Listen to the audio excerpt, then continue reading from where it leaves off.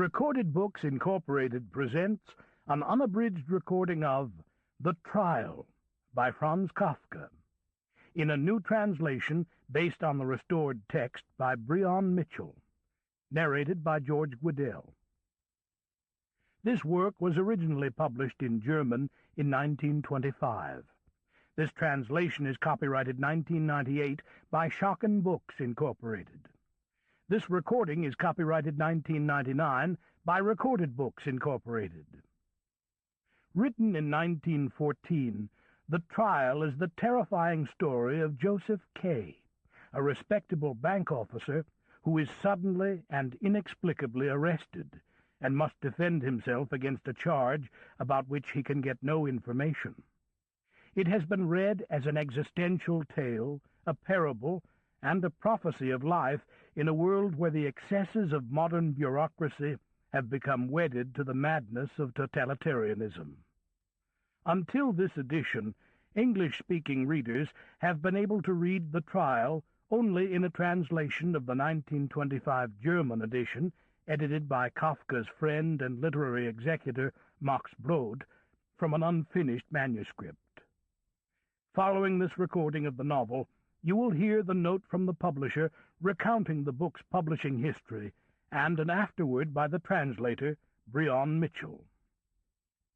And now, The Trial. Arrest. Someone must have slandered Josef K, for one morning, without having done anything truly wrong, he was arrested. His landlady, Frau Grubach, had a cook who brought him breakfast each day around 8, but this time she didn't appear. That had never happened before. Kay waited a while longer, watching from his pillow the old woman who lived across the way, who was peering at him with a curiosity quite unusual for her. Then, both put out and hungry, he rang. There was an immediate knock at the door, and a man he'd never seen before in these lodgings entered. He was slender, yet solidly built, and was wearing a fitted black jacket, which, like a traveler's outfit, was provided with a variety of pleats, pockets, buckles, buttons, and a belt, and thus appeared eminently practical, although its purpose remained obscure. "Who are you?" asked Kay, and immediately sat halfway up in bed. But the man ignored the question as if his presence would have to be accepted, and merely said in turn, "You rang?" "Anna's to bring me breakfast," Kay said, scrutinizing him silently for a moment, trying to figure out who he might be. But the man didn't submit to his inspection for long, turning instead to the door and opening it a little in order to tell someone who was apparently standing just behind it, "He wants Anna to bring him breakfast." A short burst of laughter came from the adjoining room. It was hard to tell whether more than one person had joined in. Although the stranger could hardly have learned anything new from this, he nonetheless said to Kay, as if passing on a message, "It's impossible." "That's news to me," Kay said, jumping out of bed and quickly pulling on his trousers. "I'm going to find out what sort of people those are next door, and how Frau Grubach can justify allowing this disturbance." Although he realized at once that he shouldn't have spoken aloud, and that by doing so he had, in a sense, acknowledged the stranger's right to oversee his actions, that didn't seem important at the moment. Still, the stranger took it that way, for he said, "Wouldn't you rather stay here?" "I have no wish to stay here, nor to be addressed by you until you've introduced yourself." "I meant well," the stranger said, and now opened the door of his own accord. In the adjoining room, which Kay entered more slowly than he had intended, everything looked at first glance almost exactly as it had on the previous evening. It was Frau Grubach's living room. Perhaps there was slightly more space than usual amid the clutter of furniture coverlets, china, and photographs, but it wasn't immediately obvious, especially since the major change was the presence of a man sitting by the open window with a book, from which he now looked up. "You should have stayed in your room, didn't Franz tell you that?" "What is it you want, then?" Kay said, glancing from the new man to the one called Franz who had stopped in the doorway and then back again. Through the open window, the old woman was visible again, having moved with truly senile curiosity to the window directly opposite, so she could keep an eye on everything. "I'd still like Frau Grubach," Kay said, and started to walk out, making a gesture as if he were tearing himself loose from the two men, who were, however, standing some distance from him. "No," said the man by the window, tossing his book down on a small table and standing up. "You can't leave. You're being held." "So it appears," said Kay. "But why?" "We weren't sent to tell you that. Go to your room and wait. Proceedings are underway, and you'll learn everything in due course. I'm exceeding my instructions by talking with you in such a friendly way, but I hope no one hears, except Franz, and he's being friendly with you too, although it's against all regulations. If you're as fortunate from now on as you've been with the choice of your guards, you can rest easy." Kay wanted to sit down, but he now saw that there was nowhere to sit in the entire room except for the chair by the window. "You'll come to realize how true that all is," said Franz, walking toward him with the other man. The latter, in particular, towered considerably over Kay and patted him several times on the shoulder. Both of them examined Kay's nightshirt, saying that he would have to wear a much worse one now, but that they would look after this one as well as the rest of his undergarments. And, if his case turned out well, they'd return them to him. "You're better off giving the things to us than leaving them in the depository," they said. "There's a lot of pilfering there, and besides, they sell everything after a time, whether the proceedings in question have ended or not. And trials like this last so long, particularly these days. Of course you'd get the proceeds from the depository in the end. But first of all, they don't amount to much, since sales aren't based on the size of the offer, but on the size of the bribe. And secondly, experience shows that they dwindle from year to year as they pass from hand to hand." Kay scarcely listened to this speech.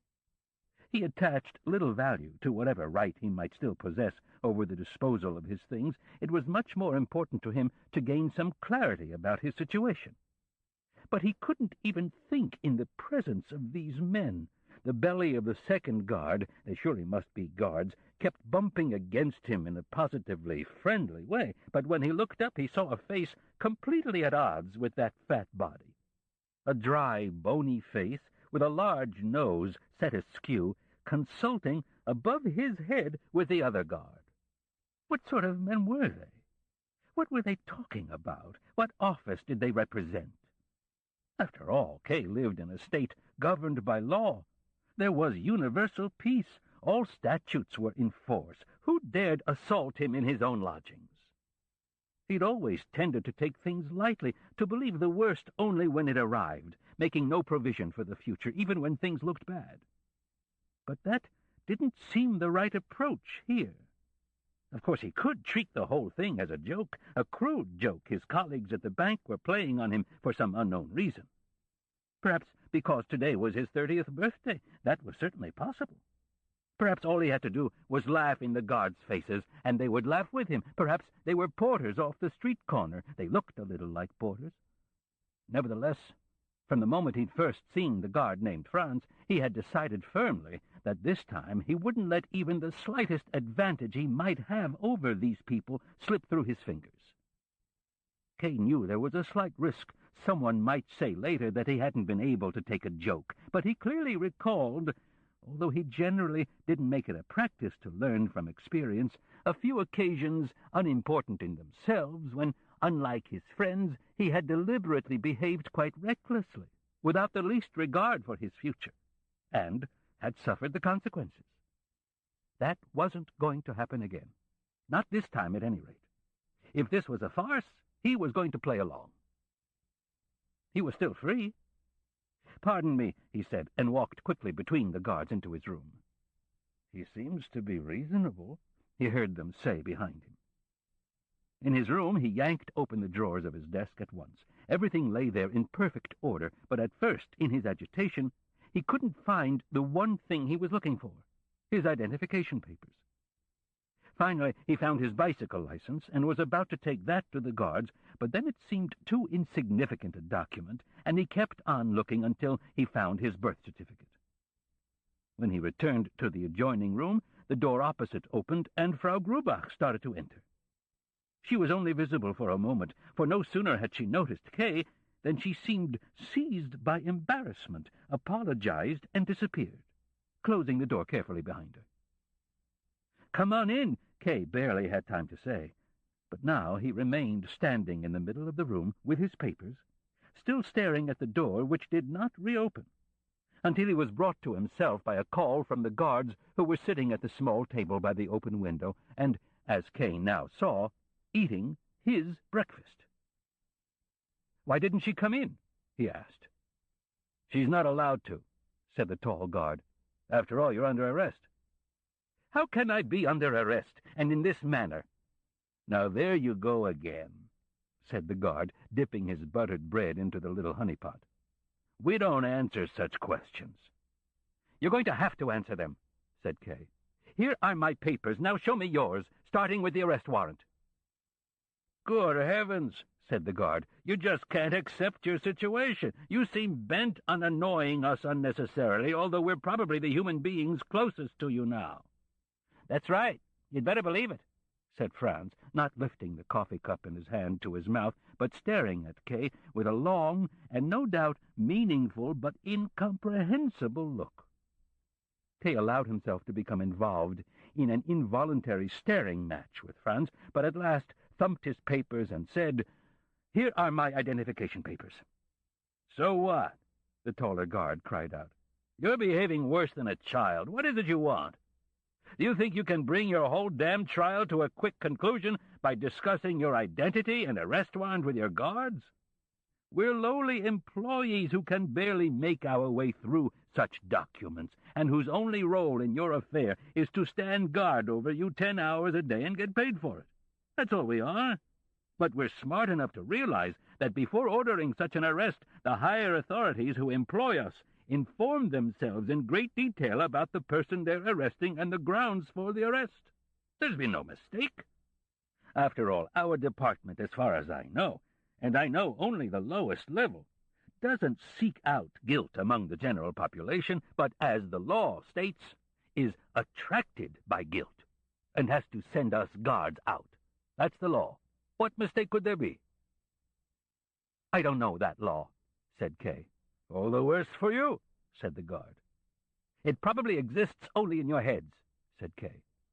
He wanted to slip into his guard's thoughts somehow and turn them to his own advantage, or accustom himself to them. But the guard merely said dismissively, "You'll feel it eventually." Franz broke in and said, "You see, Willem, he admits that he doesn't know the law, and yet he claims he's innocent." "You're right there, but he can't seem to understand anything," said the other. Kay said nothing more. Why should I let the idle talk of these lowly agents, they admit themselves that's what they are, confuse me even further, he thought. After all, they're discussing things they don't understand. Their confidence is based solely on ignorance. A few words spoken with someone of my own sort will make everything incomparably clearer than the longest conversations with these two. He paced back and forth a few times through the cleared space of the room. Across the way he saw the old woman, who had pulled an ancient man far older than herself to the window and had her arms wrapped about him. Kay had to bring this show to an end. "Take me to your supervisor," he said. "When he wishes it, not before," said the guard called Willem. "And now I advise you," he added, "to go to your room, remain there quietly, and wait to find out what's to be done with you. We advise you not to waste your time in useless thought, but to pull yourself together. Great demands will be placed upon you. You haven't treated us as we deserve, given how accommodating we've been. You've forgotten that whatever else we may be, we are at least free men with respect to you, and that's no small advantage. Nevertheless, we're prepared, if you have any money, to bring you a small breakfast from the coffee-house across the way." Kay stood quietly for a moment without responding to this offer. Perhaps if he were to open the door to the next room, or even the door to the hall, the two would not dare stop him. Perhaps the best solution would be to bring the whole matter to a head. But then They might indeed grab him, and once subdued, he would lose any degree of superiority he might still hold over them.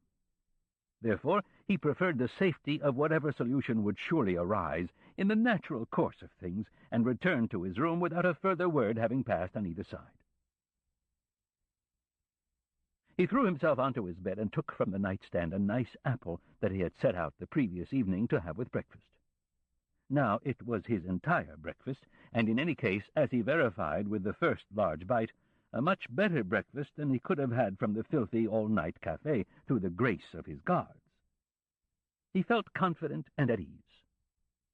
He was missing work at the bank this morning, of course, but in light of the relatively high position he held there, that would be easily excused. Should he give the real excuse?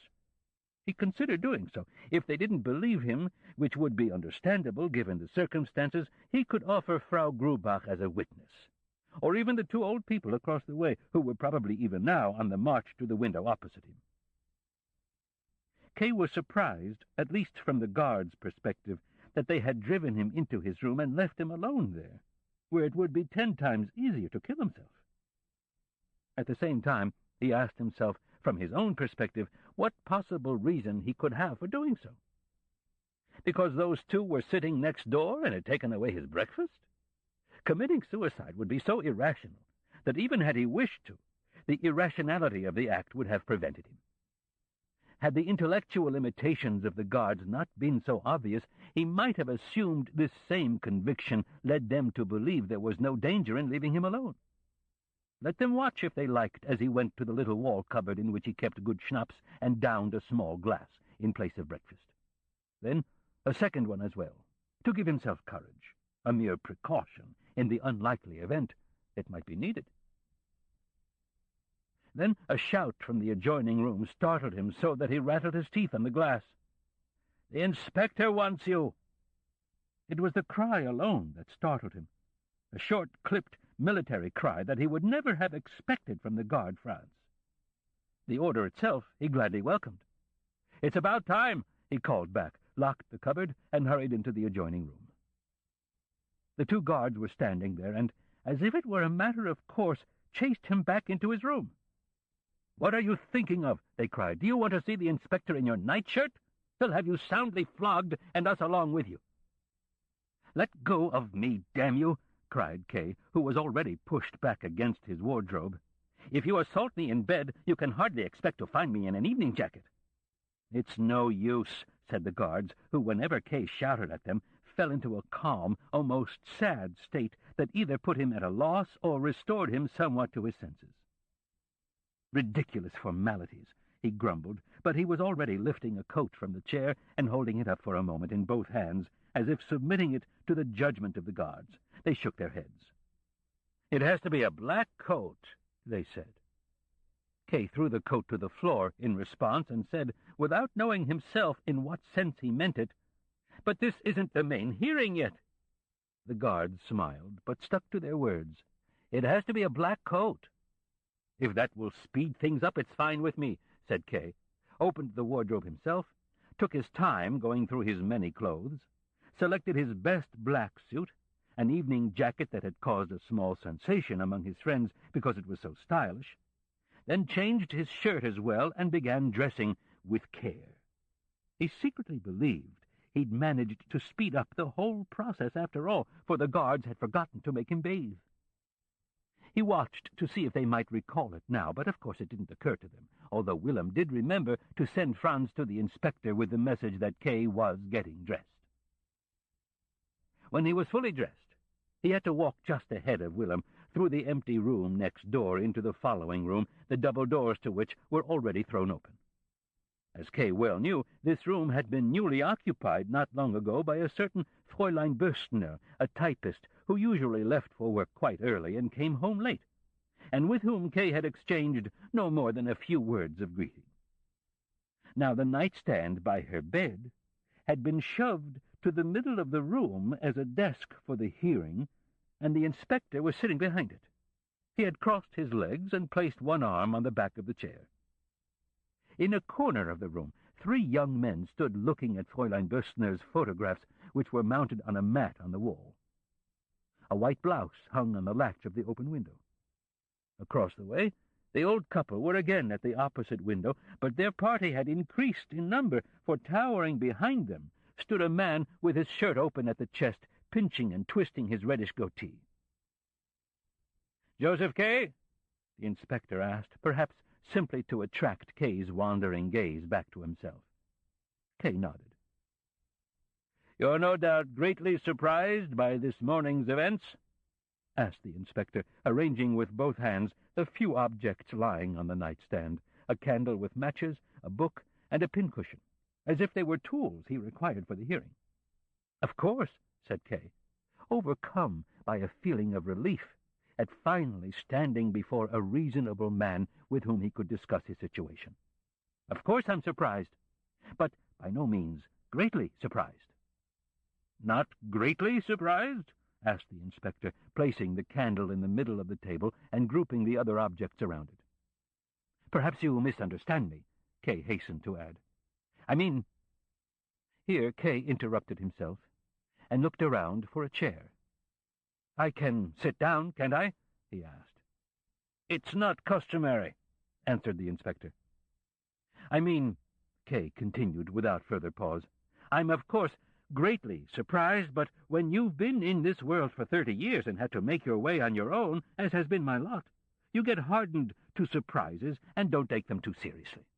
Particularly not today's." "Why particularly not today's?" "I'm not saying I think the whole thing's a joke.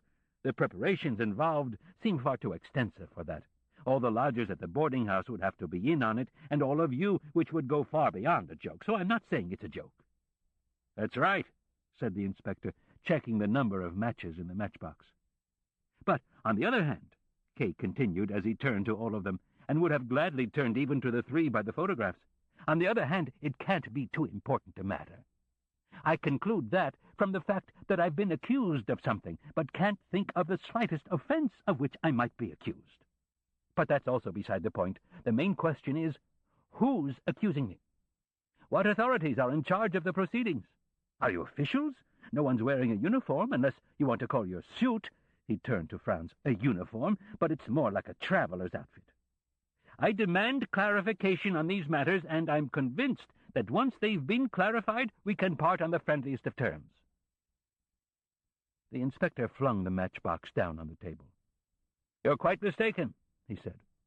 "These gentlemen and I are merely marginal figures in your affair, and in fact know almost nothing about it. We could be wearing the most proper of uniforms, and your case would not be a whit more serious.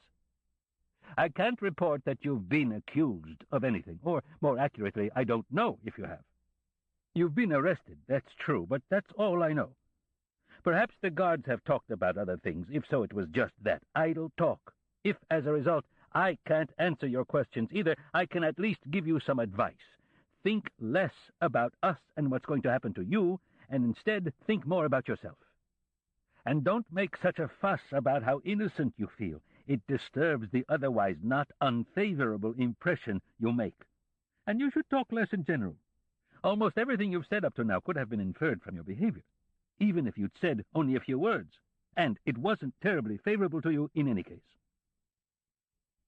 Kay stared at the inspector. Was he to be lectured like a schoolboy by what might well be a younger man? To be reprimanded for his openness, and to learn nothing about why he had been arrested and on whose orders? He grew increasingly agitated, paced up and down, freely and without hindrance, pushed his cuffs back, felt his chest, brushed his hair into place, went past the 3 men, muttering, "It's completely senseless," at which they turned and looked at him in a friendly but serious way, and finally came to a stop before the inspector's table.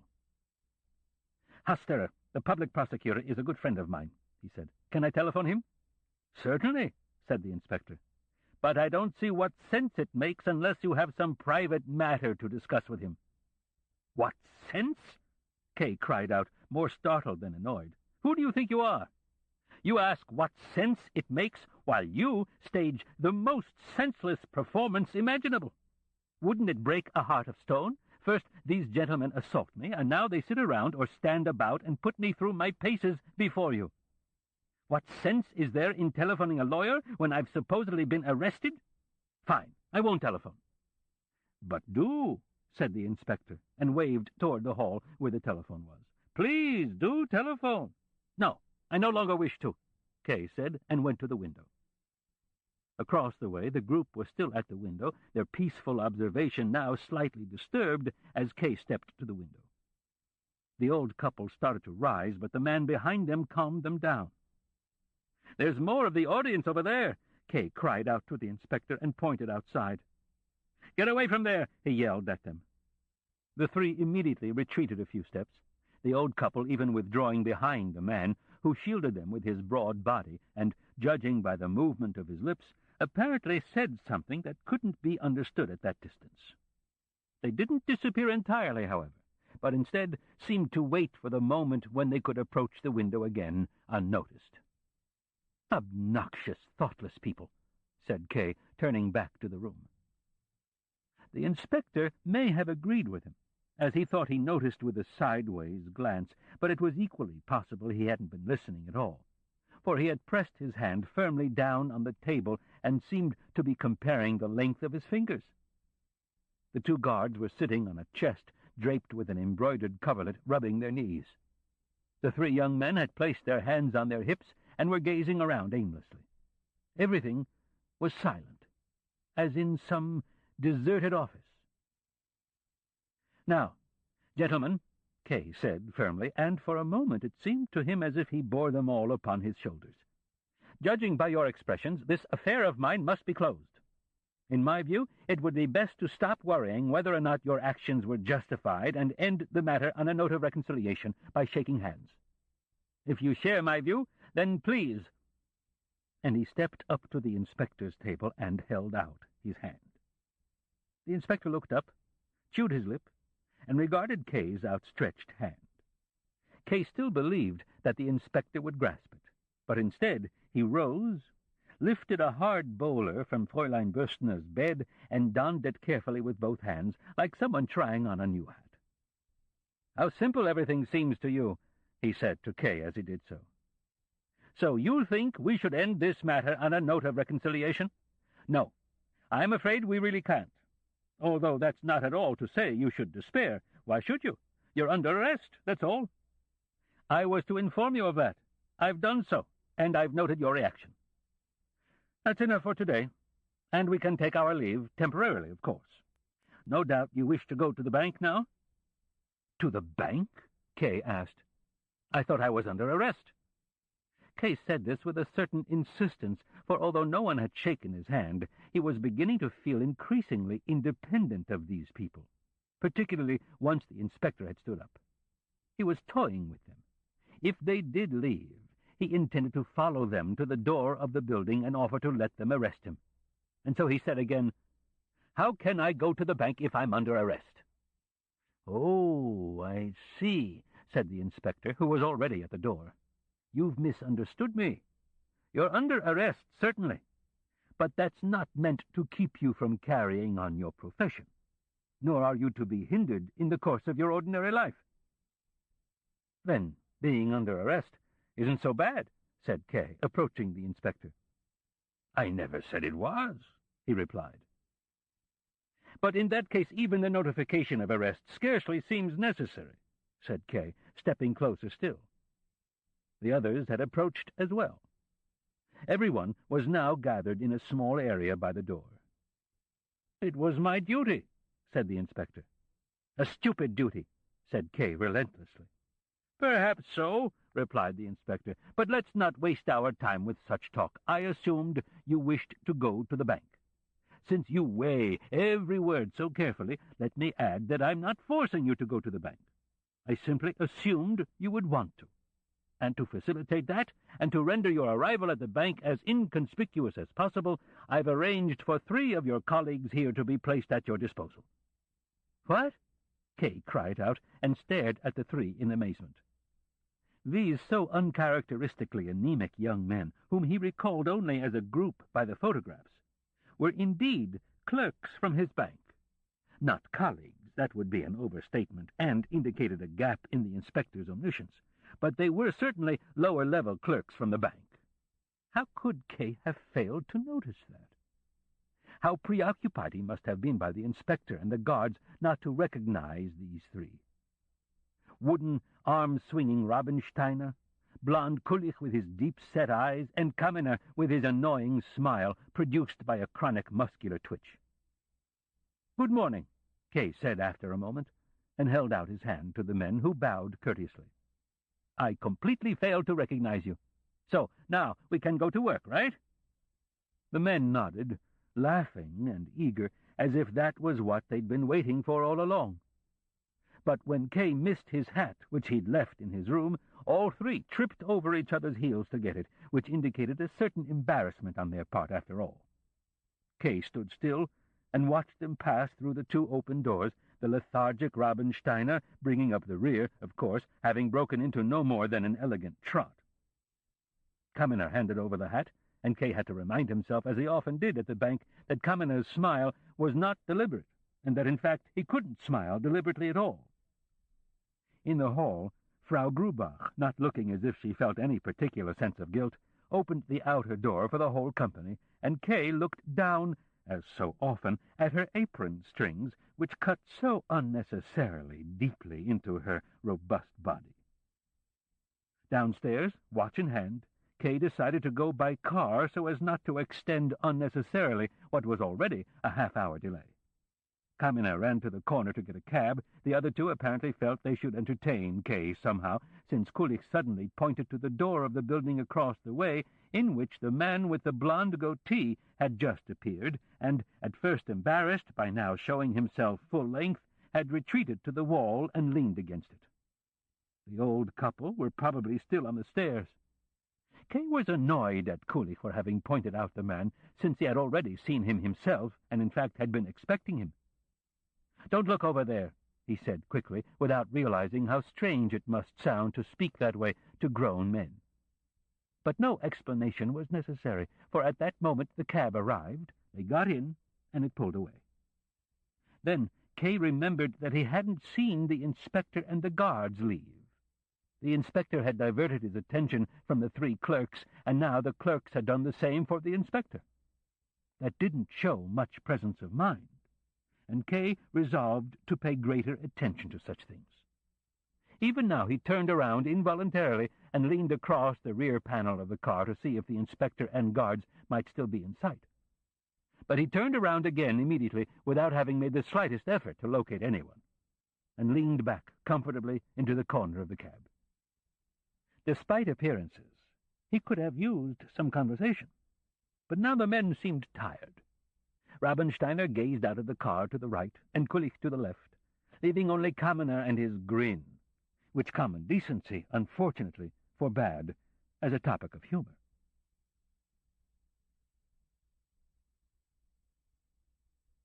Conversation with Frau Grubach, then Fräulein Bürstner.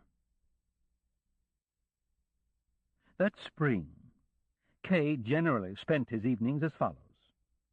After work, if there was still time, he usually stayed at the office until 9, he would take a short walk, alone or with acquaintances, then go to a tavern where he would sit with a group of regulars, mostly older men, until 11 o'clock.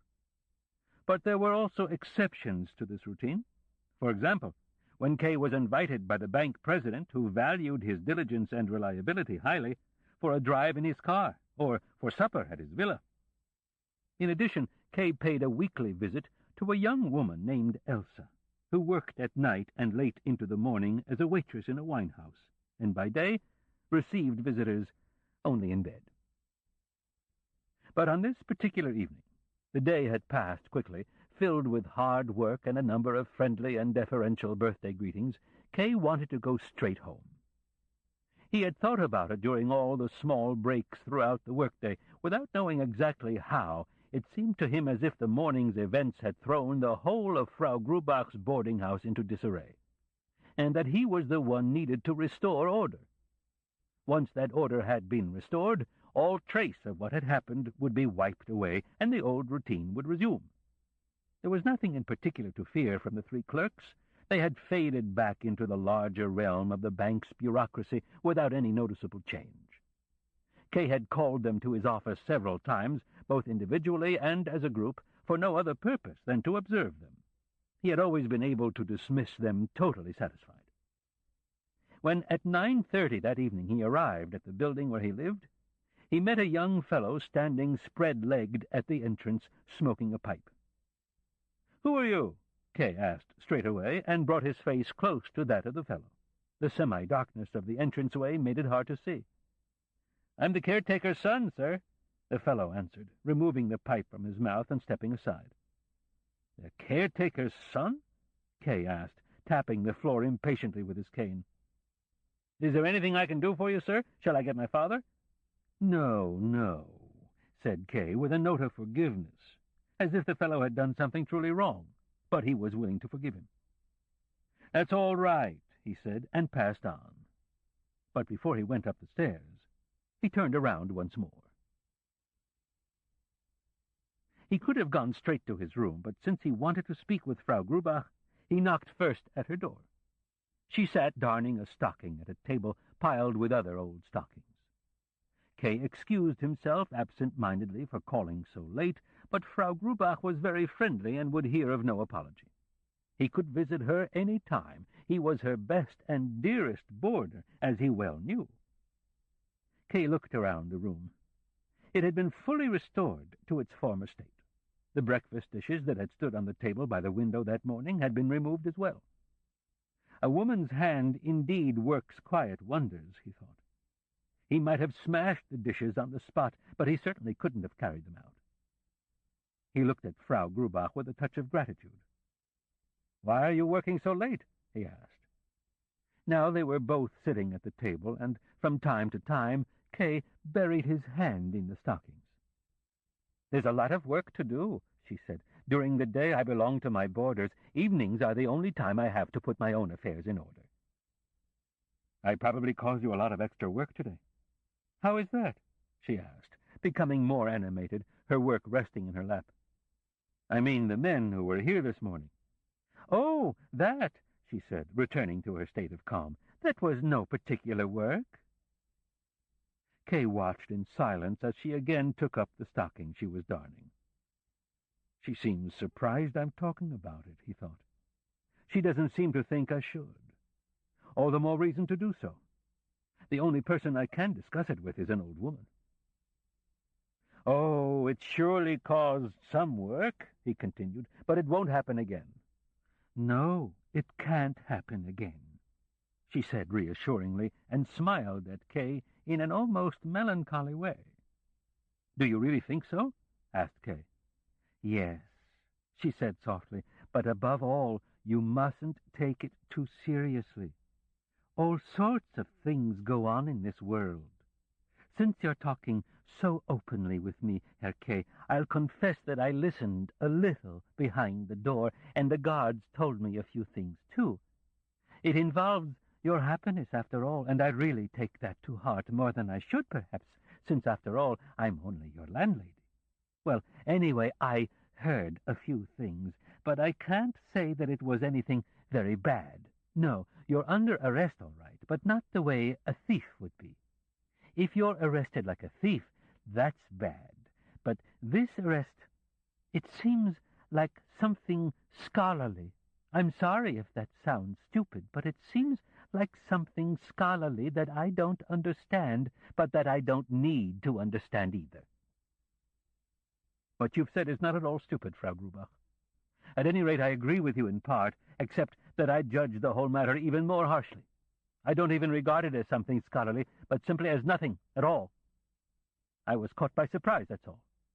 If I'd just gotten up the moment I awoke, without letting myself be thrown by the fact that Anna didn't appear, and come to you without worrying about anyone standing in my way. If I'd eaten breakfast in the kitchen for once, and had you bring my clothes from my room, in short, if I'd behaved sensibly, nothing more would have happened. Everything else would have been nipped in the bud. At the bank, for instance, I'm always prepared. Nothing like this could ever happen to me there. I have my own assistant. The office phone and my outside line stand before me on the desk. People are constantly coming in, clients and officers.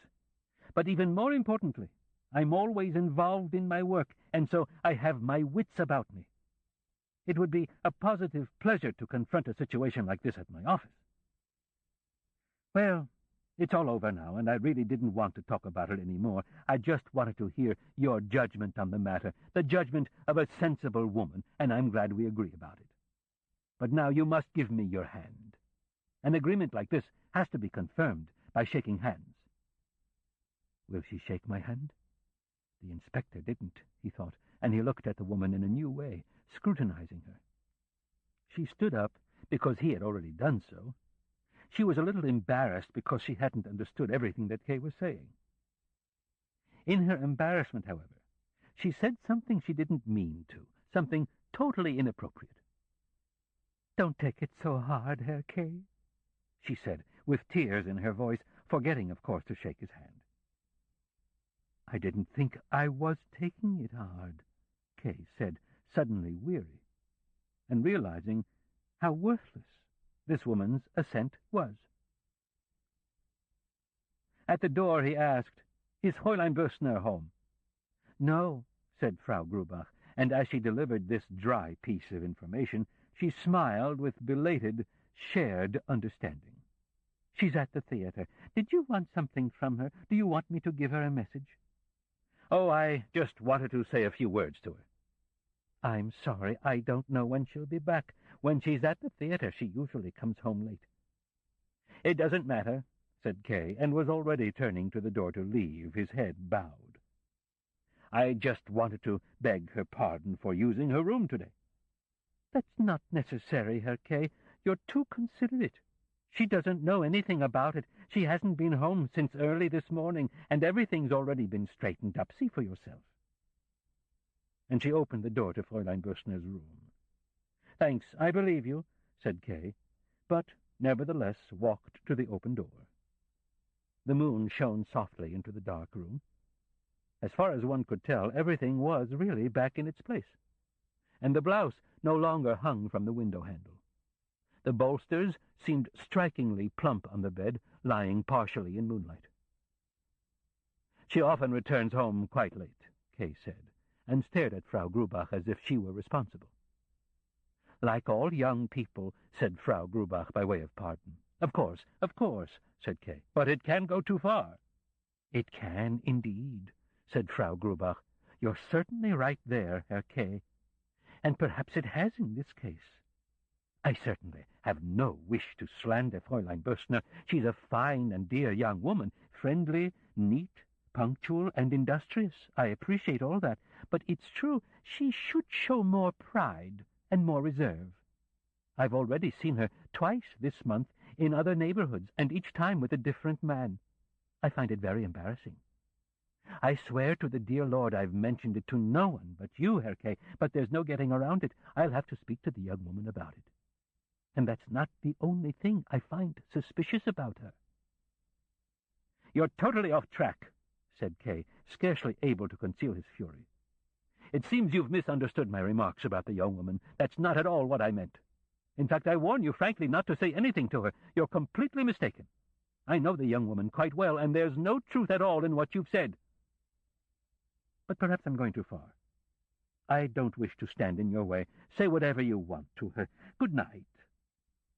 "Herr Kay," said Frau Grubach imploringly, and rushed after Kay to his door, which he had already opened. "I really don't want to speak to her. Of course, I'll first keep an eye on her a while longer. You're the only one I've told what I know. After all, it's surely in the boarder's best interest to try to run a clean house, and that's all I'm trying to do." "Clean," Kay cried through the crack in the door. "If you want to run a clean house, you'll have to start by giving me notice." Then he slammed the door shut, paying no attention to the timid knocks that followed. However, since he didn't feel like sleeping, he decided to stay up and use the opportunity to find out when Fräulein Bössner would arrive. It might even be possible, though hardly proper, to exchange a few words with her. As he lay in the window, rubbing his weary eyes, he even thought for a moment of punishing Frau Grubach by talking Fräulein Bössner into joining him in giving notice. But he saw at once that this would be a gross overreaction, and even suspected himself of wishing to change lodgings because of the morning's events. Nothing would be more irrational, and above all, more pointless and contemptible. When he grew tired of looking out onto the empty street, he lay down on the divan, having opened the door to the hall slightly so that he could see anyone entering the lodgings directly from where he was lying. He lay on the divan, smoking a cigar until around 11.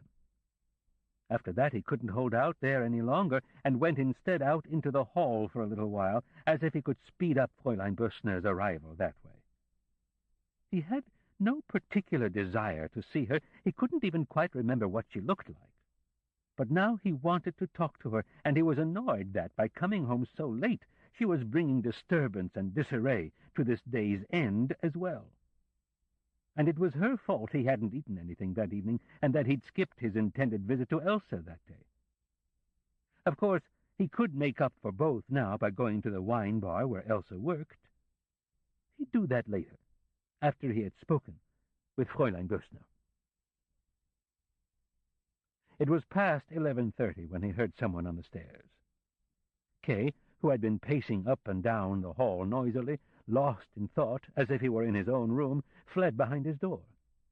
It was Fräulein Bürstner returning. Shivering, she pulled a silk shawl around her slim shoulders as she locked the door. In another moment she would be entering her room, which Kay certainly wouldn't be permitted to invade this close to midnight. He had to speak to her now, but unfortunately he'd forgotten to switch on the light in his room, so that when he stepped out of the darkened room, it would resemble an assault, and at the very least would give her a real shock. At a loss, and since there was no time to lose, he whispered through the crack in the door, "Fräulein Bürstner!" It sounded like a plea, not a call. "Is someone there?" asked Fräulein Bürstner, and looked around wide-eyed. "It's me," said Kay, and stepped forward. This ends side 1 of cassette 1. Please turn the cassette over and start side 2 at the same point.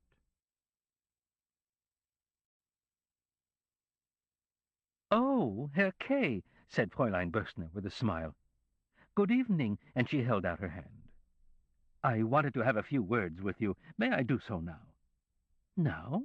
asked Fräulein Bürstner. "Does it have to be now? Isn't that a little unusual?" "I've been waiting for you since 9 o'clock. "Well, I was at the theater. I had no idea you were waiting. What I wanted to talk to you about was occasioned by something that occurred just today." "Well, I really don't mind, except that I'm so tired I'm about to drop. Come into my room for a few minutes, then. We certainly can't talk here. We'll wake everyone up, and that would be even more unpleasant for us than for the others. Wait here until I've lit the lamp in my room, and then turn this light off." Kay did so, but then remained waiting until Fräulein Bürstner softly invited him in again from her room. "Sit down," she said, and pointed toward the ottoman, while she herself remained standing by the bedpost. In spite of her talk of fatigue, she didn't even take off her small hat, which overflowed with flowers. "So what is it you want? I'm really curious." She crossed her legs lightly. "Perhaps you'll say," Kay began, "that the matter wasn't so pressing that we had to talk about it now, but—" "I never listen to long preliminaries," said Fräulein Bürstner. "That makes my task easier," said Kay. "Your room was slightly disturbed today, and in a sense it was my fault. It was done by strangers and against my will, and yet, as I say, it was my fault. That's what I wanted to ask your pardon for." "My room?" asked Fräulein Bürstner, scrutinizing Kay instead of the room. "That's right," said Kay, and now they both looked each other in the eyes for the first time. "Exactly how it happened isn't worth talking about." "But that's what's really interesting," said Fräulein Bürstner. "No," said Kay.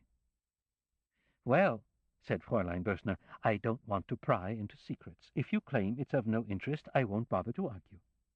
I gladly grant the pardon you seek, particularly since I see no trace of any disorder." She made a tour of the room, her hands flat and low on her hips. She stopped in front of the mat with the photographs. "Yes, look," she cried out. "My photos have been all mixed up. That's really annoying." Someone's been in my room without permission. Kay nodded, and silently cursed the clerk commoner who could never control his stupid, senseless fidgeting. "I find it odd," said Fräulein Bürstner, "to be forced to forbid you to do something your own conscience should forbid, namely, to enter my room when I'm away." "But I explained to you, Fräulein," said Kay, going over to the photographs as well.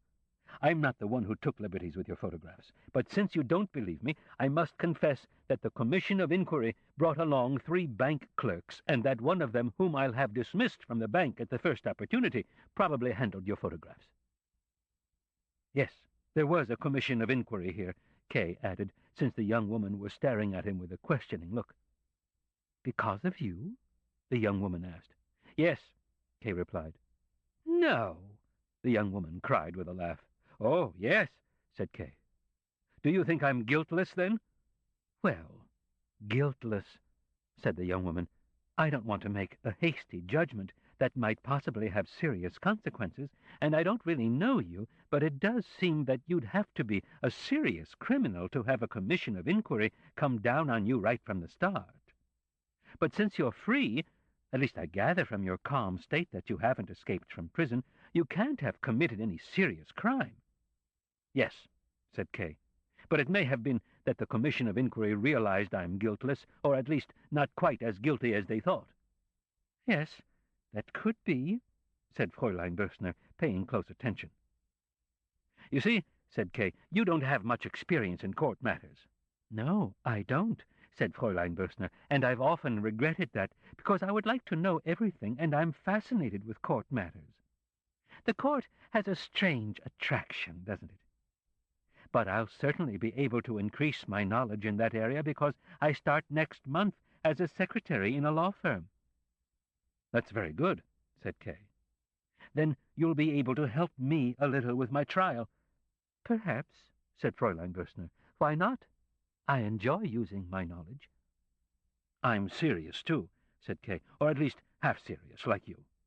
It's too minor an affair to bring in a lawyer, but I could use someone to advise me." "Yes, but if I'm to advise you, I have to know what it's all about," said Fräulein Bürstner. "That's just the problem," said Kay. "I don't know myself." "Then you've just been teasing me," said Fräulein Bürstner, exceedingly disappointed. "You hardly needed to pick such a late hour to do it." And she walked away from the photographs where they had been standing together for so long. "But, Fräulein," Kay said, "I'm not teasing. Why won't you believe me? I've already told you everything I know. More than I know, in fact, because it wasn't a commission of inquiry. I just called it that because I don't know any other name for it. There was no inquiry. I was simply arrested, but by a commission." Fräulein Bürstner sat down on her ottoman and laughed again. "What was it like?" she asked. "Terrible," said Kay, although now he wasn't thinking about it at all, but was instead totally engrossed by the sight of Fräulein Bürstner, who was resting her head on one hand, her elbow propped on the cushion of the ottoman, while she slowly stroked her hip with the other. "That's too general," said Fräulein Bürstner. "What's too general?" Kay asked. Then he came to himself and asked, "Do you want me to show you how it was?" He wanted to move about and yet not leave. "I'm already tired," said Fräulein Bürstner. "You got in so late," said Kay. "And now it ends with reproaches. I deserve it. I should never have let you in, and it wasn't really necessary as it turned out." "It was necessary. You'll see that now," said Kay. "May I move the nightstand away from your bed?" "What an idea," said Fräulein Bürstner. "Of course you can't." "Then I can't show you," Kay said, all upset, as if this would cause him immense harm. "Well, if you need it for your performance, then go ahead and move the stand," said Fräulein Bürstner, adding in a faint voice after a pause, "I'm so tired that I'm letting you take more liberties than I should." Kay placed the little table in the middle of the room and sat down behind it. "You have to visualize the cast of characters. It's very interesting. I'm the inspector. 2 guards are sitting over there on the chest. 3 young men are standing by the photographs. From the window handle, I'm just noticing it in passing, hangs a white blouse. And now the action begins. Oh, I'm forgetting myself, the most important character. I'm standing here, in front of the table. The inspector is sitting totally at ease, his legs crossed, his arm hanging down like this from the back of the chair, an unbelievable bore. And now the action really begins. The inspector cries out as if he has to wake me up, practically shouting. Unfortunately, I'll have to shout, too, to show you how it was. All he shouts is my name, by the way. Fräulein Bürstner, laughing as she listened, held her finger to her lips to keep Kay from yelling, but it was too late. Kay had entered too deeply into his role. "Josef K!" he cried, drawing it out slowly, not, after all, as loudly as he had threatened, yet in such a way that the cry, having suddenly burst forth, seemed to spread only gradually throughout the room. There was a knock at the door to the adjoining room, a brief, loud series of blows. Fräulein Bürstner turned pale and put her hand to her heart. The shock was even greater for Kay, since for a short while he could think of nothing but that morning's events and the young woman he was reenacting them for. As soon as he came to himself, he sprang to Fräulein Bürstner and took her hand. "Don't worry," he whispered. "I'll straighten everything out. But who can it be? That's just the living room next door, and no one's sleeping there." "Oh, yes," Fräulein Bürstner whispered in Kay's ear. "Frau Grubach's nephew has been staying there since yesterday, a captain. There's no other room free at the moment. I'd forgotten about it, too. You had to shout so. That makes me very unhappy." "There's no reason to be," said Kay, and kissed her on the forehead as she sank back upon the cushion. "Go, go," she said, and quickly straightened up again. "Go on, go away. What do you want? He's listening at the door. He can hear everything. You're tormenting me." "I'm not going," said Kay, "until you've calmed down a bit. Come over to the other corner of the room. He can't hear us there." She let him lead her there. "Just remember," he said, "this may be unpleasant for you, but you're in no danger.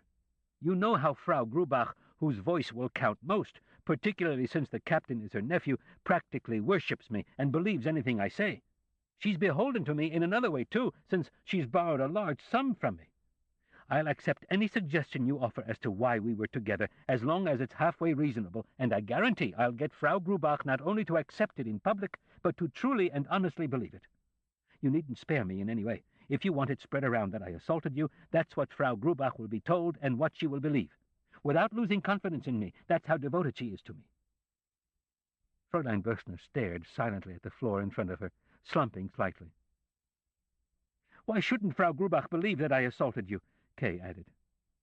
He saw before him her hair, parted, tightly drawn reddish hair, gathered together lightly on her neck. He thought she would look up at him, but she spoke without changing her posture. "Pardon me. It was the sudden knocking that frightened me, not so much the possible consequences of the captain's presence. It was so quiet after you cried out, and then the knocking came. That's why I was so frightened, and I was sitting so close to the door. The knocking was right beside me. I appreciate your suggestions, but I can't accept them. I can take full responsibility for what happens in my room and face anyone. I'm surprised you don't realize the insult to me implicit in your suggestions, along, of course, with your good intentions, which I certainly recognize. But go now. Leave me to myself. I need that more than ever now. The few minutes you requested have turned into more than half an hour." Kay seized her by the hand and then by the wrist. "You're not mad at me, are you?" he said.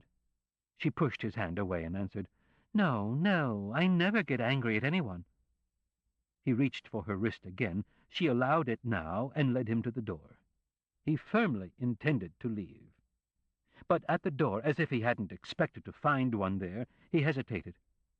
Fräulein Bürstner used this moment to free herself, open the door, slip into the hall, and implore Kay softly from there, "Now, come on, please. Look." She pointed at the captain's door, beneath which a strip of light emerged. "His light is on, and he's amusing himself over us." "I'm coming," said Kay, rushed out, seized her, kissed her on the mouth, then all over her face, like a thirsty animal lapping greedily at a spring it has found at last. Then he kissed her on the neck, right at her throat, and left his lips there for a long time. A noise from the captain's room caused him to look up. "I'll go now," he said.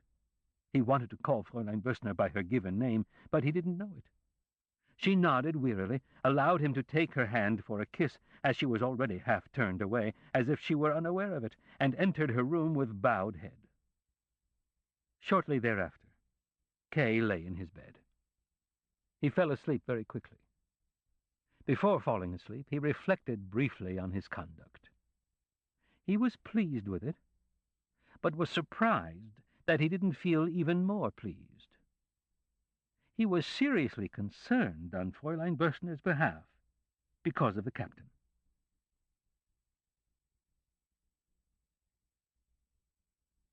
Initial inquiry. Kay was informed by telephone that a brief inquiry into his affair would take place the following Sunday. He was notified that such inquiries would now be held on a regular basis, perhaps not every week, but with increasing frequency. On the one hand, it was in the general interest to bring his trial to a rapid conclusion. On the other, the inquiries must be thorough in every respect, yet never last too long due to the strain involved. Therefore, they had selected the expedient of this succession of closely spaced but brief inquiries. Sundays had been chosen for the inquiries to avoid disturbing Kay's professional life. It was assumed he would find this acceptable. If he preferred some other fixed time, they would try their best to accommodate him. For example, the inquiries could be held at night, but Kay probably wouldn't be fresh enough then. At any rate, as long as Kay had no objection, they would stay with Sundays. Of course, he was required to appear. It was probably not really necessary to point that out. He was given the number of the building in which he was to appear. It was a building on a street in a distant suburb Kay had never been to before. Having received this message, Kay hung up the phone without replying. He had resolved at once to go on Sunday. It was clearly necessary. The trial was getting under way, and he had to put up a fight. This initial inquiry must also be the last. He was still standing lost in thought by the phone when he heard the voice of the executive vice president behind him, who wanted to make a phone call, but found Kay blocking the way. "Bad news?" the vice president asked lightly, not because he wanted to know, but to get Kay away from the phone. No, said Kay, stepping aside, but not walking off.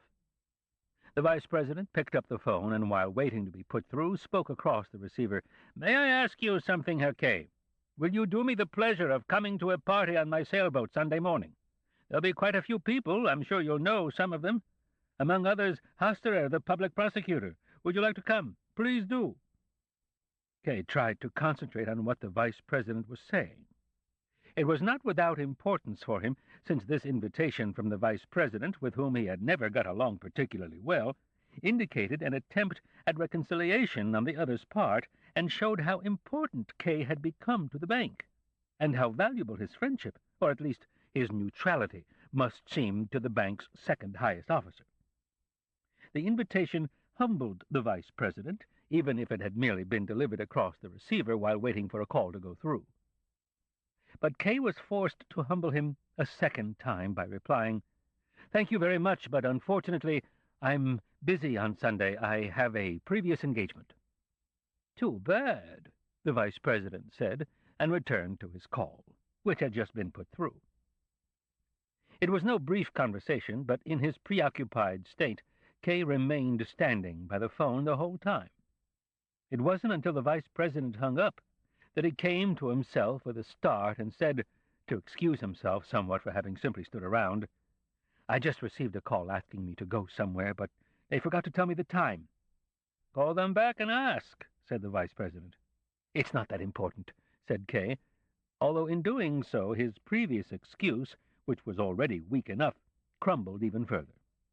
As they walked away, the vice president talked of other things, and Kay forced himself to answer, but he was really thinking that it would be best to arrive Sunday morning at 9, since that was when courts opened session on workdays.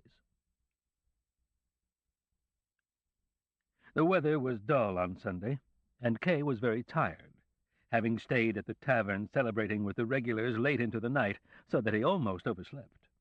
He dressed hastily, without having time to think things over or review the various plans he'd worked out during the week, and skipping breakfast, hurried to the suburb they had indicated. Strangely enough, although he had little time to look about, he ran across the 3 clerks who were involved in his affair, Rabensteiner, Kulich, and Kaminer.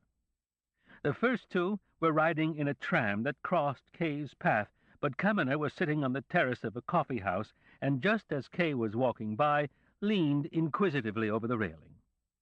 They probably all gazed after him, wondering why their supervisor was in such a rush. Some sort of stubbornness had prevented Kay from taking a cab.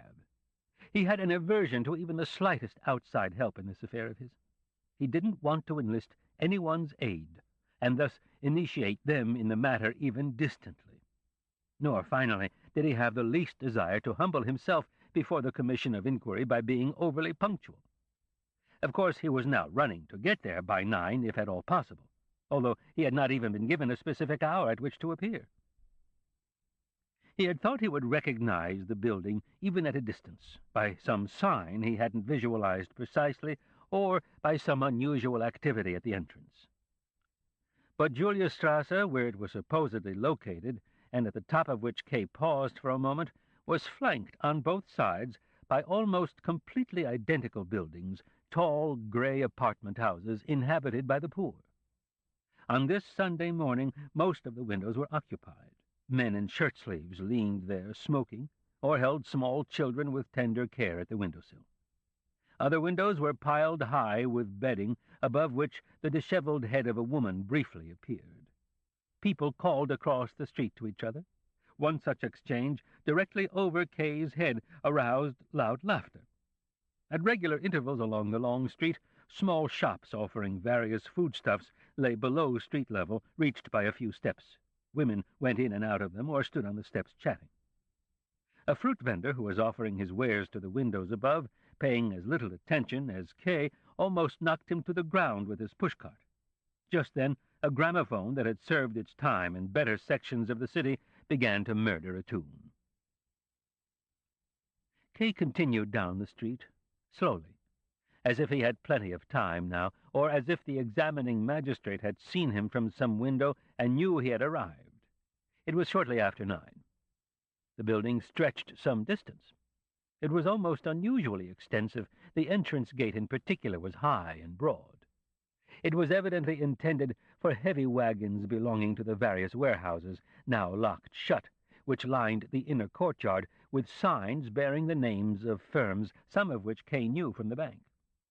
Contrary to his normal habit, he was taking close note of all these surface details, and he paused a while at the entrance to the courtyard. On a crate nearby sat a barefoot man reading a newspaper. 2 boys rocked back and forth on a handcart. A frail young girl in her night jacket stood at a pump and gazed at Kay as the water poured into her jug. In one corner of the courtyard, a line with wash to be dried already dangling from it was being stretched between 2 windows. A man stood below and directed the task with a few shouts.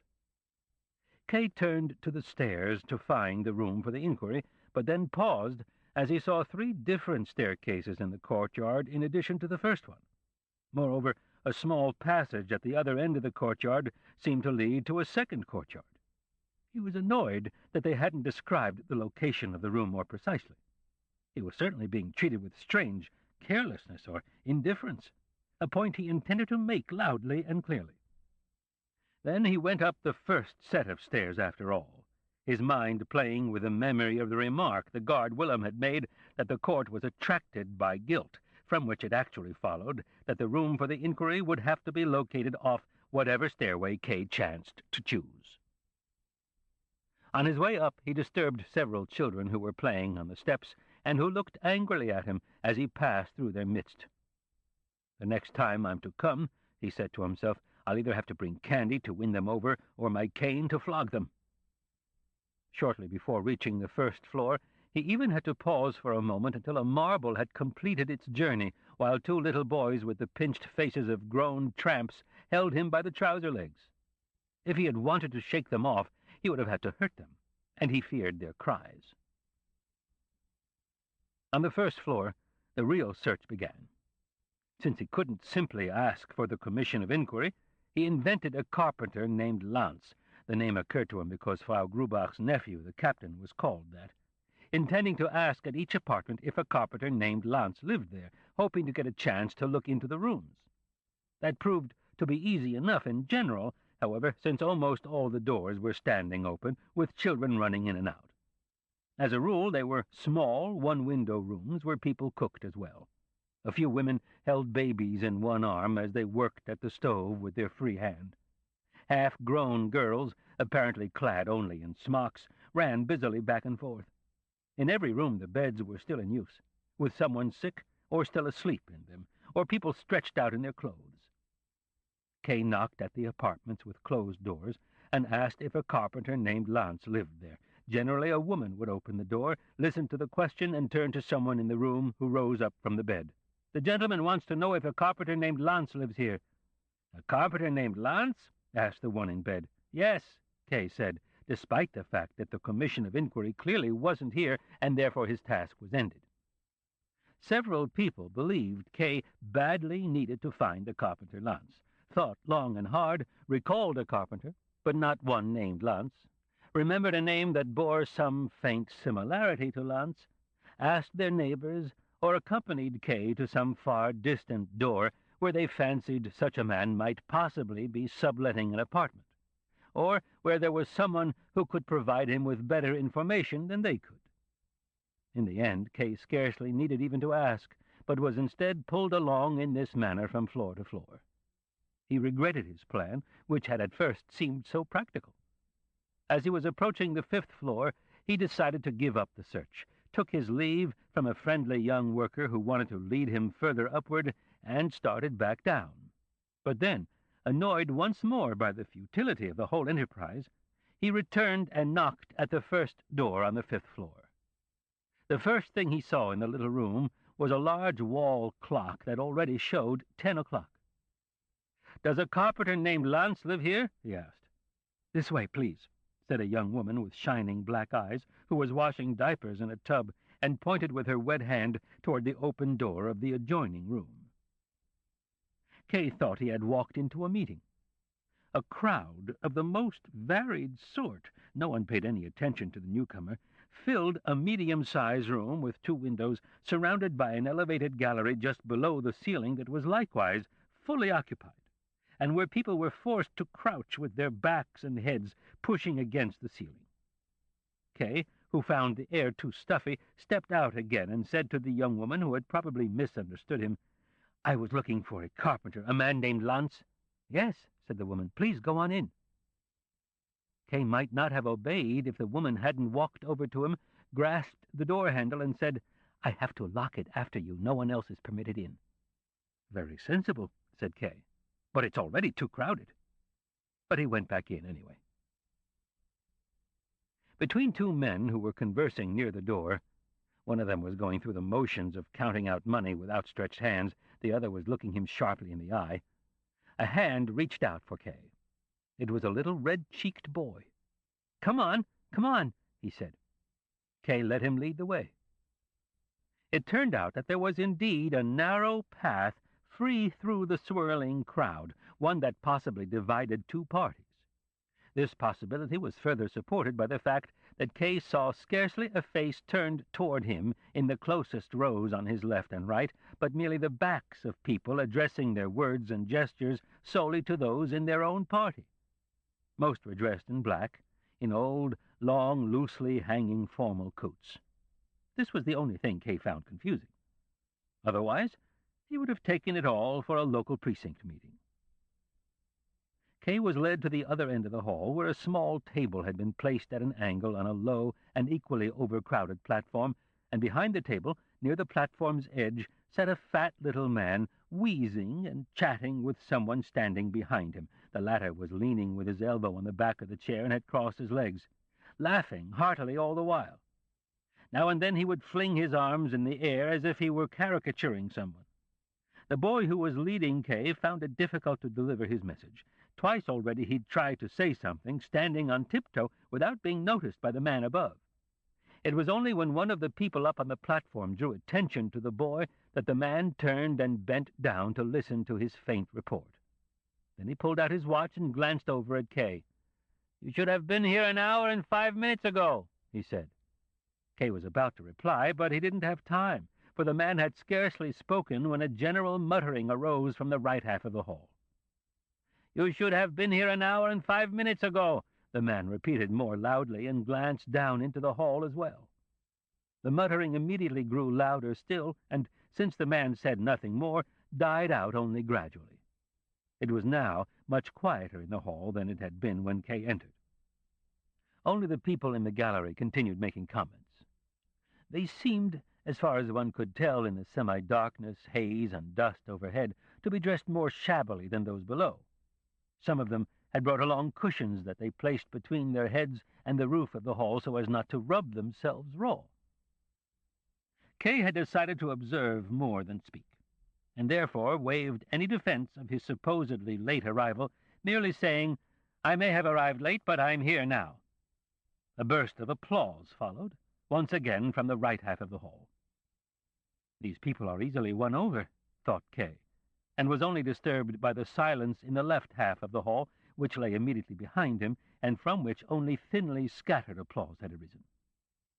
He considered what he might say to win all of them over at once, or, if that was not possible, at least to win the others for the time being.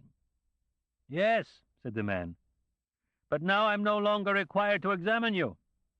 Again the muttering, but this time mistakenly, for the man waved the people off and continued, "However, I'll make an exception for today.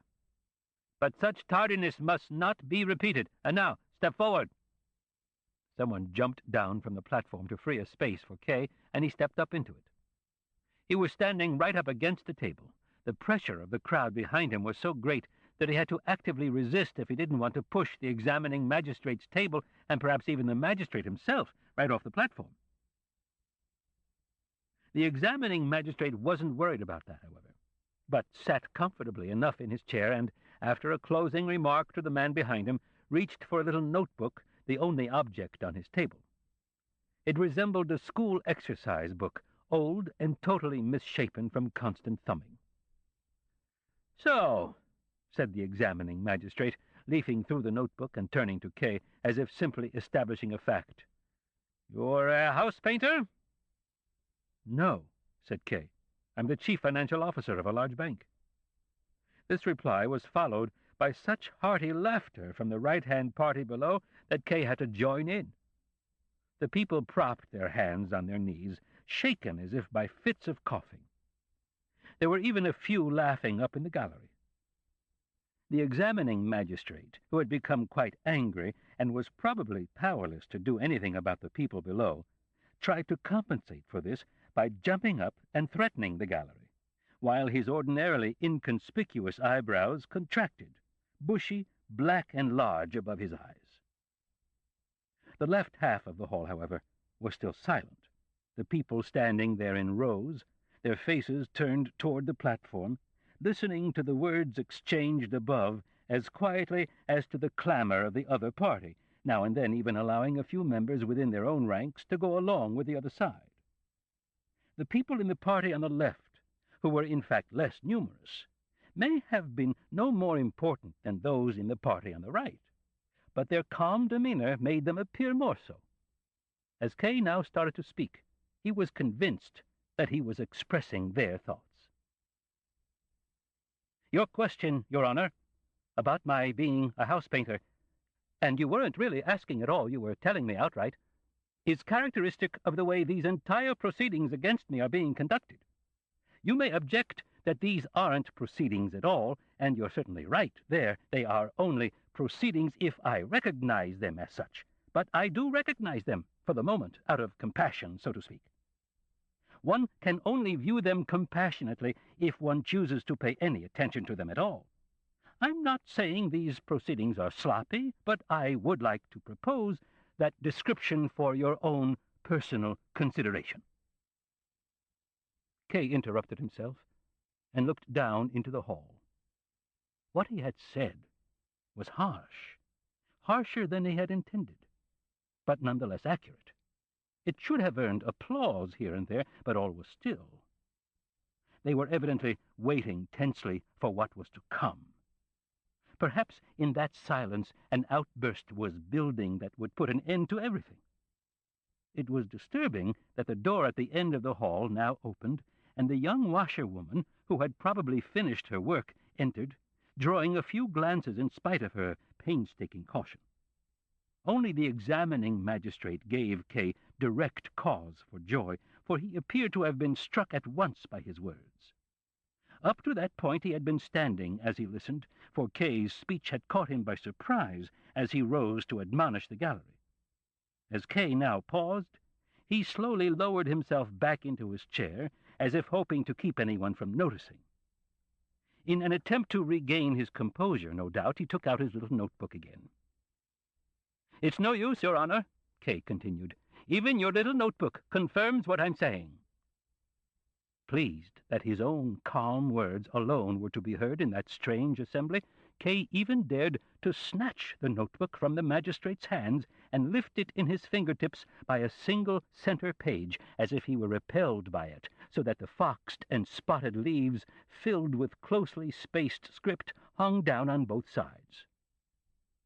"These are the records of the examining magistrate," he said, letting the notebook drop to the table. "Just keep reading through them, Your Honor. I really have nothing to fear from this account book, although it's closed to me, since I can barely stand to touch it with the tips of 2 fingers." It could only be a sign of deep humiliation, or at least so it seemed, that the examining magistrate took the notebook from where it had fallen on the table, tried to put it to rights somewhat, and lifted it to read again. The faces of the people in the front row were turned toward Kay so intently that he gazed down at them for a short time. They were all older men, a few with white beards. Perhaps they were the decisive ones, capable of influencing the whole assembly, men whom even the examining magistrate's humiliation could not stir from the quiescent state they'd fallen into since Kay's speech. "What has happened to me," Kay continued, somewhat more quietly than before, and constantly searching the faces of those in the front row, which made his speech seem slightly disjointed, "what has happened to me is merely a single case, and, as such, of no particular consequence, since I don't take it very seriously, but it is typical of the proceedings being brought against many people. I speak for them, not for myself." He had instinctively raised his voice. Someone clapped somewhere with raised hands and cried out, "Bravo! Why not? Bravo! And encore bravo!" Those in the front row pulled at their beards now and then. No one turned around at the cry, nor did Kay grant it any importance, yet it cheered him. He no longer considered it necessary for everyone to applaud. It was enough that the audience in general was beginning to think the matter over, and that someone was occasionally won over by his words. "I don't seek success as an orator," Kay said, with this in mind, "nor could I necessarily achieve it. The examining magistrate is no doubt a much better speaker. After all, it goes with his profession. What I seek is simply a public discussion of a public disgrace. Listen, around 10 days ago, I was arrested. The arrest itself makes me laugh, but that's another matter. I was assaulted in the morning in bed. Perhaps they'd been ordered to arrest some house painter. That can't be ruled out after what the examining magistrate has said. Someone as innocent as I am, but they chose me. The room next door had been taken over by 2 coarse guards. If I had been a dangerous thief, they couldn't have taken better precautions. These guards were corrupt ruffians as well. They talked my ear off. They wanted bribes. They tried to talk me out of my undergarments and clothes under false pretenses. They wanted money, supposedly to bring me breakfast, after they'd shamelessly eaten my own breakfast before my very eyes. And that wasn't all. I was led into a 3rd room to see the inspector. It was the room of a young woman for whom I have the highest respect. Yet I was forced to look on while this room was defiled, so to speak, by the presence of the guards and the inspector on my account, but through no fault of my own. It wasn't easy to stay calm. However, I managed to, and I asked the inspector quite calmly, if he were here he'd have to confirm that, why I had been arrested. And what was the reply of this inspector, whom I still see before me, sitting on the chair of the young woman I mentioned, the very image of mindless arrogance? Gentlemen, he really had no reply at all. Perhaps he actually knew nothing. He had arrested me, and that was enough for him. He had taken the additional step of bringing to the young lady's room 3 minor employees from my bank, who spent their time fingering photographs, the property of the lady, and mixing them all up. The presence of these employees served another purpose, of course. They were meant, like my landlady and her maid, to spread the news of my arrest, damage my public reputation, and in particular to undermine my position at the bank. Well, none of this met with the slightest success.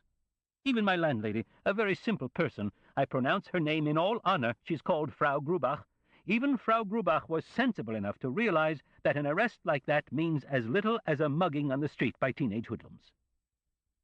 I repeat, the whole affair has merely caused me some unpleasantness and temporary annoyance, but might it not have had more serious consequences as well?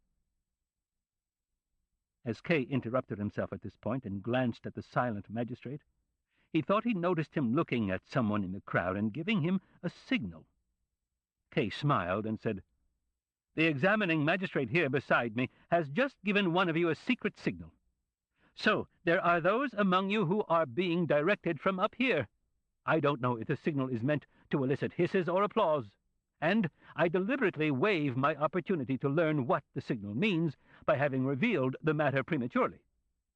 It's a matter of complete indifference to me, and I publicly authorize His Honor the examining magistrate to command his paid employees below out loud rather than by secret signals, and to say something like, 'Now hiss,' and the next time, 'Now clap.'"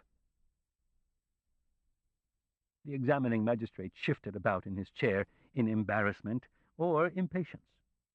The man behind him, with whom he had been talking earlier, bent down to him again, either to give him some general words of encouragement or to pass on special advice. The people below conversed quietly but animatedly. The two parties, which had appeared to hold such contrasting opinions before, mingled with one another, some people pointing their fingers at Kay, others at the examining magistrate. The fog-like haze in the room was extremely annoying, even preventing any closer observation of those standing further away. It must have been particularly disturbing for the visitors in the gallery, who were forced, with timid side glances at the examining magistrate, of course, to address questions under their breath to the members of the assembly in order to find out what was happening. The answers were returned equally softly, shielded behind cupped hands. "I'm almost finished," said Kay, striking his fist on the table, since no bell was available, at which the heads of the examining magistrate and his adviser immediately drew apart, startled.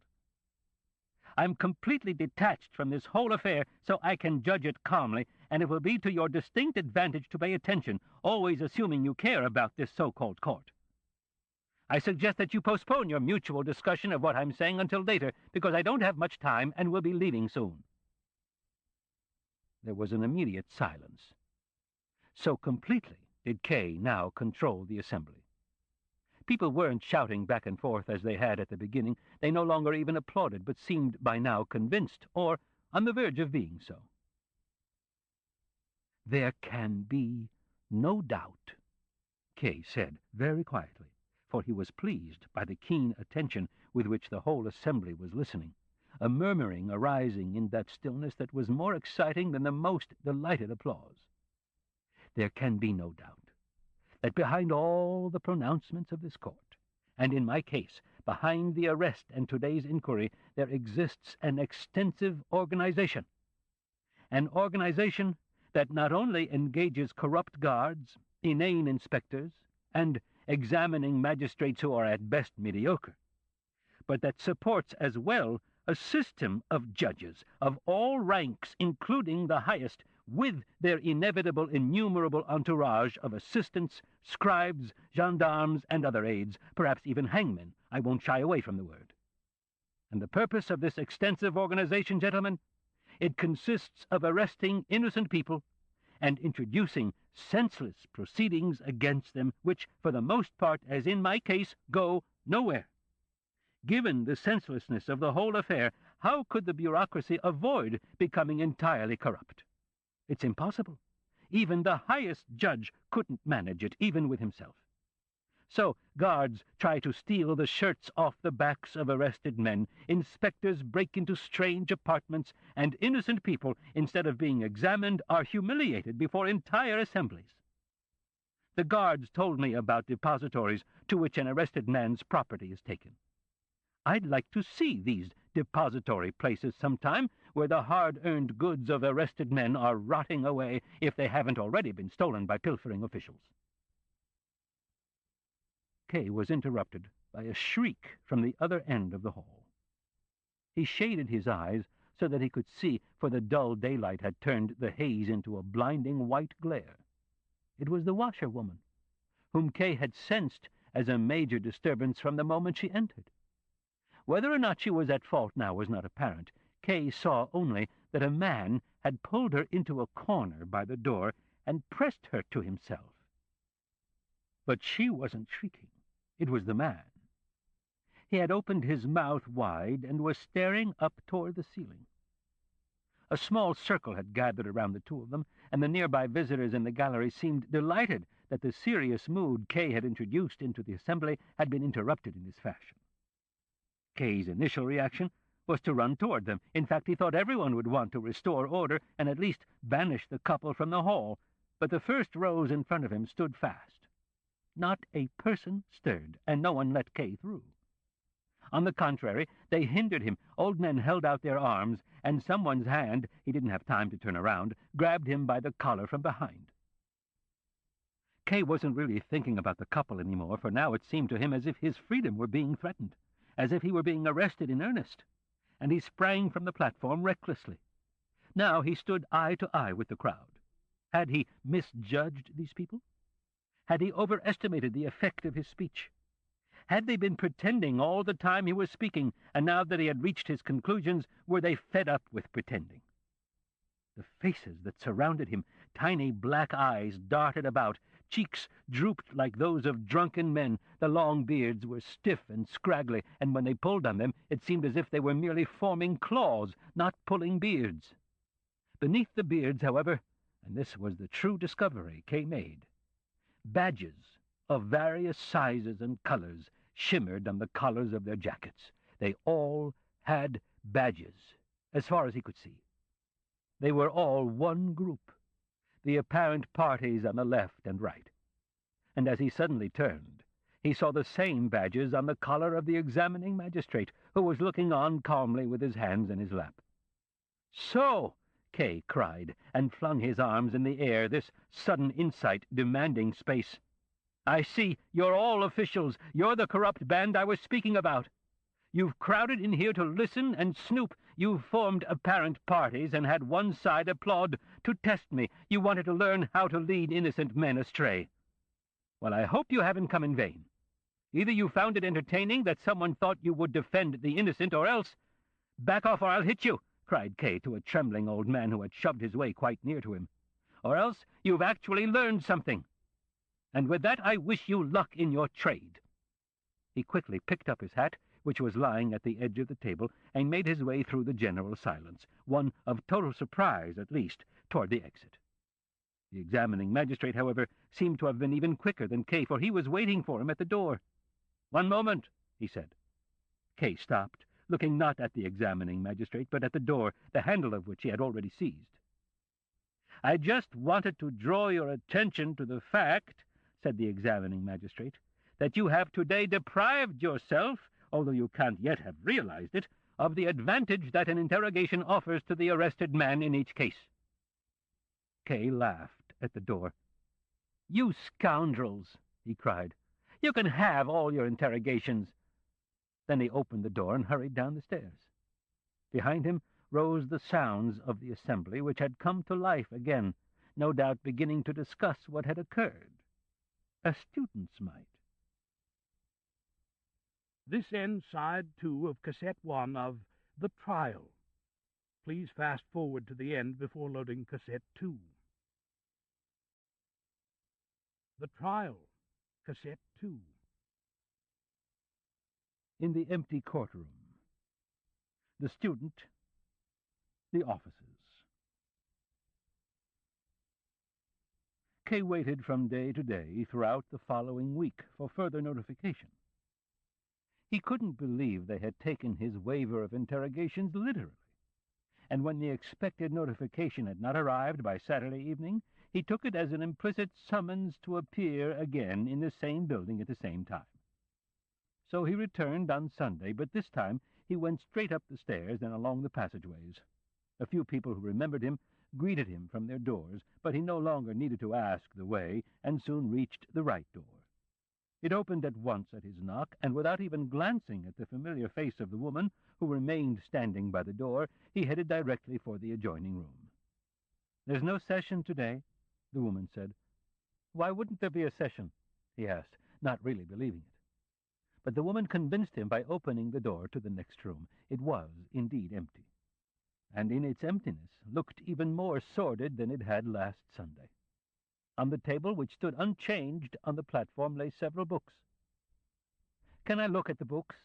Kay asked, not out of any particular curiosity, but simply so that his presence was not entirely pointless. "No," said the woman, and shut the door again. "That's not allowed. Those books belong to the examining magistrate." "Oh, I see," said Kay, and nodded. "They're probably law books, and it's in the nature of this judicial system that one is condemned not only in innocence, but also in ignorance." "It must be," said the woman, who hadn't really understood him. "Well, then I'll leave," said Kay. "Shall I give the examining magistrate any message?" asked the woman. "You know him?" Kay asked. "Of course," said the woman. "After all, my husband is a court usher." Only then did Kay see that the room, which had contained only a washtub last time, was now a fully furnished living room.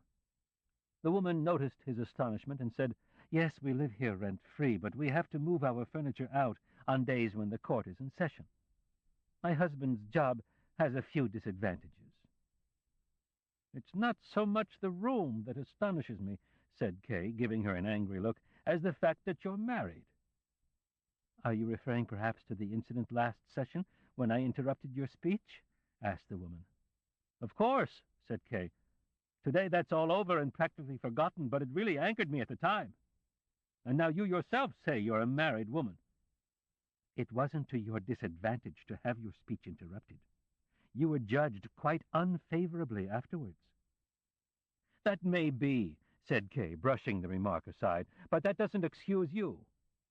"I'm excused in the eyes of those who know me," said the woman. "The man who was embracing me has been persecuting me for a long time. I may not be tempting in general, but I am to him. There's no way to protect myself. Even my husband has finally come to terms with it. He has to put up with it if he wants to keep his job, because the man involved is a student and will presumably become even more powerful. He's always after me. He left just before you arrived." "It fits in with all the rest," said Kay. "I'm not surprised."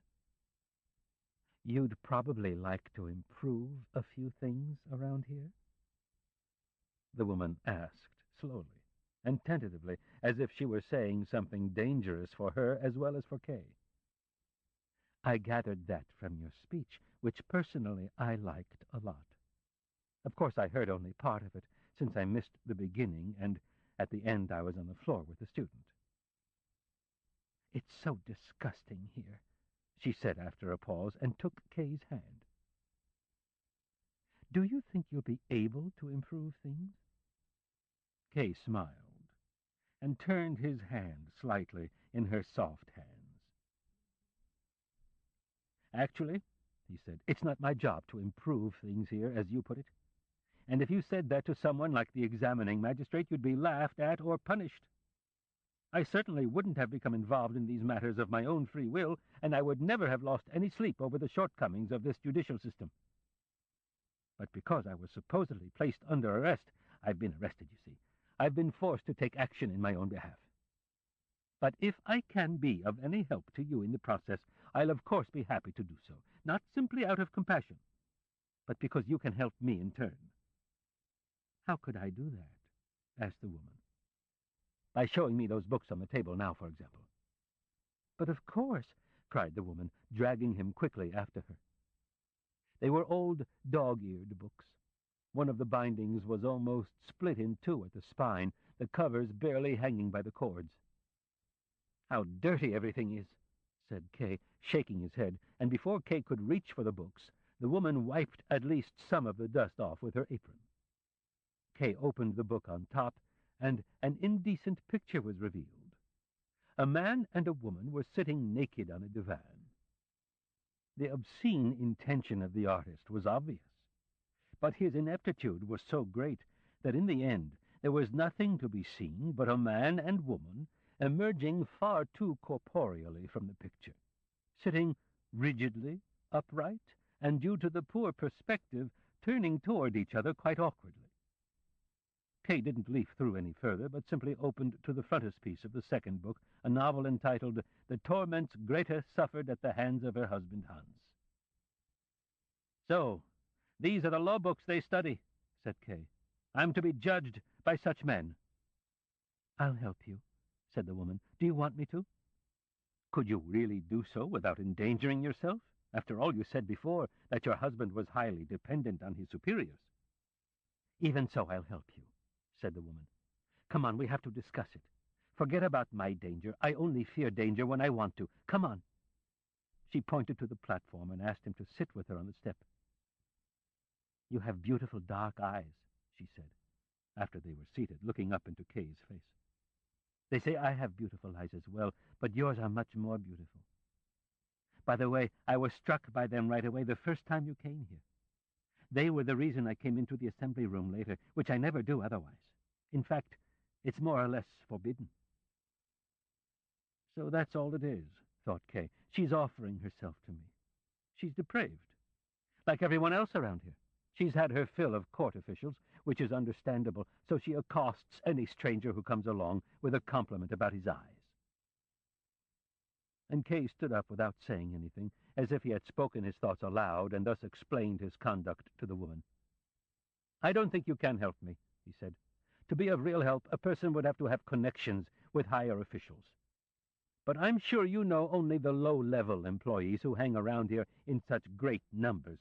Of course, those you know quite well, and you might be able to get somewhere with them, I don't doubt that, but the best you could hope to achieve through them would have no effect whatsoever on the final outcome of the trial. And you would have lost a few friends in the process. I don't want that. Keep your present relationship with these people. It seems to me you really can't do without it. I say that with some regret because, to return your compliment, at least in part, I like you too, especially when you look at me as sadly as you do right now, although you really have no reason to. You're part of the group I have to fight, but you're quite comfortable among them. You even love the student, or if you don't love him, you at least prefer him to your husband. That was easy to tell from what you said." "No," she cried, remaining seated and simply reaching for Kay's hand, which he failed to withdraw quickly enough. "You can't leave now. You mustn't go away having judged me falsely. Could you really bring yourself to leave now? Am I really so worthless that you won't even do me the kindness of staying here a tiny bit longer?" "You misunderstand me," said Kay, sitting down. "If it means so much to you for me to stay, I'll do so gladly. After all, I have plenty of time since I came here today thinking there would be a hearing. All I meant by what I said earlier was that you shouldn't try to do anything about my trial for me. But there's no reason to feel hurt by that either, knowing that I'm not at all concerned about the outcome of the trial and would only laugh at a conviction. Assuming the trial ever comes to an actual conclusion, which I greatly doubt, I think it much more likely that the proceedings have already been dropped through laziness or forgetfulness, or perhaps even fear on the part of the officials, or that they will be dropped in the near future.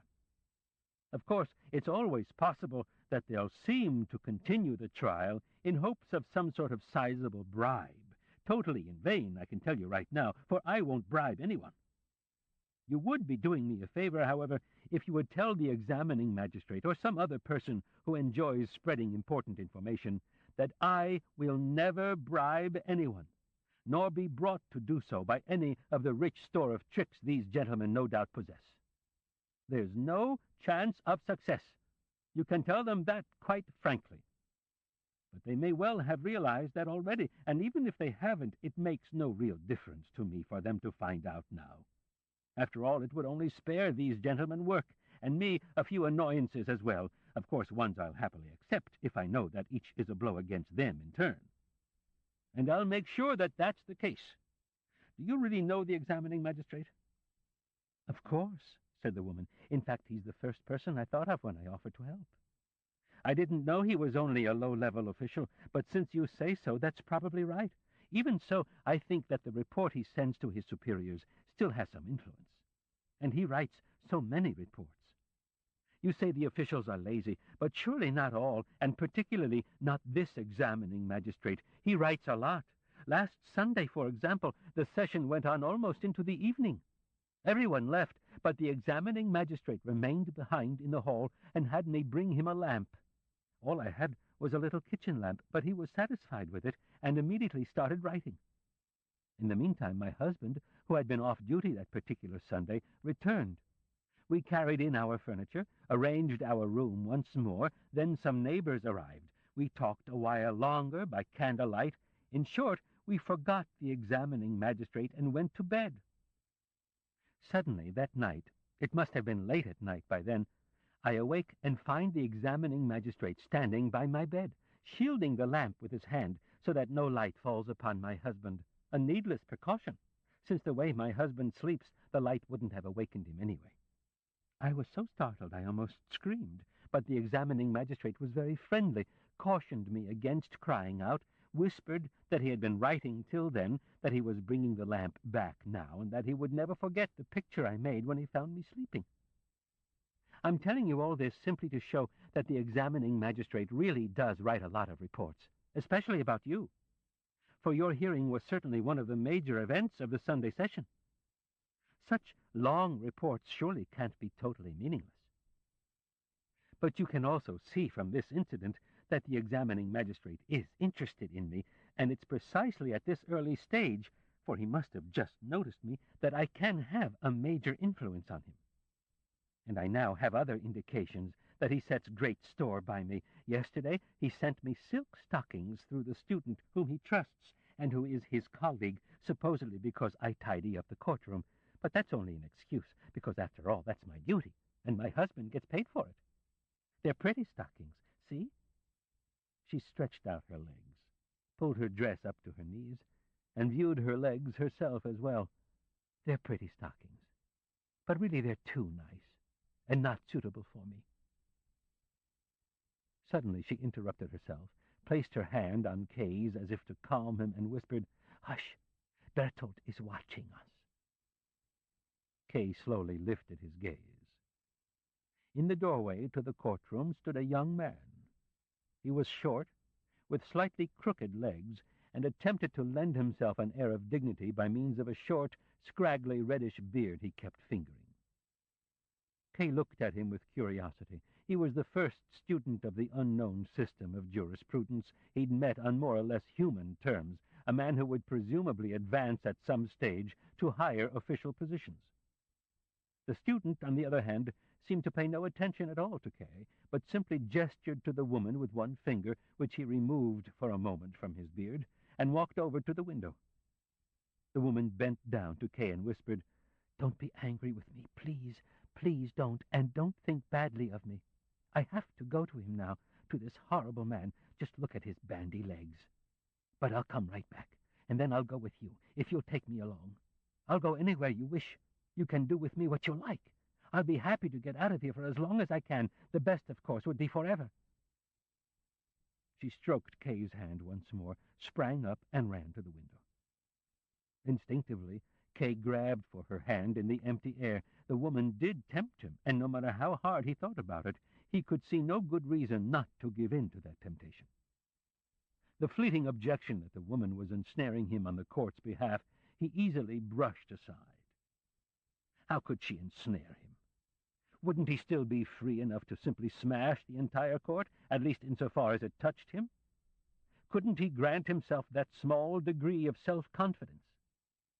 And her offer of help sounded sincere and was perhaps not without value. And there was perhaps no better way to revenge himself upon the examining magistrate and his retinue than taking the woman away from them for himself. Then the time might come when, late one night, after long hours of exhausting labor on his false reports about Kay, the examining magistrate would find the bed of the woman empty. And empty because she belonged to Kay, because this woman at the window, this voluptuous, supple, warm body in a dark dress of heavy, coarse material, belonged to Kay and Kay alone. Once he had overcome his doubts about the woman in this way, the low conversation at the window grew too long for him, and he rapped on the platform with his knuckle, then with his fist. The student glanced briefly at Kay over the woman's shoulder, but continued undisturbed. In fact, he drew even closer to the woman and put his arms around her. She lowered her head as if she were listening closely to him, and he kissed her loudly on the neck as she leaned over, not even really interrupting what he was saying. Seeing in this a confirmation of the tyranny the student exercised over the woman, as she had complained, Kay rose and paced up and down the room. Glancing sideways toward the student, he contemplated the quickest way to get rid of him, and so he was happy enough when the student, apparently disturbed by Kay's pacing, which had meanwhile degenerated into full-blown tromping, remarked, "If you're impatient, why don't you leave? You could have left even earlier. No one would have missed you. In fact, you should have left the moment I arrived, and as quickly as possible." This remark may have been an outburst of utmost anger, but it contained as well the arrogance of a future court official speaking to an unpopular defendant. Kay paused quite close to him and said with a smile, "I'm impatient, that's true, but the easiest way to alleviate my impatience is for you to leave. But if by chance you came here to study, I hear you're a student, I'll gladly leave you to yourself and go off with this woman. By the way, you have a lot more studying to do before you can become a judge. I don't really know much about your judicial system yet, but I take it that crass language alone, of the sort you're certainly shamelessly good at already, is hardly sufficient." "They shouldn't have allowed him to run around so freely," said the student, as if offering the woman an explanation for Kay's insulting remarks. "It was a mistake. I told the examining magistrate so. He should at least have been confined to his room between interrogations. Sometimes I just don't understand the examining magistrate." "You're wasting your breath," said Kay, stretching out his hand toward the woman. "Come on." "Aha," said the student. No, you're not going to get her." And with a strength one wouldn't have expected, he lifted her in one arm and ran to the door, his back bent, gazing up at her tenderly. A certain fear of Kay was unmistakable in his action, yet he dared to provoke Kay even further by stroking and squeezing the woman's arm with his free hand. Kay ran along beside him a few steps, ready to grab him and, if necessary, to throttle him, when the woman said, "It's no use. The examining magistrate has sent for me. I can't go with you. This little monster," she said, stroking the student's face, "this little monster won't let me go." "And you don't want to be freed," yelled Kay, placing his hand on the shoulder of the student, who snapped at it with his teeth. "No," the woman cried out, and pushed Kay away with both hands. No, don't do that. What do you think you're doing? I'll be ruined. Let go of him. Oh, please, let go of him. He's just following the examining magistrate's orders and carrying me to him." "Then let him go, and I hope I never see you again," said Kay in enraged disappointment, and shoved the student in the back so sharply that he stumbled for a moment, only to leap higher into the air with his burden in joy at not having fallen. Kay followed them slowly. He realized that this was the first clear defeat he had suffered at the hands of these people. Of course, there was no reason to let that worry him. He had suffered defeat only because he had sought to do battle. If he stayed home and led his normal life, he was infinitely superior to any of these people, and could kick any one of them out of his path. And he pictured how funny it would be, for example, to see this miserable student, this puffed-up child, this bandy-legged, bearded fellow kneeling at Elsa's bedside, clutching his hands and begging for mercy. This vision pleased Kay so greatly that he decided, if the opportunity ever arose, to take the student along to Elsa one day. Out of curiosity, Kay hurried to the door, wanting to see where the woman was being taken. The student surely wouldn't carry her through the streets in his arms. It turned out the path was much shorter. Directly across from the apartment door, a narrow flight of wooden stairs led upward, probably to an attic area. They made a turn, so you couldn't see where they ended. The student was carrying the woman up these stairs, very slowly now, and groaning, for he was weakened by his previous efforts. The woman waved down at Kay and tried to show by a shrug of her shoulders that the abduction wasn't her fault. but there wasn't a great deal of regret in the gesture. Kay looked at her with that expression, like a stranger wishing to show neither his disappointment nor that he could easily overcome it. The two had already disappeared, but Kay was still standing in the doorway. He could only assume that the woman had not only deceived him, but lied to him as well by saying she was being carried to the examining magistrate. The examining magistrate surely wasn't sitting around waiting for her in the attic. The wooden steps explained nothing, no matter how long one stared at them. Then Kay noticed a small sign beside the stairs, walked over and read in a childish, awkward script, "Law Court Offices Upstairs." So the law court offices were in the attic of this apartment building? That was an arrangement scarcely calculated to inspire much respect. And for a defendant, it was reassuring to imagine what limited funds this court must have at its disposal if its offices were located where tenants who were themselves among the poorest of the poor tossed their useless trash.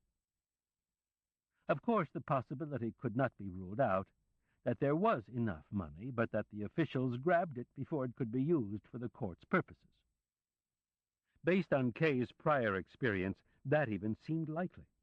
And although such a dissolute court was humiliating for a defendant, in the end it was even more reassuring than a poverty-stricken court would have been. Now Kay could see why they'd been ashamed to invite the defendant to these garrets for the initial interrogation, and chose instead to pester him in his lodgings. What a position Kay was in, after all, compared to the judge who sat in a garret while he himself had a large office in a bank with a waiting room and could look down upon the busy city square through a huge plate-glass window. Of course, he received no supplementary income from bribes or embezzlement, and he couldn't have an assistant carry a woman in his arms to his office for him. But Kay would gladly waive that right, at least in this life. Kay was still standing in front of the sign when a man came up the stairs, peered through the open door into the living room, from which the hall of inquiry could be seen as well, and finally asked Kay if he had seen a woman there a short while ago. "You're the court usher, aren't you?" Kay asked. "Yes," said the man. "Oh, you're the defendant, Kay. Now I recognize you, too. Welcome." And he held out his hand to Kay, who hadn't expected that at all. "But there's no session scheduled today," the court usher said, as Kay remained silent. "I know," Kay said, and observed the court usher's civilian jacket, which, in addition to the normal buttons, bore as sole emblem of his office 2 gold buttons, which seemed to have been taken off an old officer's uniform.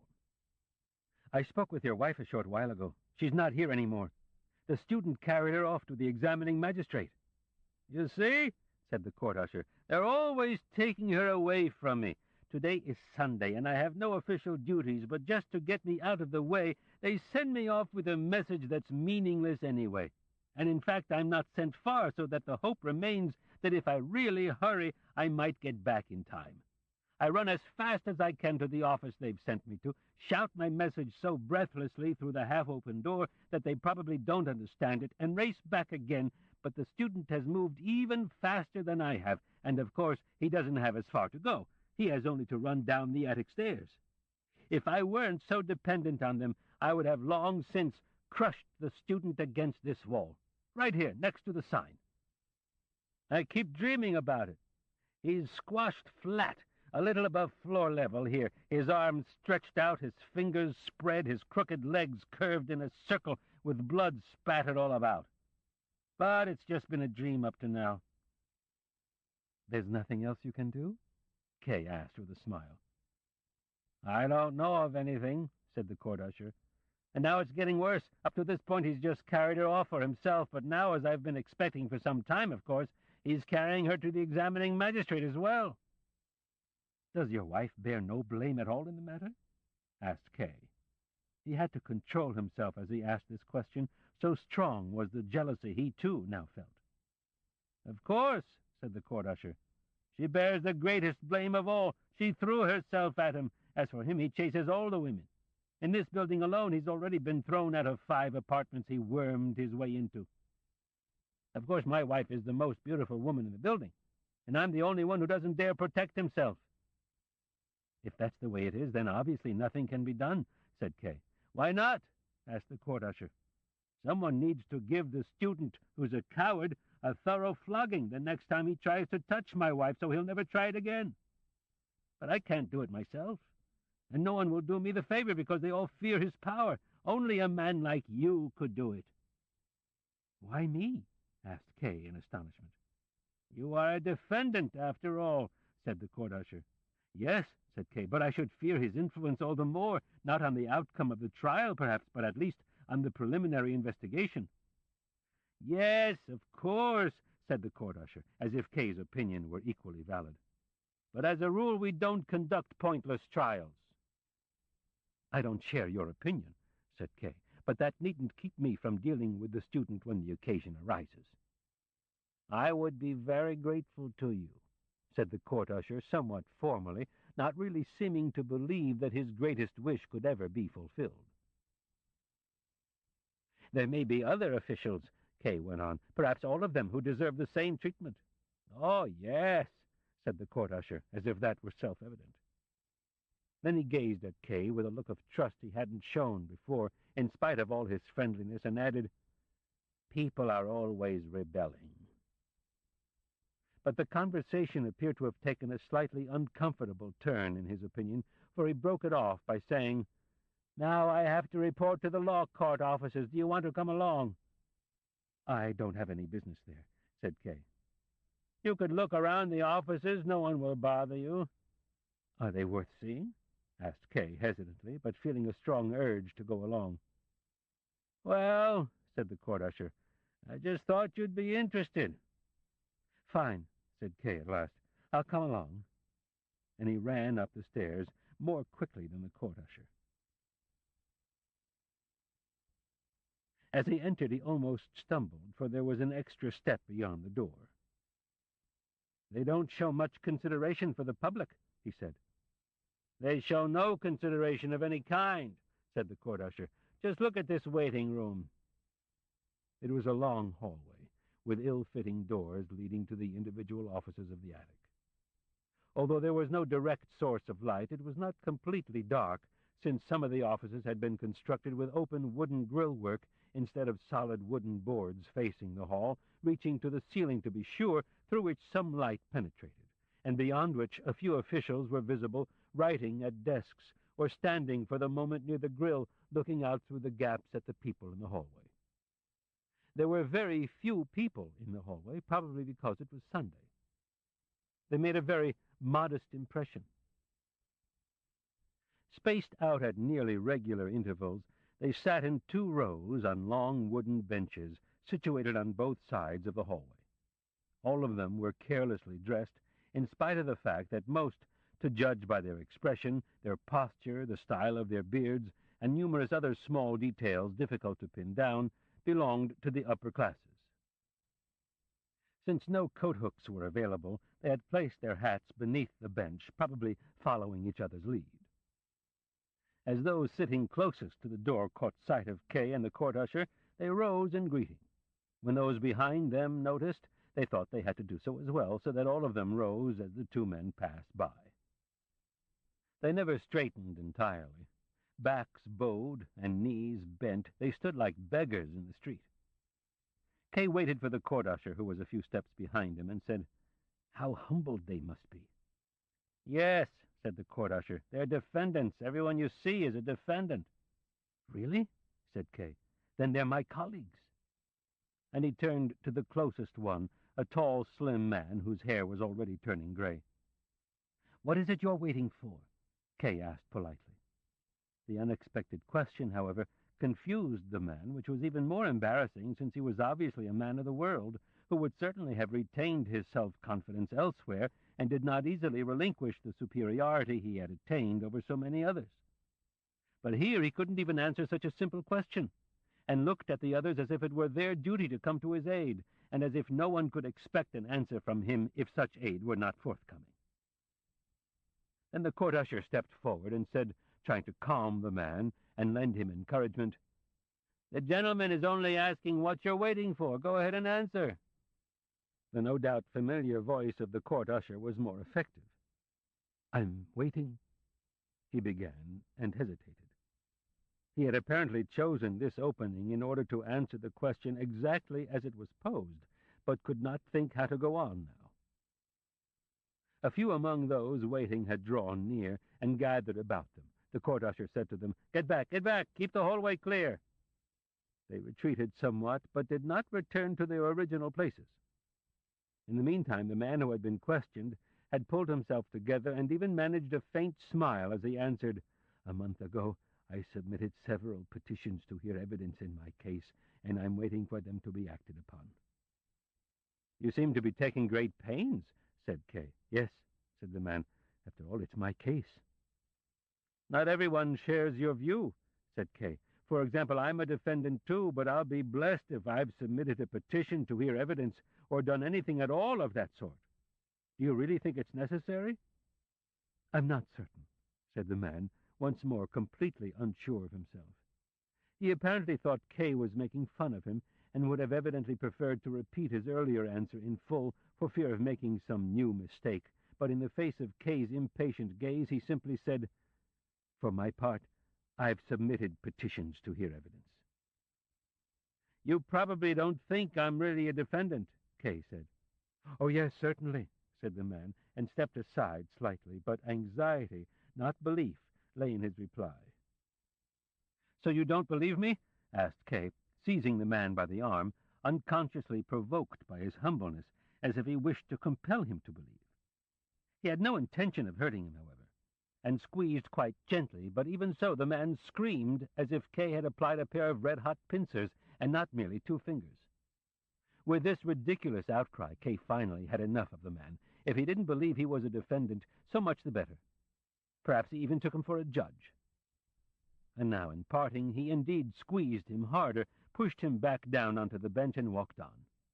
"Most defendants are so sensitive," said the court usher. Behind him, almost all those who were waiting gathered around the man, who had already stopped screaming, apparently quizzing him closely about the incident. Kay was now approached by a guard who could be recognized chiefly by a saber whose scabbard, to judge by its color, was made of aluminum. Kay was amazed by this and even reached out toward it. The guard, who had been drawn by the screams, asked what had happened. The court usher attempted to pacify him with a few words, but the guard said he'd have to look into it himself, saluted and hurried on, taking extremely rapid but quite short steps, probably hindered by gout. Kay soon ceased worrying about him and the people in the hallway, particularly since he saw, about halfway down the hall, a turn to the right through an opening with no door. He checked with the court usher whether it was the right way. The court usher nodded, and Kay took the turn. It annoyed him that he always had to walk a pace or 2 ahead of the court usher, since, given the location, it might appear that he was an arrested man under escort. So he slowed up several times for the court usher, who, however, kept hanging back. Finally, to put an end to his discomfort, Kay said, "Well, I've seen what things look like here, and I'm ready to leave." "You haven't seen everything yet," said the court usher, completely without guile. "I don't want to see everything," said Kay, who was in fact feeling quite tired. "I want to leave. Where's the exit?" "Surely you're not lost already?" asked the court usher in amazement. "You go to the corner there, turn right, and go straight down the hall to the door."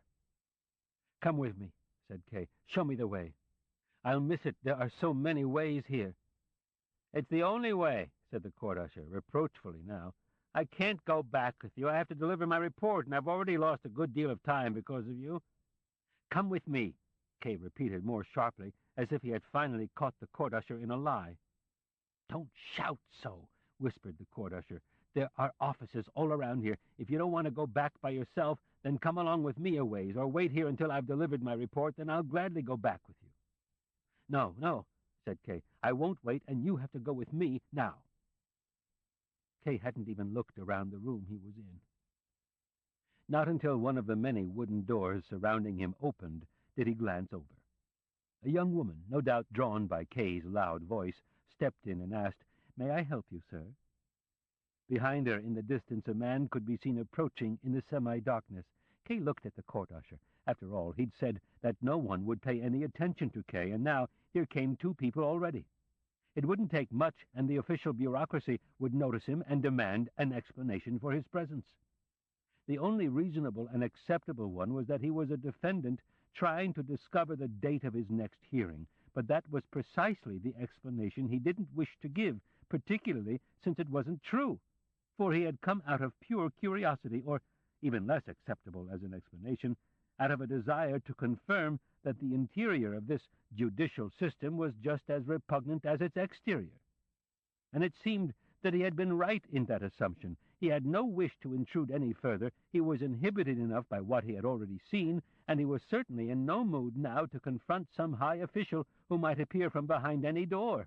He wanted to leave, with the court usher or alone, if need be. But the way he was silently standing there must have been striking, and the young woman and the court usher were actually looking at him as if they thought he was about to undergo some profound metamorphosis at any moment, one they didn't want to miss. And in the doorway stood the man Kay had noticed in the background earlier, holding on tightly to the lintel of the low door and rocking back and forth slightly on the tips of his toes, like an impatient spectator. It was the young woman, however, who first realized that Kay's behavior was the result of a slight indisposition. She brought him a chair and asked, "Wouldn't you like to sit down?" Kay sat down immediately and propped his elbows on the arms of the chair for better support. "You're a little dizzy, aren't you?" she asked him. Her face was now quite near. It bore the severe expression some young women have precisely in the bloom of youth. "Don't worry," she said. "There's nothing unusual about that here. Almost everyone has an attack like this the first time." "You are here for the first time?" "Well, you see, then, it's nothing at all unusual. The sun beats down on the attic beams, and the hot wood makes the air terribly thick and stifling. That's why this isn't such a good location for the offices, in spite of the many other advantages it offers. But as far as the air is concerned, on days when the traffic of involved parties is heavy, you can hardly breathe, and that's almost daily. Then, if you take into consideration that a great deal of wash is hung out here to dry as well, the tenants can't be entirely forbidden from doing so, it will come as no surprise that you feel a little sick. But in the end, people get quite used to the air. When you come here the second or third time, you'll hardly notice the stuffiness at all. Do you feel better yet?" Kay didn't reply. He was too embarrassed that this sudden weakness had placed him at these people's mercy. Moreover, now that he knew the cause of his nausea, he didn't feel better, but instead a little worse. The young woman noticed this right away, picked up a hooked pole leaning against the wall, and to give Kay a little fresh air, pushed open a small hatch directly above Kay that led outside. But so much soot fell in that the young woman had to close the hatch again immediately and wipe the soot from Kay's hands with her handkerchief, since Kay was too tired to do it himself. He would gladly have remained sitting there quietly until he had gathered the strength to leave, and the less attention they paid to him, the sooner that would happen. But now the young woman added, "You can't stay here. We're interrupting the flow of traffic." Kay looked around to see what traffic he could possibly be interrupting. "If you want, I'll take you to the infirmary." "Help me, please," she said to the man in the doorway, who approached at once. But Kay didn't want to go to the infirmary. That was precisely what he wanted to avoid, being led farther on, for the farther he went, the worse things would get. So he said, "I can walk now," and stood up shakily, spoiled by the comfort of sitting. But then he couldn't hold himself upright. "I can't do it," he said, shaking his head, and sat down again with a sigh. He remembered the court usher, who could easily lead him out in spite of everything, but he appeared to be long gone. Kay peered between the young woman and the man who were standing in front of him, but couldn't find the court usher. "I believe," said the man, who was elegantly dressed, with a striking gray waistcoat that ended in two sharply tailored points, "the gentleman's illness can be traced to the air in here, so it would be best, and please him most, if we simply skipped the infirmary and led him out of the law offices." "That's it," Kay cried out, so overjoyed he barely let the man finish his sentence. "I'm sure I'll feel better soon. I'm not that weak. I just need a little support under the arms. I won't be much trouble. It's not very far. Just take me to the door. I'll sit on the steps a bit and be fine soon. I never have attacks like this. It surprised me, too. After all, I'm an official myself, and I'm used to office air, but it does seem really bad here. You say so yourself. Would you be so kind as to help me a little? I'm dizzy, and I feel sick when I stand on my own." And he lifted his shoulders to make it easier for the others to grab him under the arms. But the man didn't follow his suggestion. Instead, he kept his hands calmly in his pockets and laughed aloud. "You see," he said to the young woman, "I hit the nail on the head. It's only here that the gentleman feels unwell, not in general." The young woman smiled, too, but she tapped the man lightly on the arm with her fingertips, as if he'd carried a joke with Kay too far. "Oh, don't worry," the man said, still laughing. "Of course I'll show the gentleman out." "All right, then," said the young woman, inclining her charming head for a moment. "Don't attach too much meaning to his laughter," the young woman said to Kay, who had lapsed into dejection again, staring vacantly, and didn't seem in need of any explanation. "This gentleman, may I introduce you?" The man gave his permission with a wave of his hand. "This gentleman is our information officer. He provides waiting parties with any information they may need, and since our judicial system is not very well known among the general population, a great deal of information is requested. He has an answer for every question. You can try him out if you feel like it. But that's not his only asset. A second is his elegant dress. We, the staff that is, decided that the information officer, who's always the first person the parties meet and the one they deal with most often, should be dressed elegantly to create a respectable first impression. The rest of us, sadly enough, are, as you can see in my own case, poorly dressed in old-fashioned clothes. It doesn't make much sense to spend anything on clothing, since we're almost always in the offices and even sleep here. But as I said, in the information officer's case, we thought fancy clothes were necessary. But since we couldn't get them from the administration, which is funny about that sort of thing, we took up a collection. The parties pitched in, too, and we bought him this handsome suit and a few others as well. So everything was set to make a good impression, but he ruins it by the way he laughs, which startles people.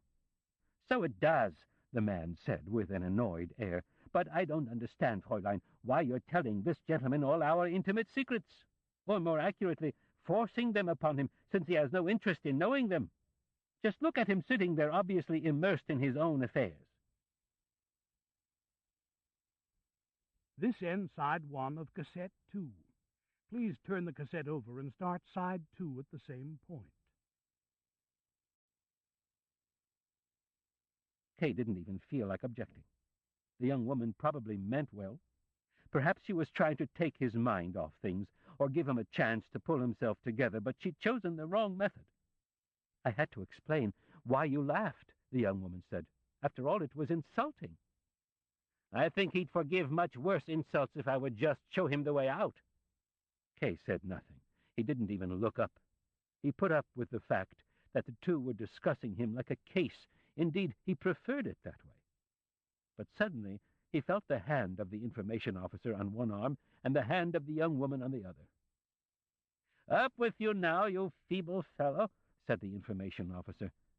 "Thank you both very much," said Kay, pleasantly surprised, rose slowly, and guided the other's hands to the places where he most needed their support. "It seems like I'm overly concerned to place the information officer in a good light," the young woman said softly in Kay's ear as they approached the hallway. "But believe me, what I say is true. He's not hard-hearted. It's not his duty to accompany sick parties out, and yet he does, as you can see. Perhaps none of us is hard-hearted. Perhaps we'd all like to help, but as court officials it can easily appear that we're hard-hearted and don't want to help anyone. That really bothers me." "Wouldn't you like to sit here for a bit?" asked the information officer. They were already in the hallway, directly in front of the defendant Kay had spoken to earlier. Kay was almost ashamed to face him. Earlier he had stood so erect before him, while now 2 people had to hold him up. The information officer balanced his hat on his outspread fingers, and his tousled hair fell across his sweat-covered brow. But the defendant seemed to notice none of this. He stood humbly before the information officer, who stared right past him and merely attempted to excuse his presence. "I realize there can't be any response to my petitions today," he said, "but I came anyway. I thought I could at least wait here since it's Sunday, and I have plenty of time and won't disturb anyone." "You don't have to be so apologetic about it," said the information officer. "Your concern is quite praiseworthy. Of course, you're taking up space unnecessarily, but as long as it doesn't begin to annoy me, I certainly won't hinder you from following the course of your affair in detail. Having seen others who scandalously neglect their duty, one learns to be patient with people like you. You may be seated." "He really knows how to talk to the parties," whispered the young woman. Kay nodded, but immediately flared up as the information officer asked him again, "Wouldn't you like to sit down here?" "No," said Kay. "I don't want to rest." He had said it as firmly as he could, but in reality it would have done him a great deal of good to sit down. He felt seasick. He thought he was on a ship, rolling in heavy seas. It seemed to him that the waters were pounding against the wooden walls. There was a roar from the depths of the hallway like the sound of breaking waves. The hallway seemed to pitch and roll, lifting and lowering the waiting clients on both sides. That made the calm demeanor of the young woman and man who led him even more incomprehensible. He was at their mercy. If they let go of him, he would fall like a plank. Sharp glances shot back and forth from their small eyes. Kay felt their steady tread without matching it, for he was practically carried along from step to step. He realized at last that they were speaking to him, but he couldn't understand them. He heard only the noise that filled everything, through which a steady, high-pitched sound like a siren seemed to emerge. "Louder," he whispered with bowed head, and was ashamed, for he knew that they had spoken loudly enough, even though he hadn't understood. Then finally, as if the wall had split open before him, a draught of fresh air reached him, and he heard beside him, "First he wants to leave, then you can tell him 100 times that this is the exit, and he doesn't move." Kay saw that he was standing at the outer door, which the young woman had opened. Instantly, all his strength seemed to return. To get a foretaste of freedom, he stepped down immediately onto the first step, and from there took leave of his escorts, who bowed to him. "Thank you very much," he said again, shaking hands with both of them repeatedly, stopping only when he thought he noticed that they were unable to bear the comparatively fresh air from the stairway, accustomed as they were to the air in the offices of the court. They could hardly reply, and the young woman might have fallen had Kay not shut the door as quickly as possible. Kay stood quietly for a moment, smoothed his hair into place with the help of a pocket mirror, picked up his hat, which was lying on the landing below — the information officer must have tossed it there — and then raced down the steps with such long, energetic leaps that he was almost frightened by the sudden change. His normally sound constitution had never provided him with such surprises before. Was his body going to rebel and offer him a new trial, since he was handling the old one so easily? He didn't entirely rule out the thought of consulting a doctor at the first opportunity. In any case, and here he could advise himself, he would spend his Sunday mornings more profitably than this from now on. The Flogger. A few evenings later, as Kay passed through the corridor that led from his office to the main staircase — he was almost the last to leave that night, only 2 assistants in shipping were still at work in the small circle of light from a single bulb — he heard the sound of groans behind a door that he had always assumed led to a mere junk room, though he had never seen it himself. He stopped in amazement and listened again to see if he might not be mistaken. It was quiet for a little while, but then the groans came again. At first, feeling he might need a witness, he was about to call one of the assistants, but then he was seized by such uncontrollable curiosity that he practically tore the door open. It was, as he had suspected, a junk room. Old obsolete printed forms and overturned empty ceramic ink bottles lay beyond the threshold. In the little room itself, however, stood 3 men, stooping beneath the low ceiling. A candle stuck on a shelf provided light. "What's going on here?" Kay blurted out in his excitement, but not loudly. One man, who was apparently in charge of the others and drew Kay's attention first, was got up in some sort of dark leather garment that left his neck and upper chest, as well as his entire arms, bare. He didn't reply, but the other 2 cried out, "Sir, we're to be flogged because you complained about us to the examining magistrate." And only then did Kay recognize that it was indeed the guards, Franz and Willem, and that the third man held a rod in his hand to flog them with. "Well, now," said Kay, staring at them, "I didn't complain. I just told them what went on in my lodgings, and your behavior wasn't exactly impeccable." "Sir," said Willem, while Franz apparently tried to seek safety behind him from the third man, "if you knew how poorly we're paid, you'd judge us more kindly. I have a family to feed, and Franz here wants to get married. You try to make money however you can. Just working isn't enough, no matter how hard you try. I was tempted by your fine undergarments. Guards are forbidden to act that way, of course. It was wrong, but it's a tradition that the undergarments belong to the guards. It's always been that way, believe me, and you can see why. What difference do such things make to a person unlucky enough to be arrested? If he makes it public, of course, then punishment must follow." "I didn't know any of that, and I certainly didn't demand your punishment. It was a matter of principle." "Franz," Willem turned to the other guard, "didn't I tell you the gentleman didn't demand our punishment? Now, as you hear, he didn't even realize we'd have to be punished." "Don't be swayed by that sort of talk," the third man said to Kay. "Their punishment is as just as it is inevitable." "Don't listen to him," said Willem, interrupting himself only to lift a hand, across which he had received a blow of the rod, quickly to his mouth. "We're only being punished because you reported us. Otherwise nothing would have happened, even if they had found out what we had done. Do you call that justice? Both of us have proved ourselves as guards over a long period of time, especially me. You have to admit we did a good job from the authorities' point of view. We had prospects for advancement and would soon have been floggers ourselves, like him, who was simply fortunate enough never to be reported by anyone, for such reports are really quite rare. And now everything is lost, sir. Our careers are finished. We'll have to work at a much lower level than a guard, and undergo this terribly painful flogging as well." "Can a rod cause that much pain?" Kay asked, and examined the rod, which the flogger swung before him. "We have to strip completely," said Willem. "Oh, I see," said Kay, looking more closely at the flogger, who had a sailor's tan and a savage, ruddy face. "Is there any possibility of sparing these two a flogging?" he asked him. "No," said the flogger, and shook his head with a smile. "Strip," he ordered the guards. And to Kay he said, "You mustn't believe everything they say. They're already a bit weak in their head because they're so afraid of the flogging. What this one was saying, for example," he pointed at Willem, "about his prospective career is totally ridiculous. Look how overweight he is. The first blows of the rod will be lost and fat. Do you know how he got so fat? He's in the habit of eating the breakfast of anyone who's arrested. Didn't he eat yours as well? Well, what did I tell you? But a man with a belly like that can never become a flogger. It's totally out of the question." "There are floggers like me," insisted Willem, who was just undoing his belt. "No," said the flogger, stroking him across the neck with the rod in a way that made him twitch. "You shouldn't be listening. You should be stripping."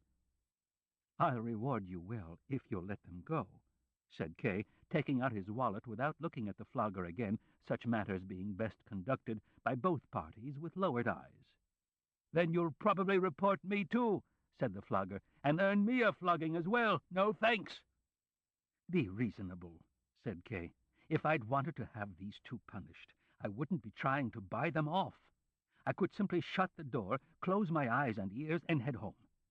But I'm not doing that. Instead, I'm serious about getting them off. If I'd suspected they'd be punished, or even known they faced possible punishment, I would never have mentioned their names, because I don't even consider them guilty. It's the organization that's guilty. It's the high officials who are guilty." "That's right," cried the guards, and immediately received a blow across their now bare backs. "If you had a high judge here, beneath your rod," said Kay, pressing down the rod, which was about to rise again as he spoke, "I really wouldn't stop you from flailing away. On the contrary, I'd pay you extra to strengthen you in your good work." "I believe what you say," said the flogger, "but I can't be bribed. I've been hired to flog, and flog I will." The guard Franz, who had kept somewhat in the background up to that point, perhaps in hope of a favorable outcome based on Kay's intervention, now stepped to the door, dressed only in his trousers, fell to his knees, and clinging to Kay's arm, whispered, "If you can't manage to get us both off, please try to at least save me. Willem is older than me, less sensitive in every way, and he already received a minor flogging once a few years ago, but I've never been disgraced that way, and was only following the lead of Willem, who is my mentor in all things good and bad.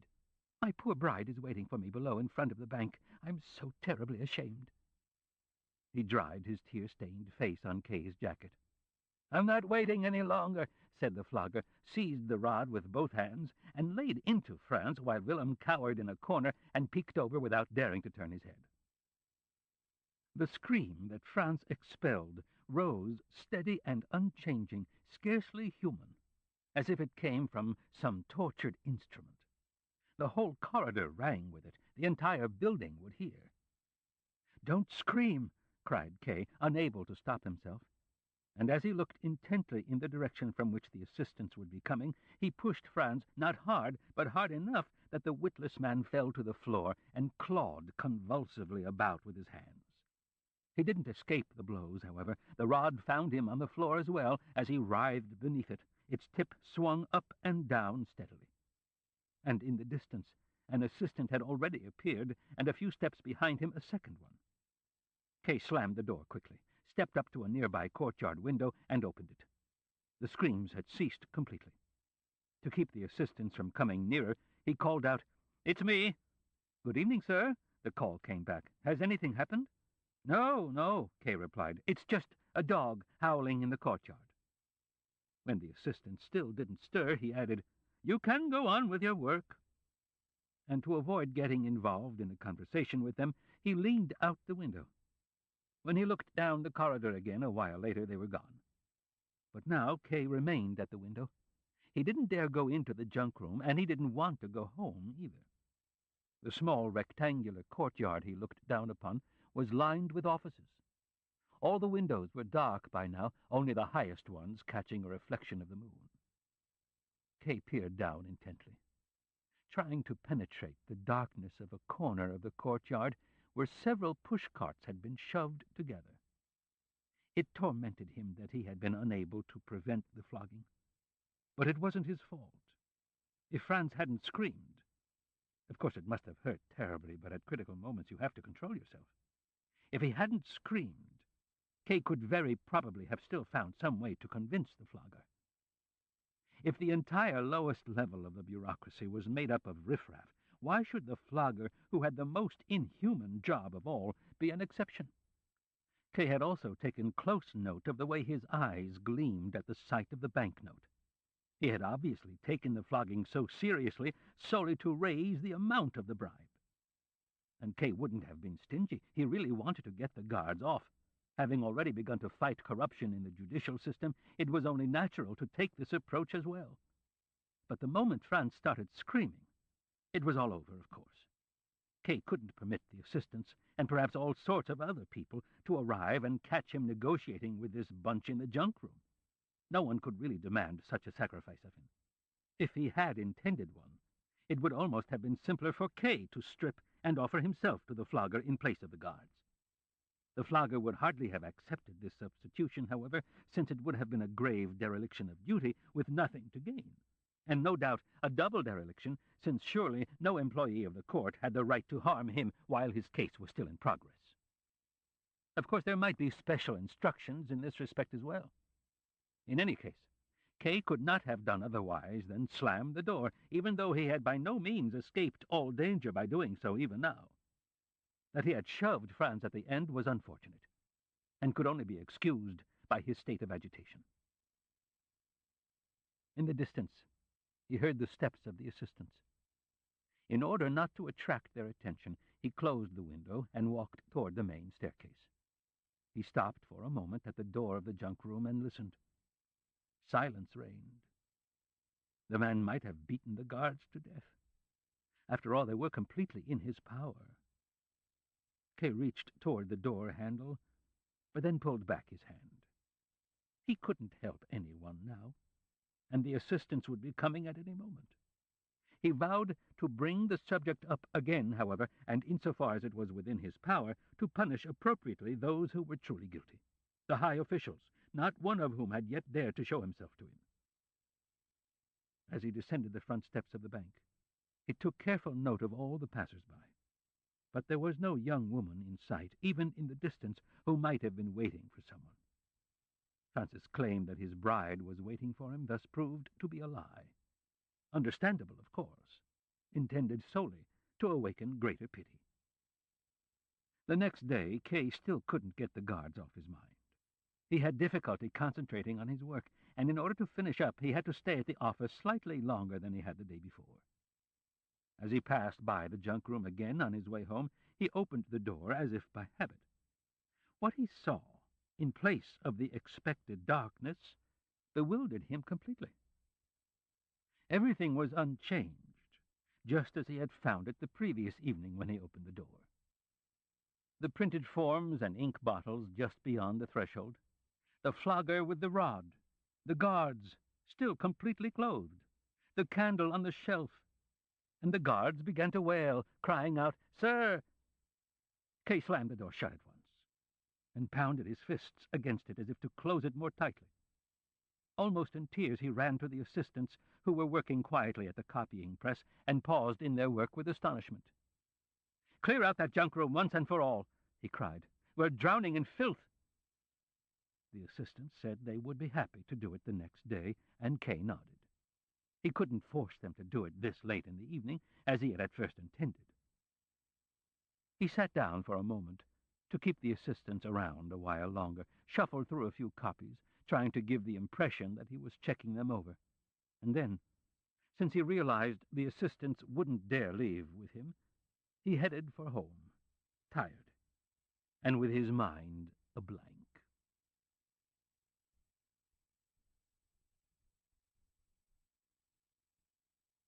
The uncle, Laney. One afternoon, it was just before the final mail pickup, and Kay was very busy. Kay's Uncle Carl, a small landowner from the country, shoved his way between two assistants bringing in documents and entered the room. Kay felt less alarm at seeing him than he had some time ago imagining his arrival. His uncle was bound to come. Kay had been sure of that for over a month.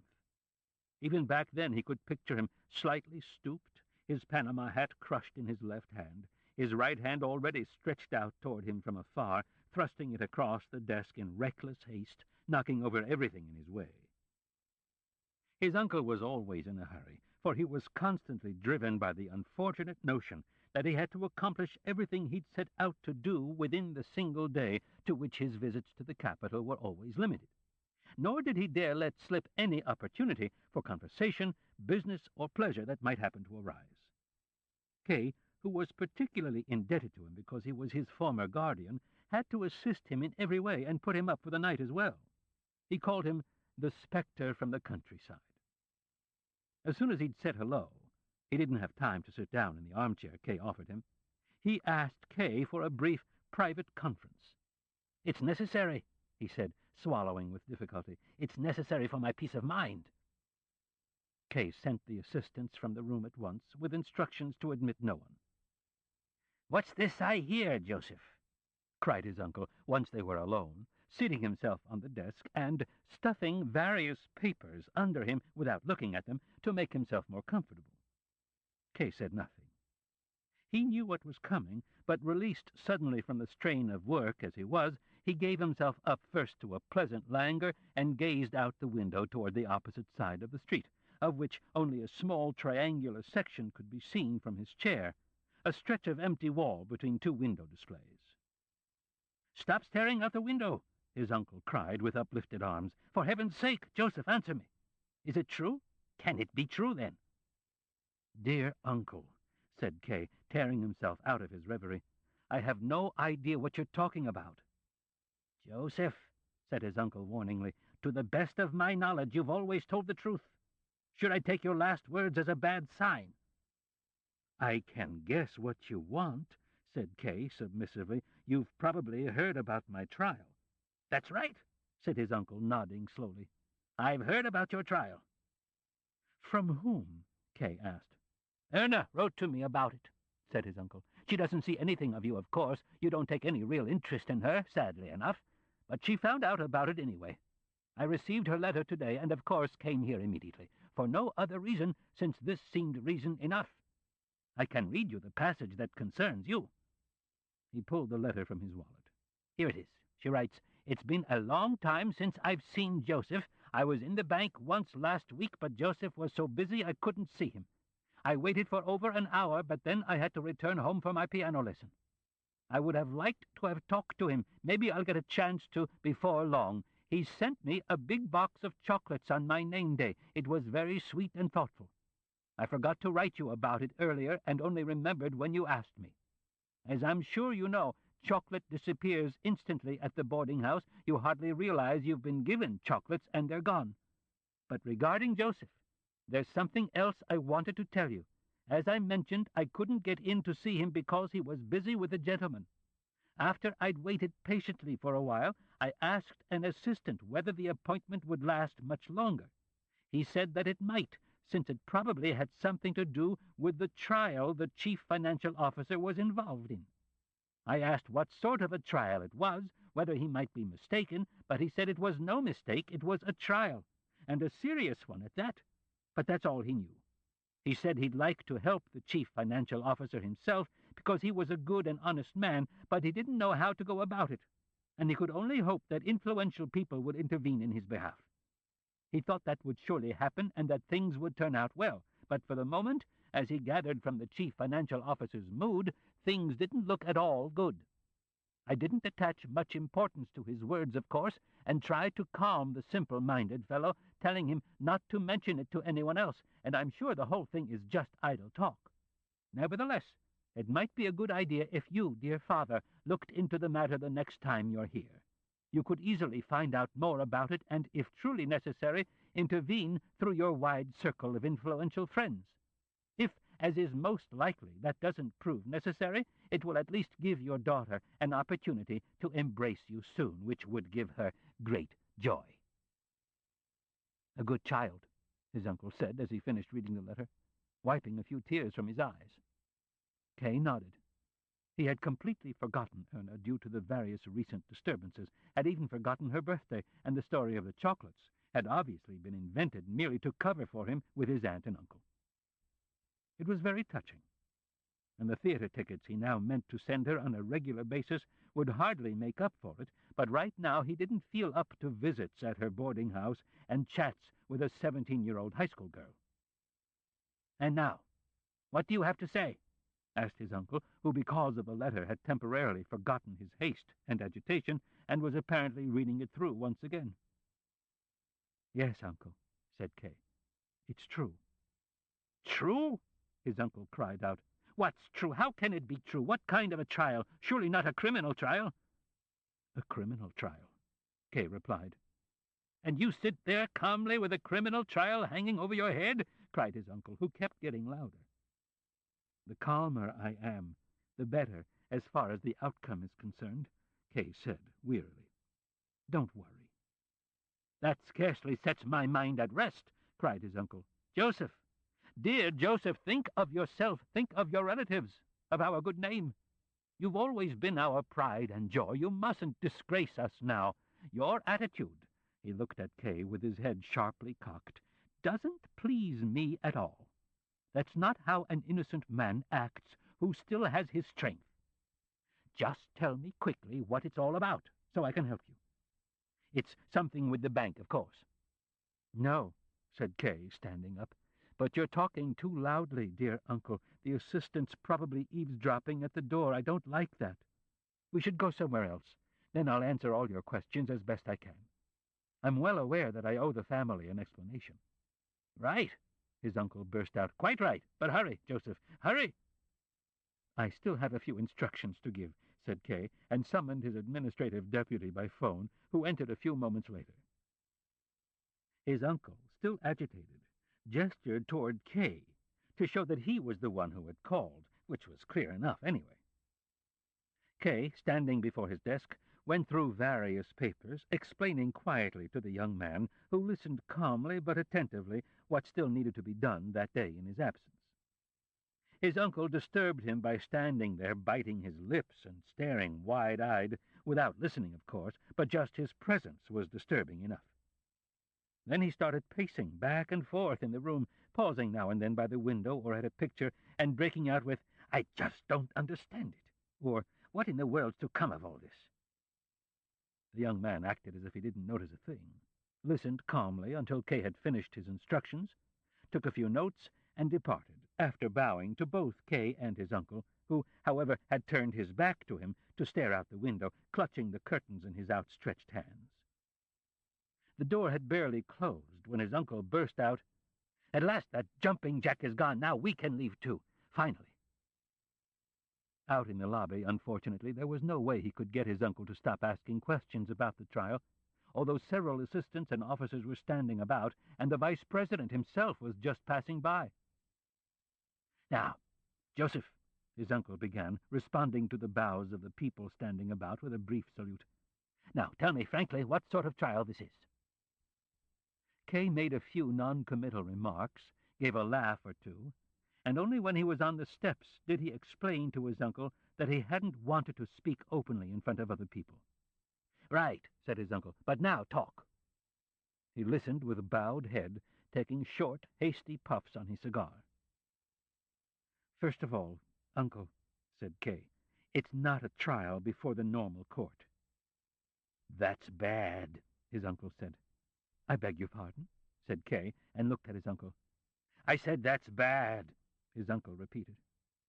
They were standing on the front steps leading to the street. Since the doorman seemed to be listening, Kay drew his uncle down the stairs. The busy traffic on the street enveloped them. The uncle who had taken Kay's arm no longer inquired about the trial so insistently, and they even walked along for a while in silence. "But how did it happen?" his uncle finally asked, stopping so suddenly that the people walking behind him were startled and had to step to the side.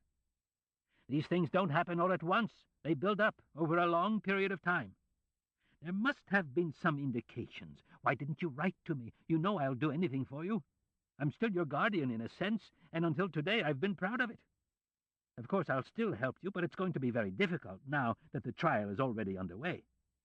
In any case, it would be best for you to take a brief vacation and visit us in the countryside. You've lost some weight, too, I can see it now. You'll regain your strength in the country, which is a good thing, since this is obviously going to require a good deal of effort. And you'll be placed beyond the reach of the court somewhat. Here they have all sorts of instruments of power, and they will necessarily, automatically use them against you. But in the country, they would first have to delegate agents, or try to get at you entirely by letter, or by telegraph, or by telephone.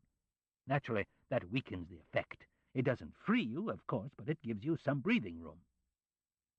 "They might forbid me to leave," said Kay, who was starting to be drawn in by his uncle's line of thought.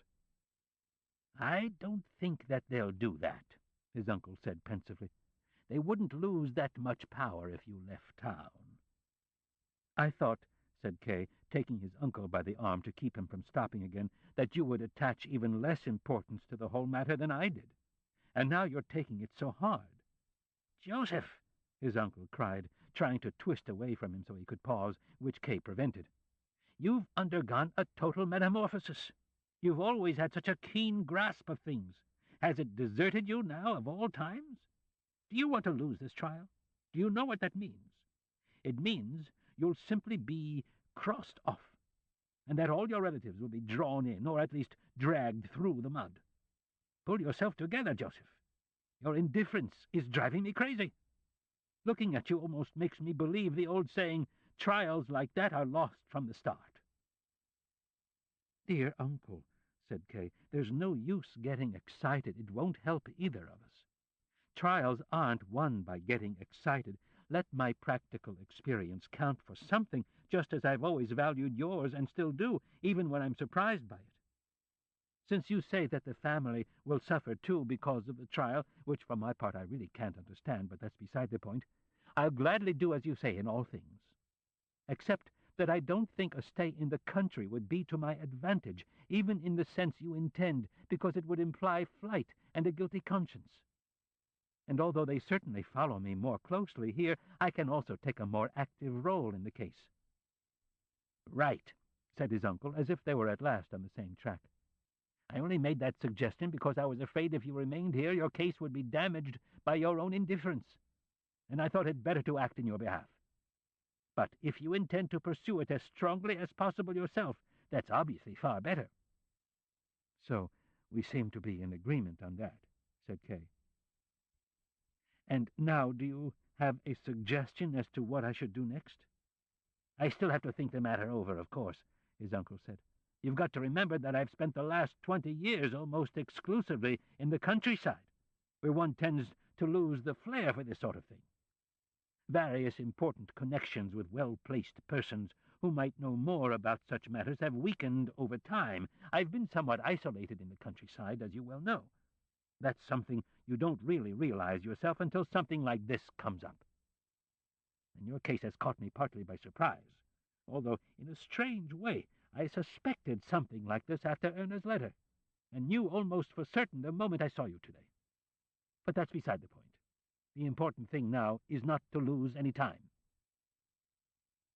Even as he was speaking, he rose up on tiptoe and waved for a cab, and now he pulled Kay after him into the car as he called out an address to the driver. "Now we're going to see Huld, the lawyer," he said. "He was my classmate in school. You know the name, of course? No? That's odd. He has a considerable reputation as a defense counsel and poor man's lawyer. But it's his human qualities I place my trust in." "Anything you want to do is fine with me," Kay said, in spite of the fact that the hasty and aggressive manner with which his uncle was handling the matter made him uncomfortable. As a defendant, it wasn't very pleasant to be heading for a poor man's lawyer. "I didn't know," he said, "that a person could engage a lawyer in this sort of case, too." "But of course," his uncle said. "That goes without saying. Why not?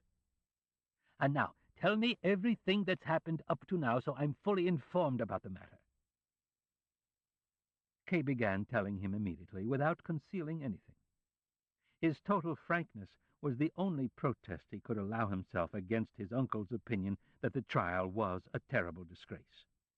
He mentioned Fräulein Bürstner's name only once in passing, but that didn't detract from his frankness, since Fräulein Bürstner wasn't connected with the trial in any way. As he spoke, he looked out the window and noticed that they were approaching the very suburb where the law court offices were located. He pointed this out to his uncle, who, however, did not find the coincidence particularly striking. The cab stopped in front of a dark building. His uncle rang the bell at the first door on the ground floor. While they waited, he bared his large teeth in a smile and whispered, 8 o'clock, an unusual hour for a client to visit, but Huld won't hold it against me."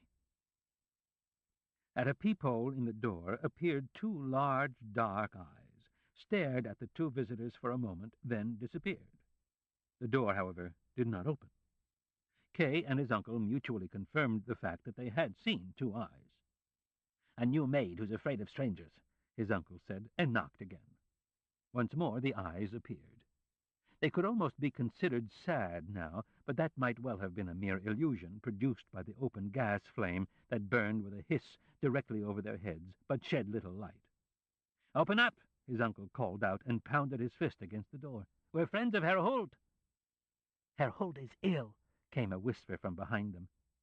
In a doorway at the other end of the narrow hall stood a man in a dressing-gown who delivered this message in the softest voice possible. His uncle, who was already furious at the long wait, turned around abruptly and cried out, "Ill? You say he's ill?" and walked over to him almost menacingly, as if the man were the illness. "The door's open now," the man said, pointed to the lawyer's door, gathered up his dressing-gown, and disappeared. The door had indeed opened, and a young girl, Kay recognized the dark, slightly protruding eyes, was standing in a long white apron in the entranceway, holding a candle in her hand. "Next time open more quickly," his uncle said, instead of a greeting, while the girl made a small curtsy. "Come on, Joseph," he said to Kay, who made his way slowly past the girl. "Herr Huld is ill," said the girl, since Kay's uncle was hurrying toward the door without pausing. Kay was still staring at the girl as she turned around to relock the apartment door. She had a round, doll-like face, her pale cheeks and chin forming a circle completed by her temples and forehead. "Joseph," his uncle cried again, and asked the girl, "Is it his heart condition?" "I think so," said the girl, who had found time to precede them with the candle and open the door. In a corner of the room the candlelight did not yet reach. A face with a long beard rose in the bed. "Laney, who is it?" asked the lawyer, who, blinded by the candle, did not yet recognize the guests. "It's your old friend, Albert," his uncle said. "Oh, Albert," said the lawyer, and fell back upon the pillows, as if he didn't have to pretend for this visit. "Are things really so bad?" asked his uncle, and sat down on the edge of the bed. "I don't believe it. It's just your heart acting up again. It will pass as it has before." "Possibly," the lawyer said softly, "but it's worse than it's ever been. I have a hard time breathing. I can't sleep at all, and I'm getting weaker every day." "I see," said Kay's uncle, and pressed his Panama hat firmly down on his knee with his large hand. "That's bad news. Are you sure you're receiving proper care? It's so dark and gloomy here, too. It's been a long time since I was here, but it seemed more cheerful in the past. And this little maid of yours doesn't seem very jolly, or else she's hiding it." The girl was still standing by the door, holding the candle. As far as one could judge from her vague gaze, she was looking at Kay rather than his uncle, even now that the latter was talking about her. Kay was leaning against a chair he had placed near the girl. "When you're as sick as I am," said the lawyer, "you need peace and quiet. I don't find it gloomy." After a brief pause, he added, "And Laney takes good care of me. She's a good girl." But that didn't convince Kay's uncle. He was obviously prejudiced against the nurse, and although he didn't contradict the sick man, he eyed her sternly as she now approached the bed, placed the candle on the nightstand, bent over the sick man, and whispered to him as she straightened his pillows. Almost forgetting his consideration for the sick man, he stood up and paced back and forth behind the nurse, and Kay would not have been surprised to see him seize her from behind by the skirts and pull her away from the bed. Kay himself watched all this calmly. In fact, the lawyer's illness was not wholly unwelcome, for he had not been able to stem his uncle's zeal with regard to his case, and now he was glad to see that zeal deflected through no fault of his own.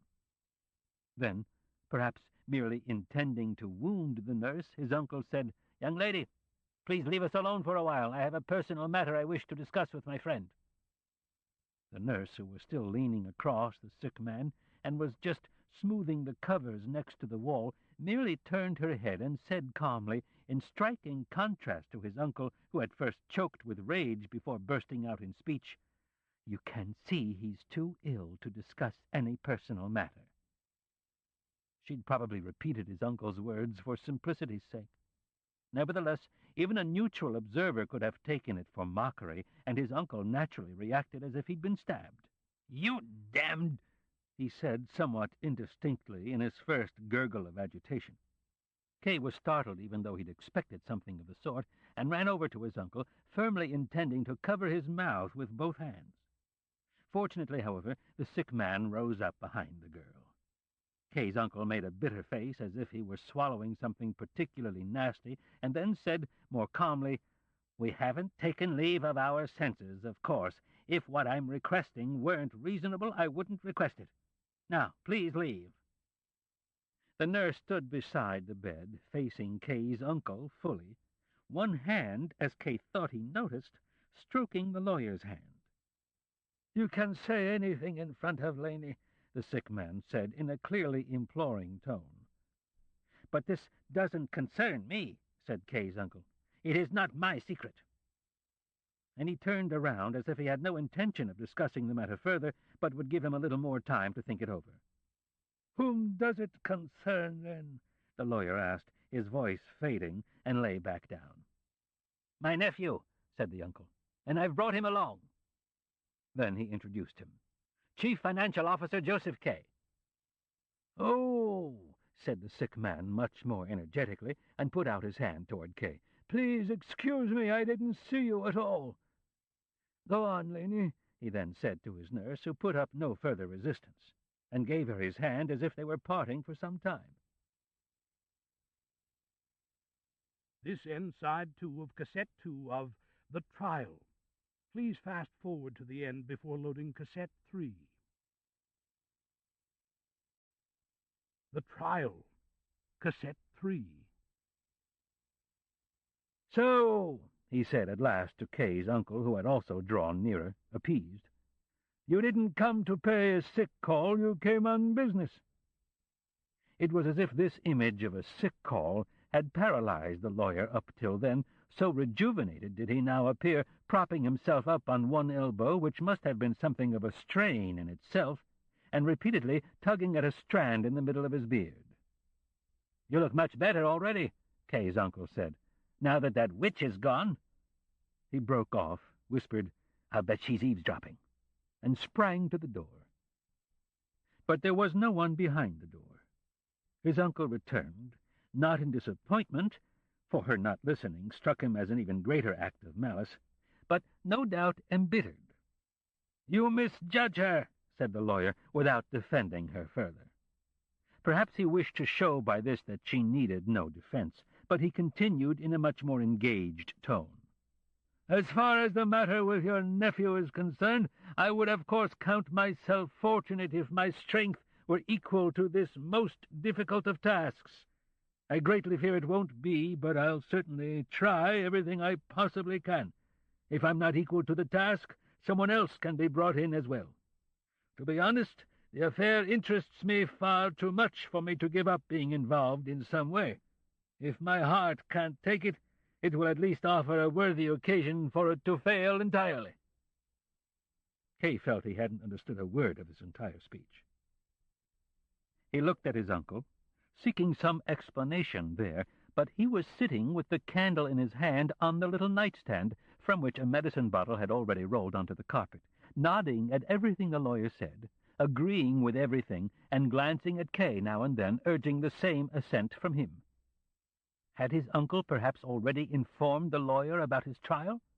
But that was impossible. Everything up to now spoke against it. So he said, "I don't understand." "Oh, have I perhaps misunderstood you?" asked the lawyer, as surprised and embarrassed as Kay. "Perhaps I spoke too soon. What was it you wanted to talk to me about, then? I thought it concerned your trial." "Of course," said Kay's uncle, and then asked Kay, "What's bothering you?" "Yes, but how do you know about me and my trial?" asked Kay. "Oh, I see," said the lawyer with a smile. "I'm a lawyer, after all. I move in legal circles. Various trials are discussed, and the more striking ones stick in one's memory, particularly when they concern the nephew of a friend. There's nothing unusual in that." "What's bothering you?" the uncle asked Kay again. "You're so agitated." "You move in those legal circles?" Kay asked. "Yes," said the lawyer. "You're asking questions like a child," said his uncle. "With whom should I associate, if not my professional colleagues?" the lawyer added. It sounded so irrefutable that Kay didn't even answer. "But you work at the court in the Palace of Justice, not at the one in the attic," was what he wanted to say, but he couldn't bring himself to actually do so. "You must consider the fact," the lawyer continued in a perfunctory tone, as if explaining something self-evident, superfluously and merely in passing. "You must consider the fact that such associations offer major advantages for my clients, in many respects. One can't always even discuss them. Of course, I'm a bit hampered now by my illness, but I'm still visited by good friends from court and learn a few things. More, perhaps, than some people in perfect health who spend all day at court. For example, I have a special visitor this very moment." And he pointed into a dark corner of the room. "Where?"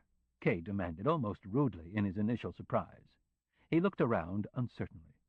The light of the little candle fell far short of the opposite wall. And indeed something began to stir there in the corner. In the light of the candle his uncle now held high, an older gentleman could be seen sitting by a little table. He must not have even been breathing, to have remained unnoticed for so long. Now he arose laboriously, apparently displeased that he had been brought to their attention. It seemed as if he wanted to wave off all greetings and introductions with his hands, which he flapped like small wings, as if he wished under no circumstances to disturb the others by his presence, imploring them to return him once more to darkness, to forget his presence. But that could no longer be granted. "You caught us by surprise, you see," the lawyer said by way of explanation, waving encouragingly to the gentleman to draw nearer, which he did, slowly, looking about hesitantly, and yet with a certain dignity. "Here's the chief clerk of the court. Oh, I beg your pardon, I haven't introduced you. This is my friend Albert K., his nephew, Chief Financial Officer Joseph K., and this is the chief clerk of the court. The chief clerk was kind enough to pay me a visit. Only an insider who knows how overburdened the chief clerk is with work can fully appreciate the value of such a visit. Yet even so he came, and we were conversing quietly as far as my weakened state allows. We hadn't forbidden Laney to admit visitors, for none were expected, but we certainly thought we'd be left to ourselves. But then came the blows of your fist on the door, Albert, and the chief clerk moved into the corner with his table and chair, although it now turns out that we may have a common matter to discuss, that is, if you want to, and we may just as well sit back down together. Please, my dear sir," he said, with bowed head and a subservient smile, pointing to an armchair near the bed. "Unfortunately, I can only stay a few minutes longer," the chief clerk of the court said amiably, settling comfortably into the armchair and looking at the clock. "Duty calls. In any case, I don't want to miss the opportunity to meet a friend of my friend." He bowed slightly toward Kay's uncle, who seemed quite pleased by this new acquaintance, but being by nature incapable of expressions of humble respect, responded to the chief clerk's words with a loud and embarrassed laugh. An ugly sight. Kay could observe everything at his leisure, for no one paid any attention to him. The chief clerk, now that he had been drawn forth, took the lead in the conversation, as seemed to be his custom. The lawyer, whose initial weakness may have been intended simply to cut short the new visit, listened attentively, his hand at his ear. Kay's uncle, the candle-bearer, he balanced the candle on one thigh, the lawyer kept looking over anxiously, had soon overcome his embarrassment and was now simply delighted, both by the chief clerk's words and by the gentle, undulating gestures with which he accompanied them. Kay, who was leaning against the bedpost, was totally ignored by the chief clerk, perhaps even intentionally, and functioned merely as an auditor for the old men. Moreover, he scarcely knew what they were talking about, and was thinking instead one moment about the nurse and how his uncle had mistreated her, and the next whether he hadn't seen the chief clerk somewhere before, perhaps even among the crowd during his initial hearing. Even if he was mistaken, the chief clerk of the court would certainly have fit perfectly into the front row of the assembly, those old men with their scraggly beards. Then a sound like breaking china came from the hall, causing them all to prick up their ears. "I'll go see what's happened," said Kay, and walked out slowly, as if he was giving the others a chance to stop him. He had barely stepped into the hall and was trying to find his way about in the dark when a small hand, much smaller than Kay's, placed itself upon the hand he still held against the door and closed it softly. It was the nurse who had been waiting there. "It was nothing," she whispered. "I just threw a plate against the wall to get you to come out." In his embarrassment, Kay said, "I was thinking about you, too." "All the better," said the nurse. "Come on." After a few steps they came to a door with frosted glass, which the nurse opened before Kay. "Go on in," she said. It must have been the lawyer's study. As far as could be seen in the moonlight, which now brightly illuminated only a small rectangle of the floor by each of the two large windows, it was furnished with old, heavy furniture. "This way," said the nurse, and pointed toward a dark bench chest with a carved wooden back. Even as he was sitting down, Kay looked around the room. It was a large and lofty room. The clients of the poor man's lawyer must have felt lost in it. Kay felt he could picture the tiny steps with which the visitors approached the massive desk. But then he forgot about that, and had eyes only for the nurse, who was sitting right beside him, almost pressing him against the arm of the bench. "I thought you would come to me on your own," she said, "without my having to call you first. It was strange. First you stared at me from the moment you entered, and then you kept me waiting. By the way, call me Laney," she added abruptly. as if not a moment of their talk should be wasted. "Gladly," said Kay. "But it's easy enough to explain what you found so strange, Laney. First, I had to listen to the idle talk of those old men, and couldn't walk out without a reason. Second, I'm not very forward. I'm more on the shy side, and you, Laney, didn't really look like you could be had for the asking." "That's not it," said Laney, laying her arm along the back of the bench and looking at Kay. "I didn't please you, and probably still don't." "Please isn't the half of it," said Kay evasively. "Oh," she said with a smile, and through Kay's remark and her little cry gained a certain advantage. So Kay remained silent for a while. Since he had already grown accustomed to the darkness of the room, he could make out various details of the furnishings. He noticed in particular a large painting hanging to the right of the door, and leaned forward to see it better. It showed a man in a judge's robe. He was sitting on a throne, its golden highlights gleaming forth from the painting in several places. The strange thing was that this judge wasn't sitting in calm dignity, but instead had his left arm braced against the back and arm of the chair, while his right arm was completely free, his hand alone clutching the arm of the chair, as if he were about to spring up any moment in a violent and perhaps wrathful outburst to say something decisive or even pass judgment. The defendant was probably to be thought of as at the foot of the stairs, the upper steps of which, covered with a yellow carpet, could be seen in the picture. "Perhaps that's my judge," said Kay, and pointed to the picture. "I know him," said Laney, looking up at the picture as well. "He comes here often. That's a portrait of him when he was young, but he surely never looked like that. He's so small he's almost tiny. Even so, he had himself stretched out that way in the painting, since he's ridiculously vain like everyone here. But I'm vain too, and very unhappy that I don't please you." Kay responded to this last remark simply by putting his arm around Laney and drawing her to him. She leaned her head quietly against his shoulder. But to the rest he said only, "What's his rank?"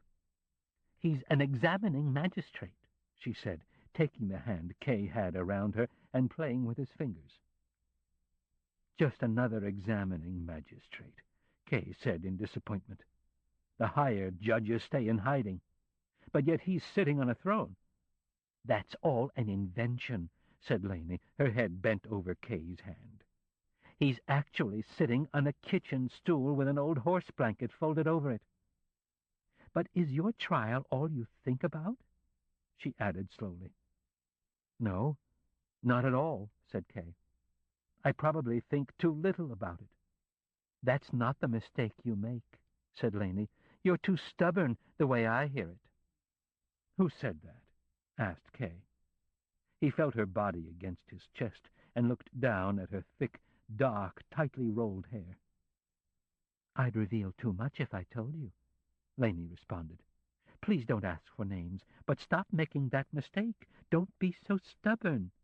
You can't defend yourself against this court. All you can do is confess. Confess the first chance you get. That's the only chance you have to escape, the only one. However, even that is impossible without help from others, but you needn't worry about that. I'll help you myself." "You know a lot about this court, and the deceit it makes necessary," said Kay, lifting her up onto his lap, since she was pressing against him all too insistently. "This is nice," she said, and arranged herself in his lap, smoothing her skirt and straightening her blouse. Then she put both her arms around his neck, leaned back, and took a long look at him. "And if I don't confess, you can't help me?" Kay asked tentatively. "I recruit women helpers," he thought, almost amazed. "First Fräulein Bürstner, then the court usher's wife, and now this little nurse who seems to have an inexplicable desire for me. The way she's sitting on my lap as if it were the only proper place for her." "No," Laney replied, shaking her head slowly, "then I can't help you. But you don't want my help. You don't care about it. You're stubborn and refuse to be convinced. "Do you have a sweetheart?" she asked after a moment. "No," said Kay. "Oh, surely you must," she said. "In fact, I do," said Kay. "Just think, I denied her existence, and yet I even carry her picture with me." At her request, he showed her a photograph of Elsa. Curled in his lap, she studied the picture. It was a snapshot. Elsa was caught at the end of a whirling dance of the sort she enjoyed performing at the tavern, her dress still swirling about her, her hands on her hips, looking off to the side and laughing, her throat taut. The person at whom her laughter was directed couldn't be seen in the picture. "She's very tightly laced," said Laney, and pointed to the spot where, in her opinion, this was evident. "I don't like her. She's clumsy and rough. But perhaps she's kind and gentle with you. You could gather that from looking at the picture. Big, strong girls like that often don't know how to be anything but kind and gentle. But would she sacrifice herself for you?" "No," Kay said. "She's neither kind and gentle, nor would she sacrifice herself for me. But so far I haven't demanded either of her. I've never even examined the picture as closely as you have."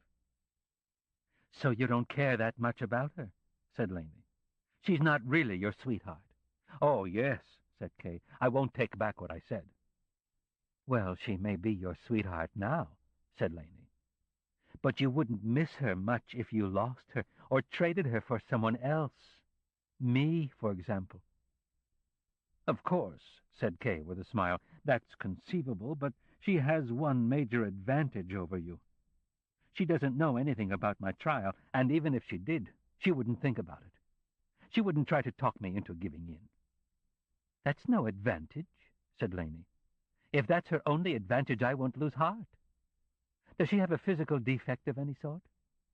"A physical defect?" asked Kay. "Yes," said Laney. "I have a slight defect of that sort. Look." She spread apart the middle and ring fingers of her right hand, between which the connecting skin extended almost to the top knuckle of her short fingers.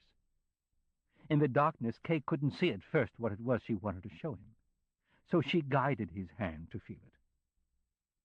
"What a whim of nature," Kay said, and added, when he had examined her whole hand, "What a pretty claw." Laney watched with a kind of pride as Kay opened and closed her two fingers repeatedly in astonishment until he finally kissed them, lightly, and released them. "Oh," she cried out at once, "you've kissed me." Hastily, with open mouth, she climbed up his lap on her knees. Kay looked up at her in near dismay. Now that she was so close to him, an exciting, almost bitter odor like pepper rose from her. She pulled his head to her and bent over it, biting and kissing his neck, even biting his hair. "You've traded her for me," she cried from time to time. "You see, now you've traded her for me after all." Then her knees slid from under her, and with a small cry she almost slipped to the carpet. Kay put his arms around her to catch her, and was drawn down with her. "Now you belong to me," she said. "Here's the key to the building. Come whenever you like," were her last words, and an aimless kiss struck him on the back while he was still on his way out. As he stepped out the door, a light rain was falling. He was about to walk out into the middle of the street on the chance he might still see Laney at the window when, from a car Kay hadn't noticed waiting in front of the building, his uncle suddenly emerged, grabbed him by the arms, and shoved him against the door of the building as if to nail him fast to it. "My boy," he cried, "how could you do it? You've damaged your case terribly when it was starting out so well. You crawl off to hide with a dirty little creature who obviously happens to be the lawyer's mistress and stay away for hours. You don't even look for an excuse. Make no effort to cover it up. No, you're totally open about it. Run to her and stay with her. And meanwhile we're sitting there, the uncle who's working hard on your behalf, the lawyer who's to be won over for you, and most important of all, the chief clerk of the court, this noteworthy gentleman who is practically in charge of your case in its present stage. We're trying to figure out the best way to help you. I have to handle the lawyer carefully. He has to handle the chief clerk the same way, and you have every reason to at least offer me support. Instead, you stay away. In the end, there's no way to conceal it. Now, these are polite, sophisticated men. They don't say anything. They try to spare me. But in the end, even they can't bring themselves to go on, and since they can't talk about the case, they fall silent. We sat there for several minutes without saying anything, listening to see if you might be returning at last after all. All in vain.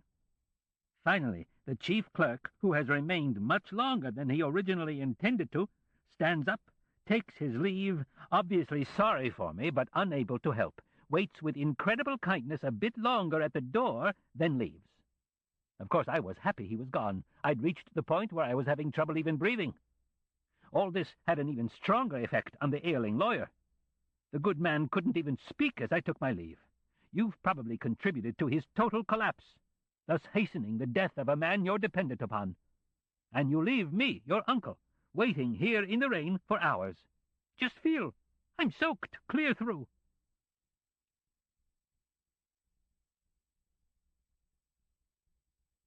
Lawyer, manufacturer, painter. On a winter morning, outside, snow was falling in the dull light. Kay was sitting in his office, already thoroughly fatigued in spite of the early hour. To shield himself from at least minor staff members, he had given instructions to his assistant not to let any of them in, since he was working on an important project. But instead of working, he swung about in his chair, moved a few items around slowly on his desk, and then, without being aware of it, left his arm outstretched on the desktop and remained sitting motionless with bowed head. The thought of his trial never left him now.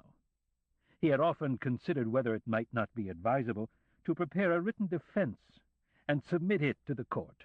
In it, he would offer a brief overview of his life, and for each event of any particular importance, explain why he had acted as he did, whether in his present judgment this course of action deserved approval or censure, and what reasons he could advance for the one or the other. The advantages of such a written defense over simply leaving things in the hands of his lawyer, who was far from perfect anyway, were obvious. After all, Kay had no idea what action his lawyer was taking. In any case, it wasn't much. It had been over a month now since he'd summoned him, nor had any of these earlier consultations given Kay the impression the man would be able to do much for him. In the first place, he scarcely asked any questions. And yet there was so much to ask. Questions were the main thing. Kay had the feeling he could ask all the necessary questions on his own. His lawyer, on the other hand, instead of asking questions, did all the talking, or sat across from him in silence, leaning slightly forward over the desk, probably because of his poor hearing, tugging at a strand in the middle of his beard and looking down at the carpet, perhaps at the very spot where Kay had lain with Laney. Now and then he gave Kay a few empty admonitions, as if talking to a child, speeches as useless as they were boring, for which Kay had no intention of paying 1 red cent in the final billing. When the lawyer seemed to feel he had humbled him adequately, he usually began to cheer him up a little again. He would tell him how he had already won or come close to winning many similar trials which, if not quite so difficult in reality as his, appeared even more hopeless on the surface. He had a list of those trials right there in his drawer. With this, he tapped some compartment or other in his desk. Unfortunately, he couldn't show him the documents, since they were officially secret. Nevertheless, the extensive experience he had gained in all these trials would naturally be used to Kay's benefit.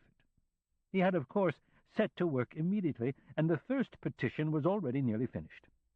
It was very important, for the first impression made by the defense often influenced the whole course of the proceedings.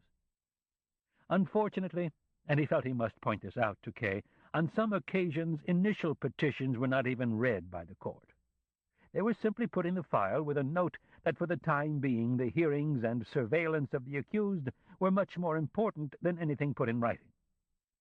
If the petitioner pressed the issue, it was added that once all the evidence had been collected, and prior to the verdict, this first petition would be considered as well, together with all other documents, of course.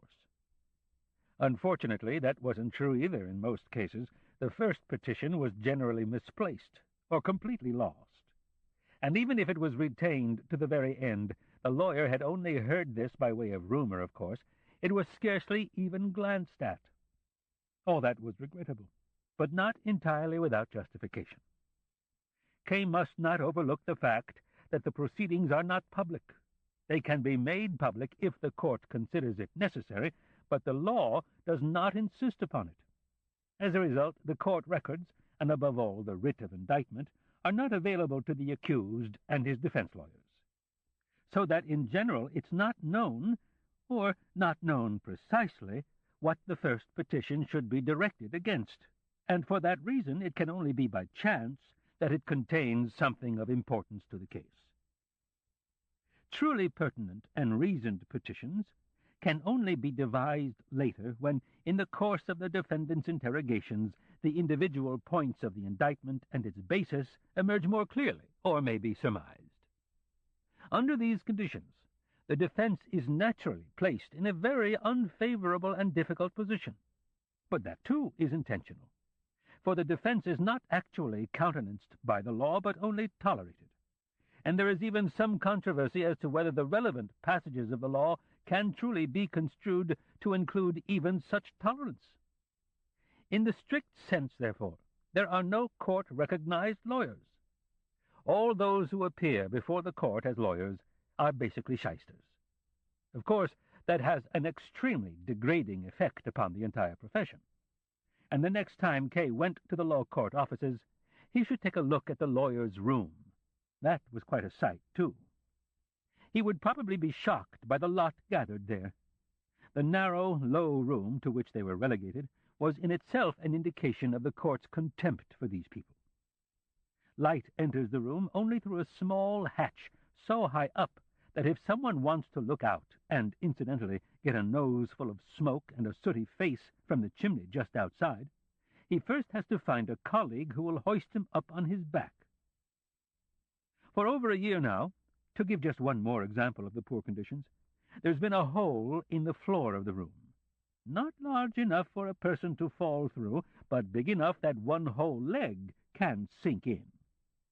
The lawyer's room is in the upper level of the attic, so if someone slips through, his leg hangs down into the lower level, right into the hall where the parties are waiting.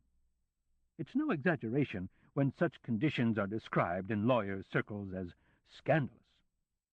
Complaints to the administration don't have the slightest effect. Yet lawyers are strictly forbidden from changing anything in the room at their own expense. But there's a reason they treat lawyers this way.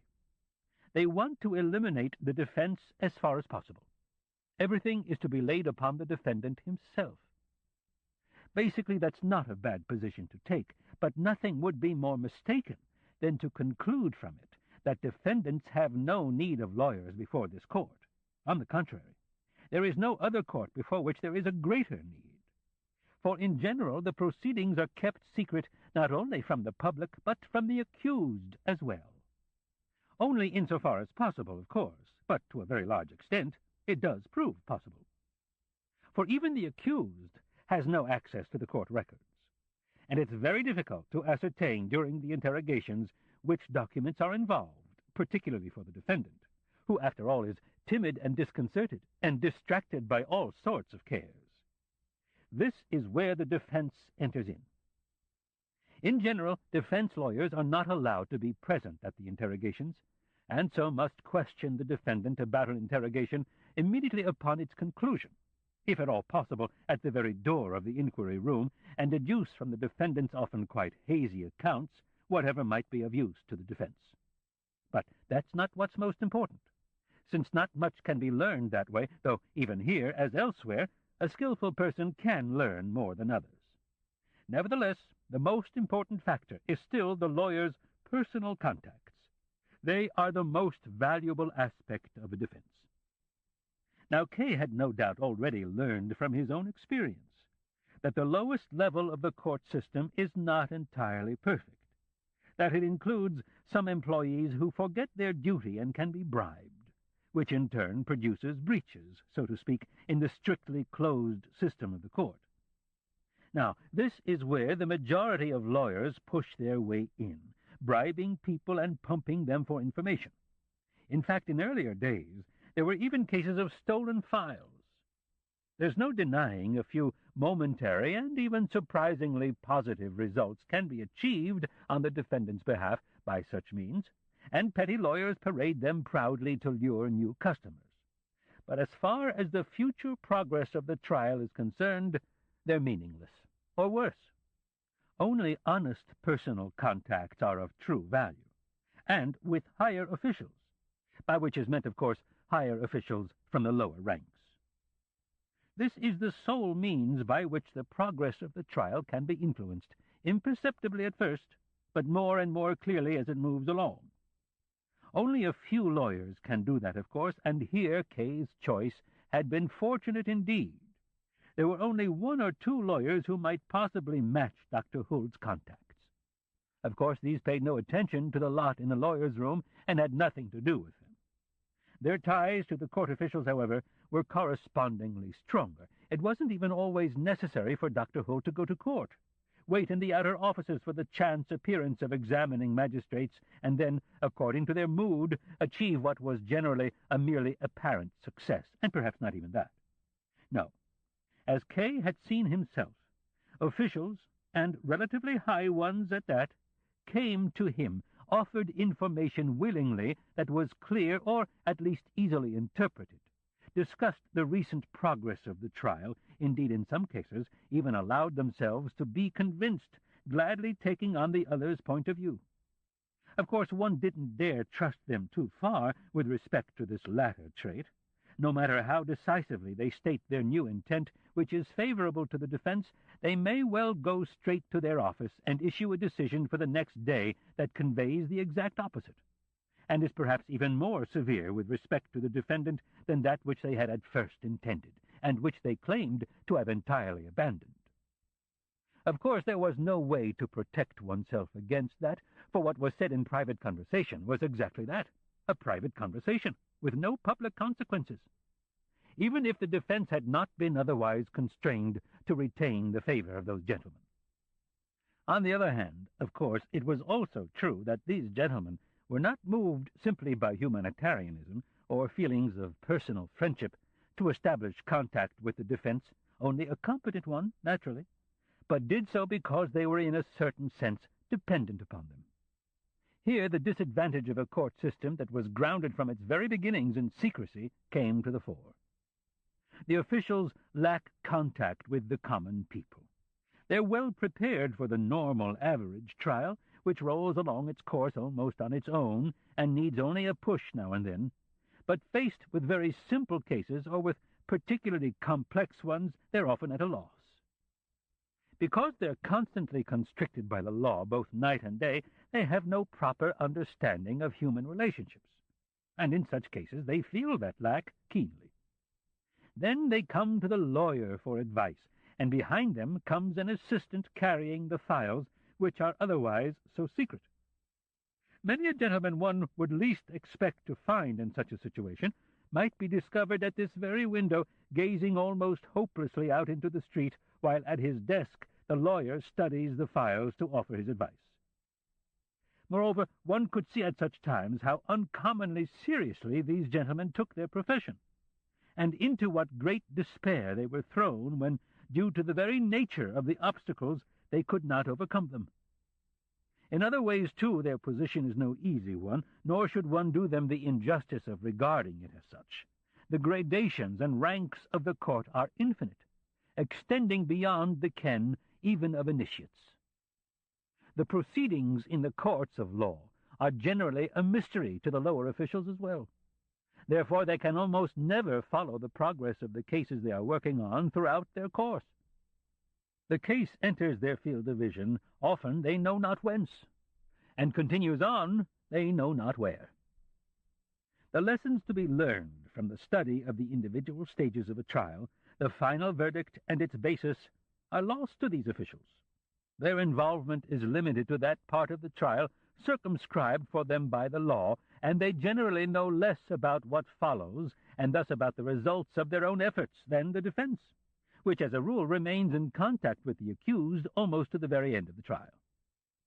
So in this respect, too, they can occasionally learn something of value from the defense. Was Kay still surprised, then, bearing all this in mind, at the irritability of the officials, which sometimes expressed itself, as everyone soon learned, in an insulting manner toward the parties involved? All officials are irritable, even when they appear calm. Of course, the petty lawyers suffer in particular from this.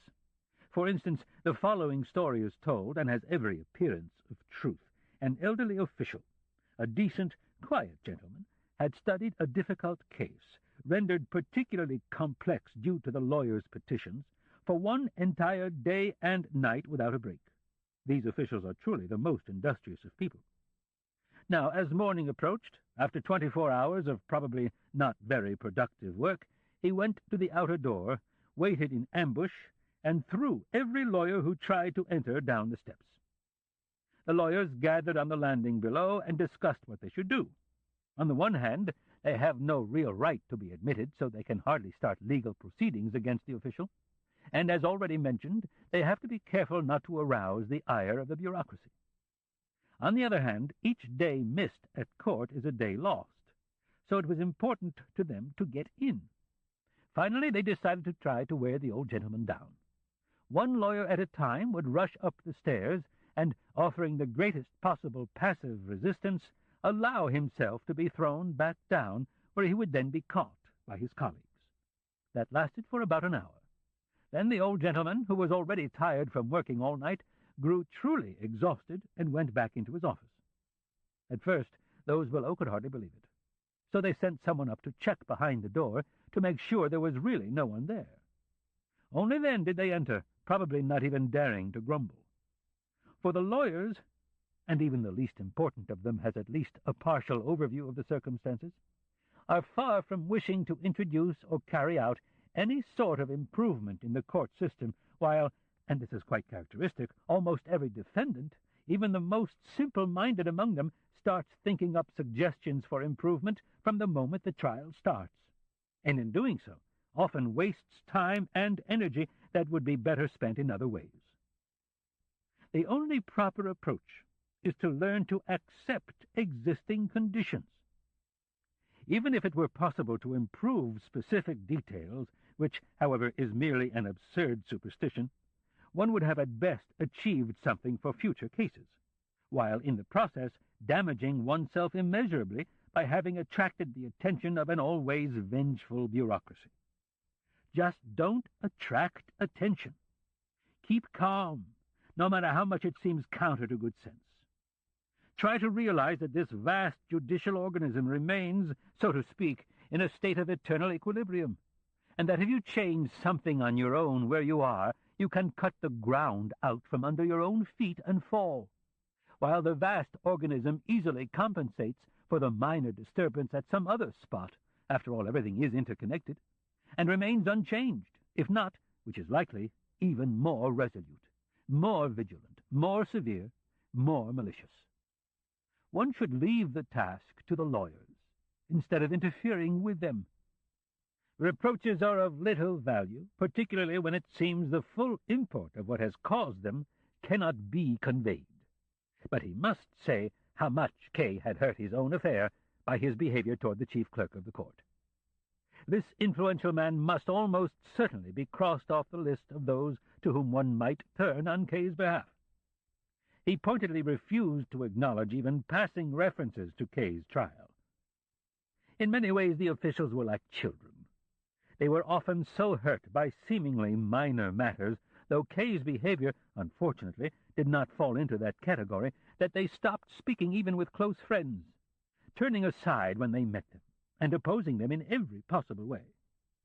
But then, surprisingly, and for no apparent reason, they would allow themselves a laugh at some small joke, attempted only because the situation seemed so hopeless, and were reconciled once more. It was both difficult and easy to relate to them. There were hardly any guidelines to go by.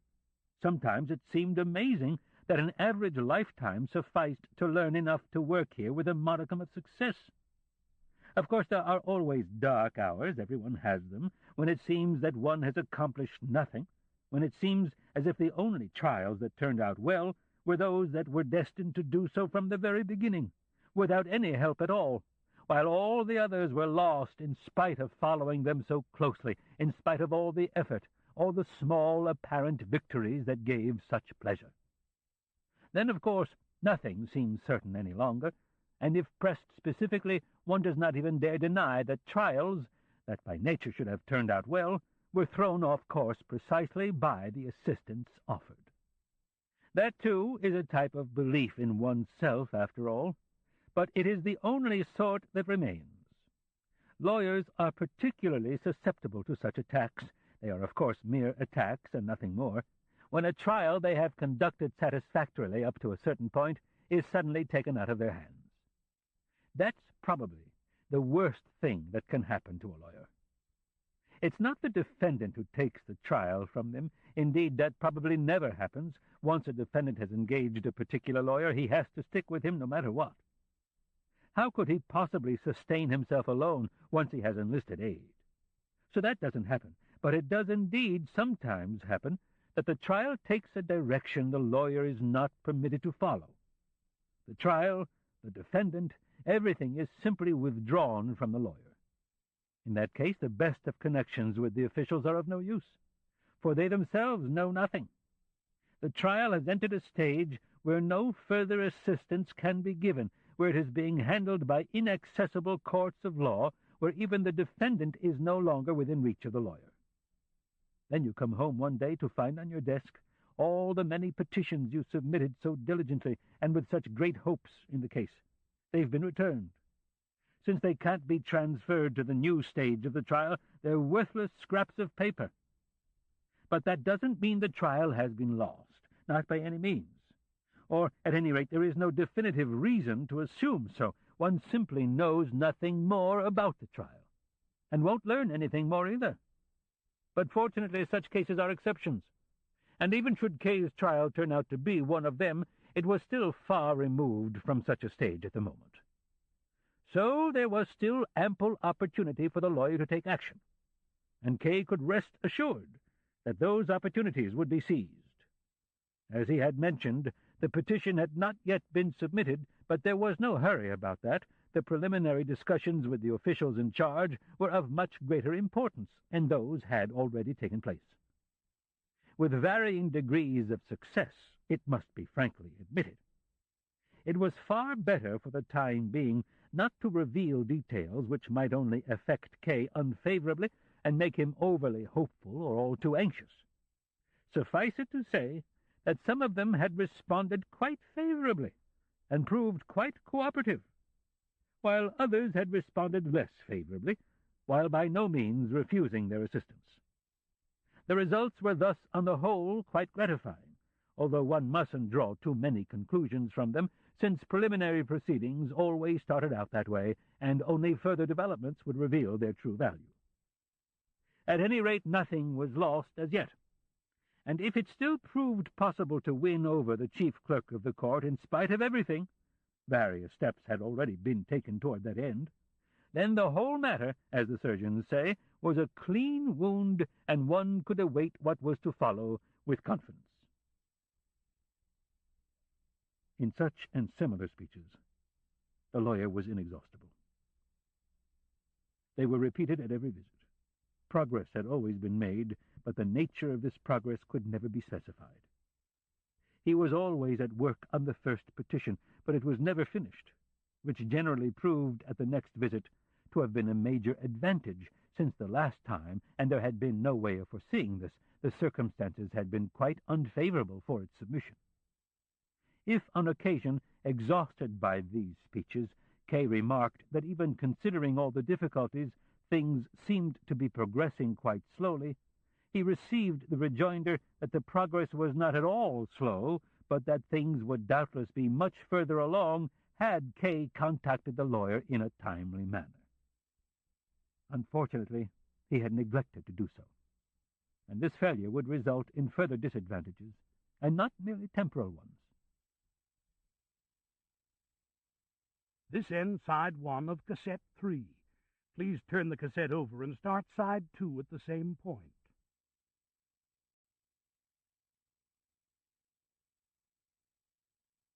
The only welcome interruption during these visits was Laney. who always knew how to arrange things so that she served the lawyer's tea in Kay's presence. Then she would stand behind Kay, apparently watching the lawyer as he bowed deeply over his cup, almost greedily, to pour his tea and drink it, while she secretly allowed Kay to grasp her hand. Total silence reigned. The lawyer drank, Kay squeezed Laney's hand, and Laney sometimes dared to stroke Kay's hair softly. "You're still here?" asked the lawyer when he had finished. "I wanted to clear away the dishes," said Laney. There was a last squeeze of the hand. The lawyer wiped his mouth and started speaking to Kay again, with renewed vigor. Was it consolation or despair the lawyer sought to produce? Kay didn't know, but he soon held it for an established fact that his defense was not in good hands. Everything the lawyer said might be true, although it was transparently clear he was primarily interested in emphasizing his own role and had probably never had a trial as important as he considered Kay's to be. But the constant emphasis on his personal contacts with officials remained suspicious. Were they being exploited solely to Kay's advantage? The lawyer never failed to remark that these were only lower-level officials who were thus themselves in a position of dependence and for whose advancement certain developments in the trials might presumably be of importance. Were they perhaps using the lawyer to effect such developments, which would of course be to the defendant's disadvantage? Perhaps they didn't do so in every trial. That would be unlikely. There were probably other trials in the course of which they allowed the lawyer certain advantages in exchange for his services, since they surely wished to maintain his good reputation undamaged. If that's how things really stood, however, what tack would they take in Kay's trial, which, as the lawyer explained, was a very difficult and important one that had excited a great deal of attention at court from the very start? There couldn't be much doubt about what they would do. Signs of it could already be seen in the fact that the thirst petition had still not been submitted, although the trial had already lasted for months, and that, according to the lawyer, everything was still in the beginning stages, which was, of course, admirably suited to lull the defendant to sleep and keep him in a state of helplessness, so that they could assault him suddenly with the verdict, or at least announce that the inquiry had concluded unfavorably for him and was being passed on to higher administrative authorities.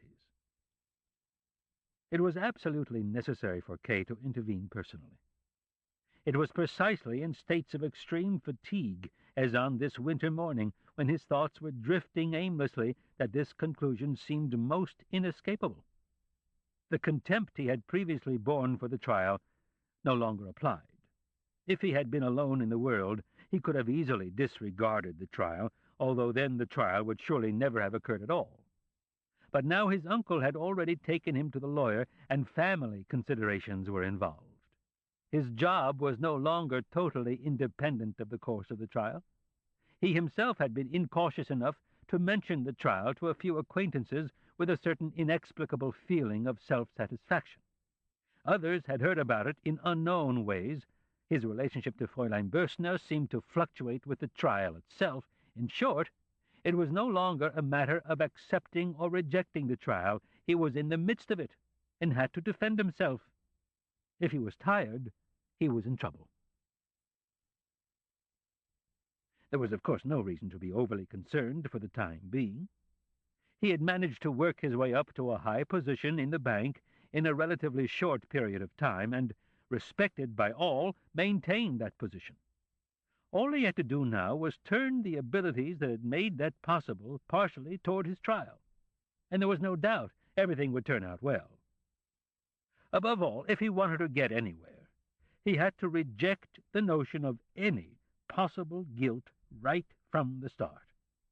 There was no guilt. The trial was no different than a major business deal, of the sort he had often concluded advantageously for the bank, a deal in which, as was customary, various dangers lurked that must be avoided.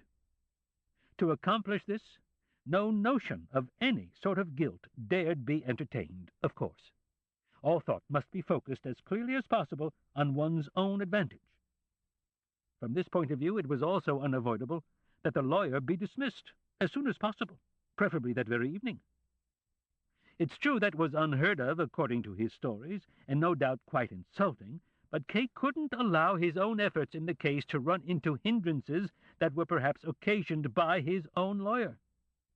Once he had shaken off his lawyer, however, he would need to submit the petition immediately, and to keep pressuring them daily, if possible, to consider it.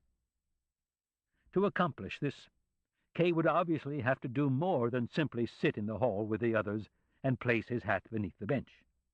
He, or the women, or some other messengers, would have to besiege the officials day after day, and force them to sit down at their desks and study Kay's petition instead of staring through the grill into the hall.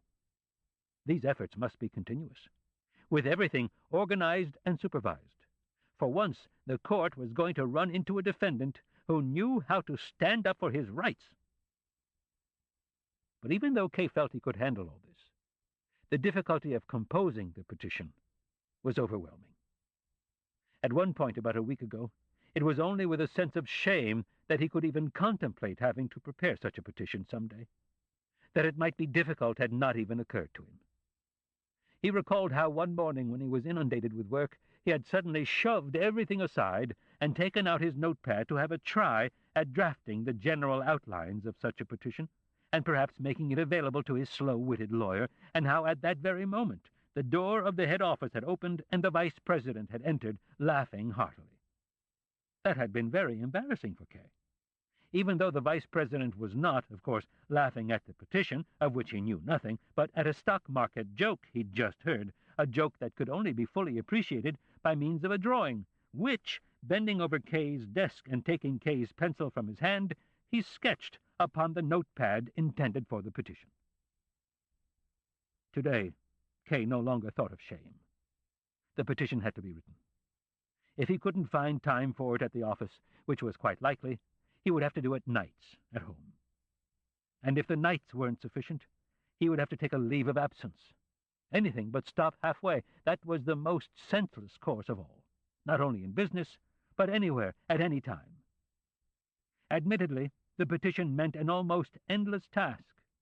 One needn't be particularly faint of heart to be easily persuaded of the impossibility of ever finishing the petition. Not because of laziness or deceit, the only things that kept the lawyer from finishing, but because without knowing the nature of the charge and all its possible ramifications, his entire life, down to the smallest actions and events, would have to be called to mind, described, and examined from all sides. And what a sad job that was. Perhaps someday after retirement it might provide a suitable occupation for a mind turned childish, and help to while away the lengthening days. But now, when Kay needed all his wits for his work, when, given that he was still on the rise and already a threat to the vice president, every hour went speeding by, and when he wished to enjoy the brief evenings and nights as a young man, now he was supposed to start writing his petition. Once more his thoughts ended in lament. Almost involuntarily, simply to put an end to them, he felt for the button of the buzzer connected to the waiting room. As he pressed it, he looked up at the clock. It was 11 o'clock. He had been daydreaming for 2 hours, a long and valuable stretch of time, and was, of course, even wearier than before. Nevertheless, the time had not been wasted. He had reached decisions that might prove of value. Along with assorted mail, the assistant brought in 2 business cards from gentlemen who had been waiting to see Kay for some time. They were, in fact, very important customers of the bank who should not have been left waiting on any account. Why had they shown up at such an inopportune time? And why, the gentlemen seemed to respond in turn from behind the closed door, did the industrious Kay use prime business time for his private affairs? Tired from what he had already gone through, and tiredly awaiting what was yet to come, Kay rose to greet the first of them. He was a short, jovial gentleman, a manufacturer Kay knew well. He apologized for interrupting Kay in the midst of important work, while Kay apologized in turn for keeping the manufacturer waiting so long. But even this apology was delivered so mechanically, and with such false emphasis, that the manufacturer, had he not been entirely engrossed in the business at hand, would surely have noticed it. Instead, he hurriedly pulled figures and tables from every pocket, spread them before Kay, explained various entries, corrected a small error in the calculations that he'd caught in even this hasty survey, reminded Kay of a similar transaction he had concluded with him around a year ago, mentioned in passing that this time another bank was making great sacrifices to secure the deal, and finally fell silent to hear Kay's reaction. Kay had actually followed the manufacturer's explanations closely at first, and had been caught up by the thought of a major business deal, but unfortunately not for long. He soon stopped listening, nodded a while longer at the more emphatic exclamations of the manufacturer, but in the end abandoned even that, and limited himself to staring at the bald head bent over the papers, wondering when the manufacturer would finally realize that his entire presentation was in vain. As he now fell silent, Kay actually believed at first it was meant to give him an opportunity to confess he could no longer listen. But to his regret he saw from the expectant gaze of the manufacturer, who was obviously prepared for any possible rejoinder, that the business conference was going to continue. So he ducked his head as if at an order, and began moving his pencil back and forth above the papers, stopping here and there to stare at a number. The manufacturer sensed objections. Perhaps the figures weren't really firm. Perhaps they weren't truly conclusive. In any case, the manufacturer placed his hand on the papers and, drawing right up against Kay, launched once more into a general description of the project. "It's complicated," Kay said, pursing his lips, and since the papers, the only thing he could grasp, were covered, he slumped against the arm of his chair. He glanced up only weakly, even when the door to the head office opened, and, somewhat blurred, as if behind a gauzy veil, the figure of the vice president appeared.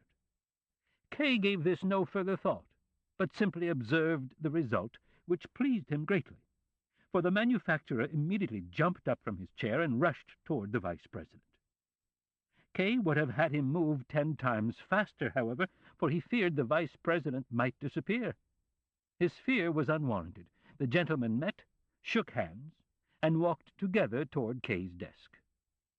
The manufacturer complained because the financial officer had shown so little inclination for the project, and pointed toward Kay, who, beneath the vice president's gaze, bent over the papers once more. As the two leaned against the desk, and the manufacturer now began to try to win over the vice president, it seemed to Kay as if the two men, whose size he mentally exaggerated, were negotiating with each other about him. Slowly he tried to ascertain, with cautiously upturned eyes, what was happening above him, took one of the sheets of paper from the desk without looking at it, placed it on the palm of his hand, and lifted it at last to the men as he himself stood up. He had nothing in particular in mind as he did so, but simply acted in the belief that he would have to behave thus when he finally prepared the grand petition that would totally exonerate him. The vice president, who had followed the conversation with the closest attention, simply glanced at the sheet, not even bothering to read it, since whatever was of importance to the financial officer was of no importance to him, took it from Kay's hand, said, "Thanks, I already know all about it," and laid it back calmly on the desk. Kay gave him a bitter sidelong glance. But the vice president didn't notice at all, or if he did notice, it only amused him. He laughed aloud several times, put the manufacturer at an obvious loss once with a shrewd reply, but quickly smoothed things over by raising an objection to his own position, and finally invited him to join him in his office, where they could bring the matter to a close. "It's a very important project," he said to the manufacturer. "I see that quite clearly, and our chief financial officer," even this remark was actually addressed only to the manufacturer, "will certainly be pleased if we take it off his hands. It's a matter that requires calm consideration. But he appears overburdened today, and a number of people have already been waiting hours for him in the outer office." Kay retained just enough self-control to turn away from the vice president and direct his friendly but rigid smile solely to the manufacturer. Otherwise he made no attempt to intervene, leaned forward slightly with both hands propped on his desk, like a clerk at his station, and looked on as the two men continued talking, picked up the papers from the desk, and disappeared into the head office. While still in the doorway, the manufacturer turned, said he wouldn't take his leave as yet, but would of course inform the financial officer of the outcome of the discussion, and that he still had one other small matter to mention to him. At last Kay was alone. He had no intention of admitting any other clients, and he was only vaguely conscious of how pleasant it was that the people outside believed he was still dealing with a manufacturer, so that no one, not even his assistant, could enter. He went to the window, sat down on the broad sill, held on tightly to the handle with one hand, and looked out onto the square. The snow was still falling. The day had not yet brightened. He sat like that for a long time, without knowing what was actually troubling him, just glancing over his shoulder with a start from time to time at the door to the waiting room, where he mistakenly thought he heard a noise. But when no one arrived, he relaxed, went to the wash-basin, washed his face with cold water, and returned to his place at the window with a clearer head. The decision to take charge of his own defense appeared more momentous now than he had originally assumed. So long as he had shifted the burden of his defense to his lawyer, the trial had not affected him all that much. He had observed it from afar and could scarcely be touched by it directly. He could check up on his case whenever he wished, but he could also pull his head back whenever he wanted to. Now, on the other hand, if he intended to undertake his own defense, he would have to expose himself fully to the court for the moment. The result would eventually be his full and definitive release. But in order to achieve this, he must temporarily place himself in far greater danger than before.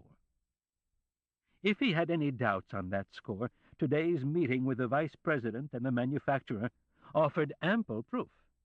How could he have just sat there, totally paralyzed by the mere decision to defend himself? What would things be like later? The days that lay ahead? Would he find the path that led through it all to a favorable end? Didn't a painstaking defense, and any other kind would be senseless, didn't a painstaking defense simultaneously imply the necessity of cutting himself off as far as possible from everything else? Would he successfully survive that? And how was he supposed to do that here at the bank? It wasn't just a matter of the petition, for which a leave might perhaps suffice, although requesting one just now would be taking a great chance.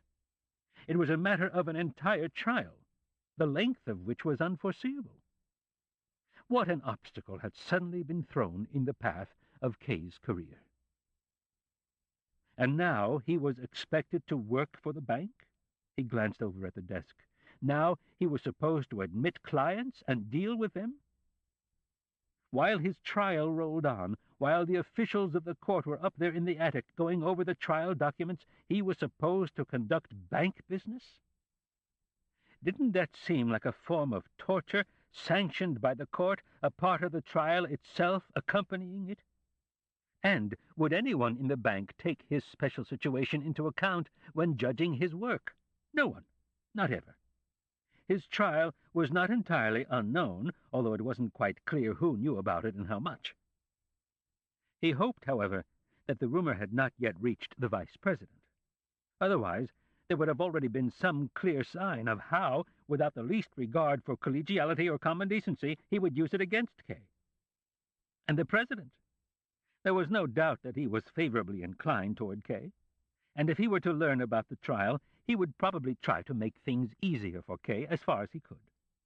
But with little success, to be sure, since now that the counterweight Kay had offered up to this point was starting to weaken, he was falling increasingly under the influence of the vice president, who was also taking advantage of the president's precarious state of health to strengthen his own position.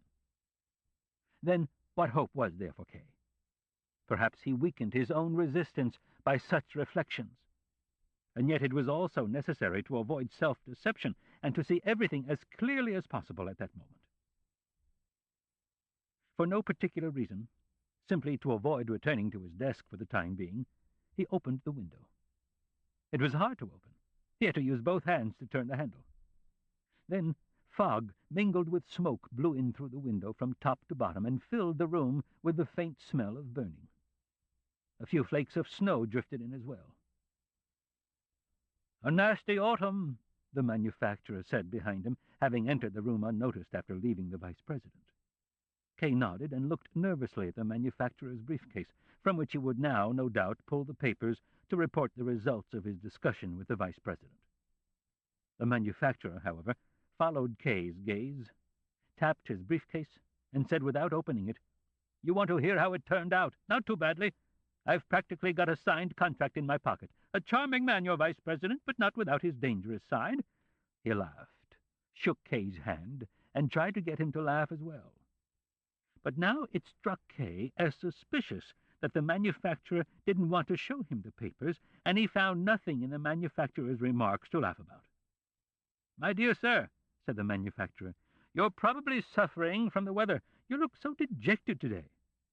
"Yes," said Kay, and pressed his hand to his forehead. "A headache. Family problems."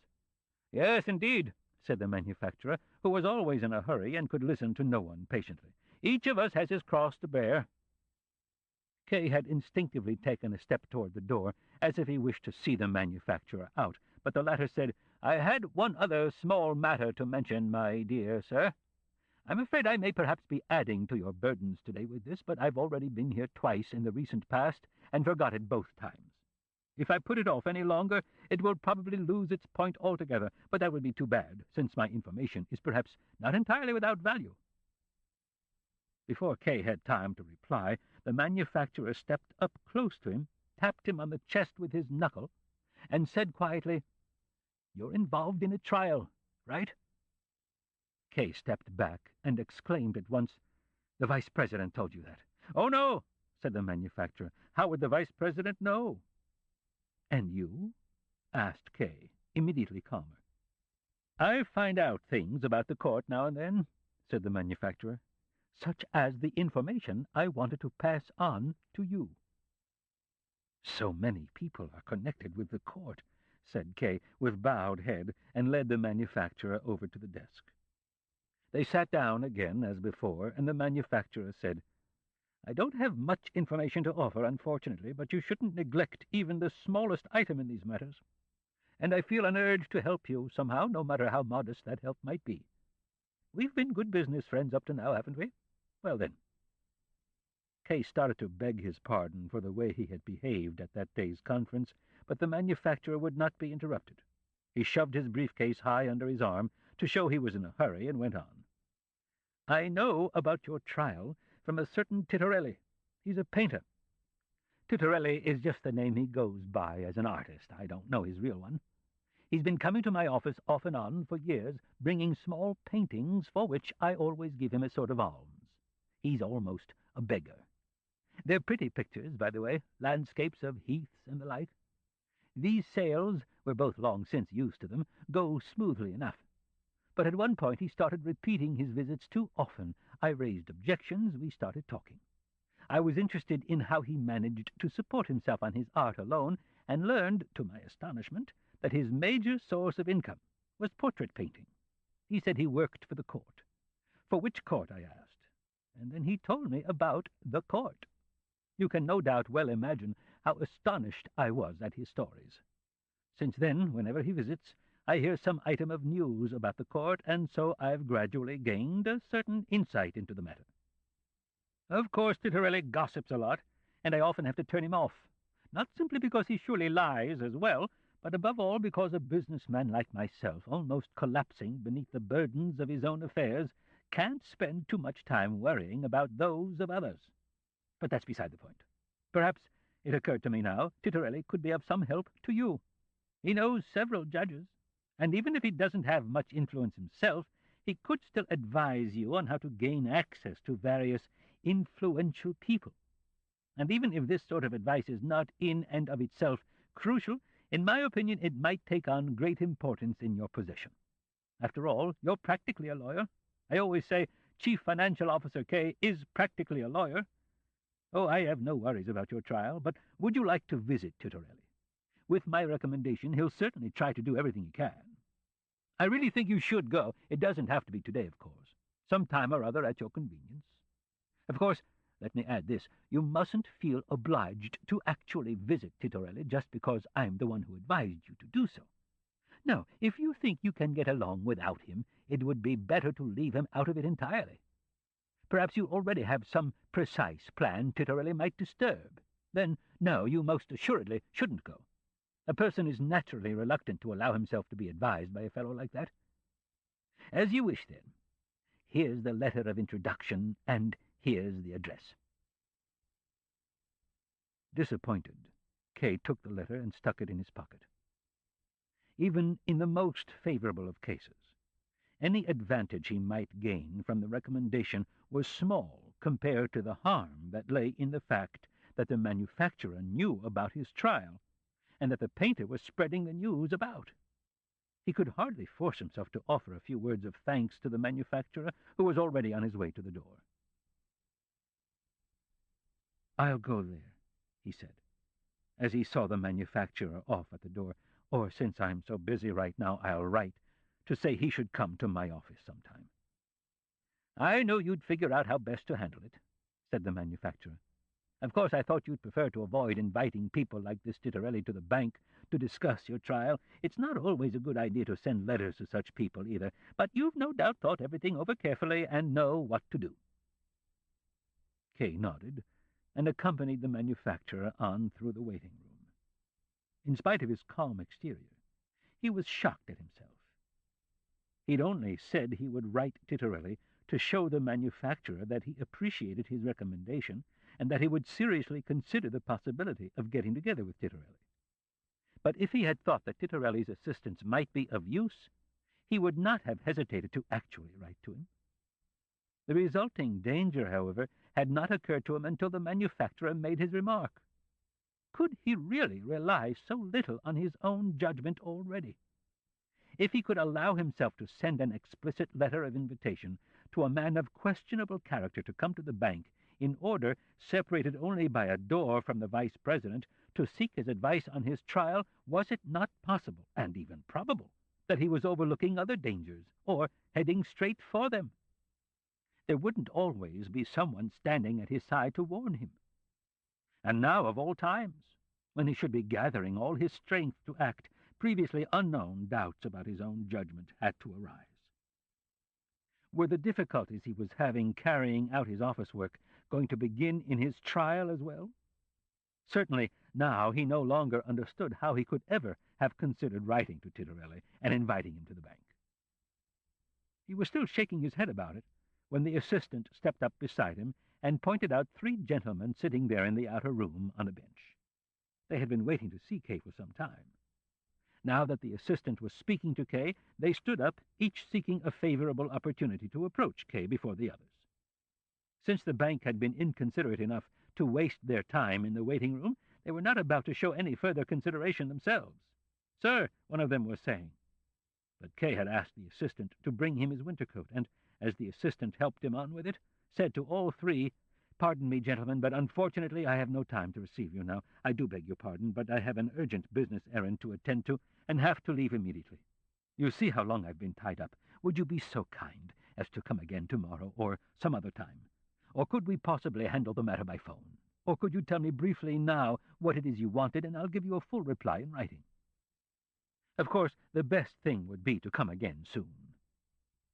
Kay's suggestions so astonished the gentlemen, who had evidently waited entirely in vain, that they stared at each other in total speechlessness. "It's settled, then?" asked Kay, turning to the assistant, who now brought him his hat as well. Through the open door of Kay's office, one could see that the snow was falling much more heavily outside.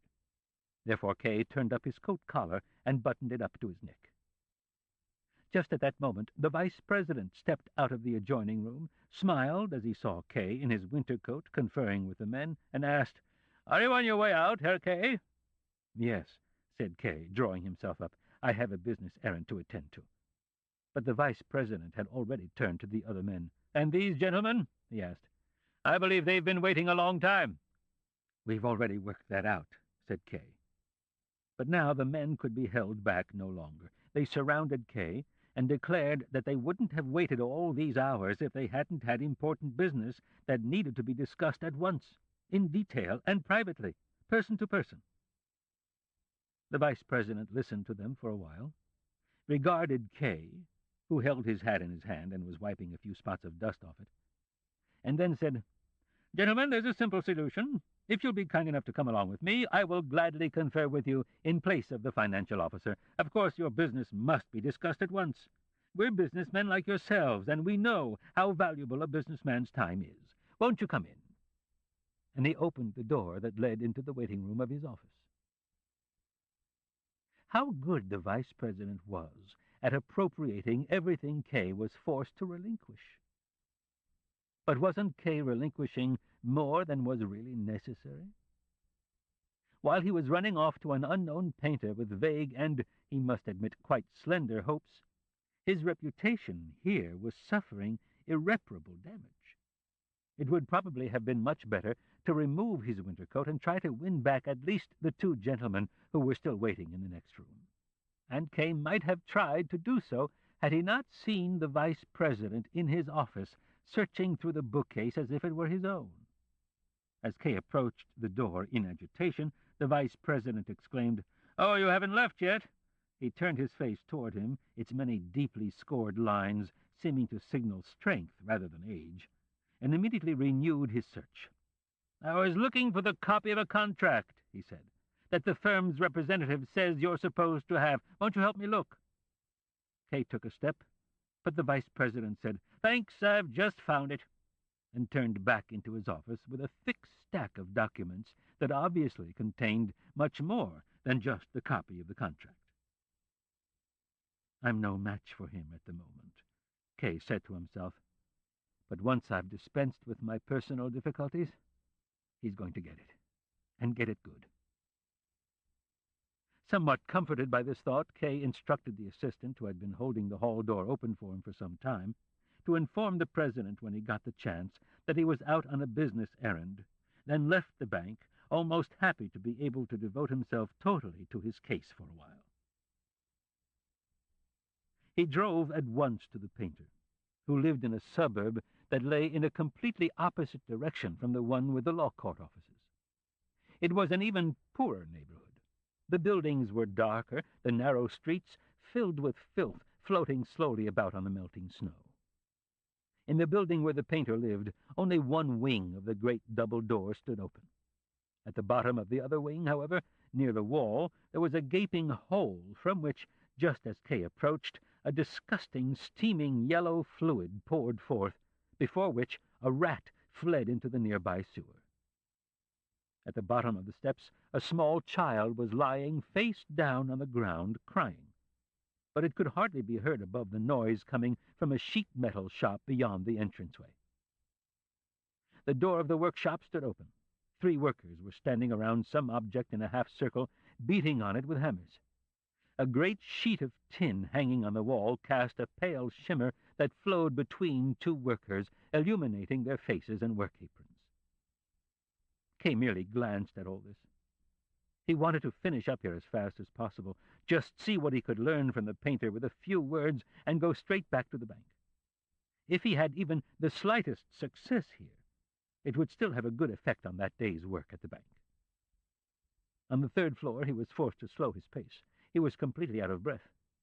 The steps were unusually high, and the flights unusually long, and the painter supposedly lived right at the top in an attic room. The air was oppressive as well. There was no stairwell. The narrow stairs were closed in on both sides by walls with only a few small windows here and there, high up near the ceiling. Just as Kay paused for a moment, a few little girls ran out of an apartment and rushed on up the stairs laughing. Kay followed them slowly, caught up with one of the girls, who had stumbled and remained behind the others, and asked, as they continued to climb the stairs together, "Does a painter named Titorelli live here?" The girl, 13 at most, and somewhat hunchbacked, poked him with her elbow and peered up at him sideways. Neither her youth nor her deformity had prevented her early corruption. She didn't even smile, but instead stared boldly and invitingly at Kay. Ignoring her behavior, Kay asked, "Do you know the painter Titorelli?" She nodded and asked in turn, "What do you want with him?" Kay thought it would be to his advantage to pick up a little quick knowledge about Titorelli. "I want him to paint my portrait," he said. "Paint your portrait?" she asked, opening her mouth wide and pushing Kay lightly with her hand as if he had said something extraordinarily surprising or gauche. Then she lifted her little skirt, which was extremely short to begin with both hands, and ran as fast as she could after the other girls, whose cries were already disappearing indistinctly above. At the very next landing, however, Kay met up with all the girls again. They had evidently been informed of Kay's intentions by the hunchback and were waiting for him. They stood on both sides of the steps, pressed themselves against the walls so that Kay could pass comfortably between them, and smoothed their smocks with their hands. Their faces, as well as the guard of honor they formed, conveyed a mixture of childishness and depravity.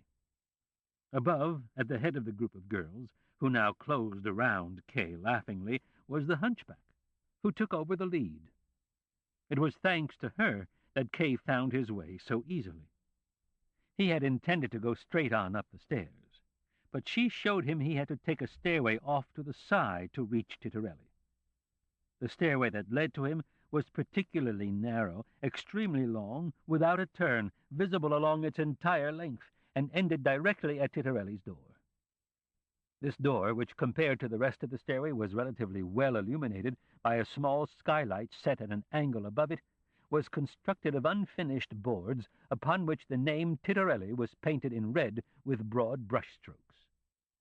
Kay was barely halfway up the stairs with his retinue when the door above them opened slightly, apparently in response to the sound of all the feet, and a man appeared in the crack of the door, seemingly dressed only in his nightshirt. "Oh!" he cried as he saw the crowd approaching, and disappeared. The hunchback clapped her hands with joy, and the rest of the girls pushed behind Kay to hurry him along. They weren't even all the way up yet, however, when the painter flung the door open wide and with a deep bow invited Kay to enter. The girls, on the other hand, he fended off. He wouldn't let a single one in, no matter how they begged, no matter how hard they tried to push their way in, if not with his permission, then against his will. Only the hunchback managed to slip under his outstretched arm, but the painter raced after her, seized her by the skirts, whirled her once around him, and then set her back down in front of the door with the other girls, who had not dared cross the threshold when the painter abandoned his post. Kay didn't know how to judge all this. It looked as if the whole thing was happening on friendly terms. The girls by the door craned their necks one after the other, called out various humorously intended remarks to the painter that Kay couldn't catch, and the painter laughed as well while the hunchback almost flew in his hands. Then he shut the door, bowed to Kay again, held out his hand, and introduced himself. "I'm Titorelli, the artist." Kay pointed to the door, behind which the girls were whispering, and said, "You seem very popular here in the building." "Oh, those brats," said the painter, and tried in vain to button his nightshirt around his neck.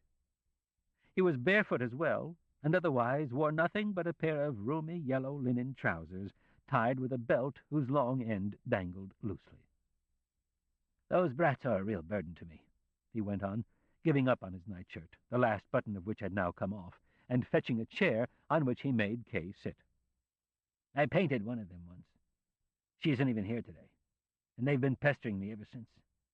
If I'm here, they only come in when I let them, but if I go away, there's always at least one of them here. They've had a key made to my door, and lend it to each other. You can't imagine how annoying that is.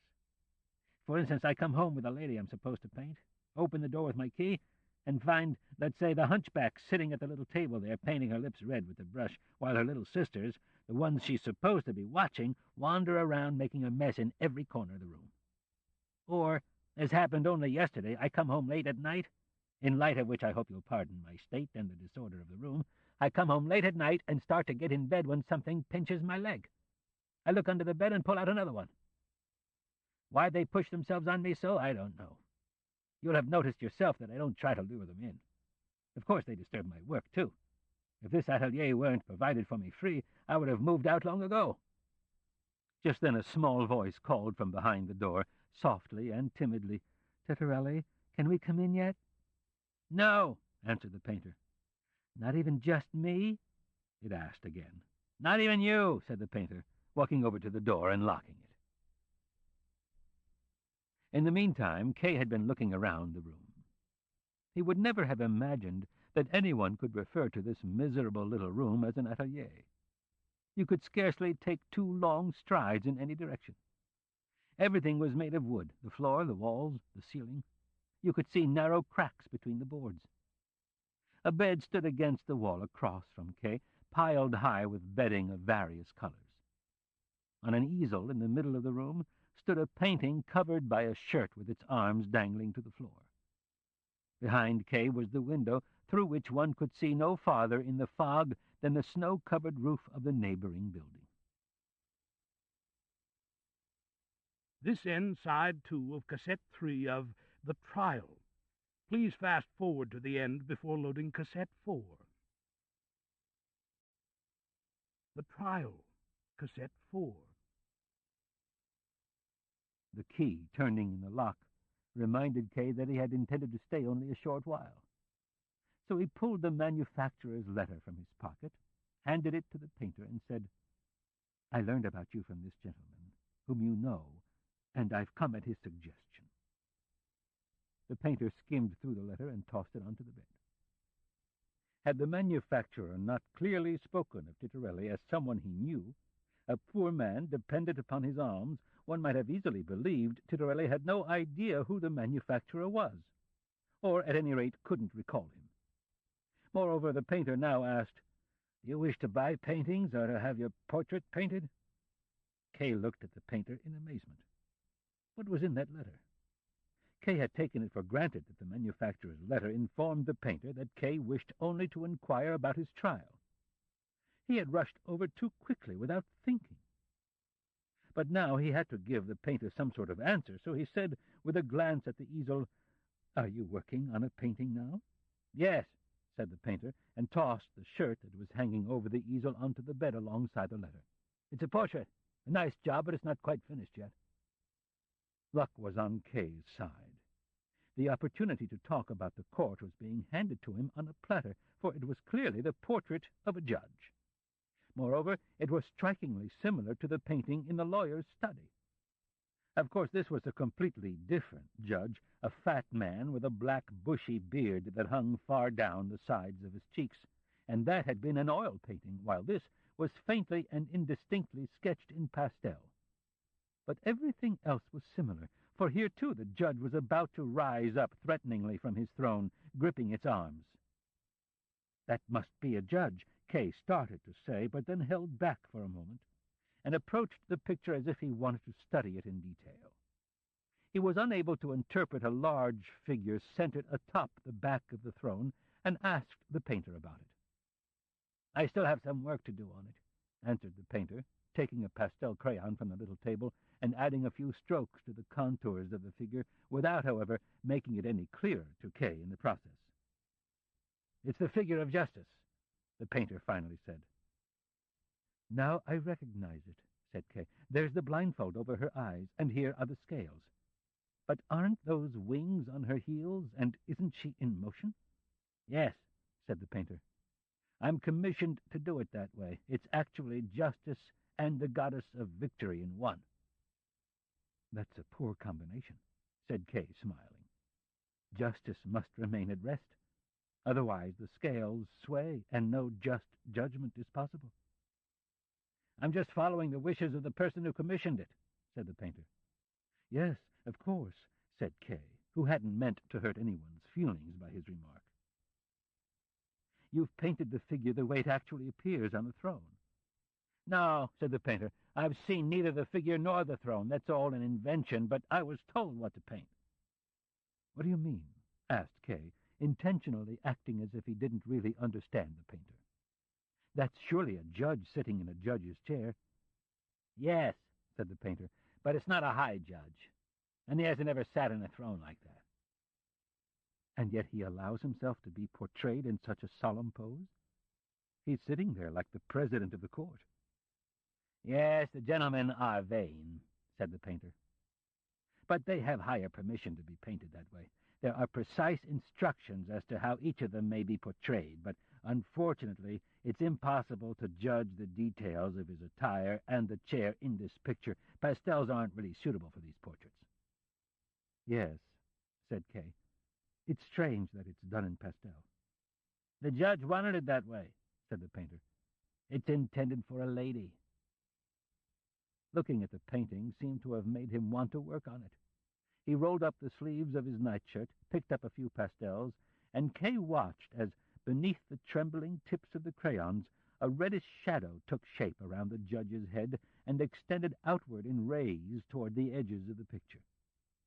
Gradually, this play of shadow surrounded the head like an ornament, or a sign of high distinction.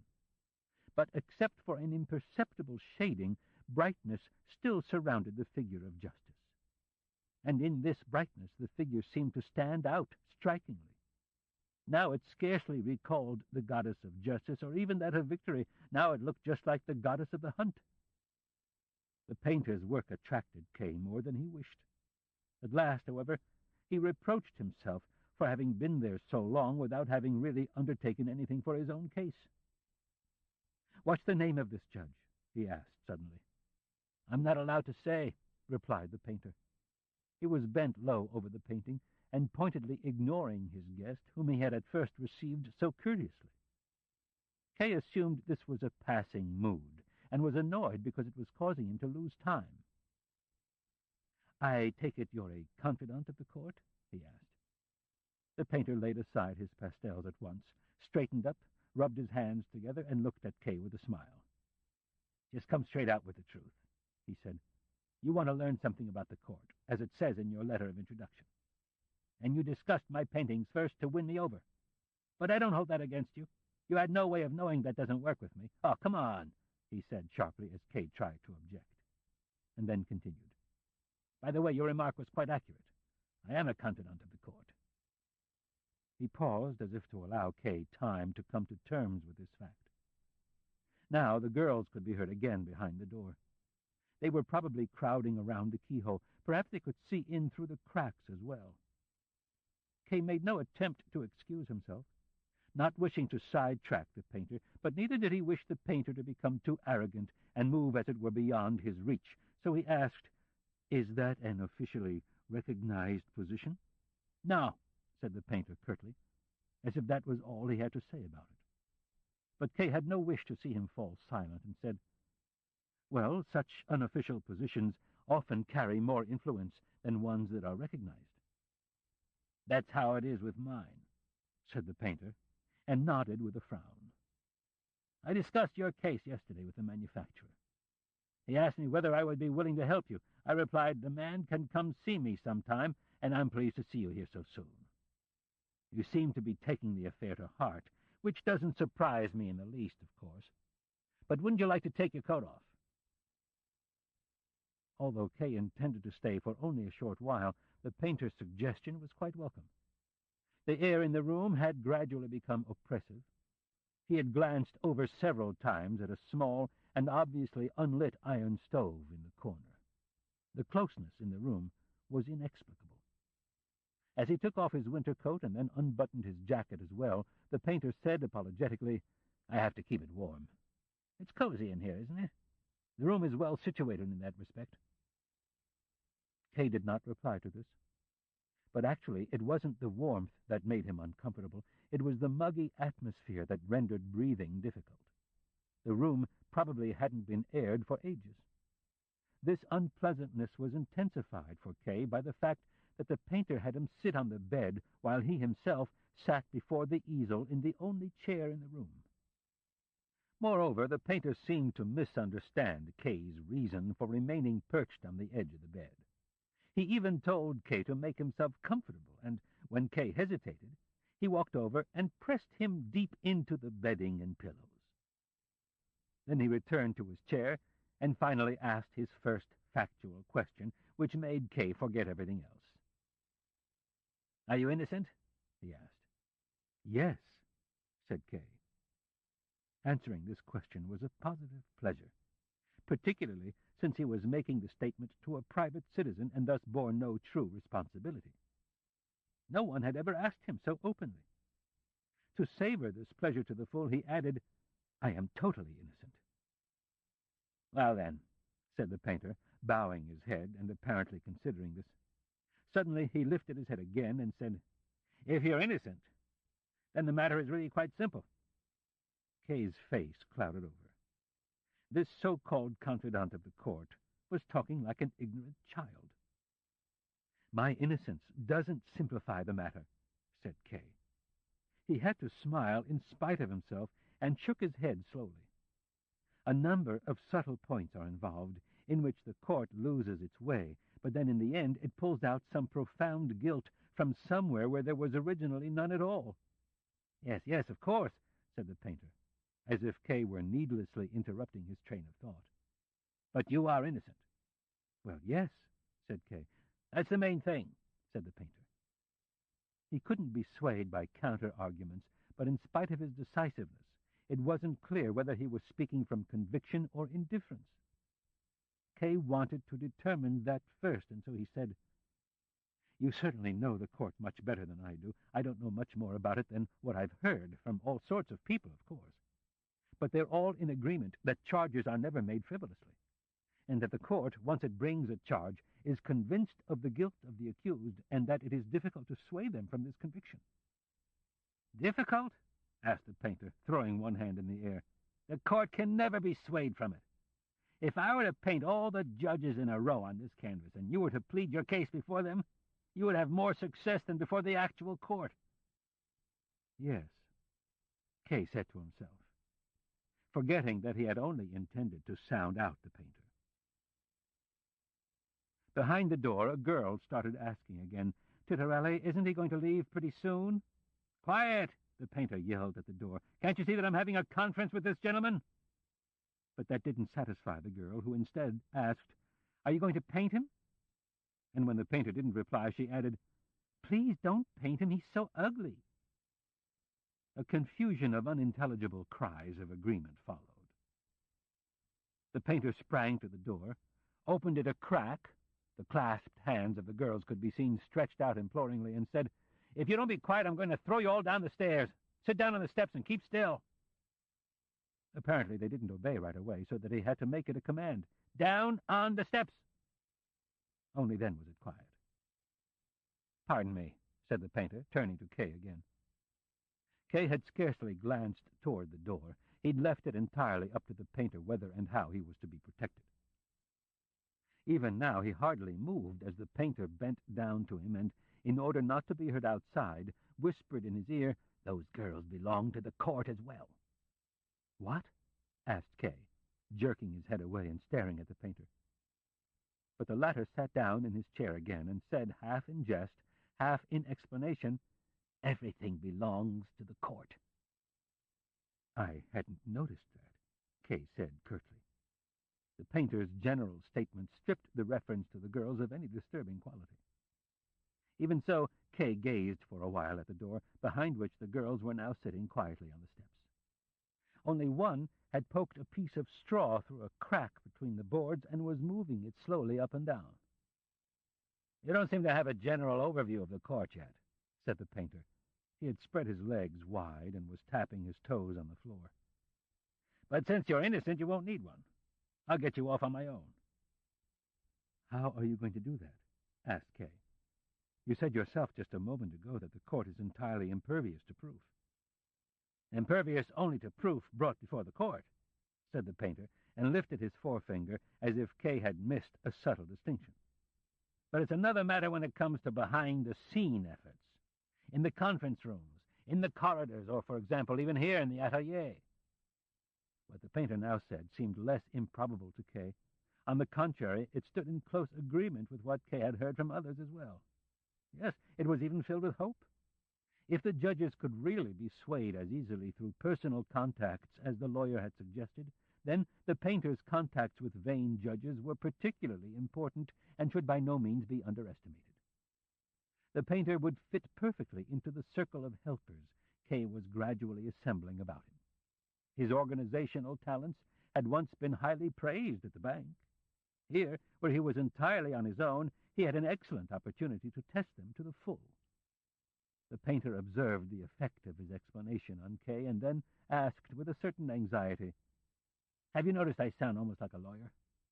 It's constantly interacting with gentlemen of the court that influences me. Of course, I profit greatly from it. but I tend to lose a good deal of artistic energy. How did you first come in contact with the judges? Asked Kay. He wanted to win the painter's confidence before directly enlisting his aid. That was quite simple, said the painter. I inherited the connection. My father himself was a court painter. It's one post that's always hereditary. New people are of no use for it. The rules for painting the various levels of officials are so numerous, so varied, and above all so secret, that they simply aren't known beyond certain families. There, in that drawer, for example, I have my father's notes, which I show to no one. But only someone who knows them is equipped to paint the judges. Nevertheless, even if I were to lose them, I still carry so many rules in my head that no one could ever dispute my right to the post. Every judge wants to be painted like the great judges of old, and only I can do that. That's an enviable situation, said Kay, who was thinking about his own position in the bank. So your position is unshakable? Yes, unshakable, said the painter, proudly lifting his shoulders. And that allows me to take a chance now and then helping a poor man with his trial. And how do you do that? Asked Kay, as if he were not the one the painter had just called a poor man. But the painter wouldn't be sidetracked, saying instead, In your case, for example, since you're entirely innocent, I plan to undertake the following. This repeated reference to his innocence was beginning to annoy Kay. At times it seemed to him as if by such remarks the painter was insisting upon a favorable outcome to the trial as a precondition for his help, which thus amounted to nothing on its own, of course. But in spite of these doubts, Kay controlled himself and didn't interrupt the painter. He didn't want to do without the painter's help, he was sure of that, and that help seemed no more questionable than the lawyer's. In fact, Kay far preferred the former because it was offered more simply and openly. The painter had pulled his chair closer to the bed and continued in a low voice, I forgot to ask first, what sort of release you want? There are three possibilities, actual acquittal, apparent acquittal, and protraction. Actual acquittal is best, of course, but I don't have the slightest influence on that particular result. In my opinion, there's not a single person anywhere who could have an influence on an actual acquittal. In that case, the defendant's innocence alone is probably decisive. Since you're innocent, it would actually be possible to rely on your innocence alone. But then you wouldn't need help from me or anyone else. This orderly presentation took Kay aback at first. But then he said, as quietly as the painter, I think you're contradicting yourself. How? The painter asked patiently and leaned back with a smile. This smile made Kay feel as if he were trying to reveal contradictions not so much in the words of the painter as in the legal process itself. Nevertheless, he did not retreat, but said, You remarked earlier that the court is impervious to proof. Later, you restricted this to the public aspect of the court, and now you even claim that an innocent man needs no help at all before the court. That's a contradiction in itself. Moreover, you also stated earlier that judges can be personally influenced, although you now deny that actual acquittal, as you call it, can ever be achieved through personal influence. That's a second contradiction. These contradictions can be easily explained, said the painter. We're talking about two different things here, what the law says and what I've experienced personally. You mustn't confuse the two. In the law, which I've never read, mind you, it says, of course, on the one hand, that an innocent person is to be acquitted. On the other hand, it does not say that judges can be influenced. My own experience, however, has been precisely the opposite. I know of no actual acquittals, but know many instances of influence. Of course, it's possible that in the cases I'm familiar with, no one was ever innocent. But doesn't that seem unlikely? In all those cases, not one single innocent person? Even as a child, I listened closely to my father when he talked about trials at home, and the judges who came to his atelier discussed the court as well. In our circles, no one talked of anything else. From the moment I was allowed to go to court, I attended constantly, heard the crucial stages of innumerable trials, followed them insofar as they could be followed, and, I must admit, I never saw a single actual acquittal. Not a single acquittal, then, said Kay, as if speaking to himself and to his hopes. That confirms the opinion I've already formed of this court. So it has no real point in that respect either. A single hangman could replace the entire court. You mustn't generalize, said the painter, displeased. I've spoken only of my own experience. That's quite enough, said Kay. Or have you heard of acquittals in earlier times? Such acquittals are said to have occurred, of course, said the painter, but that's extremely difficult to determine. The final verdicts of the court are not published, and not even the judges have access to them. Thus, only legends remain about ancient court cases. These tell of actual acquittals, of course, even in a majority of cases. You can believe them, but they can't be proved true. Nevertheless, they shouldn't be entirely ignored. They surely contain a certain degree of truth. And they are very beautiful. I myself have painted a few pictures based on such legends. Mere legends can't change my opinion, said Kay. I assume these legends can't be cited in court. The painter laughed. No, they can't, he said. Then it's useless talking about them, said Kay.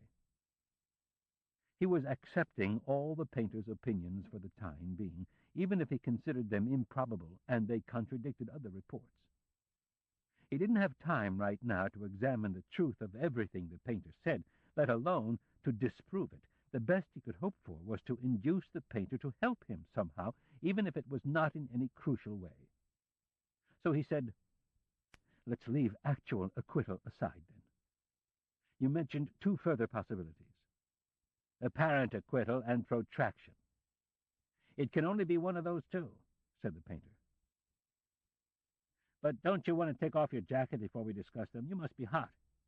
Yes, said Kay, who up to then had been concentrating solely on the painter's explanations, but whose forehead now broke out in heavy sweat as he was reminded of the heat. It's almost unbearable. The painter nodded, as if he could well understand Kay's discomfort. Couldn't we open the window? Kay asked. No, said the painter. It's just a pane of glass set in the wall. It can't be opened. Kay now realized that he had been hoping the whole time that either the painter or he would suddenly walk to the window and throw it open. He was prepared to inhale even the fog with an open mouth. The sense of being entirely cut off from outside air made him dizzy. He struck the featherbed beside him softly and said in a weak voice, "That's uncomfortable and unhealthy." "Oh, no," said the painter in defense of his window. "Since it can't be opened, it holds in the heat better than a double-paned window, even though it's only a single sheet of glass. If I want to air things out, which is hardly necessary, since air comes in through all the cracks between the boards, I can open one of my doors, or even both of them." Somewhat comforted by this explanation, Kay looked around for the second door. The painter noticed this and said, "It's behind you. I had to block it with the bed." Only then did Kay see the little door in the wall. "This room is really too small for an atelier," said the painter, as if wishing to forestall a criticism on Kay's part. "I've had to arrange things as best I could. Of course, the bed is very poorly situated in front of the door. That's the door the judge I'm currently painting always uses, for example, and I've given him a key to it so he can wait for me here in the atelier, even when I'm not at home. But he generally arrives early in the morning while I'm still asleep. Of course, I'm always awakened from a sound sleep when the door by the bed opens. You'd lose any respect you have for judges if you could hear the curses I shower on him as he climbs across my bed in the morning. Of course, I could take the key away from him, but that would only make matters worse. All the doors here can be torn off their hinges with a minimum of effort." Throughout these remarks, Kay had been debating whether or not to take off his jacket.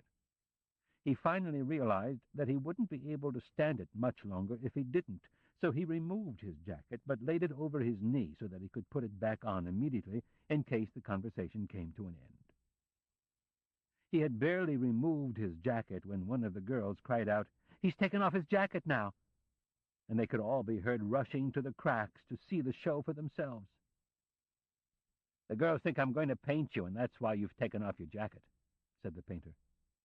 "I see," said Kay, only slightly amused, for he didn't feel much better than before, even though he was now sitting in his shirt-sleeves. Almost grumpily, he asked, "What were the two other possibilities called?" He had already forgotten the terms. "Apparent acquittal and protraction," said the painter.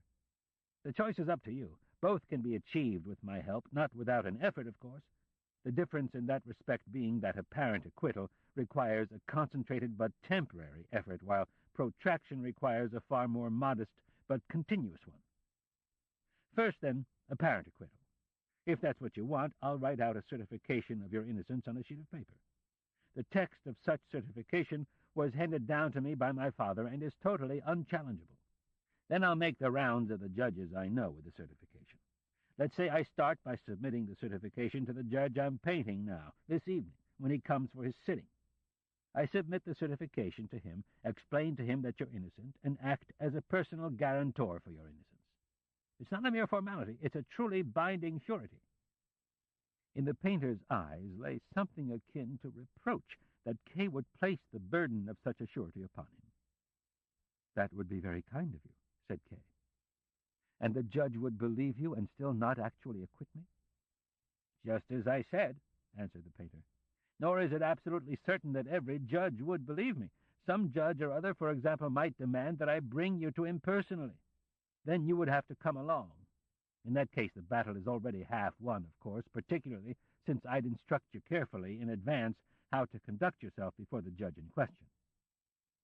Things are more difficult in the case of those judges who turn me away from the very start, and that will happen too. We'll just have to give up on those, not without trying several times, of course, but we can afford that, since individual judges can't decide the issue. Now, when I've gathered enough judges' signatures on the certification, I take it to the judge who's currently conducting your trial. Perhaps I have his signature already. Then things go a little more quickly than usual. In general, there aren't many more obstacles then. That's the period of highest confidence for the defendant. It's remarkable but true that people are more confident at this stage than after the acquittal. No further special effort is required. The judge has on the certification the surety of a number of judges. He can acquit you with no second thoughts, and after going through various formalities will no doubt do so to please me and his other acquaintances. You, however, leave the court a free man." "So then I'm free," Kay said hesitantly. "Yes," said the painter, "but only apparently free, or more accurately, temporarily free. Judges on the lowest level, and those are the only ones I know, don't have the power to grant a final acquittal. That power resides only in the highest court, which is totally inaccessible to you and me and everyone else. We don't know what things look like up there, and incidentally, we don't want to know. Our judges, then, lack the higher power to free a person from the charge, but they do have the power to release them from it. When you are acquitted in this sense, it means the charge against you is dropped for the moment, but continues to hover over you, and can be reinstated the moment an order comes from above. Because I have such a close relationship with the court, I can also explain how the distinction between actual and apparent acquittal reveals itself in purely formal terms in court regulations. In an actual acquittal, the files relating to the case are completely discarded. They disappear totally from the proceedings. Not only the charge, but the trial and even the acquittal are destroyed. Everything is destroyed. An apparent acquittal is handled differently. There is no further change in the files except for adding to them the certification of innocence, the acquittal, and the grounds for the acquittal. Otherwise, they remain in circulation. Following the law court's normal routine, they are passed on to the higher courts, come back to the lower ones, swinging back and forth with larger or smaller oscillations, longer or shorter interruptions. These paths are unpredictable. Externally, it may sometimes appear that everything has been long since forgotten. The file has been lost, and the acquittal is absolute. No initiate would ever believe that. No file is ever lost, and the court never forgets. Some day, quite unexpectedly, some judge or other takes a closer look at the file, realizes that the case is still active, and orders an immediate arrest. I'm assuming here that a long time has passed between the apparent acquittal and the new arrest. That's possible, and I know of such cases. But it's equally possible that the acquitted individual leaves the court, returns home, and finds agents already there, waiting to arrest him again.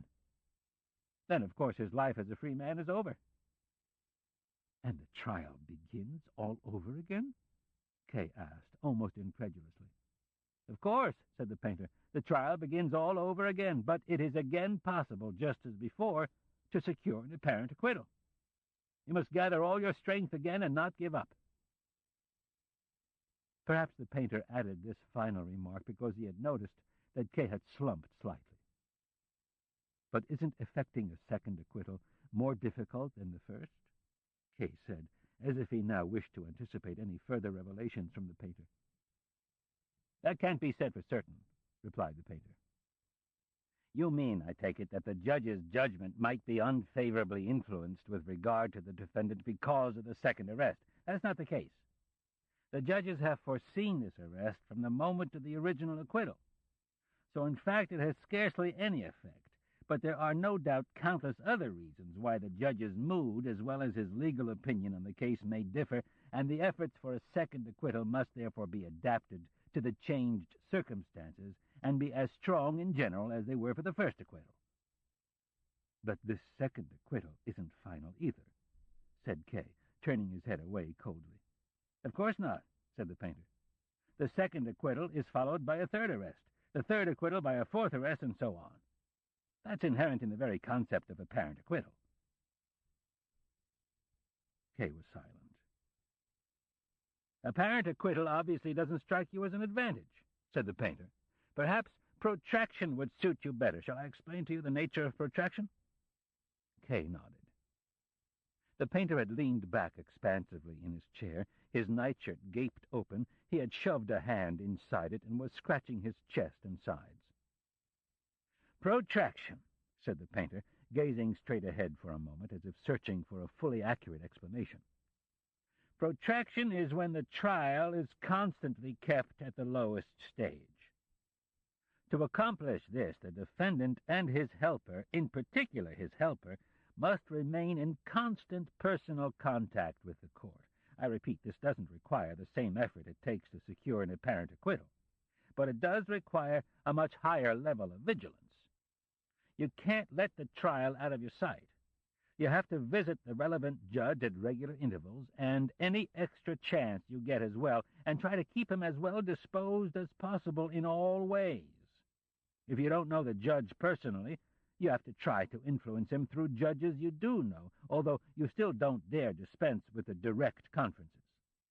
If nothing is omitted in this respect, you can be sufficiently assured that the trial will never progress beyond its initial stage. The trial doesn't end, of course, but the defendant is almost as safe from a conviction as he would be as a free man. Compared with apparent acquittal, protraction offers the advantage that the defendant's future is less uncertain. He's spared the shock of sudden arrests, and he doesn't have to worry at what may be precisely the worst time in terms of other circumstances about taking on the stress and strain connected with securing an apparent acquittal. Of course, protraction also has certain disadvantages for the accused that must not be underestimated. I don't mean the fact that the defendant is never free. He's not free in a true sense in the case of an apparent acquittal either. It's a different sort of disadvantage. The trial can't come to a standstill without some reason that's at least plausible. So something must happen outwardly in the trial. Therefore, various measures must be taken from time to time. The defendant has to be interrogated, inquiries conducted, and so forth. The trial must be kept constantly spinning within the tight circle to which it's artificially restricted. Of course, that involves certain inconveniences for the defendant, which, on the other hand, you mustn't imagine as all that bad. After all, it's a merely formal matter. For example, the interrogations are quite brief. If you don't have the time or inclination to attend, you can excuse yourself. With certain judges, you can even set up a long-term schedule together in advance. In essence, it's merely a matter of reporting to your judge from time to time, since you're a defendant. Even as these last words were being spoken, Kay placed his jacket over his arm and rose. "He's standing up already," came an immediate cry from beyond the door. "Are you leaving so soon?" asked the painter, who had risen as well. "It must be the air here that's driving you away. I feel terrible about that. There was more I wanted to tell you. I had to sum things up briefly, but I hope it was all clear." "Oh, yes," said Kay, whose head ached from the effort he had made to force himself to listen. In spite of this assurance, the painter summed things up again, as if offering Kay a word of comfort for the journey home. "Both methods have this in common. They prevent the accused from being convicted. But they also prevent an actual acquittal, said Kay softly, as if ashamed of the realization. You've grasped the heart of the matter, the painter said quickly. Kay placed his hand on his winter coat, but he couldn't even make up his mind to put on his jacket. He would have preferred to bundle them both up and rush out into the fresh air with them. The girls couldn't get him to put them on either, even though they called out to one another prematurely that he was doing so. The painter wished to get some sense of Kay's thoughts, so he said, "You probably still haven't reached a decision with regard to my suggestions. I approve of that. In fact, I would have advised against a quick decision. There's only a hair's difference between the advantages and disadvantages. Everything has to be weighed quite carefully. Of course, you don't want to lose too much time either." "I'll come again soon," said Kay, who, making an abrupt decision, put on his jacket, threw his coat over his shoulders, and hastened to the door, behind which the girls now began to shriek. Kay felt as if he could see the shrieking girls through the door. "But you have to keep your word," said the painter, who hadn't followed him. "Otherwise, I'll come to the bank myself to inquire about it." "Unlock the door, will you?" said Kay, pulling at the handle, which the girls, as he could tell from the counter-pressure, were holding tight from the outside. "Do you want the girls bothering you?" asked the painter. "Why don't you use this way out instead?" And he pointed to the door behind the bed. That was fine with Kay, and he sprang back to the bed. But instead of opening the door, the painter crawled under the bed and asked from below, "Just a minute. Wouldn't you like to see a painting I could sell you?" Kay didn't wish to be impolite. The painter really had taken his side and promised continued help, and due to Kay's own forgetfulness, there had been no discussion of how Kay might reimburse him for his help, so Kay couldn't deny him now. He let him show his picture, even though he was trembling with impatience to leave the atelier. From beneath the bed, the painter dragged a pile of unframed paintings so deeply covered in dust that when the painter tried to blow it away from the one on top, the dust whirled up before Kay's eyes, and for some time he could scarcely breathe. "A landscape of the heath," said the painter, and handed Kay the painting. It showed two frail trees standing at a great distance from one another in the dark grass. In the background was a multicolored sunset. "Nice," said Kay. "I'll buy it." Kay had spoken curtly without thinking, so he was glad when, instead of taking it badly, the painter picked up another painting from the floor. "Here's a companion piece to that picture," said the painter. It may have been intended as a companion piece, but not the slightest difference could be seen between it and the first one. Here were the trees, here was the grass, and there the sunset. But that made little difference to Kay. "They're nice landscapes," he said. "I'll take both of them and hang them in my office." "You seem to like the subject," said the painter, and pulled out a third painting. "Luckily enough, I have a similar one right here." It was not merely similar, however. It was exactly the same landscape. The painter was taking full advantage of the chance to sell his old pictures. "I'll take that one, too," said Kay. "What do I owe you for the three of them?"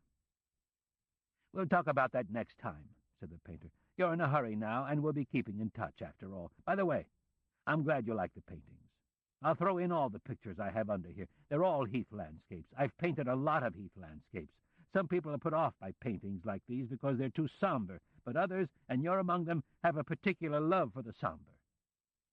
But Kay was in no mood to discuss the mendicant artist's professional life just then.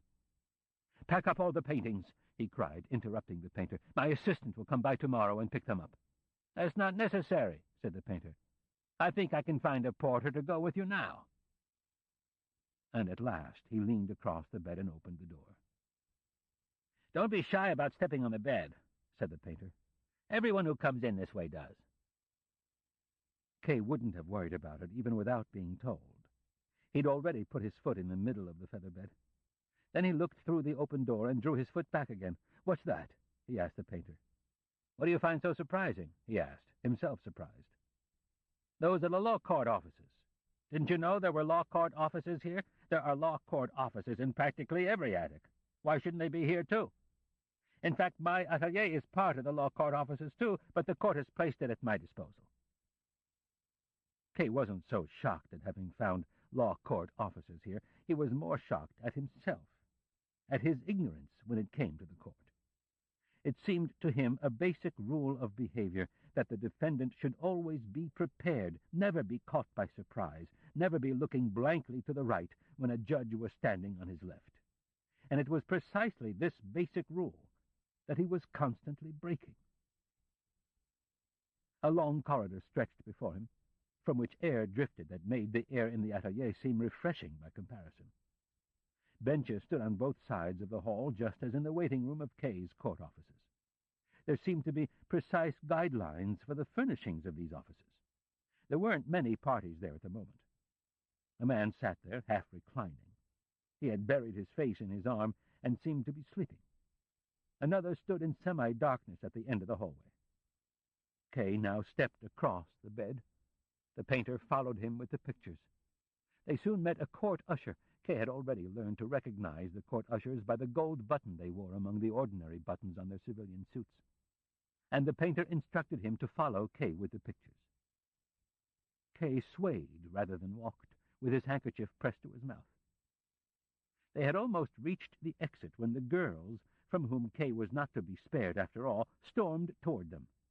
They had evidently seen the other door of the atelier being opened and had made a detour to force their way in from this side. "I can't accompany you any farther," said the painter, laughing beneath the press of girls. "Goodbye, and don't take too long thinking about it." Kay didn't even look back. On the street, he took the first cab that came his way. He was anxious to be rid of the usher, whose gold button kept catching his eye, even though no one else probably noticed it. In his eagerness to serve, the usher even tried to take a seat on the coach box, but Kay chased him down. It was long past noon when Kay arrived at the bank. He would have liked to leave the paintings in the cab, but he was afraid he might have to account for them to the painter at some point. So he ordered them taken into his office and locked them in the bottom drawer of his desk to store them safely away from the vice president's eyes for at least the next few days. Block the merchant. Dismissal of the lawyer.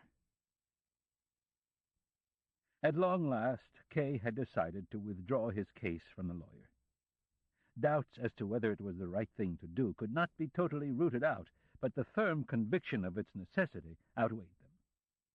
This resolution drained Kay of a great deal of energy the day he planned to visit the lawyer. He worked at an unusually slow pace, stayed late at the office, and it was past 10 before he finally stood at the lawyer's door. Before actually ringing the bell, he asked himself if it might be better to dismiss the lawyer by telephone or letter. A personal discussion was bound to prove painful.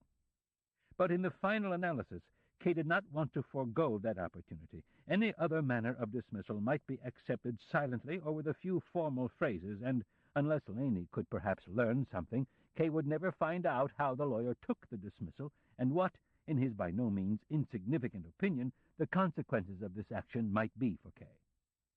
But if the lawyer was sitting across from Kay, and the dismissal caught him by surprise, Kay could easily learn everything he wanted to know from the lawyer's expression and demeanor, even if he couldn't coax much out of him. It was even possible he might be persuaded of the wisdom of leaving his defense in his lawyer's hands after all, and retract the dismissal. The first ring at the lawyer's door was, as usual, in vain. Laney could be a little quicker, thought Kay. But it would be good fortune enough just not to have a third party mix in, as they often did, whether it was the man in the dressing gown or someone else who started interfering. As Kay pressed the button a second time, he looked back at the other door, but this time it too remained closed. Finally, 2 eyes appeared at the peephole in the lawyer's door, but they weren't Laney's. Someone unlocked the door, braced himself against it for the moment, however, called back into the apartment, "It's him," and only then opened the door wide. Kay had pressed up against the door, for behind him he could hear the key being turned hastily in the lock of the door to the other apartment. Thus, when the door suddenly gave way before him, he practically stormed into the entranceway and caught sight of Laney, to whom the cry of warning from the man at the door had been directed, running off down the hall between the rooms in her slip. He stared after her for a moment and then turned to look at the man who had opened the door. He was a scrawny little man with a full beard, holding a candle in his hand. "Do you work here?" Kay asked. "No," the man replied. "I'm not part of the household. The lawyer just represents me. I'm here on a legal matter." "Without a jacket?" Kay asked, and indicated with a wave of his hand the man's inappropriate state of dress. "Oh, do forgive me," said the man, and cast the light of the candle upon himself as if he were seeing his own state for the first time. "Is Laney your mistress?" Kay asked curtly. His legs were slightly spread. His hands, in which he held his hat, were clasped behind him. The mere possession of a heavy overcoat made him feel quite superior to the short, skinny man. "Oh, goodness," said the other, and raised one hand before his face in shocked repudiation. No, what are you thinking of?" "You look trustworthy," said Kay with a smile. "But yet, let's go." He gestured with his hat for him to lead the way. "What's your name?" asked Kay as they went along. Block the merchant," the little man said, turning around to Kay as he introduced himself, but Kay didn't allow him to stop. "Is that your real name?" asked Kay. "Of course," was the answer. "Why would you doubt it?" "I thought you might have some reason to conceal it," said Kay. He felt totally at ease, the way one normally feels speaking with inferiors in a foreign country, avoiding everything personal, just talking indifferently about their interests, thereby elevating them in importance, but also in a position to drop them at will. This ends side 1 of cassette 4. Please turn the cassette over and start side 2 at the same point. Kay stopped before the door of the lawyer's study, opened it, and called out to the merchant, who had continued docilely onward, "Not so fast! Bring the light here." Kay thought Laney might have hidden herself there. He had the merchant check all the corners, but the room was empty. Before the painting of the judge, Kay held the merchant back by his suspenders. "Do you know him?" he asked, and pointed upward. The merchant lifted the candle, squinted up, and said, "It's a judge." "A high judge?" asked Kay, and stepped to the side of the merchant to observe the impression the picture made on him. The merchant gazed up in admiration. "It's a high judge," he said. "You don't know much," said Kay. "He's the lowest of the lower examining magistrates." "Now I remember," said the merchant, and lowered the candle. "I've already heard that." "But of course," cried Kay. "Yes, I forgot. Of course you would have already heard that." "But why? Why?" asked the merchant as he moved toward the door, impelled by Kay's hands. In the hall outside, Kay said, "You know where Laney's hidden herself, don't you?" "Hidden herself?" said the merchant. "No, but she may be in the kitchen cooking soup for the lawyer." "Why didn't you say so in the first place?" asked Kay. "I was taking you there, but you called me back," replied the merchant, as if confused by the contradictory orders. "You probably think you're pretty clever," said Kay. "Lead on, then." Kay had never been in the kitchen. It was surprisingly spacious and well-equipped. The stove alone was 3 times the size of a normal stove, but no other details were visible, for the kitchen was illuminated at the moment only by a small lamp hanging by the door. Laney was standing at the stove in her usual white apron, breaking eggs into a saucepan over an alcohol flame. "Good evening, Joseph," she said with a sidelong glance. "Good evening," said Kay, and pointed to a chair off to the side that the merchant was to sit on, which he did. Kay, however, went up close behind Laney, bent over her shoulder, and asked, "Who is this man?" Laney grasped Kay with one hand, while the other stirred the soup, pulled him forward, and said, "He's a pitiful fellow, a poor merchant named Block. Just look at him." They both looked back. The merchant was sitting in the chair Kay had indicated. He had blown out the candle, its light now unnecessary, and was pinching the wick to stop the smoke. "You were in your slip," said Kay, turning her head back to the stove with his hand. She was silent. "Is he your lover?" asked Kay. She started to lift the soup pan, but Kay seized both her hands and said, "Answer me." She said, "Come into the study. I'll explain everything." "No," said Kay. "I want you to explain here." She clung to him, wanting to give him a kiss, but Kay fended her off and said, "I don't want you kissing me now." "Joseph," said Lainey, staring at Kay imploringly yet frankly, "you're surely not jealous of Herr Bloch?" "Rudy," she said then, turning to the merchant, "help me out. You can see I'm under suspicion. Put that candle down." One might have thought he hadn't been paying attention, but he knew just what she meant. "I really don't know what you have to be jealous about," he said, not very quick-wittedly. "I really don't know either," said Kay, and regarded the merchant with a smile. Lainey laughed aloud, took advantage of Kay's distraction to slip her arm in his, and whispered, "Let him alone now. You see what sort of a man he is. I took a little interest in him because he's a major client of the lawyer, for no other reason. And do you want to speak to the lawyer yet today? He's very sick today, but if you wish, I'll let him know you're here. But you'll stay overnight with me, that's definite. You haven't been here for such a long time that even the lawyer asked about you. Don't neglect your trial. And I've learned a few things I want to tell you about, but first, take off your coat." She helped him off with it, removed his hat, ran into the hall with them to hang them up, then came back and checked on the soup. "Shall I first tell him you're here, or bring him his soup first?" "First tell him I'm here," said Kay. He was annoyed. He'd originally intended to discuss his situation with Lainey, particularly the question of dismissal. But given the presence of the merchant, he no longer wished to. But now he felt his case was, after all, too important for this small-time merchant to have any decisive influence on it, so he called Lainey, who was already in the hall, back again. "Go ahead and take him his soup first," he said. "He should gather his strength for our conference. He's going to need it." "You're one of the lawyer's clients, too," the merchant said softly from his corner, as if to confirm it. But it wasn't well received. "What difference does it make to you?" said Kay. And Lainey said, "Will you be quiet?" "I'll take him the soup first, then," said Lainey to Kay, and poured the soup into a bowl. "The only worry is he might fall asleep then. He usually drops off to sleep right after he eats." "What I have to say will keep him awake," said Kay.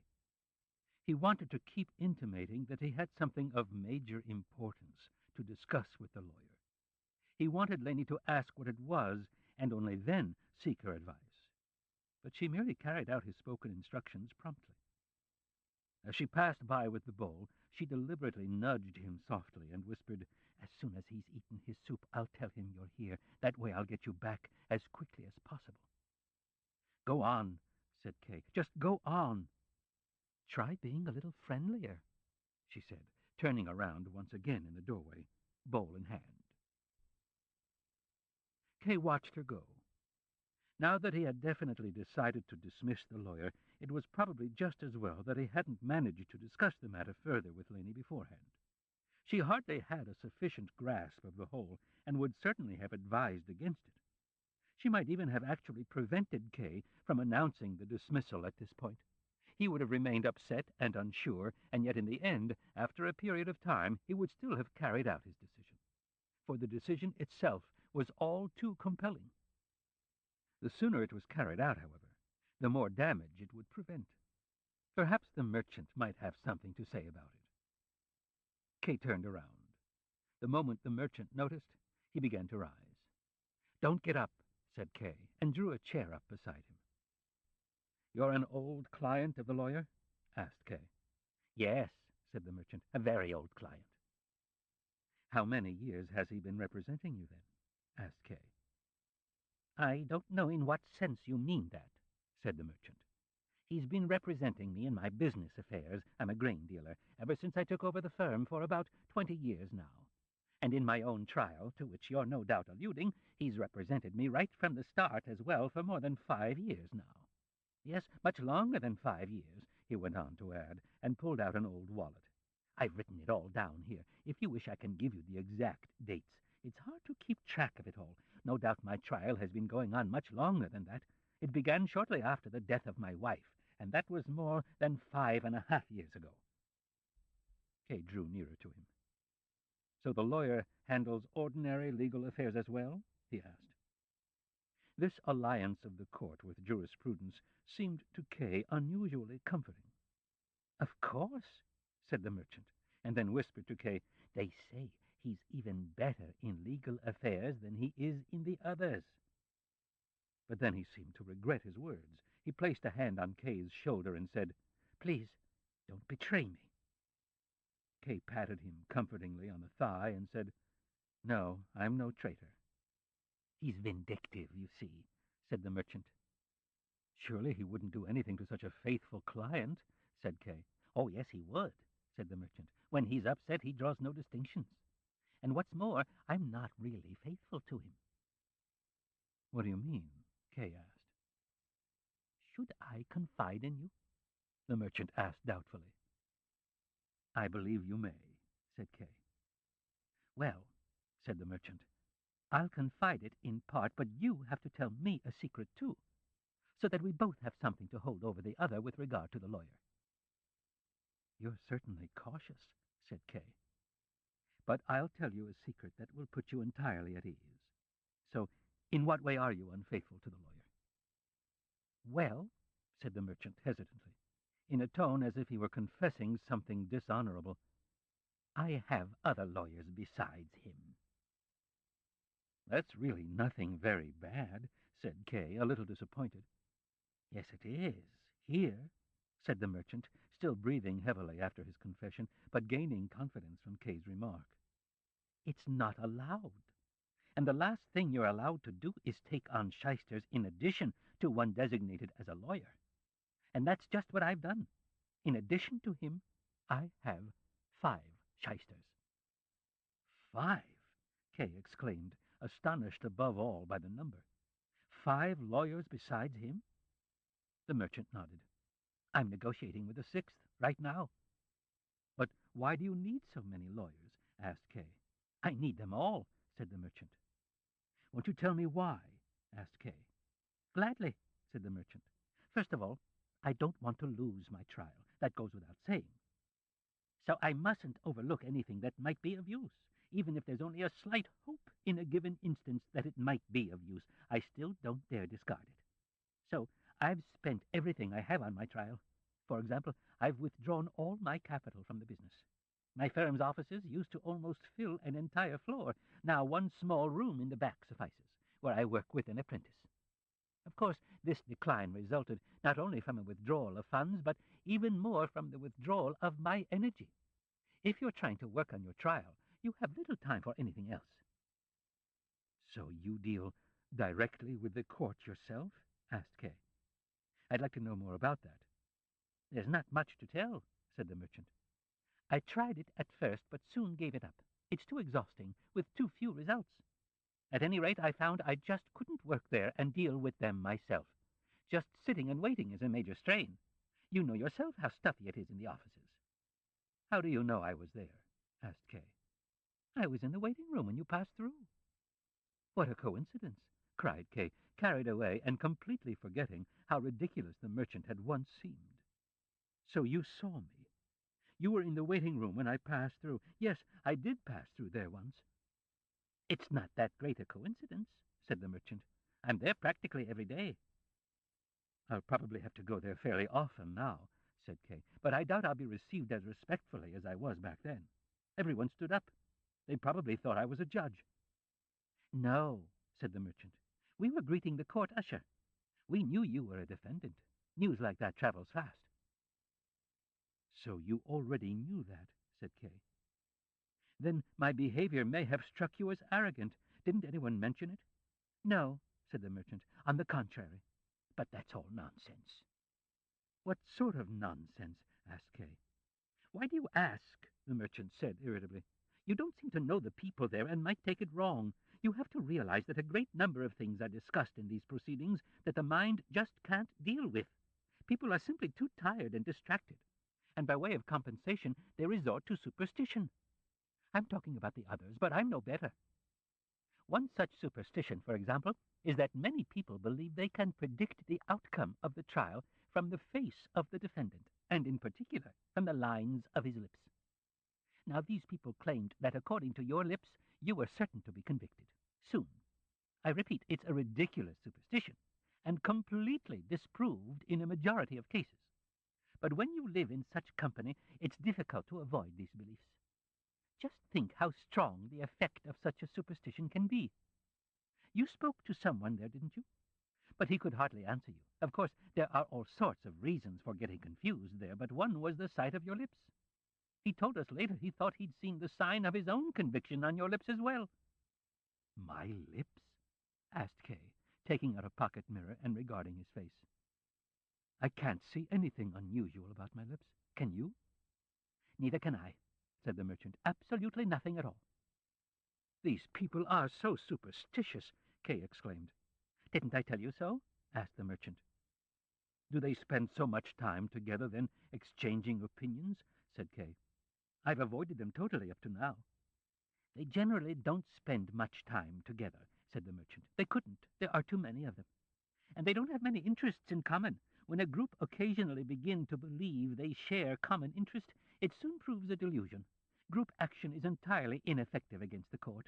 Each case is investigated on its own merits. The court is, after all, extremely meticulous. So group action is entirely ineffective.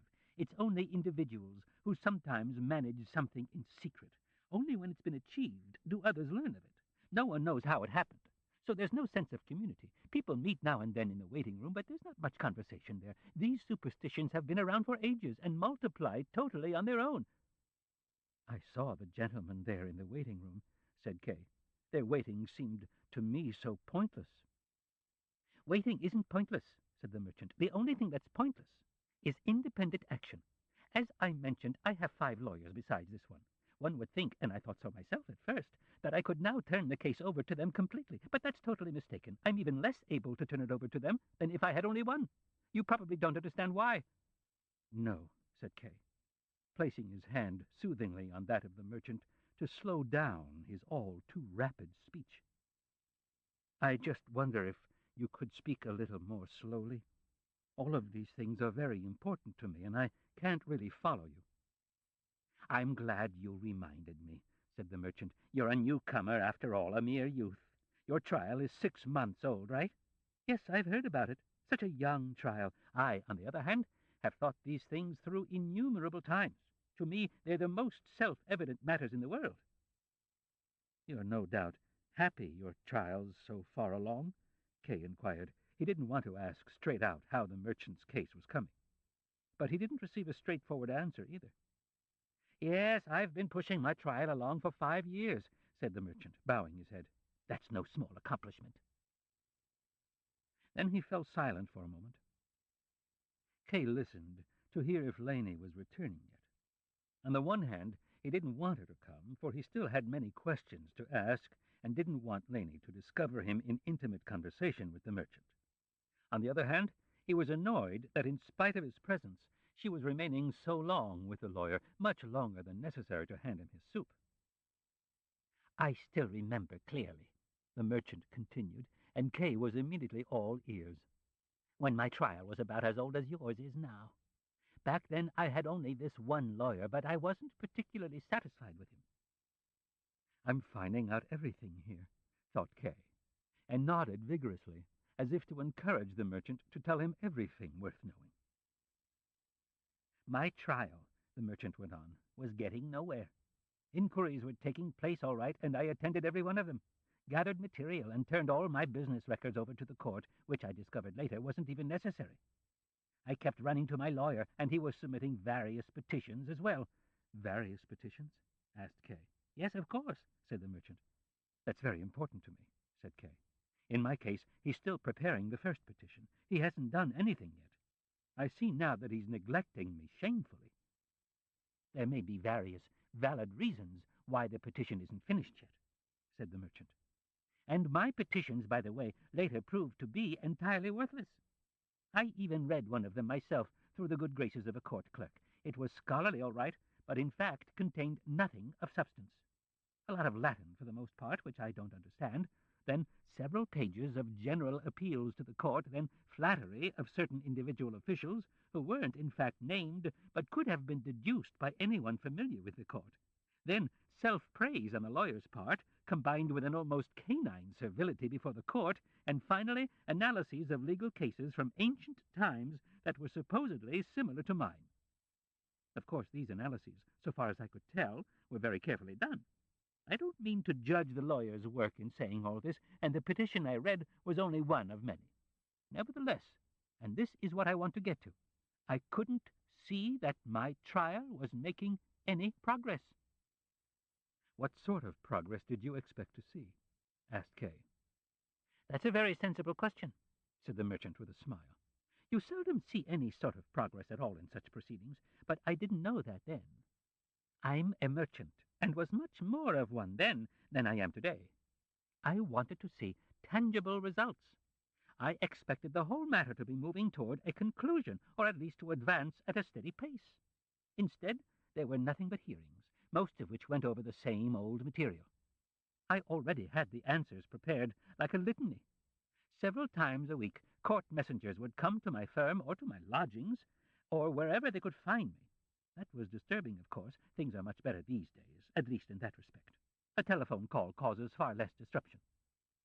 And rumors about my trial were starting to spread, among my colleagues in particular, but among my relatives as well, so that damage was being done on all sides, without the least indication that even the first session of the trial would take place any time soon. So I went to my lawyer and complained. He offered long explanations, of course, but steadfastly refused to take the action I desired. No one could influence the setting of a firm date for the trial. To make such a demand in a petition as I was asking was simply unheard of, and would ruin both him and me. I thought to myself, what this lawyer either can't or won't do, some other lawyer can and will. So I looked around for other lawyers. Let me say right away, not one of them asked for or succeeded in getting a firm date set for the main hearing. It turns out that, with one reservation, which I'll come to, it's truly impossible to do so. On this point, the lawyer had not deceived me. For the rest, however, I had no regrets about having turned to other lawyers. You've probably already heard something about shysters from Dr. Hult. No doubt he portrayed them as contemptible, and in fact they are. Of course, whenever he talks about them and compares himself and his colleagues with them, a small error always creeps in, which I wish simply to point out to you in passing. He always refers to his own circle of lawyers, by way of contrast, as the great lawyers. That's inaccurate. Anyone can call himself great if he wants to, of course, but in this case, court usage is decisive.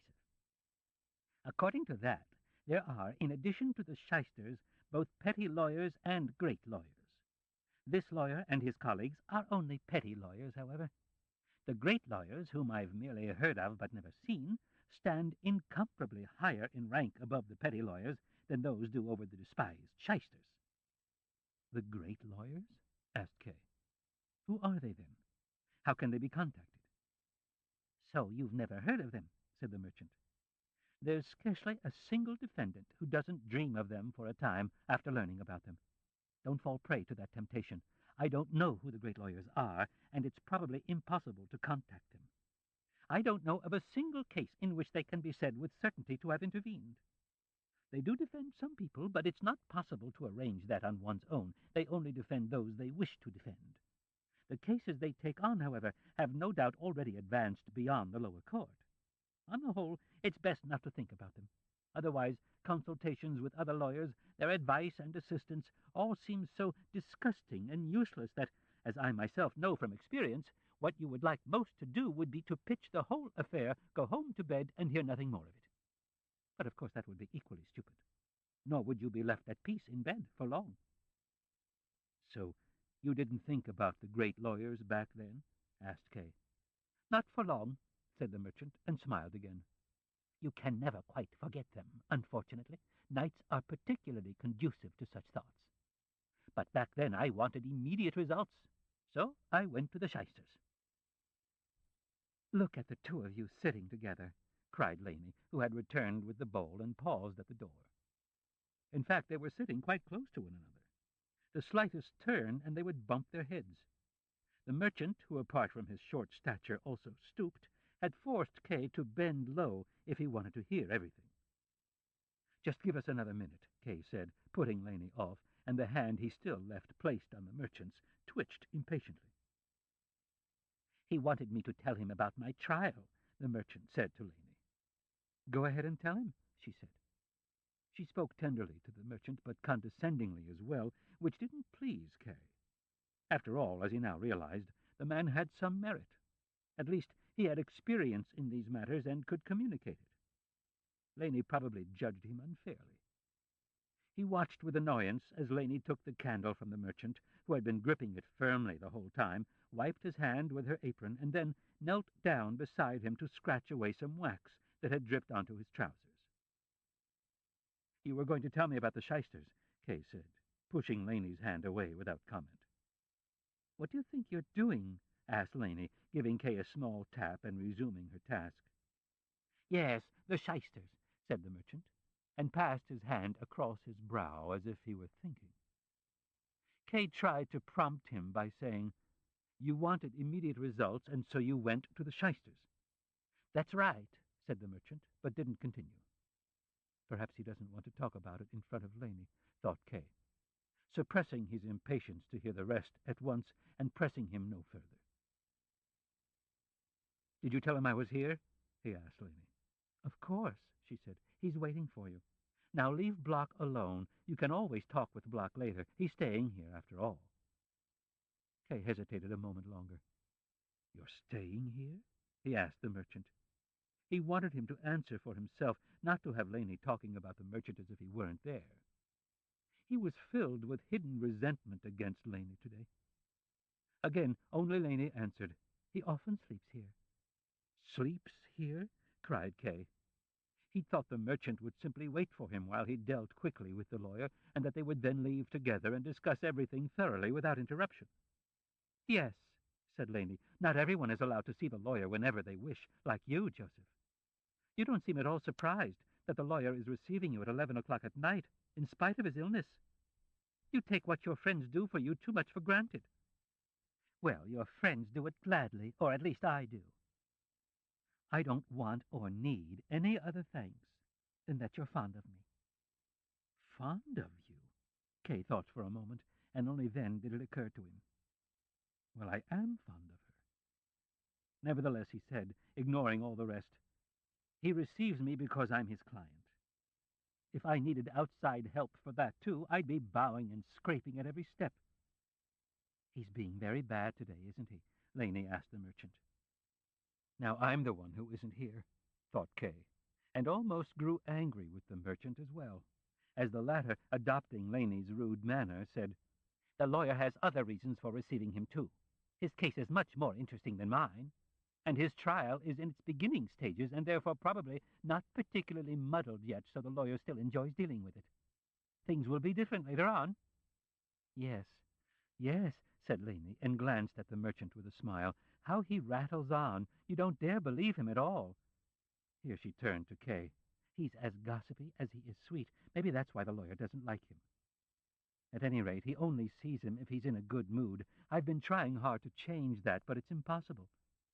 Just think, sometimes I tell him Block's here, and it's 3 days before he receives him.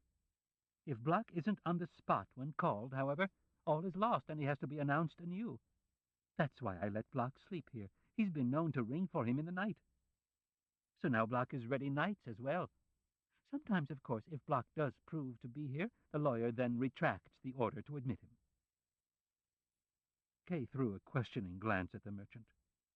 The merchant nodded and said as frankly as he had in speaking with Kay earlier, perhaps forgetting himself in his embarrassment, "Yes, you grow very dependent on your lawyer later on." "He's just making a show of complaining," said Laney. "He enjoys sleeping here, as he's often confessed to me." She walked over to a little door and pushed it open. "Do you want to see his bedroom?" she asked. Kay walked over and gazed from the threshold into the low, windowless room, completely filled by a narrow bed. The only way to get into the bed was to climb over the bedposts. At the head of the bed was a niche in the wall, in which a candle, inkwell and quill, as well as a sheaf of papers, probably trial documents, were meticulously arranged. "You sleep in the maid's room?" asked Kay, and turned back toward the merchant. "Laney lets me have it," answered the merchant. "It's very convenient."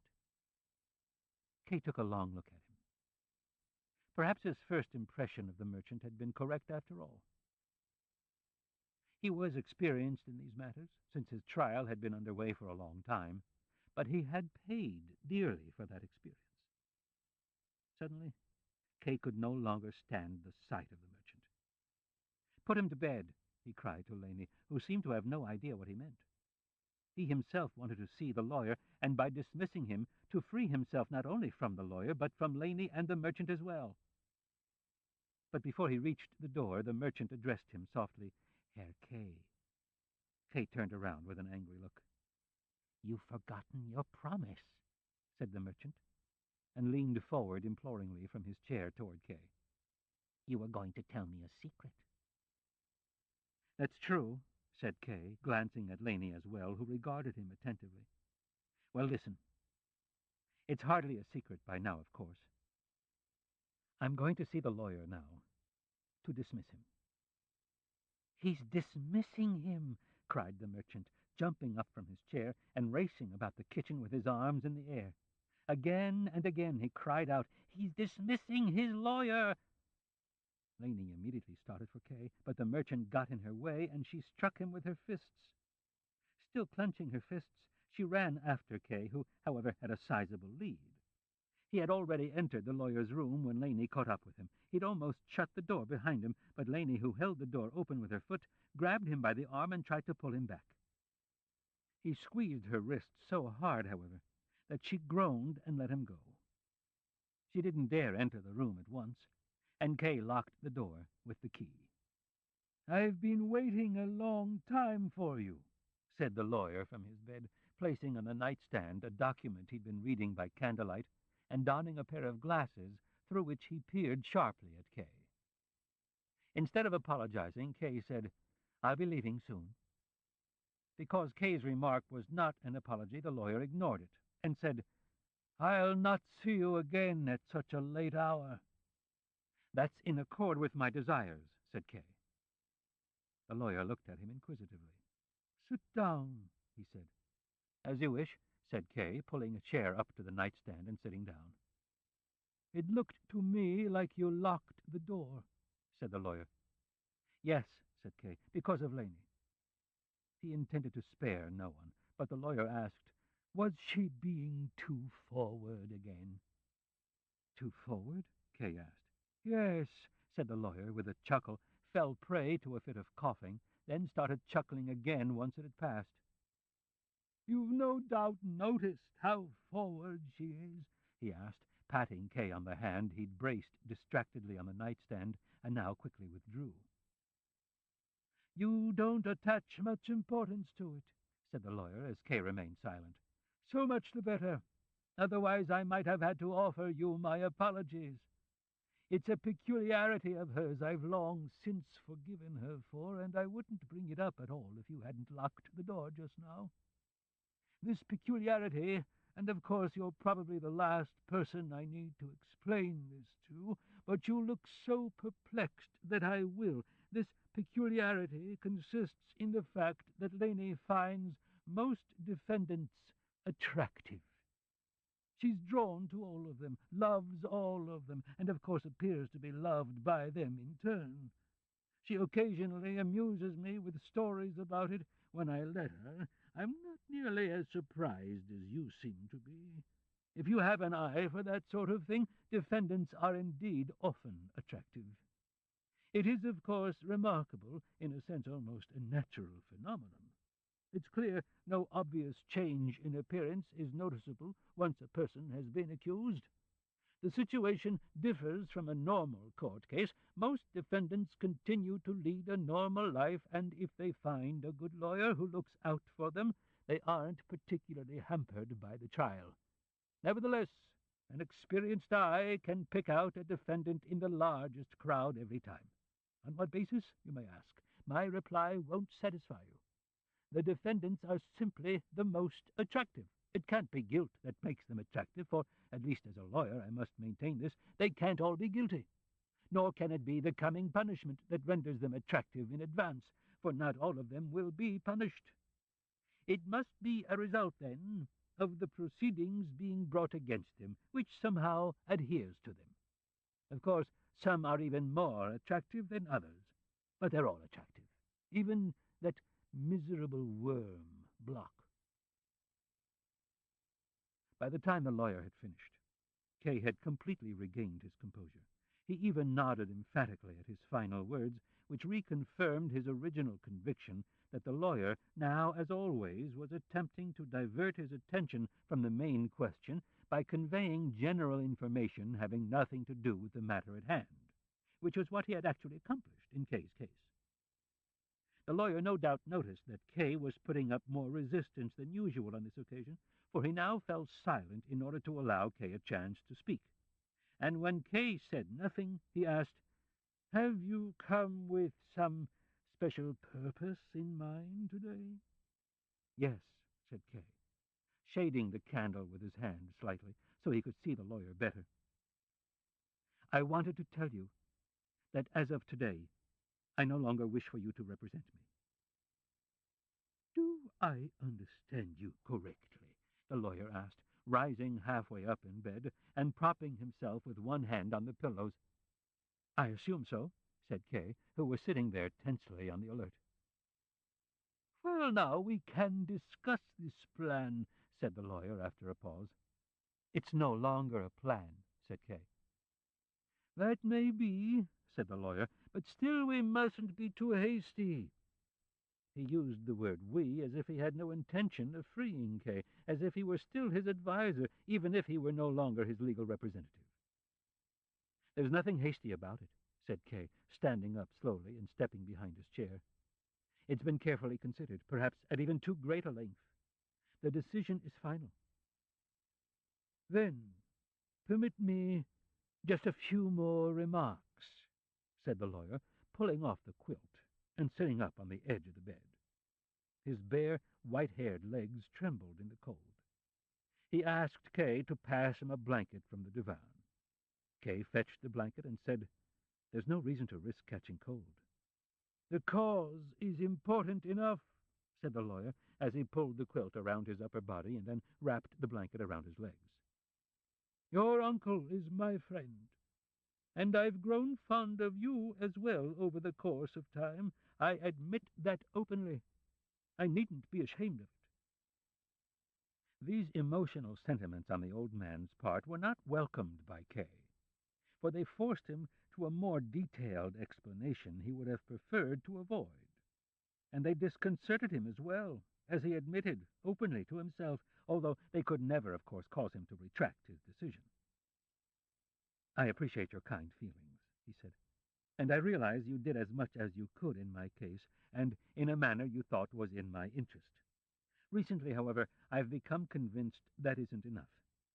Naturally, I would never attempt to persuade you, a much older and more experienced man, to adopt my point of view. If I've sometimes tried to do so instinctively, please forgive me. But as you say, the cause is important enough, and I'm convinced it's necessary to intervene much more actively in the trial than has been done to this point." "I understand," said the lawyer. "You're impatient." "I'm not impatient," said Kay, slightly irritated, and choosing his words less carefully now. "You may have noticed during my first visit, when I came here with my uncle, that I wasn't particularly concerned about the trial. When I wasn't forcibly reminded of it, so to speak, I forgot it entirely.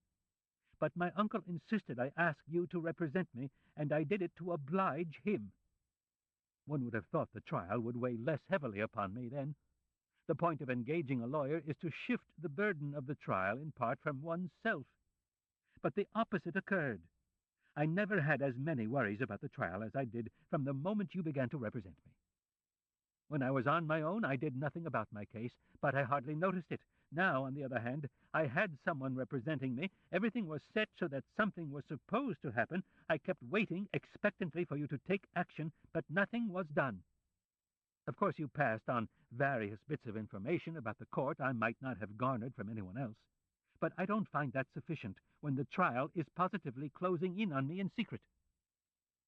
Kay had pushed the chair away and was standing there with his hands in his pockets. "From a certain point onward in one's practice," the lawyer said softly and calmly, "nothing really new ever happens. How many clients at a similar stage in their trial have stood before me as you do now and spoken similar words?" "Then all those similar clients," said Kay, "were as much in the right as I am. That doesn't refute what I say." "I wasn't trying to refute you," said the lawyer, "but I was about to add that I expected better judgment from you than from the others, particularly since I've given you a greater insight into the workings of the court and my own actions than I normally do for clients. And now I'm forced to realize that in spite of everything, you have too little confidence in me. You don't make things easy for me." How the lawyer was humbling himself before Kay, with no consideration at all for the honor of his profession, which was doubtless most sensitive on this point. And why was he doing it? He appeared to be a busy lawyer and a rich man as well, so the loss of the fee itself or of one client couldn't mean that much to him. And given his illness, he should be thinking about reducing his workload anyway. Nevertheless, he was holding on tight to Kay. Why? Was it out of personal consideration for his uncle? Or did he truly find Kay's trial so extraordinary that he hoped to distinguish himself on Kay's behalf? Or, the possibility could never be entirely dismissed, on behalf of his friends at court? His demeanor revealed nothing, no matter how sharply Kay scrutinized him. You might almost think he was awaiting the effect of his words with a deliberately blank expression. But he evidently interpreted Kay's silence all too positively, for he now continued. "You will have noticed I have a large office but employ no staff. Things used to be different. There was a time when several young lawyers worked for me, but today I work alone. That's due in part to a change in my practice, in that I restrict myself increasingly to legal matters like yours, in part to a deepening insight I've gained through such cases. I found I didn't dare delegate this work to anyone else if I wished to avoid sinning against my client and the task I'd undertaken. But the decision to handle everything myself had certain natural consequences. I had to turn down most requests to represent clients, and could only relent in cases I found of particular interest. Well, there are plenty of wretched creatures, even right in this neighborhood, ready to fling themselves on the smallest crumb I cast aside. And I fell ill from overwork as well. Nevertheless, I don't regret my decision. Perhaps I should have refused more cases than I did, but devoting myself entirely to the trials I did take on proved absolutely necessary, and was rewarded by success. I once read an essay in which I found the difference between representing a normal case and representing one of this sort expressed quite beautifully. It said, "One lawyer leads his client by a slender thread to the judgment, but the other lifts his client onto his shoulders and carries him to the judgment and beyond without ever setting him down." That's how it is. But I wasn't quite accurate when I said I never regretted this difficult task. When, as in your case, it's so completely misunderstood, well, then, I almost do regret it. This speech, instead of convincing Kay, merely increased his impatience. From the lawyer's tone, he gathered some sense of what awaited him if he gave in, the vain promises that would begin anew, the references to progress on the petition, to the improved mood of the court officials, but also to the immense difficulties involved. In short, everything Kay already knew ad nauseam would be trotted out once again to lure him with vague hopes, and torment him with vague threats. He had to put a clear stop to that, and so he said, "What steps will you take in my case if you continue to represent me?" The lawyer bowed to even this insulting question and answered, "I'll continue along the lines I've already taken." "I knew it," said Kay. "Well, there's no need to waste another word." "I'll make one more attempt," said the lawyer, as if what was upsetting Kay was affecting to him instead. I suspect that what's led both to your false judgment of my legal assistance and to your general behavior is that, in spite of being an accused man, you've been treated too well. Or, to put it more accurately, you've been treated with negligence, with apparent negligence. There's a reason for this as well. It's often better to be in chains than to be free. But I'd like to show you how other defendants are treated. Perhaps you'll be able to draw a lesson from it. I'm going to call Block in now. Unlock the door and sit down here beside the nightstand." "Gladly," said Kay, and did as the lawyer asked. He was always ready to learn. But as a general precaution he asked as well, "You do understand, however, that I'm dispensing with your services?" "Yes," said the lawyer, "but you can still retract that decision today." He lay back down in bed, pulled the quilt up to his chin, and turned toward the wall. Then he rang. Laney appeared almost simultaneously with the sound of the bell. She tried to ascertain what had happened with a few quick glances. The fact that Kay was sitting quietly by the lawyer's bed seemed to reassure her. She nodded with a smile to Kay, who stared fixedly at her. "Get Block," said the lawyer. But instead of going to get him, she simply stepped outside the door, called out, "Block, to the lawyer," and then, no doubt because the lawyer was still turned toward the wall and paying no attention, slipped behind Kay's chair. She kept distracting him from that point on, leaning over the back of his chair, or running her fingers quite gently and surreptitiously, of course, through his hair, and stroking his cheeks. Finally, Kay tried to stop her by grabbing her hand, which, after a brief resistance, she surrendered to him. This ends side 2 of cassette 4 of The Trial. Please fast forward to the end before loading cassette 5. The Trial, cassette 5. Block arrived immediately in response to the summons, but stopped at the door and seemed to be debating whether or not he should enter. He raised his eyebrows and inclined his head as if listening to hear if the order to see the lawyer might be repeated. Kay might have encouraged him to enter, but he had decided to make a clean break, not only with his lawyer, but with everything that went on in his apartment, and so he remained motionless. Laney, too, was silent. Block saw that at least he wasn't being driven away, and entered on tiptoe, his face tense, his hands clenched behind him. He had left the door open for a possible retreat. He didn't even glance at Kay, but instead gazed only at the puffy quilt beneath which the lawyer, who had moved right against the wall, could not even be seen. Then, however, his voice was heard. "Block here?" he asked. This query delivered a virtual blow to Block, who had already advanced a good way forward, striking him in the chest and then in the back so that he stumbled, came to a stop with a deep bow, and said, "At your service." "What do you want?" asked the lawyer. "You've come at an inopportune time." "Wasn't I summoned?" asked Block, more to himself than to the lawyer, lifting his hands protectively and ready to retreat. "You were summoned," said the lawyer, "but you've still come at an inopportune time." And after a pause he continued, "You always come at inopportune times." Once the lawyer began speaking, Block no longer looked at the bed, but instead stared off somewhere into a corner and merely listened, as if the sight of the speaker was too blinding to bear. Listening was difficult, too, however, for the lawyer was speaking to the wall, softly and rapidly. "Do you wish me to leave?" asked Block. "You're here now," said the lawyer. "Stay." One would have thought the lawyer had threatened to flog Block, not grant his wish, for now Block began to tremble in earnest. "Yesterday," said the lawyer, "I visited the third judge, my friend, and gradually brought the conversation around to you. Do you want to know what he said?"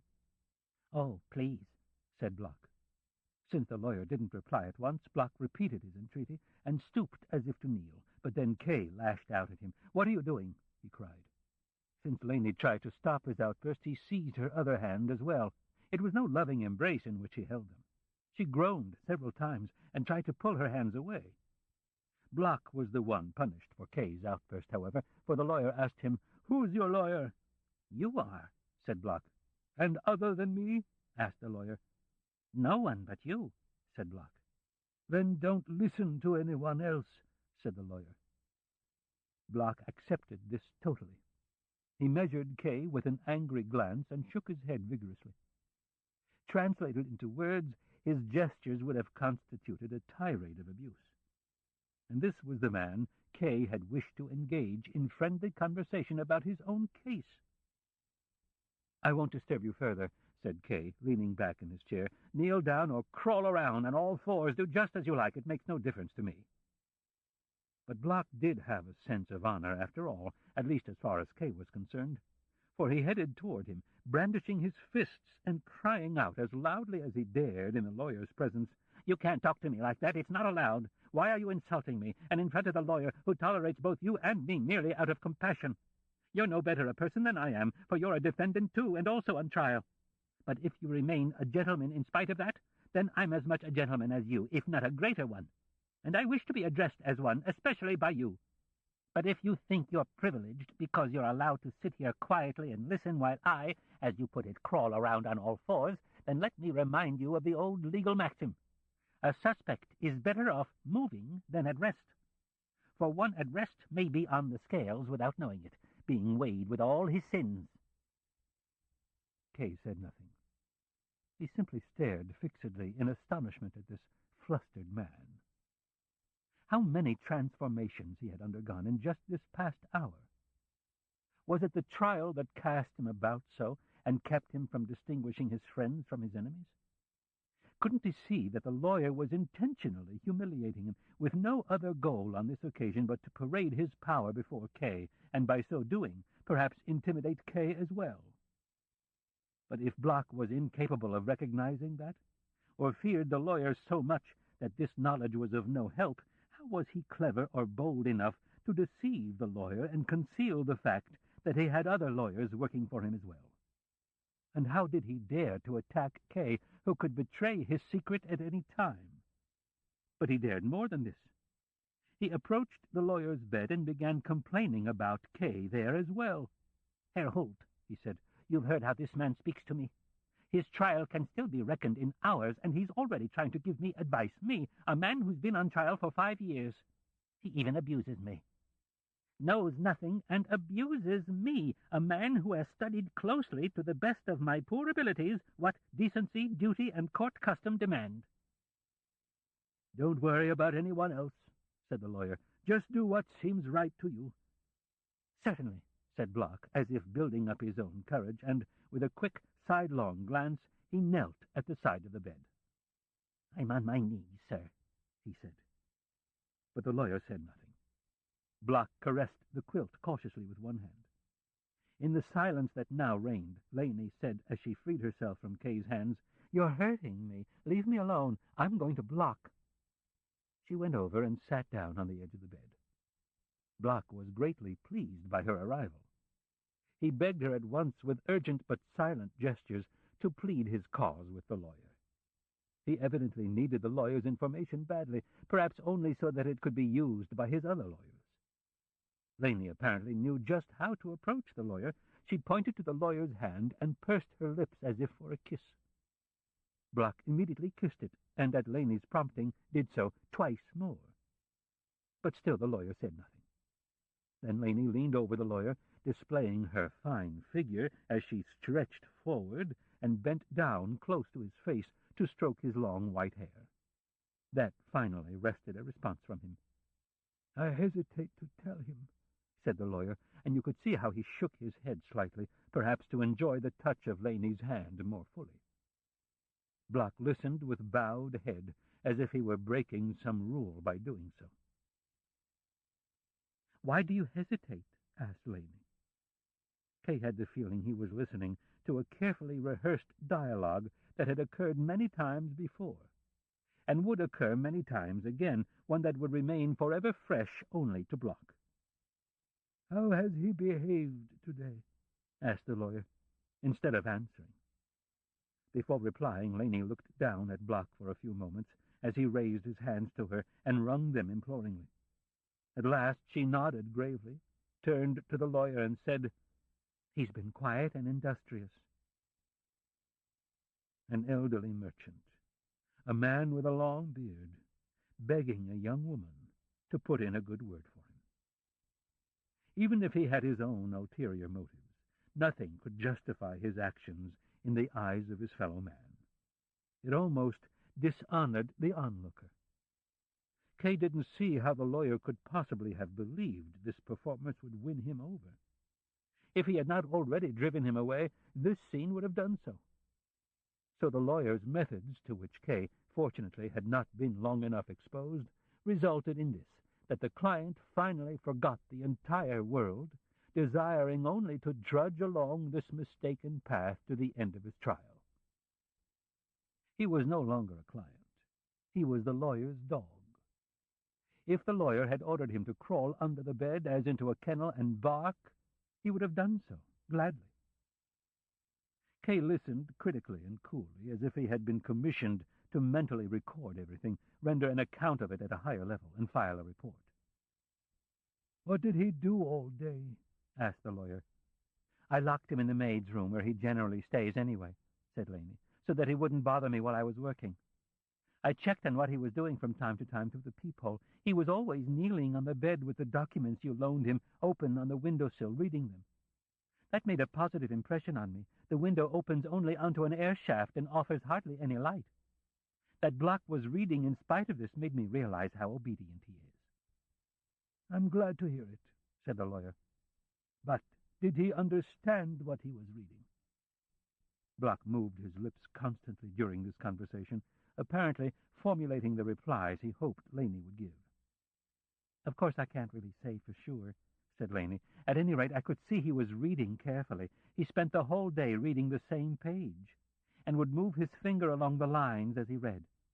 Whenever I looked in, he was sighing, as if he were finding it hard to read. The texts you gave him are probably hard to understand." "Yes," said the lawyer, "of course they are.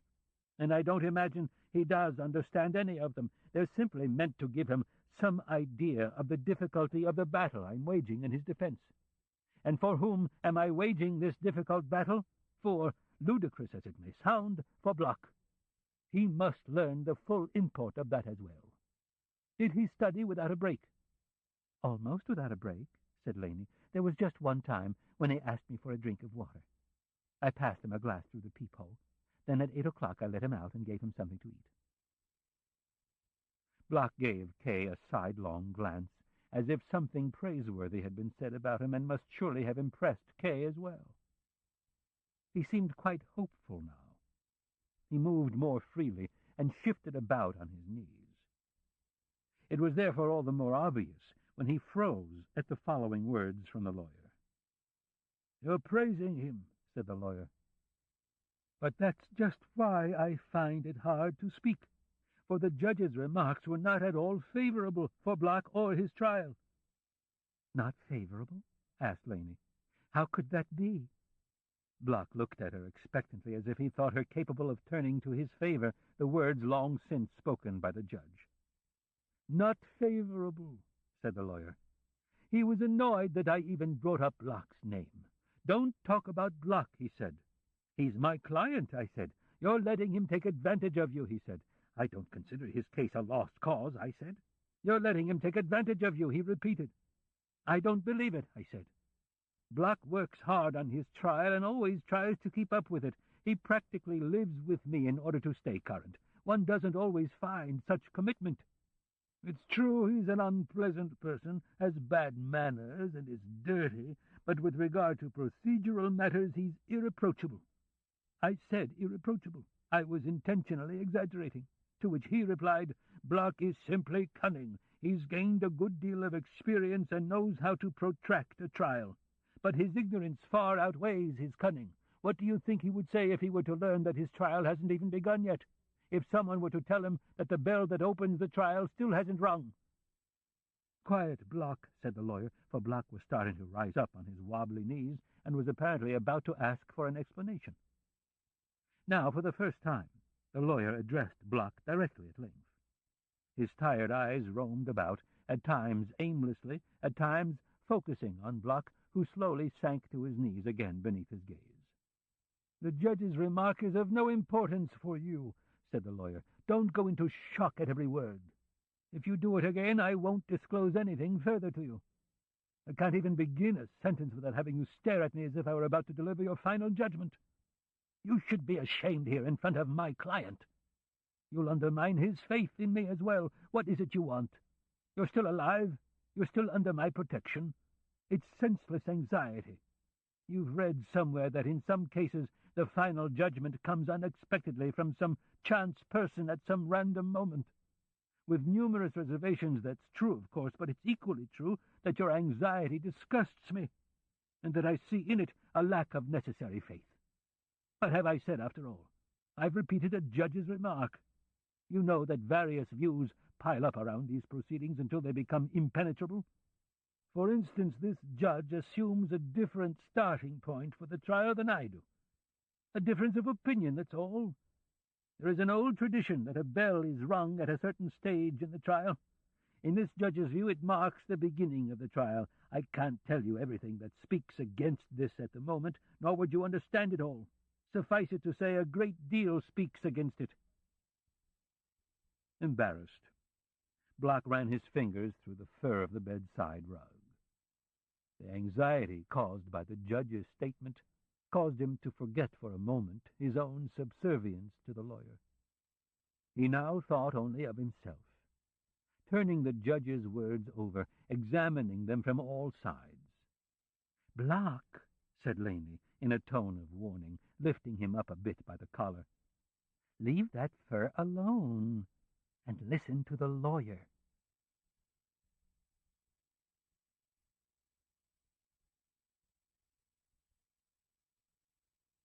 In the cathedral. An Italian business associate of major importance to the bank was visiting the city for the first time, and Kay had been assigned to show him a few of its artistic treasures.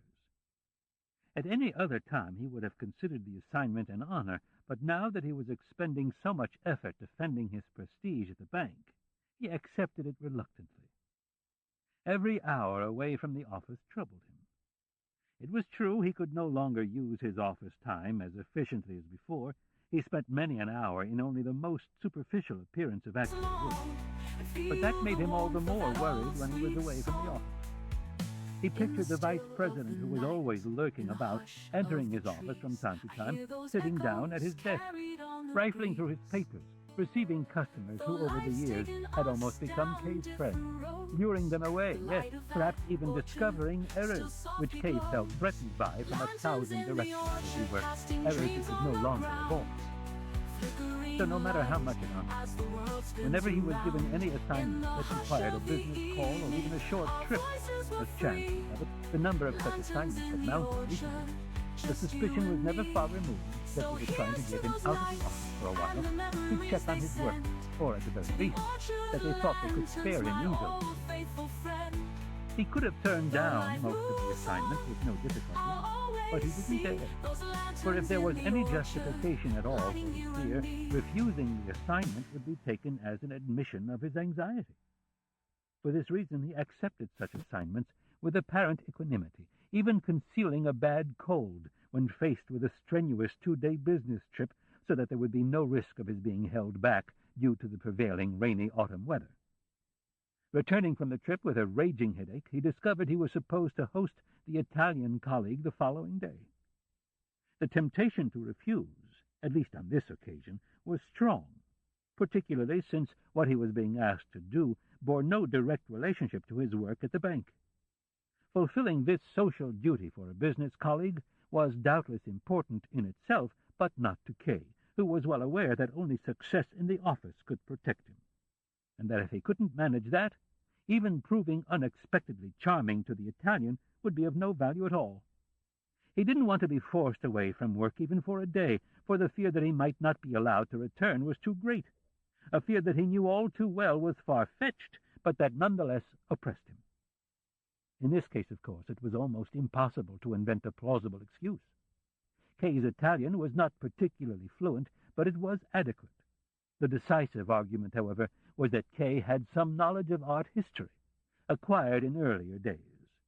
This had become known at the bank and blown far out of proportion because for a time and solely for business reasons, as it happened, Kay had belonged to the Society for the Preservation of Municipal Works of Art. Since rumor had it that the Italian was an art lover, the choice of Kay as a guide had been obvious. It was a very wet and windy morning, as Kay, full of irritation at the day before him, entered his office at 7 o'clock in hopes of accomplishing at least some work before the visitor took him away from everything. He was very tired, having spent half the night preparing himself somewhat by poring over an Italian grammar. The window at which he was accustomed to sit all too often in recent days attracted him more than his desk, but he resisted and sat down to work. Unfortunately, his assistant entered immediately and announced that the president had asked him to see if Kay was in yet. If he was, would he be so kind as to come over to the reception room, since the gentleman from Italy had already arrived. "I'll be right there," said Kay, stuck a small dictionary in his pocket, tucked an album of city sights he had brought for the visitor under his arm, and walked through the vice president's office into the head office. He was happy that he'd arrived at the office so early and was immediately available, which no one could seriously have expected. The vice president's office was still empty, of course, as in the depths of night. The assistant had probably been asked to call him to the reception room too, but without success. As Kay entered the reception room, the two men rose from their deep armchairs. The president wore a friendly smile and was obviously delighted at Kay's arrival. He handled the introductions at once. The Italian shook Kay's hand warmly and laughingly called someone an early riser. Kay wasn't sure exactly whom he meant, for it was an odd expression, and it took Kay a moment or so to guess its sense. He answered with a few smooth sentences that the Italian responded to with another laugh, nervously stroking his bushy gray-blue mustache several times. This mustache was obviously perfumed. One was almost tempted to draw near and sniff it. When they were all seated and had launched into a brief preliminary conversation, Kay realized with discomfort that he understood only bits and pieces of what the Italian was saying. When he spoke slowly, he could understand almost everything, but those were rare exceptions. For the most part, the words literally poured from his lips, and he shook his head in seeming pleasure as they did so. At such times, however, he kept falling into some dialect or other that didn't really sound like Italian to Kay, but that the president not only understood, but also spoke. Something Kay should have predicted, of course, since the Italian came from southern Italy, and the president had spent a few years there himself. At any rate, Kay realized he would have little chance of understanding the Italian, for his French was hard to follow, too, and his mustache hid the movement of his lips, the sight of which might otherwise have helped him out. Kay began to foresee various difficulties. For the moment, he'd given up trying to follow the Italian. Given the presence of the president, who understood him so easily, it was an unnecessary strain, and limited himself to observing peevishly the way he sat so deeply yet lightly in the armchair, how he tugged repeatedly at his short, sharply tailored jacket, and how once, lifting his arms and fluttering his hands, he tried to describe something Kay couldn't quite follow, even though he leaned forward and stared at his hands. In the end, Kay, who was now simply glancing mechanically back and forth during the conversation, began to fall prey to his earlier fatigue, and at one point, to his horror, caught himself, just in time, fortunately, starting to rise absent-mindedly, turn around, and leave. Finally, the Italian glanced at his watch and jumped up. After he had taken leave of the president, he pressed up so near to Kay that Kay had to shove his armchair back in order to move at all. The president, who had surely seen in Kay's eyes the difficulty in which he found himself with the Italian, intervened in their conversation so delicately and cleverly that it seemed as if he were only making minor suggestions, while in reality he was succinctly conveying the sense of everything the Italian, who kept on interrupting him, was saying. Kay gathered from him that the Italian still had a few business errands to attend to, that his time was unfortunately limited, that it was certainly not his intention to try to rush through every sight, and that he had decided, provided of course it met with Kay's approval, the decision was entirely up to him, to visit just the cathedral, but to take a really good look at it. He was looking forward to visiting it in the company of such a learned and amiable companion. By this he meant Kay, who was interested in nothing but trying to tune out the Italian and quickly grasp the president's words, and if it was convenient, he would like to meet him at the cathedral about 2 hours from now, say around 10. He thought he could surely make it there by then. Kay responded appropriately. The Italian shook hands, first with the president, then with Kay, then with the president again, and walked to the door, accompanied by them both, still half turned to them, not quite finished talking even yet. Kay remained for a short time with the president, who appeared to be feeling worse than usual today. He thought he owed some sort of apology to Kay, and said, they were standing in close intimacy, that at first he'd intended to accompany the Italian himself, but then, he offered no specific reason why, he decided to send Kay instead. If he didn't understand the Italian at first, he mustn't let that bother him. He would soon begin to catch on. And even if there was a lot he didn't understand, that wouldn't be so terrible, since it really didn't matter that much to the Italian whether anyone understood him or not. Moreover, Kay's Italian was surprisingly good, and he was certain everything would go fine. With that, Kay was dismissed. He spent his remaining free time copying down various special terms he would need for the tour of the cathedral from the dictionary. It was a terribly tedious task. Assistants brought in mail.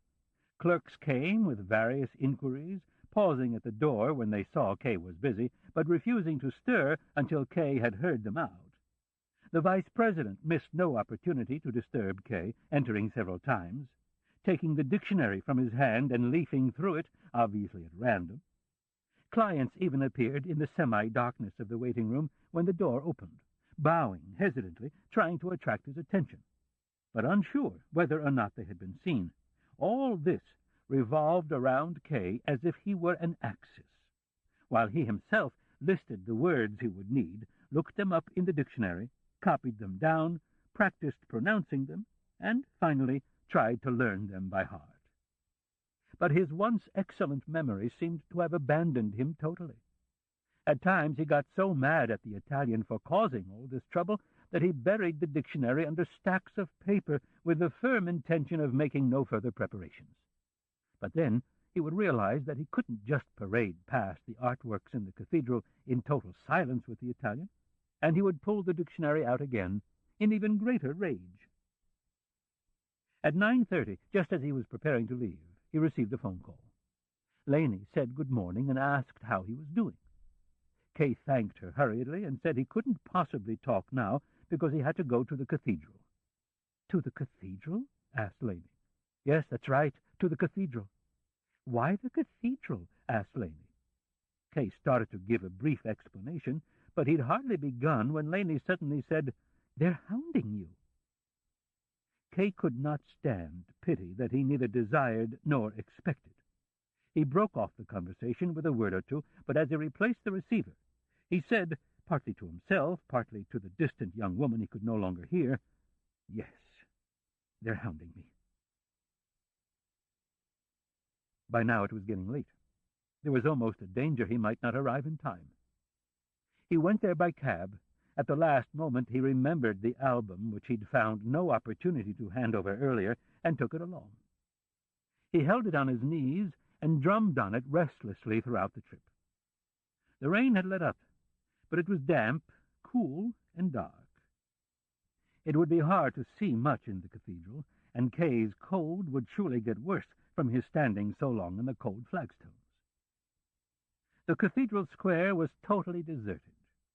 Kay recalled how even as a small child he'd been struck by the fact that the houses on this narrow square always had most of their window curtains lowered. Of course, given today's weather, that made more sense than usual. The cathedral appeared deserted as well. Naturally, no one thought of visiting it now. Kay walked down both side aisles and saw only an old woman wrapped in a warm shawl kneeling before a painting of the Virgin Mary and gazing up at it. Then, in the distance, he saw a limping sexton disappear through a door in the wall. Kay had arrived punctually. It was striking 11 just as he entered, but the Italian wasn't there yet. Kay went back to the main entrance, stood there a while indecisively, then circled the cathedral in the rain to see if the Italian might be waiting at one of the side entrances. He was nowhere to be seen.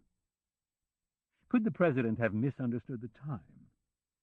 How could anyone understand the man? Be that as it may, Kay should wait for him at least half an hour. Since he was tired, he wanted to sit down. He walked back into the cathedral, found a small carpet-like remnant on a step, dragged it with his toe over to a nearby pew, wrapped his overcoat more tightly around him, turned up his collar, and sat down. To pass the time, he opened the album and leafed through it a while, but soon had to stop, for it had grown so dark that when he looked up he could scarcely distinguish a single detail in the nearby side aisle. In the distance, a large triangle of candle flames gleamed on the high altar. Kay couldn't say for certain if he had seen them before. Perhaps they had just been lighted. Sextons are stealthy by profession. One hardly notices them. Kay happened to turn around and saw not far behind him a tall, thick candle affixed to a column, burning as well. Lovely as it was an entirely inadequate illumination for the altarpieces, most of which were hanging in the darkness of the side chapels.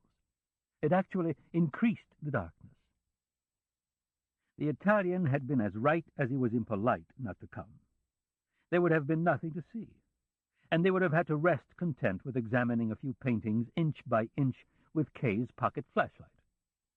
To try this out and discover what they might expect to see, Kay approached a small nearby chapel, climbed a few steps to a low marble balustrade, and, leaning forward over it, illuminated the altarpiece with his flashlight. The sanctuary lamp dangled annoyingly in the way. The first thing Kay saw, and in part surmised, was a tall knight in armor portrayed at the extreme edge of the painting. He was leaning on his sword, which he had thrust into the bare earth. Only a few blades of grass sprang up here and there before him. He seemed to be gazing attentively at a scene taking place directly in front of him. It was amazing that he simply stood there without moving closer. Perhaps he was meant to stand guard.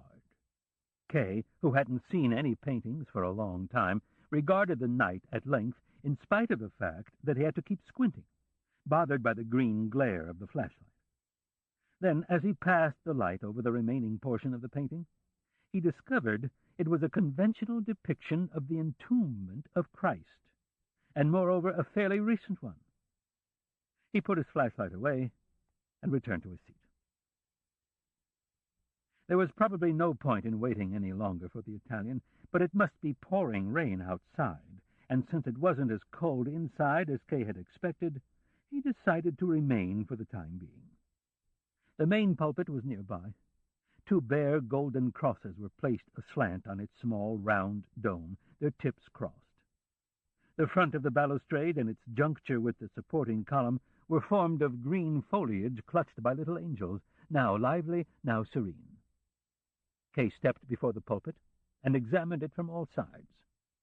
The stonework had been carved with extraordinary care.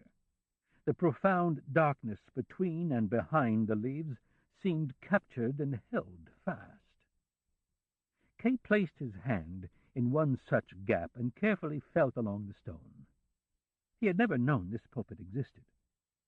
Then he happened to notice a sexton standing behind the nearest row of pews in a long, loosely hanging, pleated black robe, holding a snuff-box in his left hand and staring at him. What does the man want? Thought Kay. Do I seem suspicious to him? Does he want a tip? When the sexton realized Kay had noticed him, he pointed with his right hand, still holding a pinch of snuff between two fingers, in some vague direction. His behavior was almost incomprehensible. Kay waited a while longer, but the sexton kept pointing at something and nodding emphatically. "What does he want?" Kay asked under his breath, not daring to call out there. But then he pulled out his wallet and squeezed his way through the next pew to reach the man. The man, however, made an immediate dismissive gesture, shrugged his shoulders, and limped away. With just such a hasty limp had Kay attempted as a child to imitate a man riding a horse. A childish old man, thought Kay, with just enough wits about him to handle the job of a sexton. Look how he pauses whenever I do, watching to see if I intend to continue. Smiling, Kay followed the old man along the entire side aisle, almost to the high altar. The old man kept pointing, but Kay refused to turn around. The pointing had no other purpose than to throw him off the old man's track. At last he relented, however. He didn't want to frighten him too greatly, and he didn't want to scare away this apparition completely, in case the Italian arrived after all. As he stepped into the nave to find the place where he'd left the album, he noticed, almost immediately adjoining the benches for the choir, a column with a small auxiliary pulpit of pale bare stone. It was so small that from the distance it appeared to be an empty niche intended for a statue. The preacher would not have room to step even one full pace back from the balustrade. Moreover, the stone vaulting of the pulpit began at an unusually low point and rose, bare of any decoration, it's true, but curved inward so sharply that a man of average height could not stand upright there, but instead would have to bend forward over the balustrade the entire time. The whole arrangement seemed designed to torture the preacher. There was no conceivable reason why this pulpit was needed at all, since the other large and finely decorated one was available. Nor would Kay have even noticed this small pulpit had not a lamp been placed above it, as is the custom shortly before a sermon is to begin. Was there going to be a sermon in the empty church? Kay peered down at the steps that hugged the column and led up to the pulpit. They were so narrow they appeared merely decorative, not meant for human use. But at the foot of the pulpit, Kay smiled with astonishment. A priest actually stood, his hand on the railing, ready to ascend, and stared at Kay. Then he nodded slightly, at which Kay crossed himself and bowed, as he should have done earlier. The priest swung forward and ascended to the pulpit with short, quick steps. Was a sermon really about to begin? Perhaps the sexton was not quite so witless as he seemed, and had wished to guide Kay toward the preacher, which would certainly be necessary given the empty church. And there was still an old woman somewhere in front of a picture of the Virgin Mary who should come too. And if it was going to be a sermon, why wasn't it being introduced by the organ? But the organ remained silent, gleaming faintly in the gloom of its great height. Kay considered leaving as quickly as possible. If he didn't go now, there was no chance of doing so during the sermon. He would have to remain for as long as it lasted, losing a great deal of time at the office, and he was certainly no longer obliged to wait for the Italian. He looked at his watch. It was 11. But could there really be a sermon? Could Kay alone represent the congregation? What if he were merely a stranger who wanted to see the church? Basically, that's all he was. It was senseless to believe there was going to be a sermon now at 11 o'clock on a workday in the dreariest of weather. The priest, he was clearly a priest, a young man with a smooth, dark face, was obviously climbing up simply to extinguish the lamp that had been lighted in error. But that wasn't the case. In fact, the priest inspected the lamp and screwed it a bit higher, then turned slowly to the balustrade, grasping the angular border at its front with both hands. He stood for a while thus and gazed about without moving his head. Kay had retreated some distance and was resting his elbows against the foremost pew. Vaguely, without knowing precisely where, he saw the sexton huddling peacefully, his back bent as if his task had been accomplished. What silence now reigned in the cathedral. But Kay was going to have to disturb it, for he had no intention of staying. If it was the priest's duty to deliver a sermon at a given hour without regard to the circumstances, he was free to do so. It could take place just as well without Kay's support, just as Kay's presence would in no way intensify the effect. So Kay began to move off slowly. He tiptoed along the pew, entered the broad central aisle, and proceeded down it undisturbed, except that the stone floor rang beneath the softest tread, and the vaulted roof echoed the sounds faintly but steadily, continuing to multiply them in regular progression. Kay felt somewhat forlorn, walking along alone between the empty rows, perhaps observed by the priest, and the cathedral's size seemed to border on the limits of human endurance. When he came to his earlier seat, He reached out and grabbed the album lying there without even slowing down.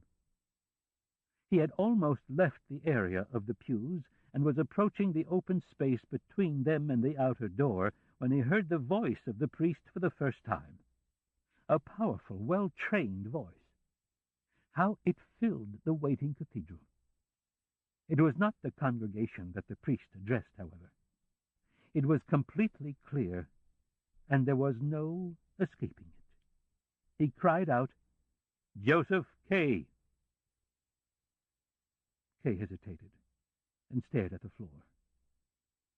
At the moment he was still free. He could walk on and leave through one of the 3 small, dark wooden doors not far from him. That would mean he hadn't understood, or that he had indeed understood but couldn't be bothered to respond. But if he turned around, he was caught, for then he would have confessed that he understood quite well, that he really was the person named, and that he was prepared to obey. If the priest had called out again, Kay would surely have walked out, but since all remained still, however long Kay waited, he finally turned his head a bit, for he wanted to see what the priest was doing now. He was standing quietly in the pulpit as before, but he had clearly noticed Kay's head turn. It would have been a childish game of hide-and-seek for Kay not to turn around completely now. He did so, and the priest beckoned him to approach. Now that everything could be done openly, he walked with long, rapid strides toward the pulpit, out of curiosity as well, and to cut this business short. He paused by the first pews, but that still seemed too great a distance to the priest, who stretched out his hand and pointed sharply downward toward a spot just in front of the pulpit. Kay obeyed this gesture as well. From this position, he had to lean his head far back in order to see the priest. "You're Josef K," said the priest, and lifted one hand from the balustrade in a vague gesture. "Yes," said Kay. He recalled how openly he had always said his name. For some time now it had been a burden, and people he met for the first time already knew his name. How good it felt to introduce oneself first, and only then be known. This ends side 1 of cassette 5. Please turn the cassette over and start side 2 at the same point.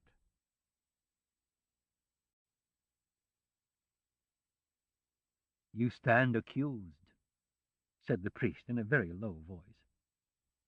"Yes," said Kay. "I've been notified about it." "Then you're the one I'm seeking," said the priest. "I'm the prison chaplain." "I see," said Kay. "I had you brought here," said the priest, "so I could speak with you." "I didn't know that," said Kay. "I came here to show the cathedral to an Italian." "Forget such irrelevancies," said the priest. "What's that in your hand? Is it a prayer book?" "No," replied Kay. "It's an album of city sights." "Put it aside," said the priest. Kay threw it down so violently that it flew open and skidded some distance across the floor, its pages crushed. "Do you realize your trial is going badly?" asked the priest. "It seems that way to me, too," said Kay. "I've tried as hard as I can, but without any success so far. Of course, I haven't completed my petition yet." "How do you imagine it will end?" asked the priest. "At first I thought it would surely end well," said Kay. "Now, sometimes I even have doubts myself. I don't know how it will end. Do you?" "No," said the priest, "but I fear it will end badly. They think you're guilty. Your trial may never move beyond the lower courts. At least for the moment, your guilt is assumed proved." "But I'm not guilty," said Kay. "It's a mistake. How can any person in general be guilty? We're all human after all, each and every one of us." "That's right," said the priest. "But that's how guilty people always talk." Are you prejudiced against me, too? Asked Kay. I'm not prejudiced against you, said the priest. Thank you, said Kay. But everyone else involved with the proceedings is prejudiced against me, and they instill it in those who aren't involved. My position is becoming increasingly difficult. You misunderstand the facts of the matter, said the priest. The judgment isn't simply delivered at some point. The proceedings gradually merge into the judgment. So that's how it is, said Kay, and bowed his head. What will you do next in your case? Asked the priest. I intend to seek additional help, said Kay, and raised his head to see how the priest judged this. There are still certain possibilities I haven't taken advantage of. You seek too much outside help, the priest said disapprovingly, particularly from women. Haven't you noticed that it isn't true help? Sometimes, often even. I'd have to say you're right, said Kay. But not always. Women have great power. If I could get a few of the women I know to join forces and work for me, I could surely make it through, particularly with this court, which consists almost entirely of skirt chasers. Show the examining magistrate a woman, even at a distance, and he'll knock over the courtroom table and the defendant to get to her first. The priest lowered his head to the balustrade. Only now did the pulpit's roof seem to weigh down upon him. What sort of a storm could there be outside? It was no longer a dull day. It was already deep night. No pane of stained glass within the great window emitted even a shimmer of light to interrupt the wall's darkness. And this was the moment the sexton chose to start extinguishing the candles on the main altar one by one. Are you angry with me? Kay asked the priest. Perhaps you don't know the sort of court you serve. He received no reply. Of course, that's just my own personal experience, said Kay. Still, only silence from above. I didn't mean to insult you, said Kay. Then the priest screamed down at Kay. Can't you see 2 steps in front of you? It was a cry of rage, but at the same time it was the cry of someone who, seeing a man falling, shouts out in shock involuntarily, without thinking. Now both were silent for a long time. Of course, the priest could barely distinguish Kay in the darkness reigning below, while Kay could see the priest clearly by the light of the little lamp. Why didn't the priest come down?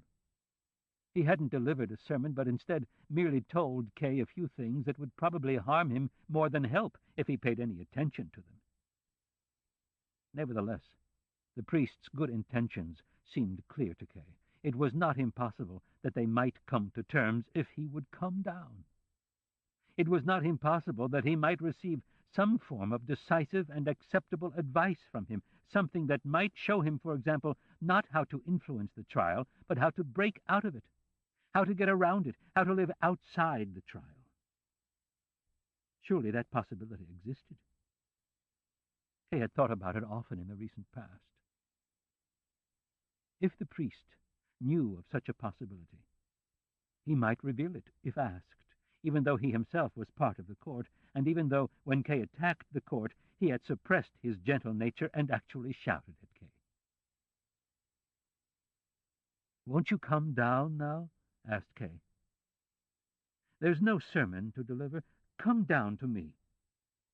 Now I can come, said the priest, perhaps regretting having yelled at him. As he removed the lamp from its hook, he said, I had to speak to you first from a distance. Otherwise, I'm too easily influenced and forget my position.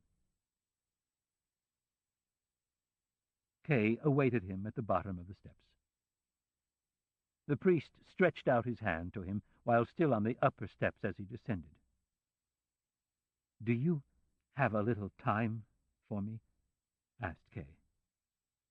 As much time as you need, said the priest, and handed the little lamp to Kay for him to carry. Even up close, There was still a certain aura of solemnity about him. "You're very friendly toward me," said Kay. They walked side by side up and down the dark side aisle. "You're an exception among those who belong to the court.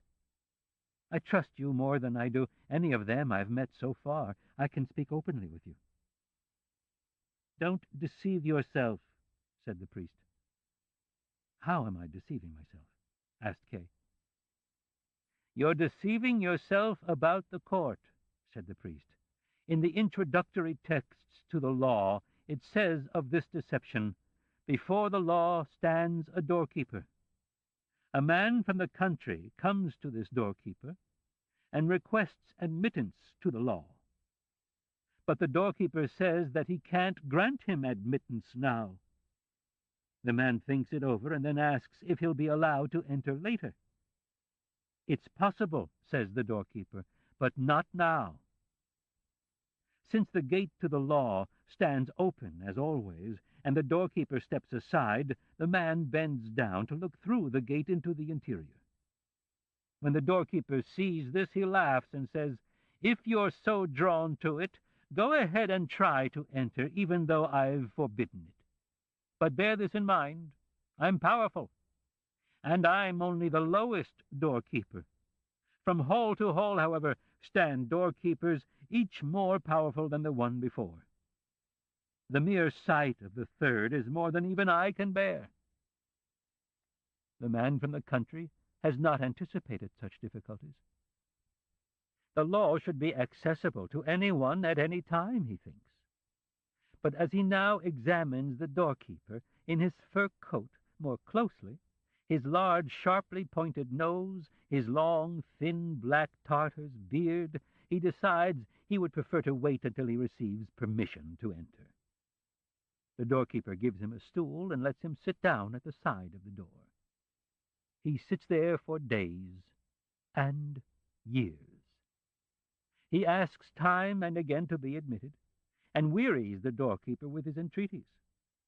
The doorkeeper often conducts brief interrogations, inquiring about his home and many other matters, but he asks such questions indifferently, as great men do, and in the end he always tells him he still can't admit him. The man, who has equipped himself well for his journey, uses everything he has, no matter how valuable, to bribe the doorkeeper. And the doorkeeper accepts everything. But as he does so, he says, "I'm taking this just so you won't think you've neglected something." Over the many years, the man observes the doorkeeper almost incessantly. He forgets the other doorkeepers, and this first one seems to him the only obstacle to his admittance to the law. He curses his unhappy fate, loudly during the first years, later as he grows older, merely grumbling to himself. He turns childish, and since he has come to know even the fleas in the doorkeeper's collar over his years of study, he asks the fleas, too, to help him change the doorkeeper's mind. Finally, his eyes grow dim, and he no longer knows whether it's really getting darker around him or if his eyes are merely deceiving him. And yet, in the darkness, he now sees a radiance that streams forth inextinguishably from the door of the law. He doesn't have much longer to live now. Before he dies, everything he has experienced over the years coalesces in his mind into a single question he has never asked the doorkeeper. He motions to him, since he can no longer straighten his stiffening body. The doorkeeper has to bend down to him, for the difference in size between them has altered greatly to the man's disadvantage. "What do you want to know now?" asks the doorkeeper. "You're insatiable. Everyone strives to reach the law," says the man. "How does it happen, then, that in all these years no one but me has requested admittance?" The doorkeeper sees that the man is nearing his end, and in order to reach his failing hearing, he roars at him, "No one else could gain admittance here, because this entrance was meant solely for you. I'm going to go and shut it now." So the doorkeeper deceived the man, Kay said, at once strongly attracted by the story. "Don't be too hasty," said the priest. "Don't accept another person's opinion unthinkingly. I've told you the story word for word according to the text. It says nothing about deception." "But it's clear," said Kay, "and your initial interpretation was quite correct. The doorkeeper conveyed the crucial information only when it could no longer be of use to the man." "He wasn't asked earlier," said the priest. "And remember, he was only a doorkeeper, and as such fulfilled his duty." "What makes you think he fulfilled his duty?" asked Kay. "He didn't fulfill it. It may have been his duty to turn away anyone else, but he should have admitted this man for whom the entrance was meant." "You don't have sufficient respect for the text, and are changing the story," said the priest. "The story contains two important statements by the doorkeeper concerning admittance to the law, one at the beginning and one at the end. The one passage says that he can't grant him admittance now, and the other, this entrance was meant solely for you. If a contradiction existed between these two statements, you would be right, and the doorkeeper would have deceived the man. But there is no contradiction. On the contrary, the first statement even implies the second. One could almost argue that the doorkeeper exceeded his duty by holding out to the man the prospect of a possible future entry.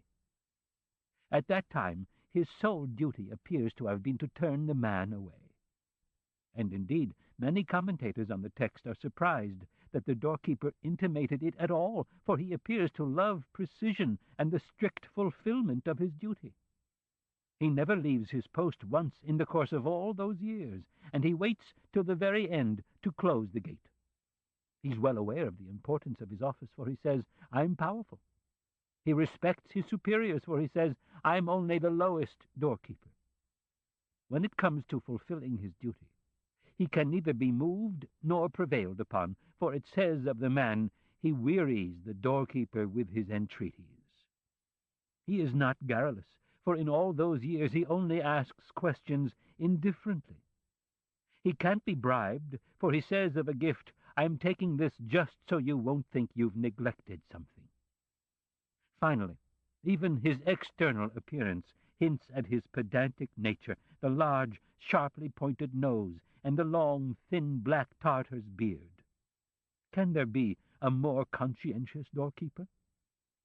But certain other elements enter into the basic character of the doorkeeper, which are quite favorable to the person seeking to enter, and which, in spite of everything, help us understand how and why the doorkeeper might exceed his duty somewhat by the intimation of that future possibility.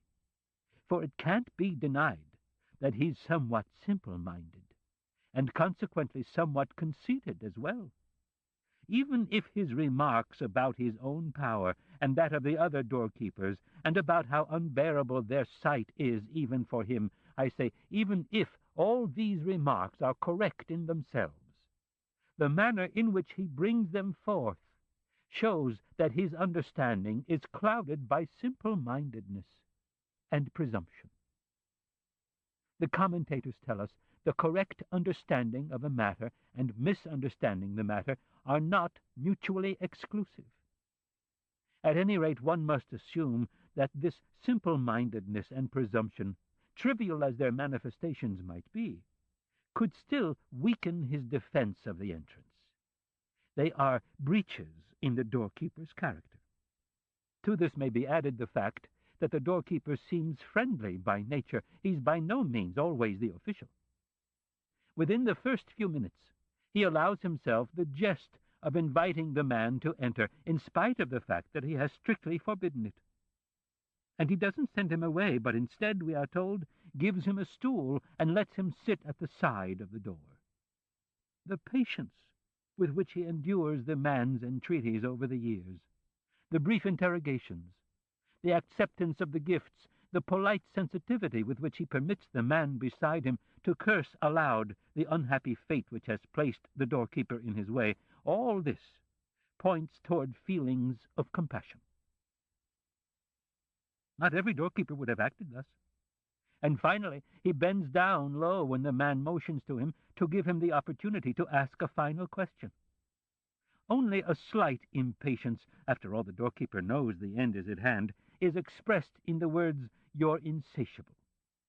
Some go so far in such commentaries as to maintain that the words, "You're insatiable," express a sort of friendly admiration, which of course is not entirely free of condescension. At any rate, the figure of the doorkeeper that emerges is quite different from your perception of him. You know the story much better than I do, and have known it for a longer time, said Kay. They fell silent for a while. Then Kay said, "So you think the man wasn't deceived?" "Don't misunderstand me," said the priest. "I'm just pointing out the various opinions that exist on the matter. You mustn't pay too much attention to opinions. The text is immutable, and the opinions are often only an expression of despair over it. In this case, there's even an opinion according to which the doorkeeper is the one deceived." "That's an extreme opinion," said Kay. "What's it based on?" "It's based," answered the priest, "on the simple-mindedness of the doorkeeper. It's said that he doesn't know the interior of the law, but only the path he constantly patrols back and forth before it. His ideas about the interior are considered childish, and it's assumed that he himself fears the very thing with which he tries to frighten the man. Indeed, he fears it more than the man, for the latter wants nothing more than to enter, even after he's been told about the terrifying doorkeepers within, while the doorkeeper has no wish to enter, or at any rate we hear nothing about it.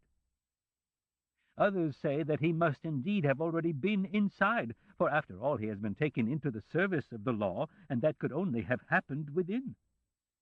To this it may be replied that he might well have been named a doorkeeper by a shout from within, and at any rate could not have progressed far into the interior, since he is unable to bear the sight of even the third doorkeeper. Moreover, there is no report of his saying anything over the years about the interior other than the remark about the doorkeepers. Perhaps he was forbidden to do so, but he never mentions such a prohibition either. From all this, it is concluded that he knows nothing about the appearance and significance of the interior, and is himself deceived about it. But he is also in a state of deception about the man from the country, for he is subordinate to him and doesn't know it. It's evident in several places that he treats the man as a subordinate, as I'm sure you'll recall, but it is equally clear, according to this opinion, that he is in fact subordinate to him. First of all, the free man is superior to the bound man. Now the man is in fact free. He can go wherever he wishes. The entrance to the law alone is denied to him, and this only by one person, the doorkeeper. If he sits on the stool at the side of the door and spends the rest of his life there, he does so of his own free will. The story mentions no element of force. The doorkeeper, on the other hand, is bound to his post by his office. He is not permitted to go elsewhere outside, but to all appearances he is not permitted to go inside either, even if he wishes to. Moreover, he is in the service of the law, but serves only at this entrance, and thus serves only this man, for whom the entrance is solely meant. For this reason, as well, he is subordinate to him. It can be assumed that for many years, as long as it takes for a man to mature, his service has been an empty formality. For it is said that a man comes, that is, a mature man, so that the doorkeeper had to wait a long time to fulfill his duty, and in fact had to wait as long as the man wished, who after all came of his own free will. But the end of his service is also determined by the end of the man's life, and he therefore remains subordinate to him until the very end. And it is constantly emphasized that the doorkeeper apparently realizes none of this. But nothing striking is seen in this, for according to this opinion, the doorkeeper exists in an even greater state of deception with regard to his office. For at the very end he speaks of the entrance and says, "I'm going to go now and shut it." But at the beginning it's said that the gate to the law always stands open. If it always stands open, however, that is, independent of how long the man lives for whom it is meant, then even the doorkeeper can't shut it.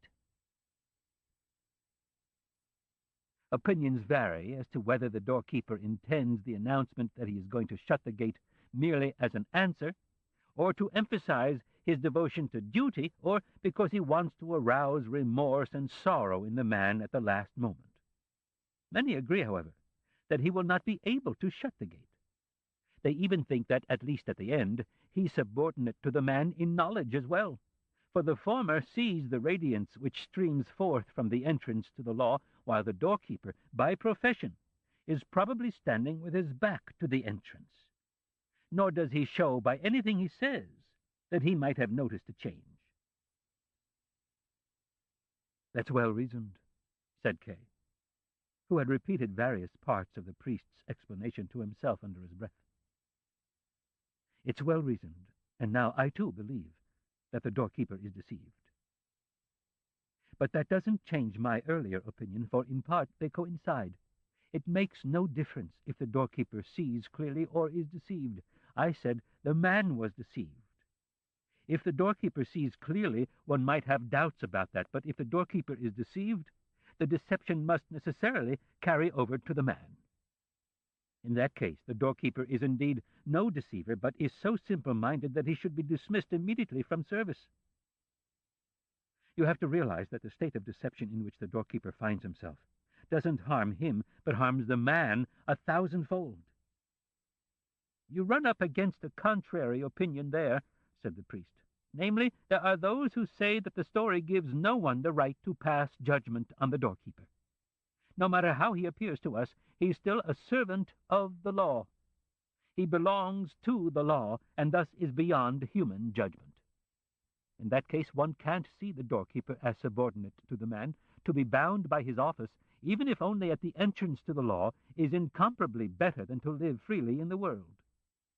The man has only just arrived at the law. The doorkeeper is already there. He has been appointed to his post by the law. To doubt his dignity is to doubt the law itself." "I don't agree with that opinion," said Kay, shaking his head. "For if you accept it, you have to consider everything the doorkeeper says as true. But you've already proved conclusively that that's not possible." "No," said the priest, "you don't have to consider everything true. You just have to consider it necessary." "A depressing opinion," said Kay. "Lies are made into a universal system." Kay said that with finality, but it was not his final judgment. He was too tired to take in all of the consequences of the story. They led him into unaccustomed areas of thought, toward abstract notions more suited for discussion by the officials of the court than by him. The simple tale had become shapeless. He wanted to shake off the thought of it, and the priest, who now showed great delicacy of feeling, allowed him to do so, accepting his remark in silence, although it surely was at odds with his own opinion. They walked on for a while in silence. Kay stayed close to the priest, not knowing in the darkness where he was. The lamp in his hand had long since gone out. Once, directly before him, the silver statue of a saint glimmered briefly, with only the gleam of its silver, then fell back at once into the darkness. Not wishing to remain entirely dependent on the priest, Kay asked him, "Are we near the main entrance now?" "No," said the priest. "We're a long way from it. Do you want to leave already?" Although Kay hadn't been thinking of that at the moment, he said at once, "Of course, I have to go. I'm the chief financial officer of a bank, and they're expecting me. I only came here to show the cathedral to a colleague from abroad." "Well," said the priest, holding his hand out to Kay, "go on then." "But I can't find my way in the dark alone," said Kay. "Go left to the wall," said the priest. "Then just keep to the wall all the way, and you'll find a way out." The priest had moved just a few steps away, but Kay called out in a loud voice, "Please, wait a moment." "I'm waiting," said the priest. "Do you want anything else from me?" asked Kay. "No," said the priest. "You were so friendly to me before," said Kay, "and explained everything, but now you're leaving as if I meant nothing to you." "But you have to go," said the priest. Yes, said Kay. You must see that. First you must see who I am, said the priest. You're the prison chaplain, said Kay, and drew nearer to the priest. His immediate return to the bank wasn't so important as he'd thought. He could easily stay here longer. Therefore, I belong to the court, said the priest. Why should I want something from you? The court wants nothing from you. It receives you when you come and dismisses you when you go.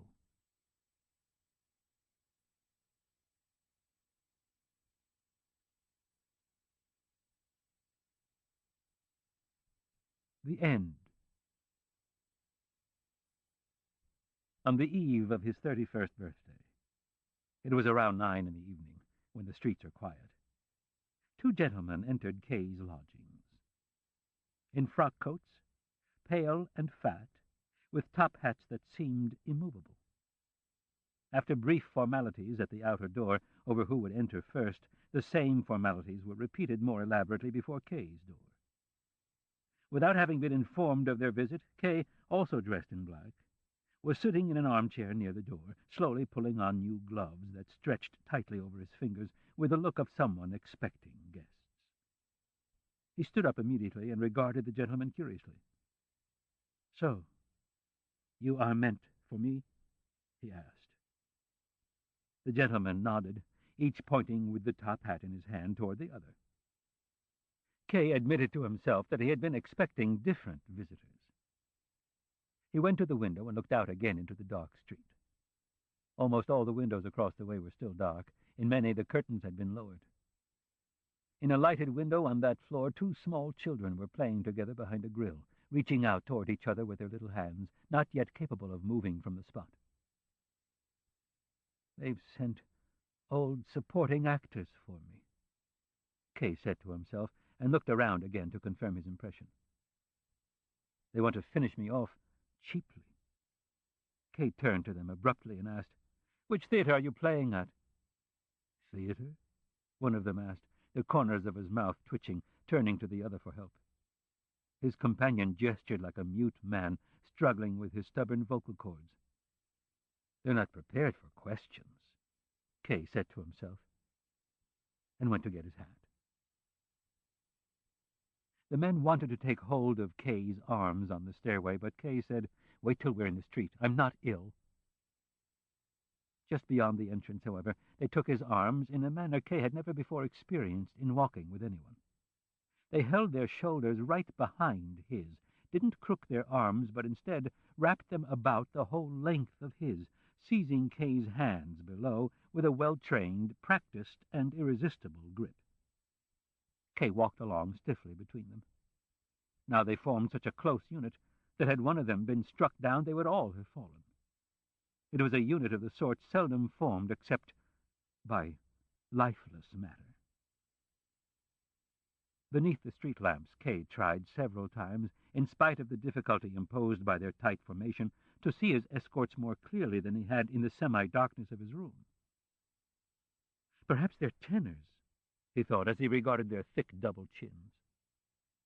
He was nauseated by the cleanliness of their faces. You could practically still see the cleansing hand that had wiped the corners of their eyes, rubbed their upper lips, scrubbed the folds of their chins. When Kay noticed that, he stopped, causing the others to stop as well. They were on the edge of an open, deserted square decorated with flower beds. "Why did they send you, of all people?" he shouted more than asked. The men were apparently at a loss for an answer. They waited with their free arms dangling, like male nurses with a patient who needs to rest. "I'm not going any farther," said Kay, to see what would happen. The men didn't need to reply. They simply maintained their grip and tried to pry Kay from the spot, but Kay resisted. "I won't need my strength much longer. I'll use all I have now," he thought. He pictured flies tearing their tiny legs off as they struggled to escape the flypaper. These gentlemen have their work cut out for them.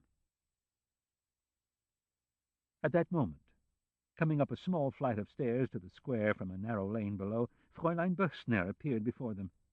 He couldn't be absolutely sure it was her. There was certainly a strong resemblance.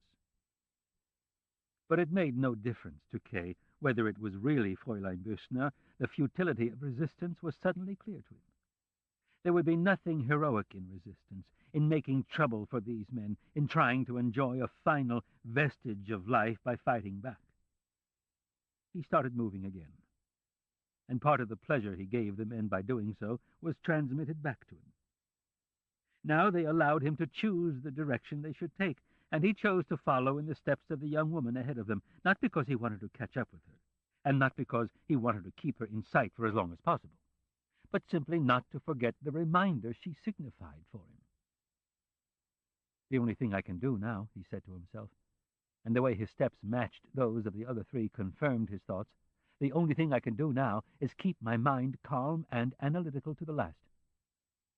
I've always wanted to seize the world with 20 hands, and what's more, with a motive that was hardly laudable.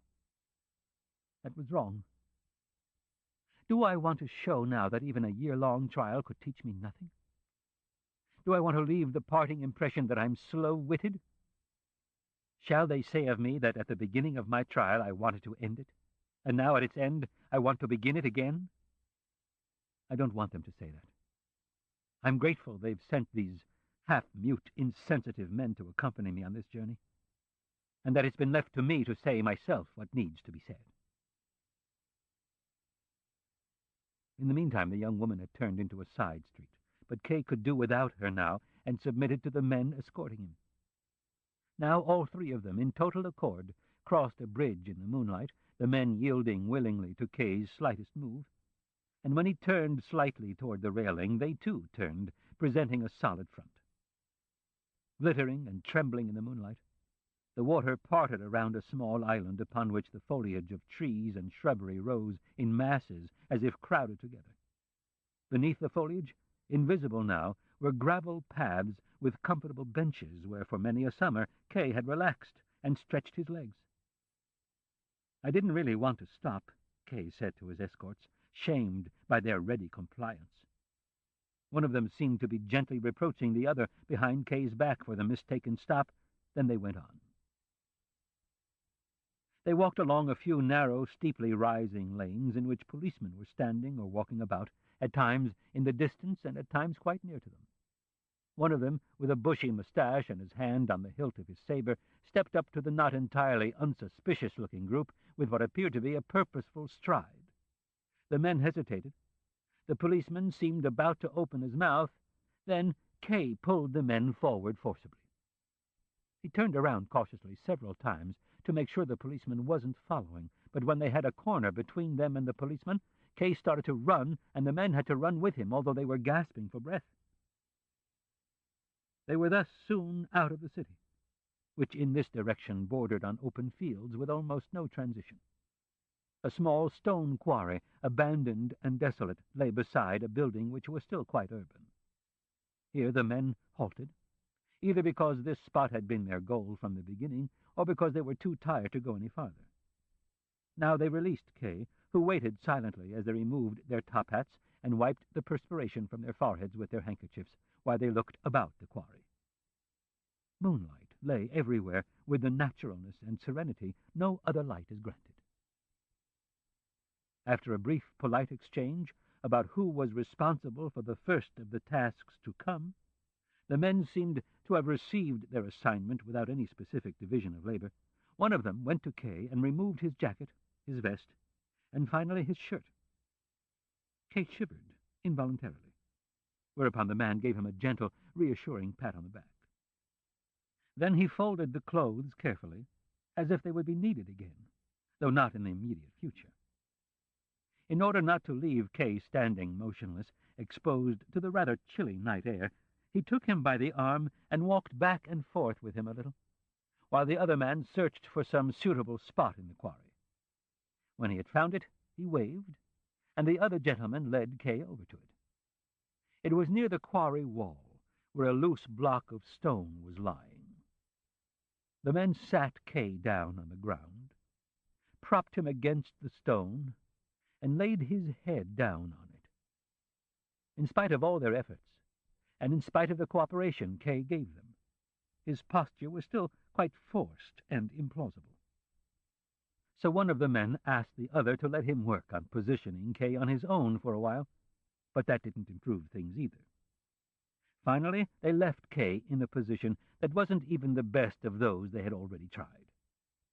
Then one man opened his frock coat and, from a sheath on a belt that encircled his vest, drew forth a long, thin, double-edged butcher knife, held it up, and tested its sharpness in the light. Once more the nauseating courtesies began. One of them passed the knife across Kay to the other, who passed it back over Kay. Kay knew clearly now that it was his duty to seize the knife as it floated from hand to hand above him and plunge it into himself. But he didn't do so. Instead, he twisted his still free neck and looked about him. He could not rise entirely to the occasion. He could not relieve the authorities of all their work. The responsibility for this final failure lay with whoever had denied him the remnant of strength necessary to do so.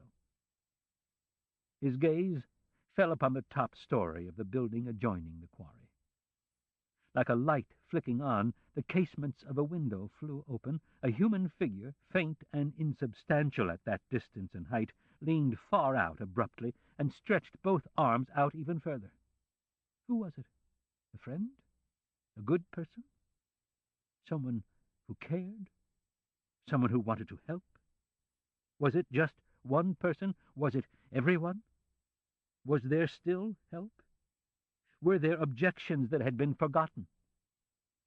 Of course there were. Logic is no doubt unshakable, but it can't withstand a person who wants to live. Where was the judge he'd never seen? Where was the high court he'd never reached? He raised his hands and spread out all his fingers. But the hands of one man were right at Kay's throat, while the other thrust the knife into his heart and turned it there, twice. With failing sight, Kay saw how the men drew near his face, leaning cheek to cheek, to observe the verdict. "Like a dog," he said. It seemed as though the shame was to outlive him. The end. You've been listening to The Trial by Franz Kafka, narrated by George Guidell. On the last cassette of this recorded book, you will find supplemental material on this groundbreaking new translation, including a publishing history and an afterword from the translator. Please fast forward to the end before loading cassette 6. The Trial, cassette 6. In the following publisher's note, Arthur H. Samuelson, editorial director of Schocken Books, briefly recounts the history of the trial and the enormous effort put forth by an international team of experts who have spent the last 20 years attempting to restore all of Kafka's texts. He writes, Dearest Max, my last request. Everything I leave behind me, in the way of diaries, manuscripts, letters, my own and others, sketches, and so on, is to be burned, unread. Yours, Franz Kafka. These famous words, written to Kafka's friend, Max Brod, have puzzled Kafka's readers ever since they appeared in the postscript to the first edition of The Trial, published in 1925, a year after Kafka's death. We will never know if Kafka really meant for Brod to do what he asked. Brod believed that it was Kafka's high artistic standards and merciless self-criticism that lay behind the request, but he also believed that Kafka had deliberately asked the one person he knew would not honor his wishes, because Brod had explicitly told him so. We do know, however, that Brod disregarded his friend's request and devoted great energy to making sure that all of Kafka's works, his 3 unfinished novels, his unpublished stories, diaries, and letters would appear in print. Brott explained his reasoning thus: "My decision rests simply and solely on the fact that Kafka's unpublished work contains the most wonderful treasures and, measured against his own work, the best things he has written. In all honesty, I must confess that this one fact of the literary and ethical value of what I am publishing would have been enough to make me decide to do so, definitely, finally, and irresistibly, even if I had had no single objection to raise against the validity of Kafka's last wishes." From the postscript to the first edition of the trial. In 1925, Max Brott convinced the small avant-garde Berlin publisher Verlag die Schmiede to publish the trial which Brott prepared for publication from Kafka's unfinished manuscript. Next, he persuaded the Munich publisher Kurt Wolf to publish his edited manuscript of The Castle, also left unfinished by Kafka in 1926. And in 1927 to bring out Kafka's first novel, which Kafka had meant to entitle Der Verschollene, The Man Who Disappeared, but which Brott named America. The first English translation of The Trial by Edwin and Willa Muir, who had already translated The Castle in 1930, appeared in 1937 simultaneously in England and the United States, the latter edition published by Knopf with illustrations by Georg Salter. Neither the German nor the English-language editions sold well, although they were critically well received. Undeterred, Max Brott enlisted the support of Martin Buber, André Gide, Hermann Hesse, Heinrich Mann, Thomas Mann, and Franz Werfel for a public statement urging the publication of Kafka's collected works as a spiritual act of unusual dimensions, especially now during times of chaos. Since Kafka's previous publishers had closed during Germany's economic depression, he appealed to Gustav Kiepenheuer to undertake the project. Kiepenheuer agreed, but on condition that the first volume be financially successful. But the Nazi rise to power in 1933 forced Kiepenheuer to abandon his plans. Between 1933 and 1938, German Jews were barred from teaching or studying in German schools, from publishing or being published in German newspapers or publishing houses, or from speaking and performing in front of German audiences. Publishers that had been owned or managed by Jews, such as S. Fischer Verlag, were quickly Aryanized and ceased to publish books by Jews. Kafka's works were not well enough known to be banned by the government or burned by nationalist students, but they were Jewish enough to be off-limits to Aryan publishers.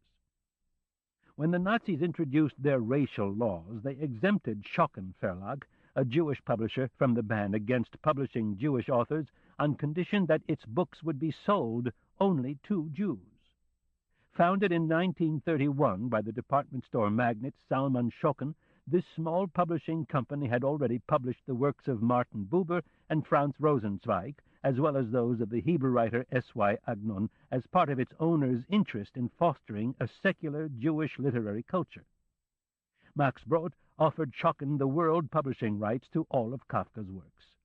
This offer was initially rejected by Lambert Schneider, Schocken Verlag's editor-in-chief, who regarded Kafka's work as outside his mandate to publish books that could reacquaint German Jewry with its distinguished heritage. He also doubted its public appeal.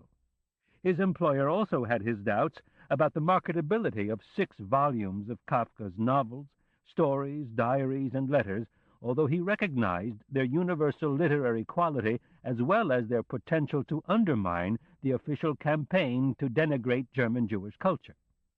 But he was urged by one of his editors, Moritz Spitzer, to see in Kafka a quintessentially Jewish voice that could give meaning to the new reality that had befallen German Jewry and would demonstrate the central role of Jews in German culture. Accordingly, Before the Law, an anthology drawn from Kafka's diaries and short stories, appeared in 1934 in Schocken Verlag's Bucherei series, a collection of books aimed to appeal to a popular audience, and was followed a year later, the year of the infamous Nuremberg Laws, by Kafka's 3 novels. The Schocken editions were the first to give Kafka widespread distribution in Germany.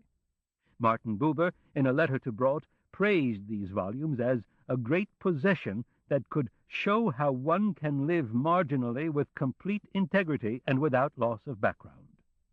From the letters of Martin Buber, New York, Schocken Books, 1991, page 431.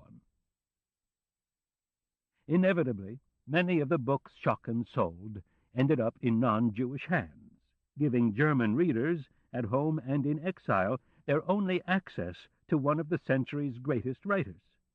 Klaus Mann wrote in the exile journal Sammlung that the collected works of Kafka offered by the Schocken Verlag in Berlin are the noblest and most significant publications that have come out of Germany. Praising Kafka's books as the epoch's purest and most singular works of literature, he noted with astonishment that this spiritual event has occurred within a splendid isolation, in a ghetto far from the German cultural ministry. Quite probably in response to Mann's article on July 22, 1935, a functionary of the German cultural ministry wrote to Schocken complaining that the publisher was still selling the complete works of Franz Kafka edited by Max Brod, although the work of both Kafka and Brod had been placed by the Nazis on the list of harmful and undesirable writings 3 months earlier. Schocken moved his production to Prague, where he published Kafka's diaries and letters. Interestingly, despite the Nazi protest against the collected works, he was able to continue printing and distributing his earlier volume of Kafka's short stories in Germany itself, until the government closed down Schocken Verlag in 1939. The German occupation of Prague that same year put an end to Schocken's operations in Europe. In 1939, he re-established Schocken Books in Palestine, where he had lived intermittently since 1934, and editions of Kafka's works in the renewed Hebrew language were among its first publications. In 1940, he moved to New York, where 5 years later he opened Schocken Books with Hannah Arendt and Nahum Glatzer as his chief editors. While continuing to publish Kafka in German, Schocken reissued the existing Muir translations of the novels in 1946 and commissioned translations of the letters and diaries in the 1950s, thus placing Kafka again at the center of his publishing program.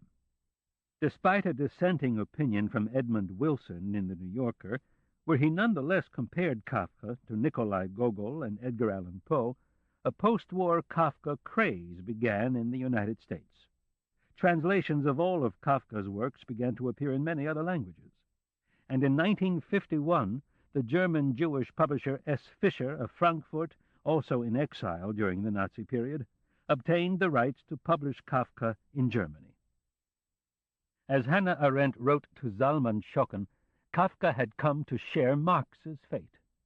Though during his lifetime he could not make a decent living, he will now keep generations of intellectuals both gainfully employed and well-fed.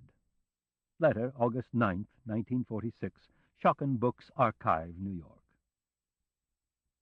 Along with the growing international recognition of Franz Kafka as one of the great writers of our century, scholars began to raise doubts about the editorial decisions made by Max Brod. In editing The Trial for its original German publication in 1925, Brodt's primary concern had been to provide an accessible, unified text that would establish Kafka, hitherto known only as a master of the small form, as a great novelist. As he explained in the postscript to that edition, he had sought to reduce the fragmentary nature of the manuscript by publishing only the finished chapters and by making minor additions to the virtually finished 8th chapter, Block, the Merchant, Dismissal of the Lawyer, expanding the numerous contractions, Fräulein Bösner for F.B. and Titorelli for T, and correcting obvious slips of the pen.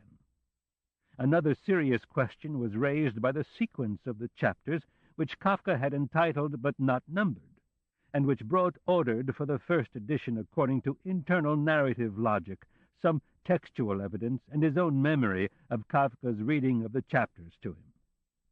In the 1946 postscript to the third edition of the novel, Brod admitted that further scrutiny of the manuscript made it appear possible that Kafka intended the episode now designated as the 5th chapter to be, in fact, the 2nd.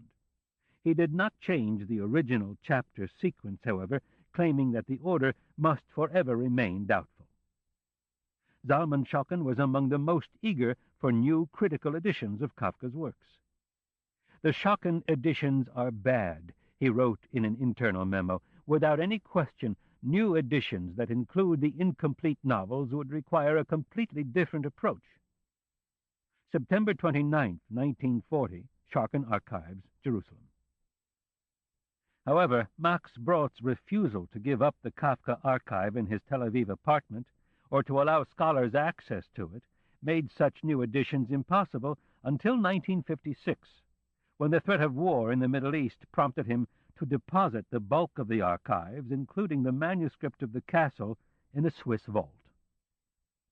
When the young Oxford Germanist Malcolm Paisley learned of the archive's whereabouts, he received permission from Kafka's heirs in 1961 to deposit them in Oxford's Bodleian Library, where they were subsequently made available for scholarly inspection.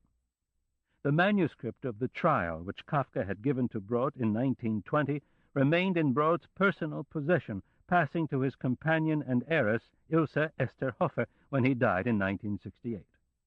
It was not until the late 1980s that Ms. Hofer agreed to sell the manuscript, which was auctioned for a record sum by Sotheby's in November 1988 to the German National Literary Archives in Marbach, where it is now kept. Since 1978, an international team of Kafka experts has been working on German critical editions of all of Kafka's writings, which are being published by S. Fischer Verlag with financial support from the German government. The first of these editions, The Castle, appeared in 1982, edited by Malcolm Paisley in 2 volumes, one for the restored text of the novel drawn from Kafka's handwritten manuscript, the second for textual variants and editorial notes. The Man Who Disappeared, edited by Jost Schillemeier, also in 2 volumes, was published the following year. The Trial, edited by Malcolm Paisley, appeared in 1990. Our new English translation of The Trial by Breon Mitchell is based on the restored text in the 1st volume of the Fisher Critical Edition, which removed all previous editorial interventions, including numerous changes to adapt Kafka's Prague orthography and vocabulary to standard High German. The new translation reproduces the poetics of Kafka's prose with particular care, rendering with unusual fidelity the intricate texture of terms, images, and symbols that characterizes Kafka's style. Following Paisley's decision for the Fisher Critical Edition, this translation makes slight changes in the chapter divisions and sequence of chapter fragments. Bee's Friend, which was the 2nd chapter in Max Brodt's edition, has been put with the fragments in the appendix. The 1st chapter has been broken into 2 separate chapters, Arrest and Conversation with Frau Grubach, then Fräulein Bürstner. Otherwise, Brodt's original ordering of the chapters remains unchanged. Variants and deletions made by Kafka, which Paisley included in the 2nd volume of the German Critical Edition, have not been included in this translation. The chief objective of this new edition, which is intended for the general public, is to present the text in a form that is as close as possible to the state in which the author left the manuscript. Translator Breon Mitchell has received several national awards for literary translation. He is a professor of Germanic Studies and Comparative Literature at Indiana University. He writes in his Translator's Afterword, "Translating Kafka was once my dream. Now I only dream of how I might have done it better. From the moment I first read The Trial as a teenager on the plains of Kansas in the late 1950s, I was drawn into Kafka's world so strongly that I have never quite escaped it. I had no idea then that scarcely 5 years later I would be studying with Malcolm Paisley in Oxford, hearing firsthand the tale of how he had retrieved most of Kafka's manuscripts and arranged for their deposit in the Bodleian Library, nor that my next summer would be spent walking the streets of Prague on a pilgrimage that, in the mid-60s, still retained its spiritual excitement, and even a hint of danger under a regime that had forbidden the publication and sale of Kafka's works. 30 years have passed, and Kafka now gazes from the shop windows of every bookstore in Prague. Nor did Kafka ever leave my life. Now, after almost 3 decades of reading, teaching, and writing about Kafka, I have undertaken the closest reading of all, faced with the challenge of doing him justice. Historians of literary translation have often noted a strange phenomenon. Although an original text still gives us pleasure even centuries after it was written, almost all translations age quickly. Why translations should be more time-bound than literary works of art remains a mystery, but the consequences are clear. Each new age demands its own versions of the literary past. The appearance of the definitive Fisher edition of the works of Franz Kafka offers a fitting moment to see him through new eyes. There are, or should be, as many philosophies of translation as there are works to be translated. Each text is unique and demands unique solutions. Any given philosophy of translation is invariably modified according to the work at hand, often in the course of the act of translation itself. We take for granted, however, that the translation should be accurate, complete, and faithful to the style of the original. But what do we mean by such terms? George Steiner has suggested that a translation that improves upon the original is the greatest betrayal of all. Yet most contemporary translations have precisely that in mind when they strive to produce flowing and readable versions for the public, even if that means smoothing over stylistic lapses and supposed errors on the part of the author. The Muirs clearly took this approach when they first translated Kafka's novels in the 1930s, and their versions have continued to wear well over the years, yet it can be argued that Kafka presents a very special case, one that demands a quite different approach to translation. For all its power, Kafka's Trial is clearly an unfinished novel with rough edges.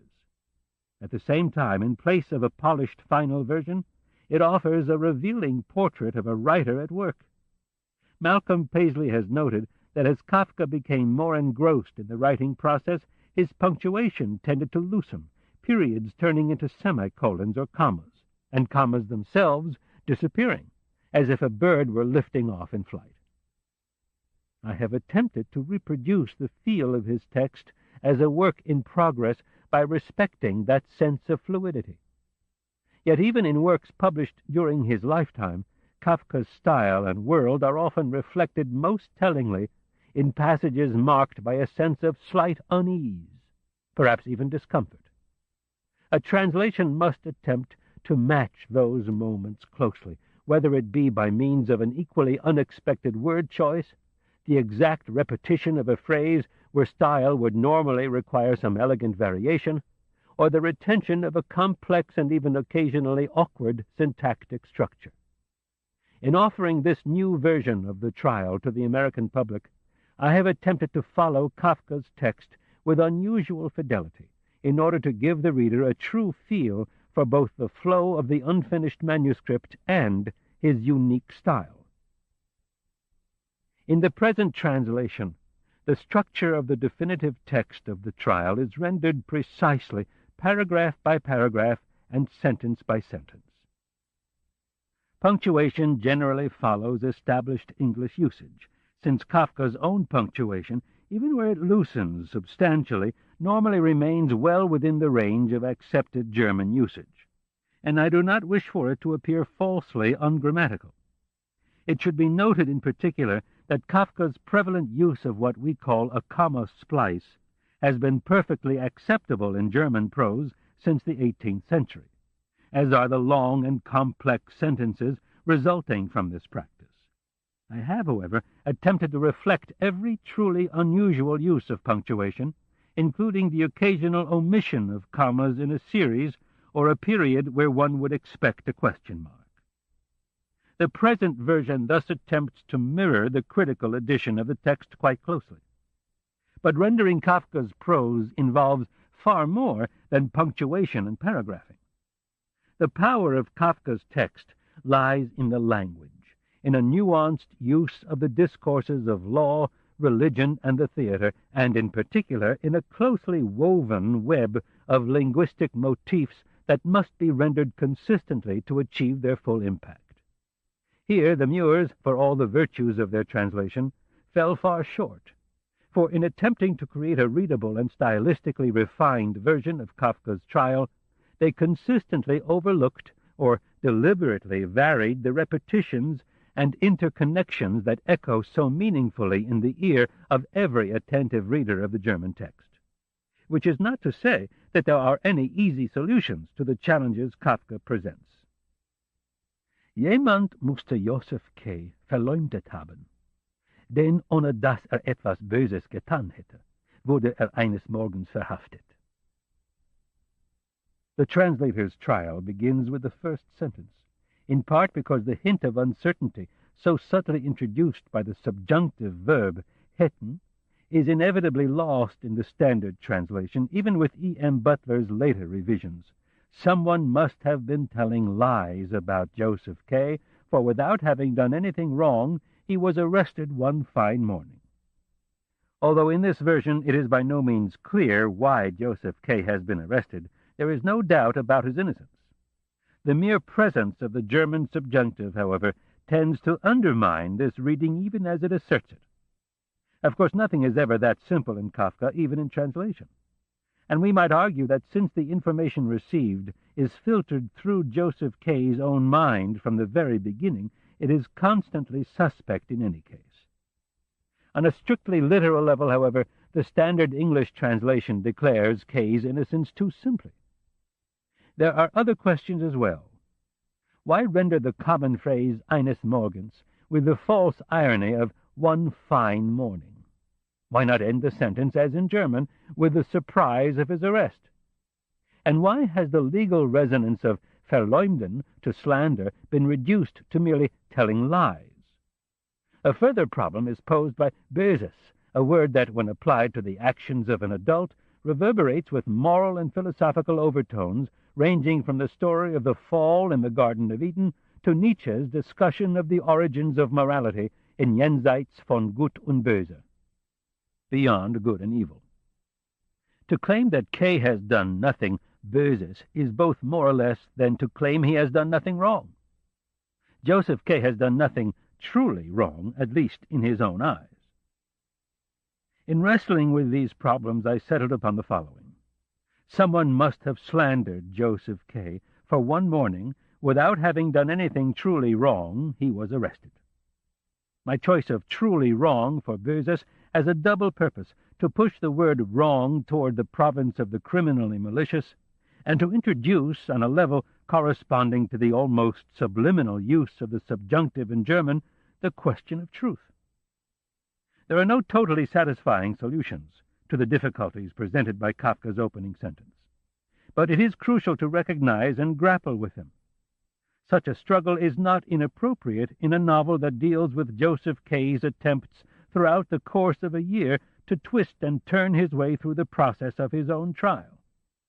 And indeed, having made it through the first sentence, the translator is immediately confronted by problems of another sort in the second. Die Köchin der Frau Grubach, seiner Zimmervermieterin, die ihm jeden Tag gegen 8 Uhr früh das Frühstück brachte, kam diesmal nicht. Here Kafka himself is partly to blame. He originally began the sentence quite straightforwardly, die Köchin seiner Zimmervermieterin, die ihm jeden Tag.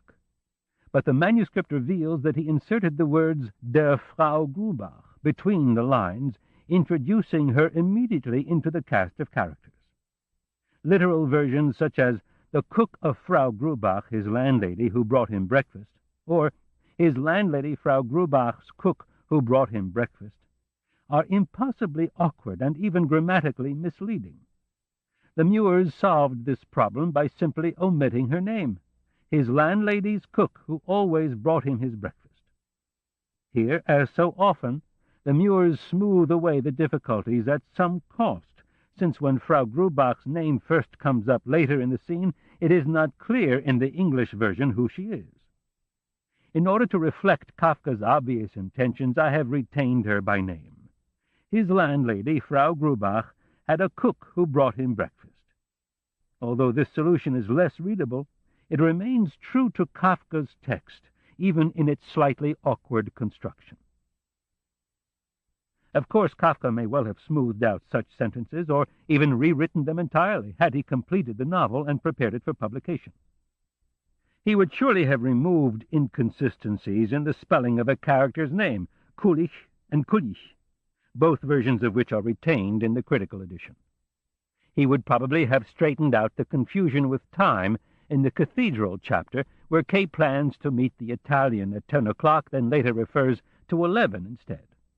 He might well have cleared up the matter of the maid's room where Block works and sleeps, which is at first windowless, fensterlos, although a few pages later it includes a window that looks out onto an air shaft. But we can hardly hold the author of the Metamorphosis to a strict standard of reality. Kafka constantly distorts time and space, and often underlines the frailty of human perception. The critical edition therefore retains such apparent anomalies, allowing the reader direct access to Kafka's text in progress, and here, too, I have followed the German version faithfully. The trial begins as farce and ends in tragedy. The opening chapter has a strong theatrical air, complete with an audience across the way. Later that evening, when Josef K reenacts the scene for an amused Fräulein Bürstner, who has just returned from the theater herself, he takes on both his own role and that of his accuser, replaying the farce, shouting his own name aloud with comedic consequences. The final chapter of the novel offers a carefully balanced counterpart in which the men who are sent for him, like a pair of old supporting actors, stage the final scene in the deserted quarry before yet another audience at a distant window. But this time, no one is laughing. Josef K's appearance before the examining magistrate at the initial inquiry is yet another farce, a staged gathering in which the supposed parties of the assembly are merely acting out their roles before the gallery under the direction of the magistrate. In the lawyer's apartment, Holt calls in the merchant Block and offers a performance intended solely to demonstrate his power to K. Even the priest's appearance in the cathedral has all the trappings of a private show for K's benefit. Throughout the novel, the line between farce and tragedy is blurred in such scenes. Although they are connected at the level of the plot, the relationships are made striking and forceful in the language itself. The Muir's translation weakens these connections by failing time and again to render Kafka's language precisely.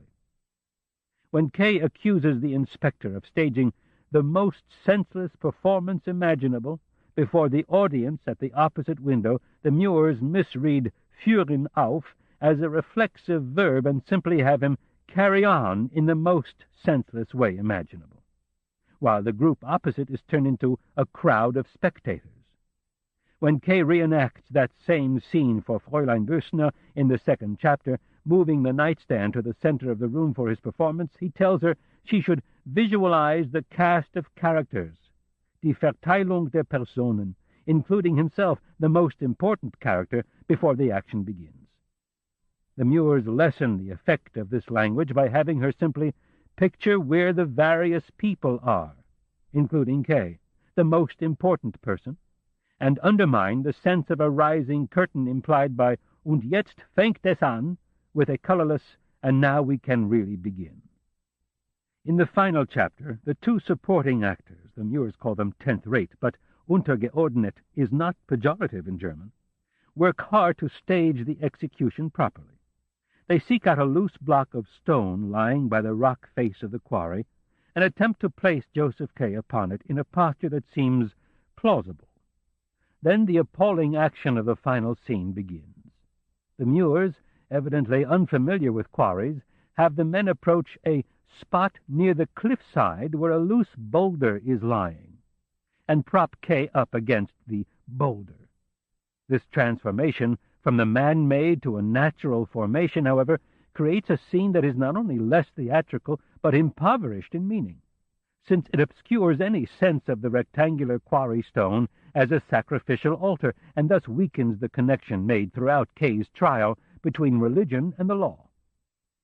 When, at the crucial moment, it becomes obvious that K is expected to seize the butcher knife and plunge it into his own heart, it is clear in what sense the two men are supporting actors. Josef K is still the most important figure in the drama, even if he cannot perform the final act himself. Over the course of the novel, such verbal echoes accumulate with great power. Kafka took special care to create links between important passages in his work, links the Muirs consistently missed or unintentionally weakened. One extended example must suffice here. Fräulein Büchner's apparent reappearance in the final chapter reminds the reader how crucially related she is to K's fate.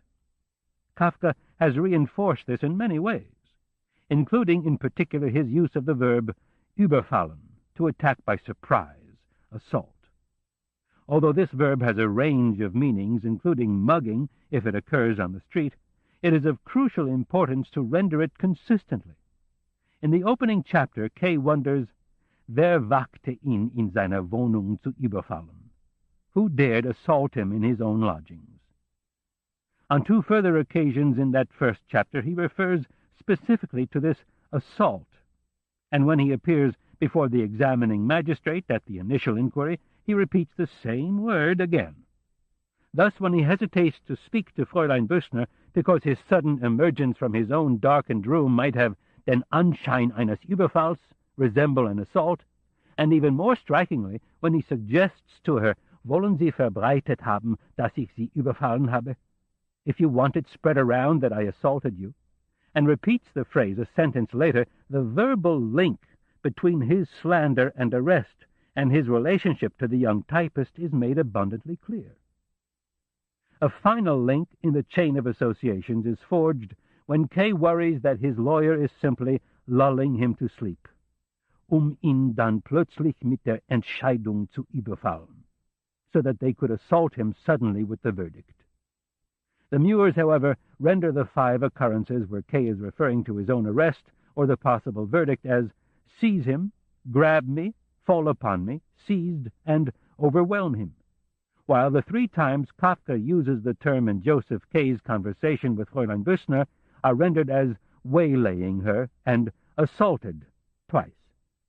Thus, no reader of the English version is in the position to recognize one of the central links in the novel, nor fully understand why her appearance in the final chapter is such a strong reminder of the futility of all resistance. The dominant discourse in the trial is, of course, legal.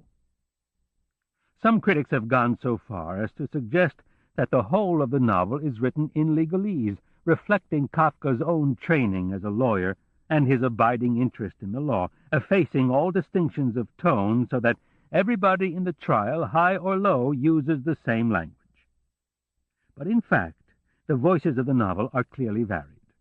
They include not only the long legal disquisitions of the lawyer Hult, but also the voices of women, of K's uncle, of the merchant, the painter, and the priest. Moreover, the narrative itself is recounted in a voice we have long since come to recognize as distinctly Kafka's own. The translator's task includes rendering these voices individually, even if they are all entangled in the web of the law. The German word Prozess, as has often been noted, refers not only to an actual trial, but also to the proceedings surrounding it, a process that, in this imaginary world, includes preliminary investigations, numerous hearings, and a wide range of legal and extra-legal maneuvering. The trial is a reasonable translation of the German, combining as it does the literal and figurative associations surrounding Josef K's year-long struggle. Yet the shadowy and seemingly infinite hierarchy of mysterious courts depicted in the trial does not correspond to any actual legal system so far as we know, then or now. Nevertheless, Kafka employs a vocabulary of recognizable legal terms that have come down to us relatively intact from the period in which he practiced law. Somewhat surprisingly, the Muir translation misses several of these scattered throughout the novel, often with unfortunate consequences, as in the following 2 examples chosen from among many. The three possibilities the painter Titorelli presents to Josef K. as outcomes for his trial are wirkliche Freisprechung, scheinbare Freisprechung, and Verschleppung. The first two of these, actual acquittal and apparent acquittal, represent a distinction with no parallel in actual law, but the third, which seems on the surface least likely to be real, is, in fact, a common German legal term referring to drawing out a trial by delaying tactics, or protraction. When the Muirs chose to translate this as indefinite postponement, they misrepresented both the tactic itself, the trial is not in fact indefinitely postponed, and its basis in actual law. Perhaps the most striking use of a legal term occurs in the final lines of the novel, yet up to now a reader of the standard English version could have no idea it was there.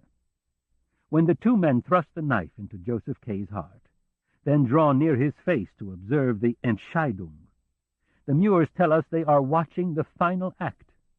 Yet Entscheidung is not only the ordinary German word for decision, but also the legal term for a judge's verdict. This is the verdict K has been moving toward throughout his trial, the verdict he feared would be sprung upon him like an assault once he was lulled into sleep or a state of helplessness. The lessons of such a final verdict are lost, he has been told, even on the officials of the court. They can be learned only by the accused, for he alone follows the trial to its very end. Thus, when the two men draw near his face and lean cheek to cheek to observe the verdict, they seek it in Josef K.'s own eyes. Over the course of a year, Josef K. gradually weakens in his struggle with the mysterious forces that surround him. His true trial begins with the first sentence and ends only with his death. The translator's trial is in its own way a similar ordeal. Faced with his own inadequacy, acutely aware each time he falls short, the translator too is impelled toward a final sentence in an imperfect world. No one is more aware of these imperfections than one who, like Josef K., has followed that process to its very end. It is always dangerous to translate an author one reveres as deeply as I do Kafka. The journey is not and intriguing writer of our century. The publisher has chosen to include 6 fragments found among Kafka's effects, which relate to the story of the trial. We include those fragments here. B's friend. Over the next few days, K. was unable to exchange even a few words with Fräulein Bürstner. He tried any number of approaches, but she always managed to avoid him. He came straight home from the office, sat on the divan in his room without turning on the light, and concentrated all his attention on the hall. If the maid happened to pass by and shut the door to the apparently empty room, he would get up after a moment or so and open it again.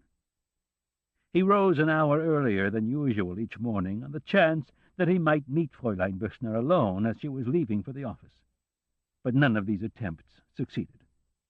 Then he wrote a letter, both to her office and to her lodgings, in which he tried again to justify his behavior, offered to make whatever amends he could, promised never to transgress whatever boundaries she might choose to set, and asked only for a chance to speak with her, particularly since he couldn't settle things with Frau Grubach without first conferring with her, and finally informed her that he would spend the entire day in his room that coming Sunday, waiting for some sign she might grant his request, or at least explain to him why she couldn't, in spite of the fact that he had promised to do as she wished in all respects. The letters were not returned, but neither were they answered.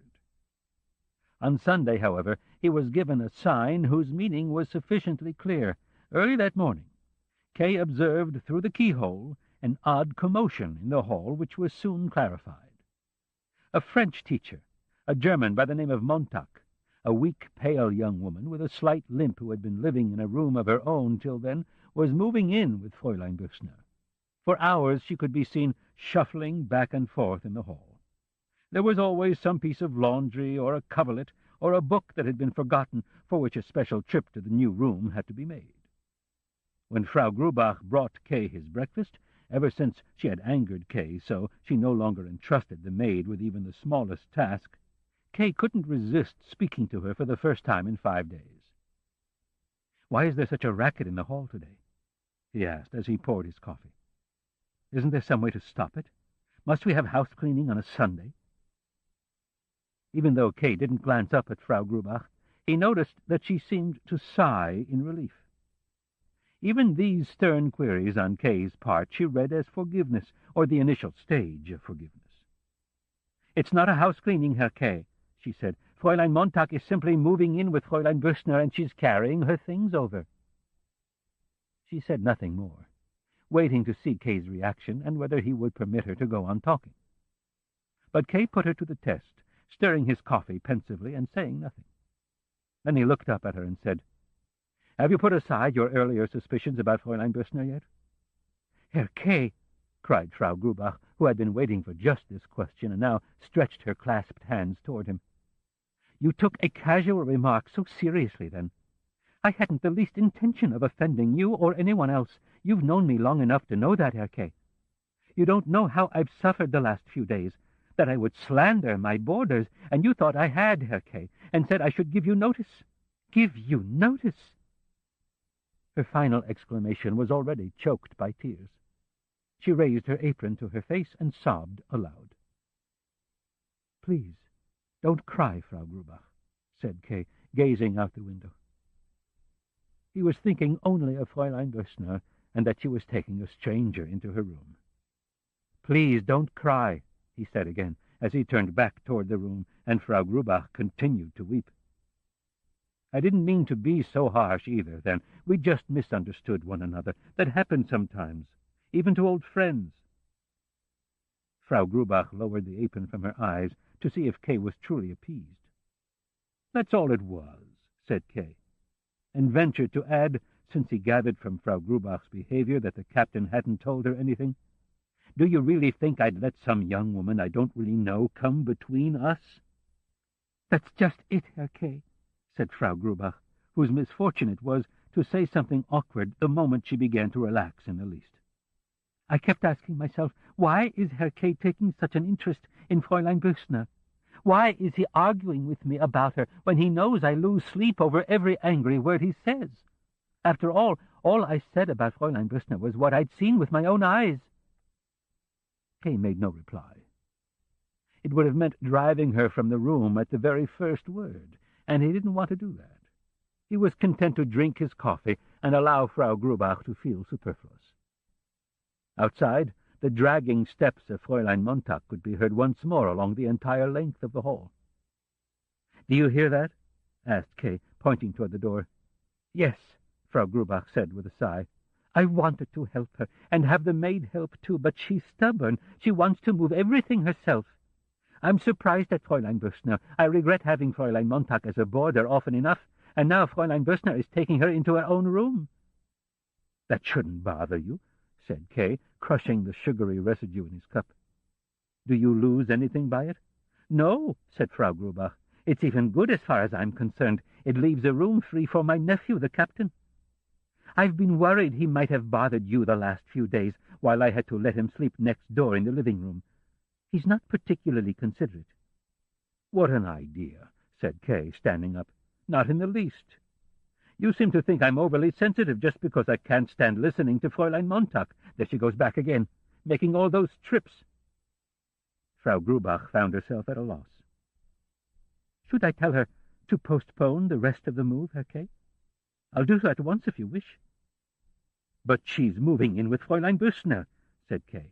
"Yes," said Frau Grubach, not quite seeing Kay's point. "Well, then," said Kay, "she has to take her things there." Frau Grubach merely nodded. This silent helplessness, which had the surface appearance of stubbornness, irritated Kay even further. He began pacing back and forth in the room from window to door, giving Frau Grubach no opportunity to slip away, which she would otherwise no doubt have done. Kay had just reached the door again when there was a knock. It was the maid, who reported that Fräulein Montag would like a few words with Herr Kay, and requested that he join her for that purpose in the dining-room, where she was awaiting him. Kay listened pensively to the maid, then turned with an almost scornful look to a startled Frau Grubach. His look seemed to say he'd long since expected Fräulein Montag's invitation, and that it fit in quite well with the general annoyance he was being forced to suffer at the hands of Frau Grubach's boarders this Sunday morning. This ends side 1 of cassette 6. Please turn the cassette over and start side 2 at the same point.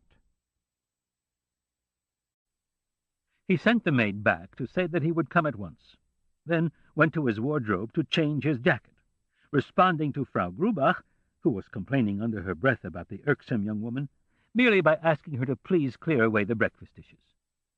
"But you've hardly touched anything," said Frau Grubach. "Oh, just take it away," cried Kay. It seemed to him as if Fräulein Montag were somehow mixed up with it all, making it disgusting. As he passed through the hall, he looked over at the closed door to Fräulein Börsner's room.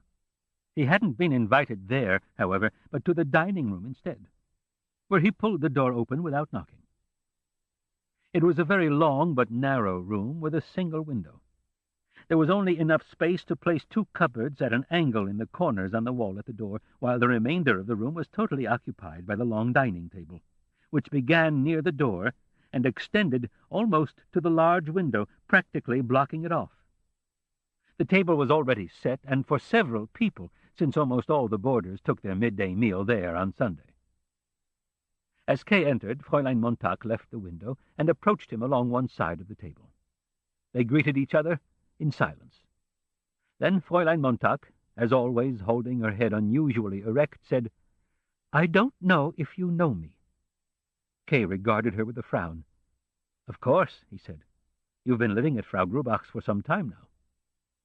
"But I don't think you pay much attention to the affairs of the boarding-house," said Fräulein Montag. "No," said Kay. "Won't you sit down?" said Fräulein Montag. In silence, they both drew out chairs from the very end of the table and sat down across from each other. But Fräulein Montag rose again immediately, for she had left her little handbag on the window-sill and went back to get it. She limped the whole length of the room. When she returned, gently swinging the little handbag, she said, "I just want to have a few words with you on behalf of my friend. She wanted to come herself, but she's not feeling very well today. She asks you to forgive her and to hear me out instead. She couldn't have said anything to you but what I'm going to say anyway. On the contrary, I think I can say more, since I'm relatively uninvolved. Don't you think?" "Well, what is there to say?" replied Kay, who was tired of seeing Fräulein Montag stare so fixedly at his lips. By this means she already assumed control over what he had yet to say. "Apparently Fräulein Börsner doesn't wish to grant me the personal discussion I requested." "That's right," said Fräulein Montag. "Or rather, that's not it at all. You put it much too strongly. As a general rule, discussions are neither granted nor denied, but they may be considered unnecessary, as in this case. Now, after what you've said, I can speak frankly. You asked my friend, either in writing or orally, to discuss something with you. But my friend knows what this discussion would concern, or so I at least assume, and is therefore convinced, for reasons unknown to me, that it would be to no one's benefit for the discussion to actually take place. She mentioned it to me for the first time yesterday, by the way, and then only in passing. She said, among other things, that the discussion couldn't be all that important to you, for you could only have hit upon such an idea by chance, and that, even without a specific explanation, you would soon see how pointless the whole thing was if you hadn't realized it already. I replied that she might be right, but nonetheless I felt that, in order to make everything perfectly clear, it might still be preferable to give you some explicit answer. I offered to take on this task myself, and after some hesitation my friend yielded. I hope I've acted as you would have wished to, for even the slightest uncertainty in the most minor matter is always annoying, and if, as in this case, the uncertainty can be dispelled so easily, it's best to do so at once."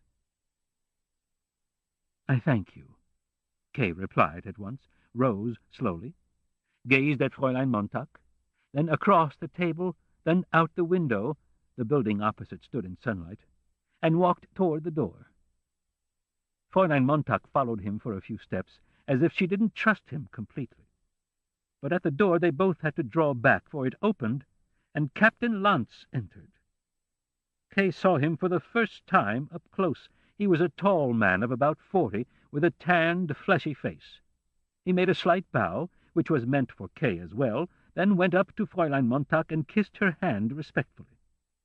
He moved with easy assurance. His politeness toward Fräulein Montag differed strikingly from the treatment Kay had accorded her. Even so, Fräulein Montag didn't seem angry with Kay, for as far as he could tell, she was about to introduce him to the captain, but Kay had no desire for introductions. He felt incapable of showing any friendliness toward either the captain or Fräulein Montag, for in his eyes the kiss of her hand had united them as a pair that desired, beneath the appearance of utmost inoffensiveness and unselfishness, to keep him from seeing Fräulein Bössner. Kay not only believed this, but felt as well that Fräulein Montag had selected an excellent, albeit two-edged weapon to accomplish her aim. She exaggerated the importance of the relationship between Fräulein Bössner and Kay, and above all, the importance of the discussion he sought, while at the same time attempting to twist things around so that Kay seemed to be the one exaggerating everything. She would be proved wrong. Kay had no desire to exaggerate anything. He knew that Fräulein Bössner was an ordinary little typist who couldn't resist him for long. In this connection, he deliberately omitted any consideration of what he had learned about Fräulein Bössner from Frau Grubach. He was thinking about all this as he left the room with scarcely a nod. He intended to go straight to his room, but a little laugh he heard coming from Fräulein Montag in the dining-room gave him an idea that would give both the captain and Fräulein Montag a surprise. He looked around and listened to see if an interruption might be expected from any of the adjoining rooms. It was quiet everywhere. The only sound was the conversation in the dining-room and, from the hall leading to the kitchen, Frau Grubach's voice. It seemed like a good opportunity. Kay went to Fräulein Bössner's door and knocked softly. Since nothing stirred, he knocked again. But there was still no response. Was she asleep? Or was she truly ill? Or just pretending she wasn't there because she sensed that only Kay would knock so softly? Kay decided she was pretending and knocked more loudly, and since his knocking went unanswered, finally opened the door cautiously, not without the feeling he was doing something wrong, and pointless as well. There was no one in the room. Moreover, it scarcely resembled the room as Kay knew it. 2 beds were now placed in a row against the wall. 3 armchairs near the door were piled high with clothes and undergarments. A wardrobe stood open.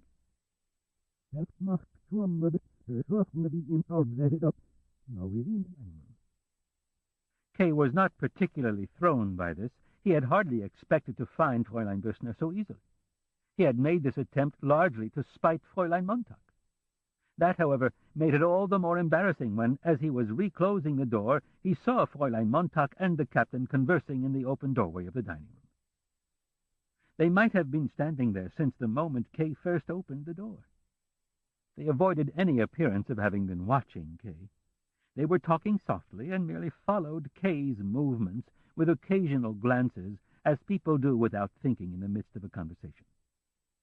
But their glances weighed heavily upon Kay, and he hurried along the wall to reach his room.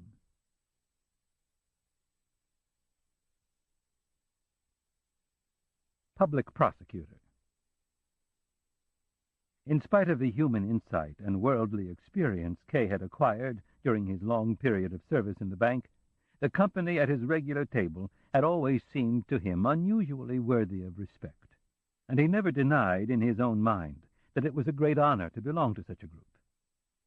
It consisted almost exclusively of judges, public prosecutors, and lawyers, to which were added a few quite young clerks and legal assistants, who, however, sat at the very end of the table, and were only allowed to join in the debates when questions were put directly to them. For the most part, such queries were intended only for the company's amusement, and Public Prosecutor Huster, who generally sat next to Kay, took particular pleasure in embarrassing the young men in this way. Whenever he spread out his strong, hairy hand in the middle of the table, and turned toward its lower end, they all immediately pricked up their ears. And when someone there took up his question, but either failed from the very start to decipher it, or stared thoughtfully into his beer, or instead of speaking simply clamped his jaw shut, or even, that was the worst, broke into an impetuous flood of words to back up some erroneous or unverified opinion, then the older men shifted about in their chairs with a smile and seemed to be really enjoying themselves for the first time.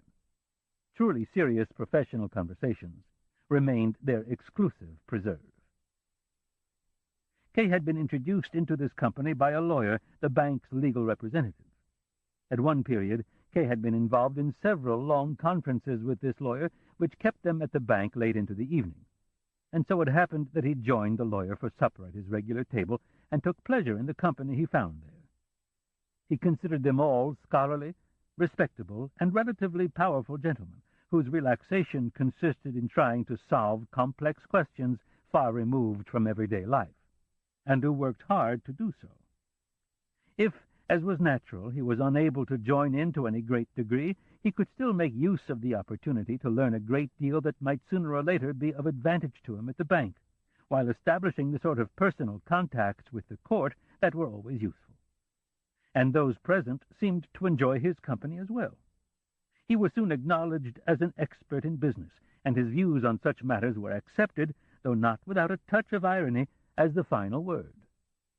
It was by no means rare for two members who disagreed on some legal question to request Kay's view of the matter, and for Kay's name to recur in their subsequent statements and rejoinders, and be brought even into the most abstract analyses which Kay had long since ceased to follow. Of course, he gradually came to understand a good deal, particularly since he had a good adviser at his side in Hosterer, the public prosecutor, who also drew closer to him as a friend. Kay even often accompanied him home at night. But it took a long time for him to grow used to walking arm in arm with this giant of a man who could have hidden him quite unobtrusively in his cycling cape. In the course of time, however, they grew so intimate that all distinctions of education, profession, and age were gradually effaced. They acted as if they had always been together, and if one occasionally appeared superior to the other in the relationship, it was not Hosterer but Kay, for in the end his practical experience usually proved correct, since it was gained so directly, as almost never happens at the courtroom table. This friendship was of course soon generally recognized at the table, and no one really remembered who had first introduced Kay into the company. By now, at any rate, it was Hosterer who stood behind Kay. If Kay's right to sit there was ever questioned, he was fully justified in calling on Hosterer for support. Kay thus achieved a particularly privileged position, for Hosterer was as respected as he was feared. The power and skill of his legal thought were no doubt admirable, but in this there were many who were at least his equal, yet no one matched the savagery with which he defended his opinions. Kay had the impression that if Hosterer couldn't convince his opponent, he at least frightened him, for many drew back when he merely raised his outstretched finger. It seemed as if the opponent had forgotten he was in the company of old acquaintances and colleagues, that the questions under discussion were after all merely theoretical, that there was no way anything could actually happen to him. Instead, he fell silent, and even shaking his head took courage. It was an almost painful sight when his opponent was sitting so far away, Hosterer realized, that no agreement was possible at such a distance, when he would shove back his plate of food and slowly rise to approach the man himself. Those close by would lean their heads back to observe his face. Of course, these incidents were relatively rare. For the most part, only legal questions excited him, and in particular those concerning trials he himself had conducted, or was conducting. When such questions were not involved, he was friendly and calm. His laugh was kindly, and his passion devoted to food and drink. On occasion, he even ignored the general conversation, turned toward Kay, placed his arm on the back of his chair, questioned him in an undertone about the bank, then spoke of his own work, or even told stories about women he knew who kept him almost as busy as the court did. He was not to be seen conversing thus with any other person among the company, and in fact if someone wanted to ask a favor of Hosterer, Generally it was to effect a reconciliation with some colleague.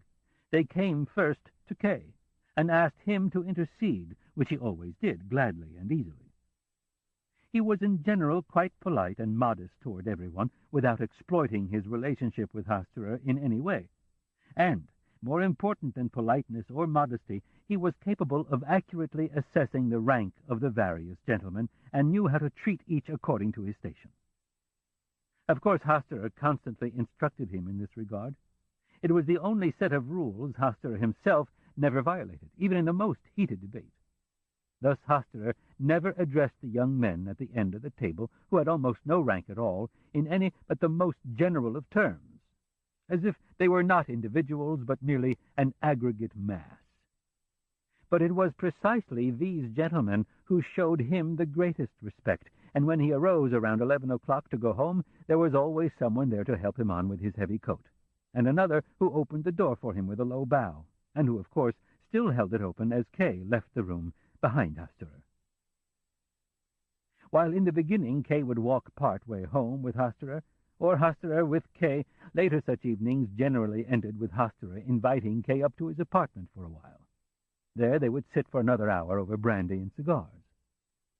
Hasterer enjoyed these evenings so much that he didn't even want to forego them when he had a woman by the name of Helene living with him for a few weeks. She was a thick-set older woman with a yellowish complexion and black curls ringing her forehead. At first Kay saw her only in bed. She usually lay there shamelessly, reading a serial novel and paying no attention to the gentlemen's conversation. Only when it grew late would she stretch, yawn, and, if she could get his attention by no other means, even throw an installment of her novel at Hasterer. Then he would rise with a smile, and Kay would take his leave. Later, of course, when Hasterer began to tire of Helene, she was a major irritant during their evenings together. Now she always awaited the men fully clothed, and usually in a dress she no doubt considered expensive and becoming, but which was in reality an old, overly ornate ball gown with several embarrassing rows of long fringe dangling from it for decoration.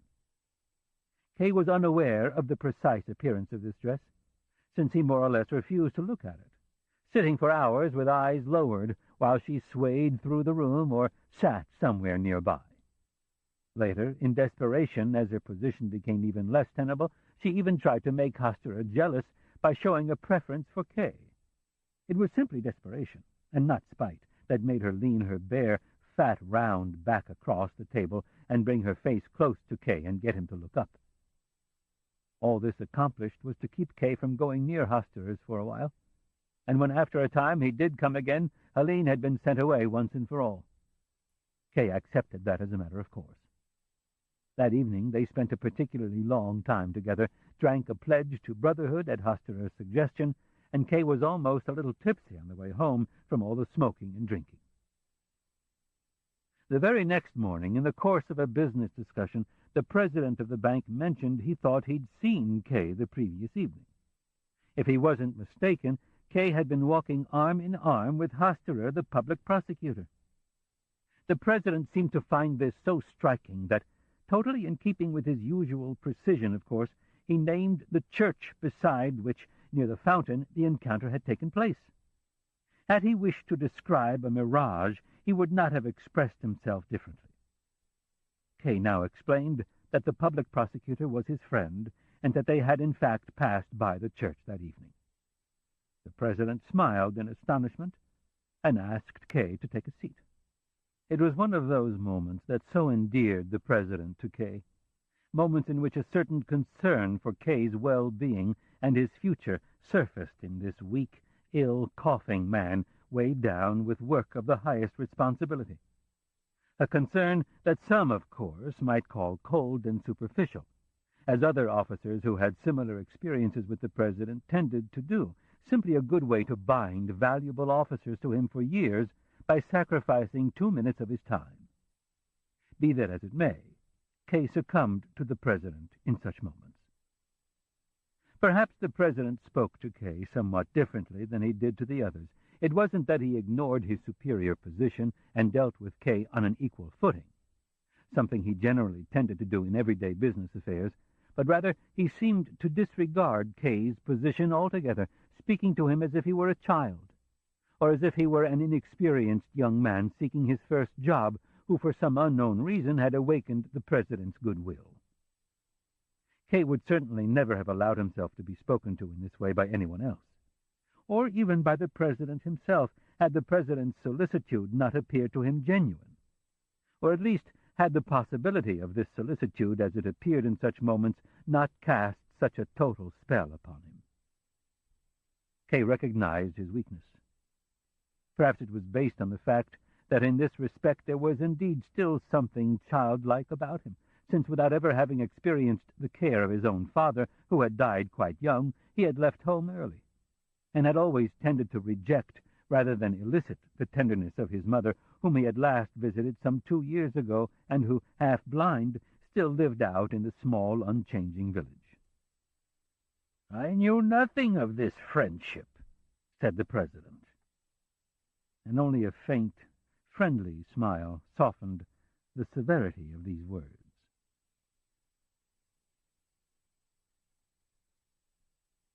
To Elsa. One evening, shortly before quitting time, Kay was instructed by phone to appear immediately at the law court offices. He was warned against any failure to obey. His outrageous statements that the interrogations were useless, that they could and would yield nothing, that he would refuse to appear again, that he would ignore all summons, whether by phone or in writing, and throw any messengers out the door, all these statements had been entered into the record and had already done him considerable damage. Why was he refusing to cooperate? After all, weren't they attempting to straighten out his complex case, regardless of the time and cost? Was he going to wantonly disturb this process and force them to violent measures he had thus far been spared? Today's summons was a final attempt. He could do as he wished, but he should bear in mind that the High Court could not permit itself to be mocked. Now Kay had set up his visit with Elsa for that evening, and this alone was reason enough not to appear in court. He was pleased he could justify his failure to appear before the court, although, of course, he would never make use of this excuse, and what's more, would probably have refused to appear in court even if he'd had no other obligation of any kind that evening.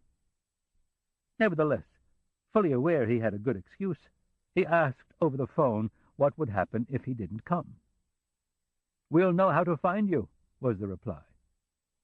"And will I be punished for failing to come of my own free will?" asked Kay, and smiled in anticipation of what he would hear. "No," was the reply. "Splendid," said Kay. "But then what possible reason do I have to comply with today's summons?" "People generally avoid inciting the court to exercise its powers on them," said the voice, becoming fainter and finally dying away. It would be very unwise not to incite them, thought Kay as he left. After all, one should try to get to know those powers.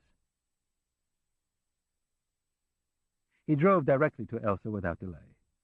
Leaning back comfortably in the corner of the cab, his hands in his coat pockets, it was already turning cool, he observed the busy streets.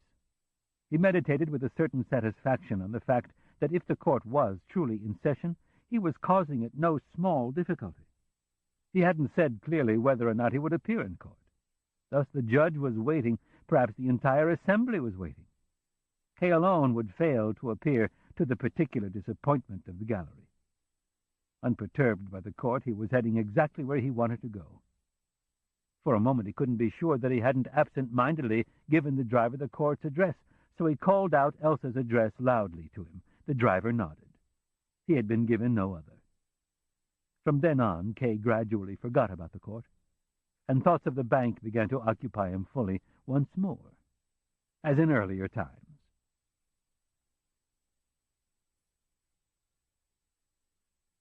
Struggle with the vice president.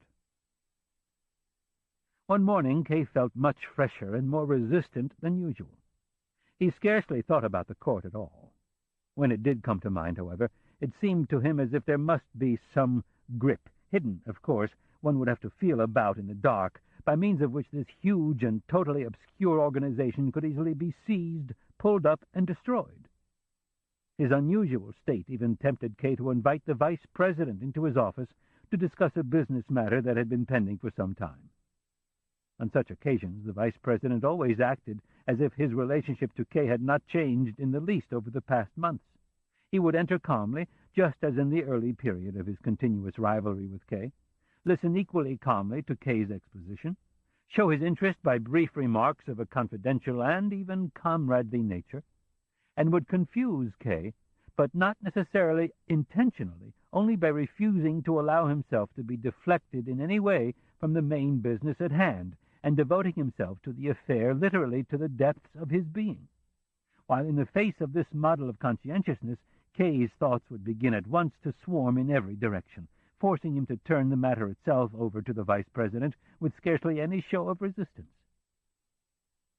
On one occasion, things got so bad that Kay finally took notice only when the vice president stood up abruptly and returned to his office without a word. Kay didn't know what had happened. It was possible that the conference had come to a proper conclusion, but it was equally possible that the vice president had broken it off because Kay had unknowingly offended him, or said something nonsensical, or because it had become abundantly clear to the vice president that Kay was no longer listening and had his mind on other things. It was even possible that Kay had made some ludicrous decision, or that the vice president had elicited it from him and was now rushing to put it into effect, to Kay's detriment. The affair had not been brought up again, either. Kay had no wish to recall it, and the vice president himself remained taciturn. There were no further visible consequences, of course, at least for the time being. In any case, Kay was not intimidated by the incident, and whenever a suitable opportunity arose, and he felt even partially up to it, he would be right at the vice president's door, ready to enter or to invite him into his own office. Now was not the time to hide from him, as he had done in the past. He no longer hoped for a quick and decisive victory that would free him all at once from every care and automatically re-establish his old relationship to the vice president. Kay realized he didn't dare let up.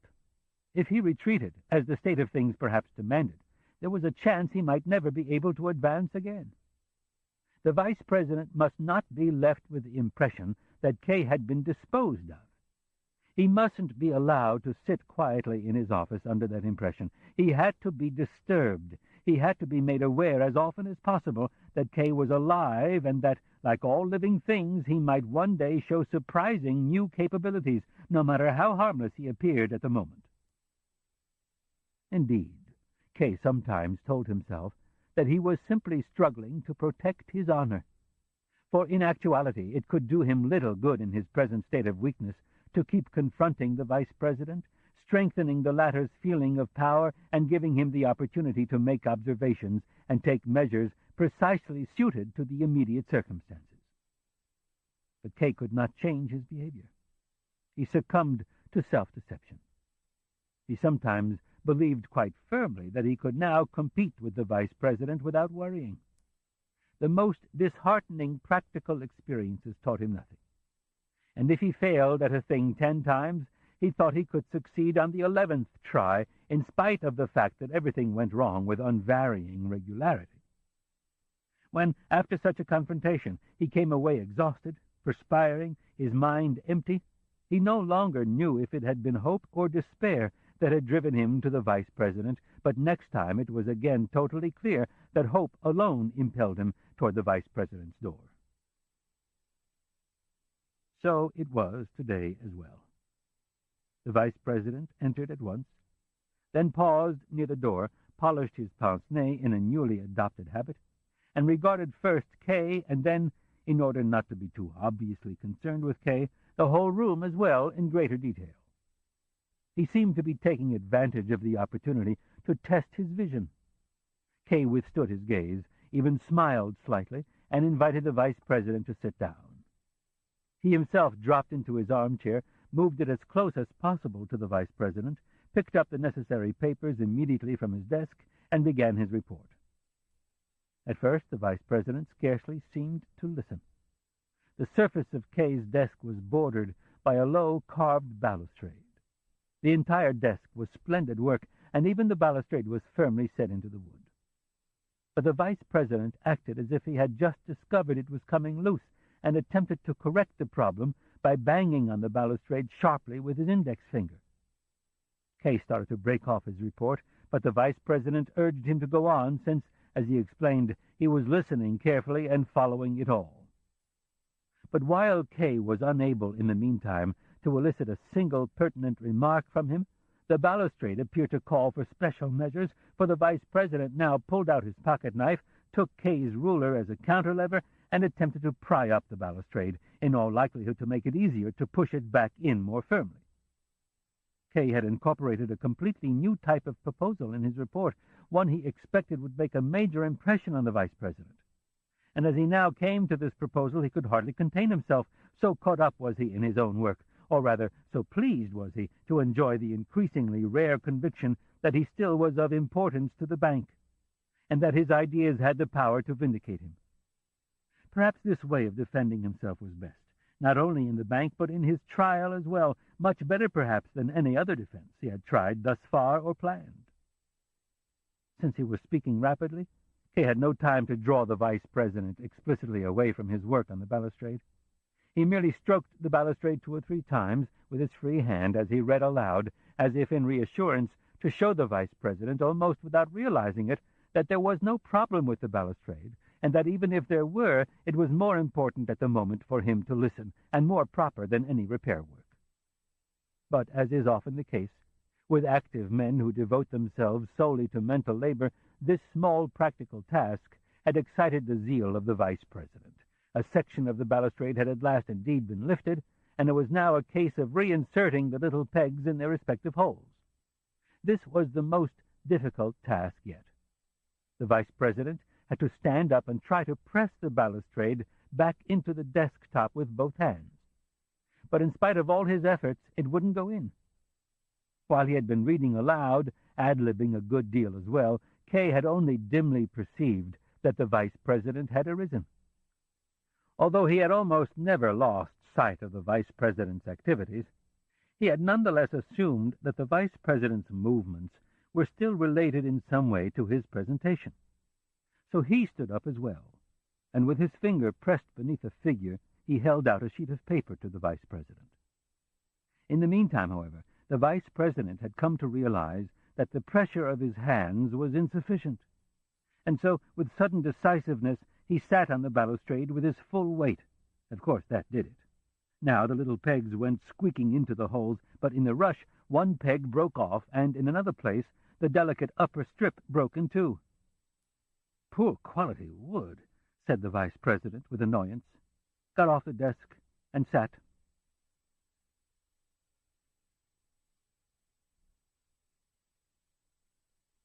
The building. With no definite purpose in mind at first, Kay had tried on various occasions to discover the location of the office from which the initial notification of his case had been issued. He found out without difficulty. Both Titorelli and Wolfhart gave him the exact number of the building the first time he asked. Later, with a smile that he always held in reserve for secret plans that Kay had not submitted for his assessment, Titorelli filled in this information by maintaining that the office was not of the slightest importance, that it simply communicated whatever it was instructed to, and was merely the external agent of the vast Office of Prosecution itself, which was, of course, inaccessible to the parties involved. So if you wished something from the Office of Prosecution, there were always many wishes, of course, but it wasn't always wise to express them, then naturally you had to turn to the lower office in question, but in doing so you could neither make your way to the actual Office of Prosecution nor ever convey your wish to them. Kay was already familiar with the painter's nature, so he didn't contradict him, nor inquire further, but simply nodded and took note of what had been said. Again, it seemed to him, as so often in the recent past, that as far as torture went, Titorelli was filling in quite amply for the lawyer. The only difference consisted in the fact that Kay was less dependent on Titorelli and could get rid of him easily if he liked. Further, that Titorelli was extremely communicative, indeed even garrulous, though less so now than formerly. And finally, that Kay, for his part, could certainly torture Titorelli as well. And so he did in this matter, often speaking of the building in a tone that implied he was hiding something from Titorelli, as if he had established contacts with the office which, however, had not yet been developed to the point where they could be revealed without danger. But if Titorelli then pressed him for further details, Kay suddenly changed the subject, and didn't mention it again for a long time. He took pleasure in these small victories. He felt then that he understood the people on the periphery of the court much better. Now he could toy with them, almost join them himself, gaining for the moment at least the improved overview afforded, so to speak, by standing on the first step of the court. What difference did it make if he were to end up losing his place on the level below? A further possibility of escape was offered here as well. He need only slip in among the ranks of these people. If, due to their inferior status or for any other reason, they were unable to aid him in his trial, they could at least take him in and hide him. Indeed, if he thought it all through carefully and carried it out secretly, he felt they could scarcely refuse to serve him in this way, particularly not Titarelli, since Kay was after all his benefactor now, and a close acquaintance. Kay did not nourish hopes of such and similar nature on a daily basis.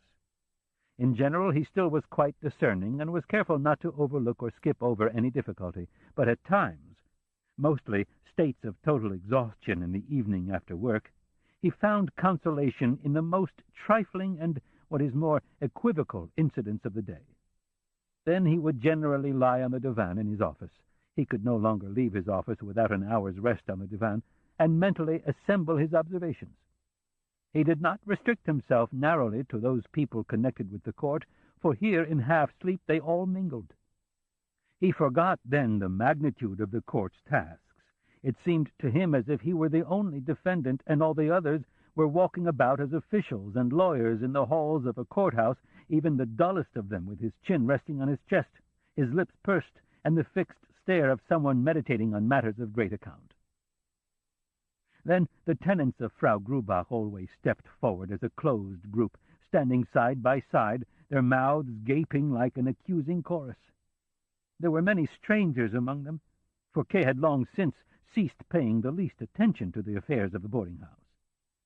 Because so many of them were strangers, he felt uncomfortable regarding the group more closely, but he had to do so from time to time when he sought among them for Fräulein Dössner. For example, as he scanned the group quickly, two totally unknown eyes suddenly gleamed at him and brought him to a stop. Then he couldn't find Fräulein Dössner.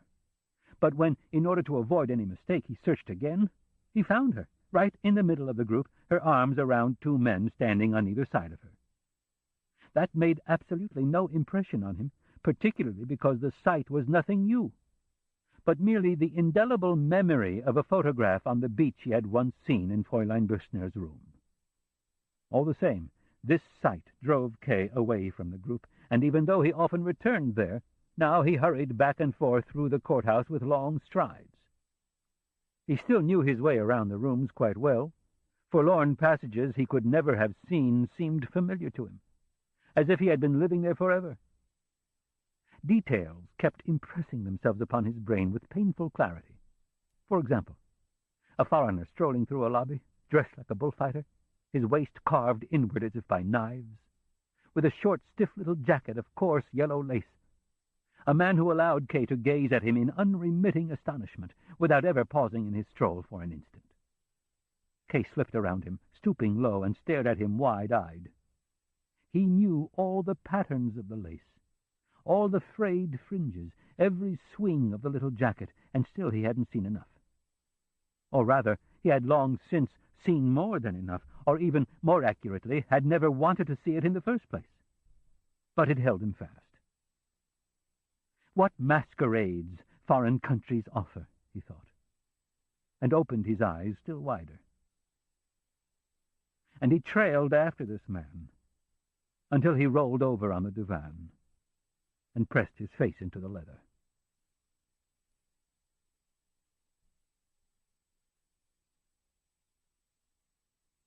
Journey to his mother. Suddenly at lunch, it occurred to him that he ought to visit his mother. Spring was drawing to a close, and with it the 3rd year since he'd seen her. She'd asked him at that time to visit her on his birthday, and in spite of several obstacles he had complied with her wish, and even made her a promise to spend every birthday with her, a promise, it must be said, that he had already broken, twice. Now, however, to make up for it, He wouldn't wait until his birthday, although it was just 2 weeks away, but would go at once. He did tell himself there was no particular reason to go just now. On the contrary, the reports he received every 2 months from his cousin, who owned a shop in the village and administered the money Kay sent for his mother, were more reassuring than ever before. His mother's vision was failing, to be sure, but Kay had been expecting that for years after what the doctors had said. Other than that, her condition had improved, and various ailments of old age had abated rather than worsening, or at any rate she complained less. In his cousin's judgment, this might be connected with the fact that over the past few years, Kay had already noticed, almost with repugnance, minor signs of this during his last visit, she had become excessively pious. His cousin had described quite vividly in a letter how the old woman, who had previously struggled to drag herself about, now positively strode along on his arm when he took her to church on Sunday.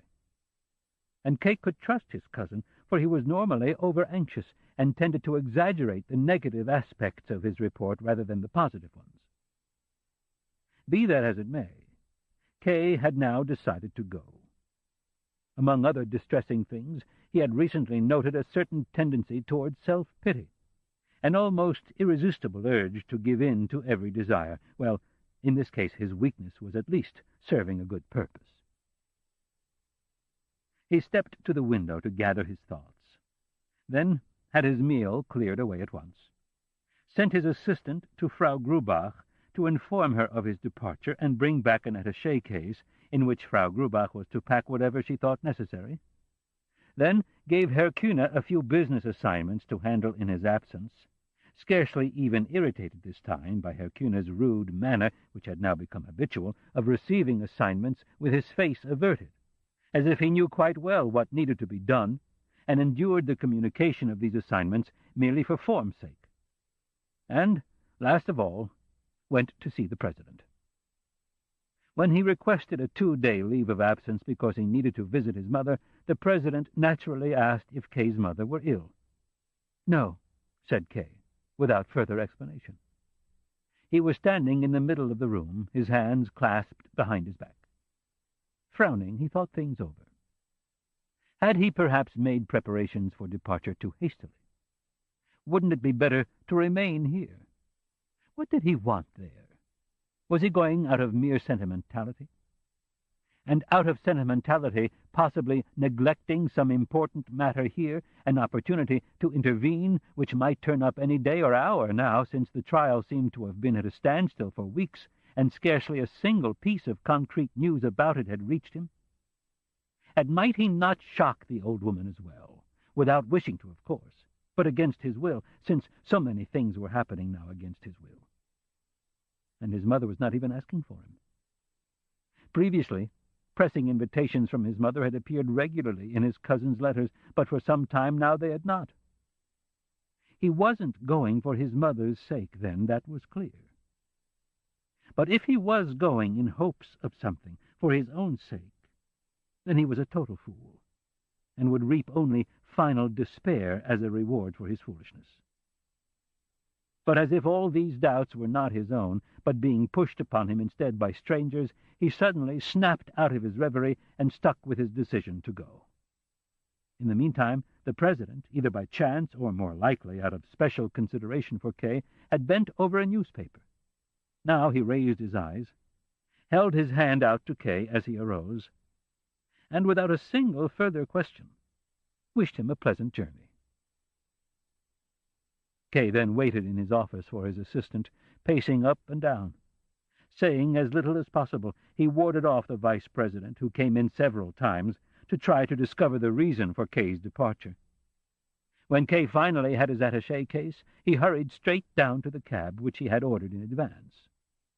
He was already on the stairs when, at the last moment, Kulich, the clerk, appeared at the top, holding in his hand a letter he had started, apparently wanting to ask Kay for some instruction about it. Kay tried to wave him off, but dull-witted as this big-headed blond fellow was, he misunderstood the gesture and raced after him in perilous leaps and bounds, waving the sheet of paper in his hand. Kay was so exasperated by this that when Kulich caught up with him on the stairs, he grabbed the letter from his hand and tore it to pieces. When once in the cab Kay turned around, there stood Kulish, who probably still didn't understand what he'd done wrong, still in the same spot, gazing after the departing cab, while beside him the porter tugged his cap sharply. Kay was still one of the highest officials in the bank. If he tried to deny it, the porter would refute him. And in spite of all his arguments to the contrary, his mother thought he was the president of the bank, and had been for years now. He wouldn't fall, in her opinion, no matter what damage his reputation had suffered otherwise. Perhaps it was a good sign that just before leaving, he had convinced himself he could still seize a letter from a clerk, even one who was connected with the court, and tear it to pieces without a word of apology. Of course, what he would have liked to do best, he couldn't. Give Kulish 2 loud slaps on his pale, round cheeks. If you've enjoyed this book and this performance, Recorded Books recommends The Castle, also by Franz Kafka and narrated by George Waddell. You'll find a wide selection of titles in the Recorded Books catalog, including bestsellers, mysteries, classics, histories, and more. So to order another recorded book, or for a copy of our latest listing, call us toll-free nationwide at 1-800-638-1304. You can order by phone with Visa or MasterCard, or by writing to us, or by faxing us at 410-535-5499. Don't forget to ask about easy 30-day rentals by mail. And thank you for being a Recorded Books reader.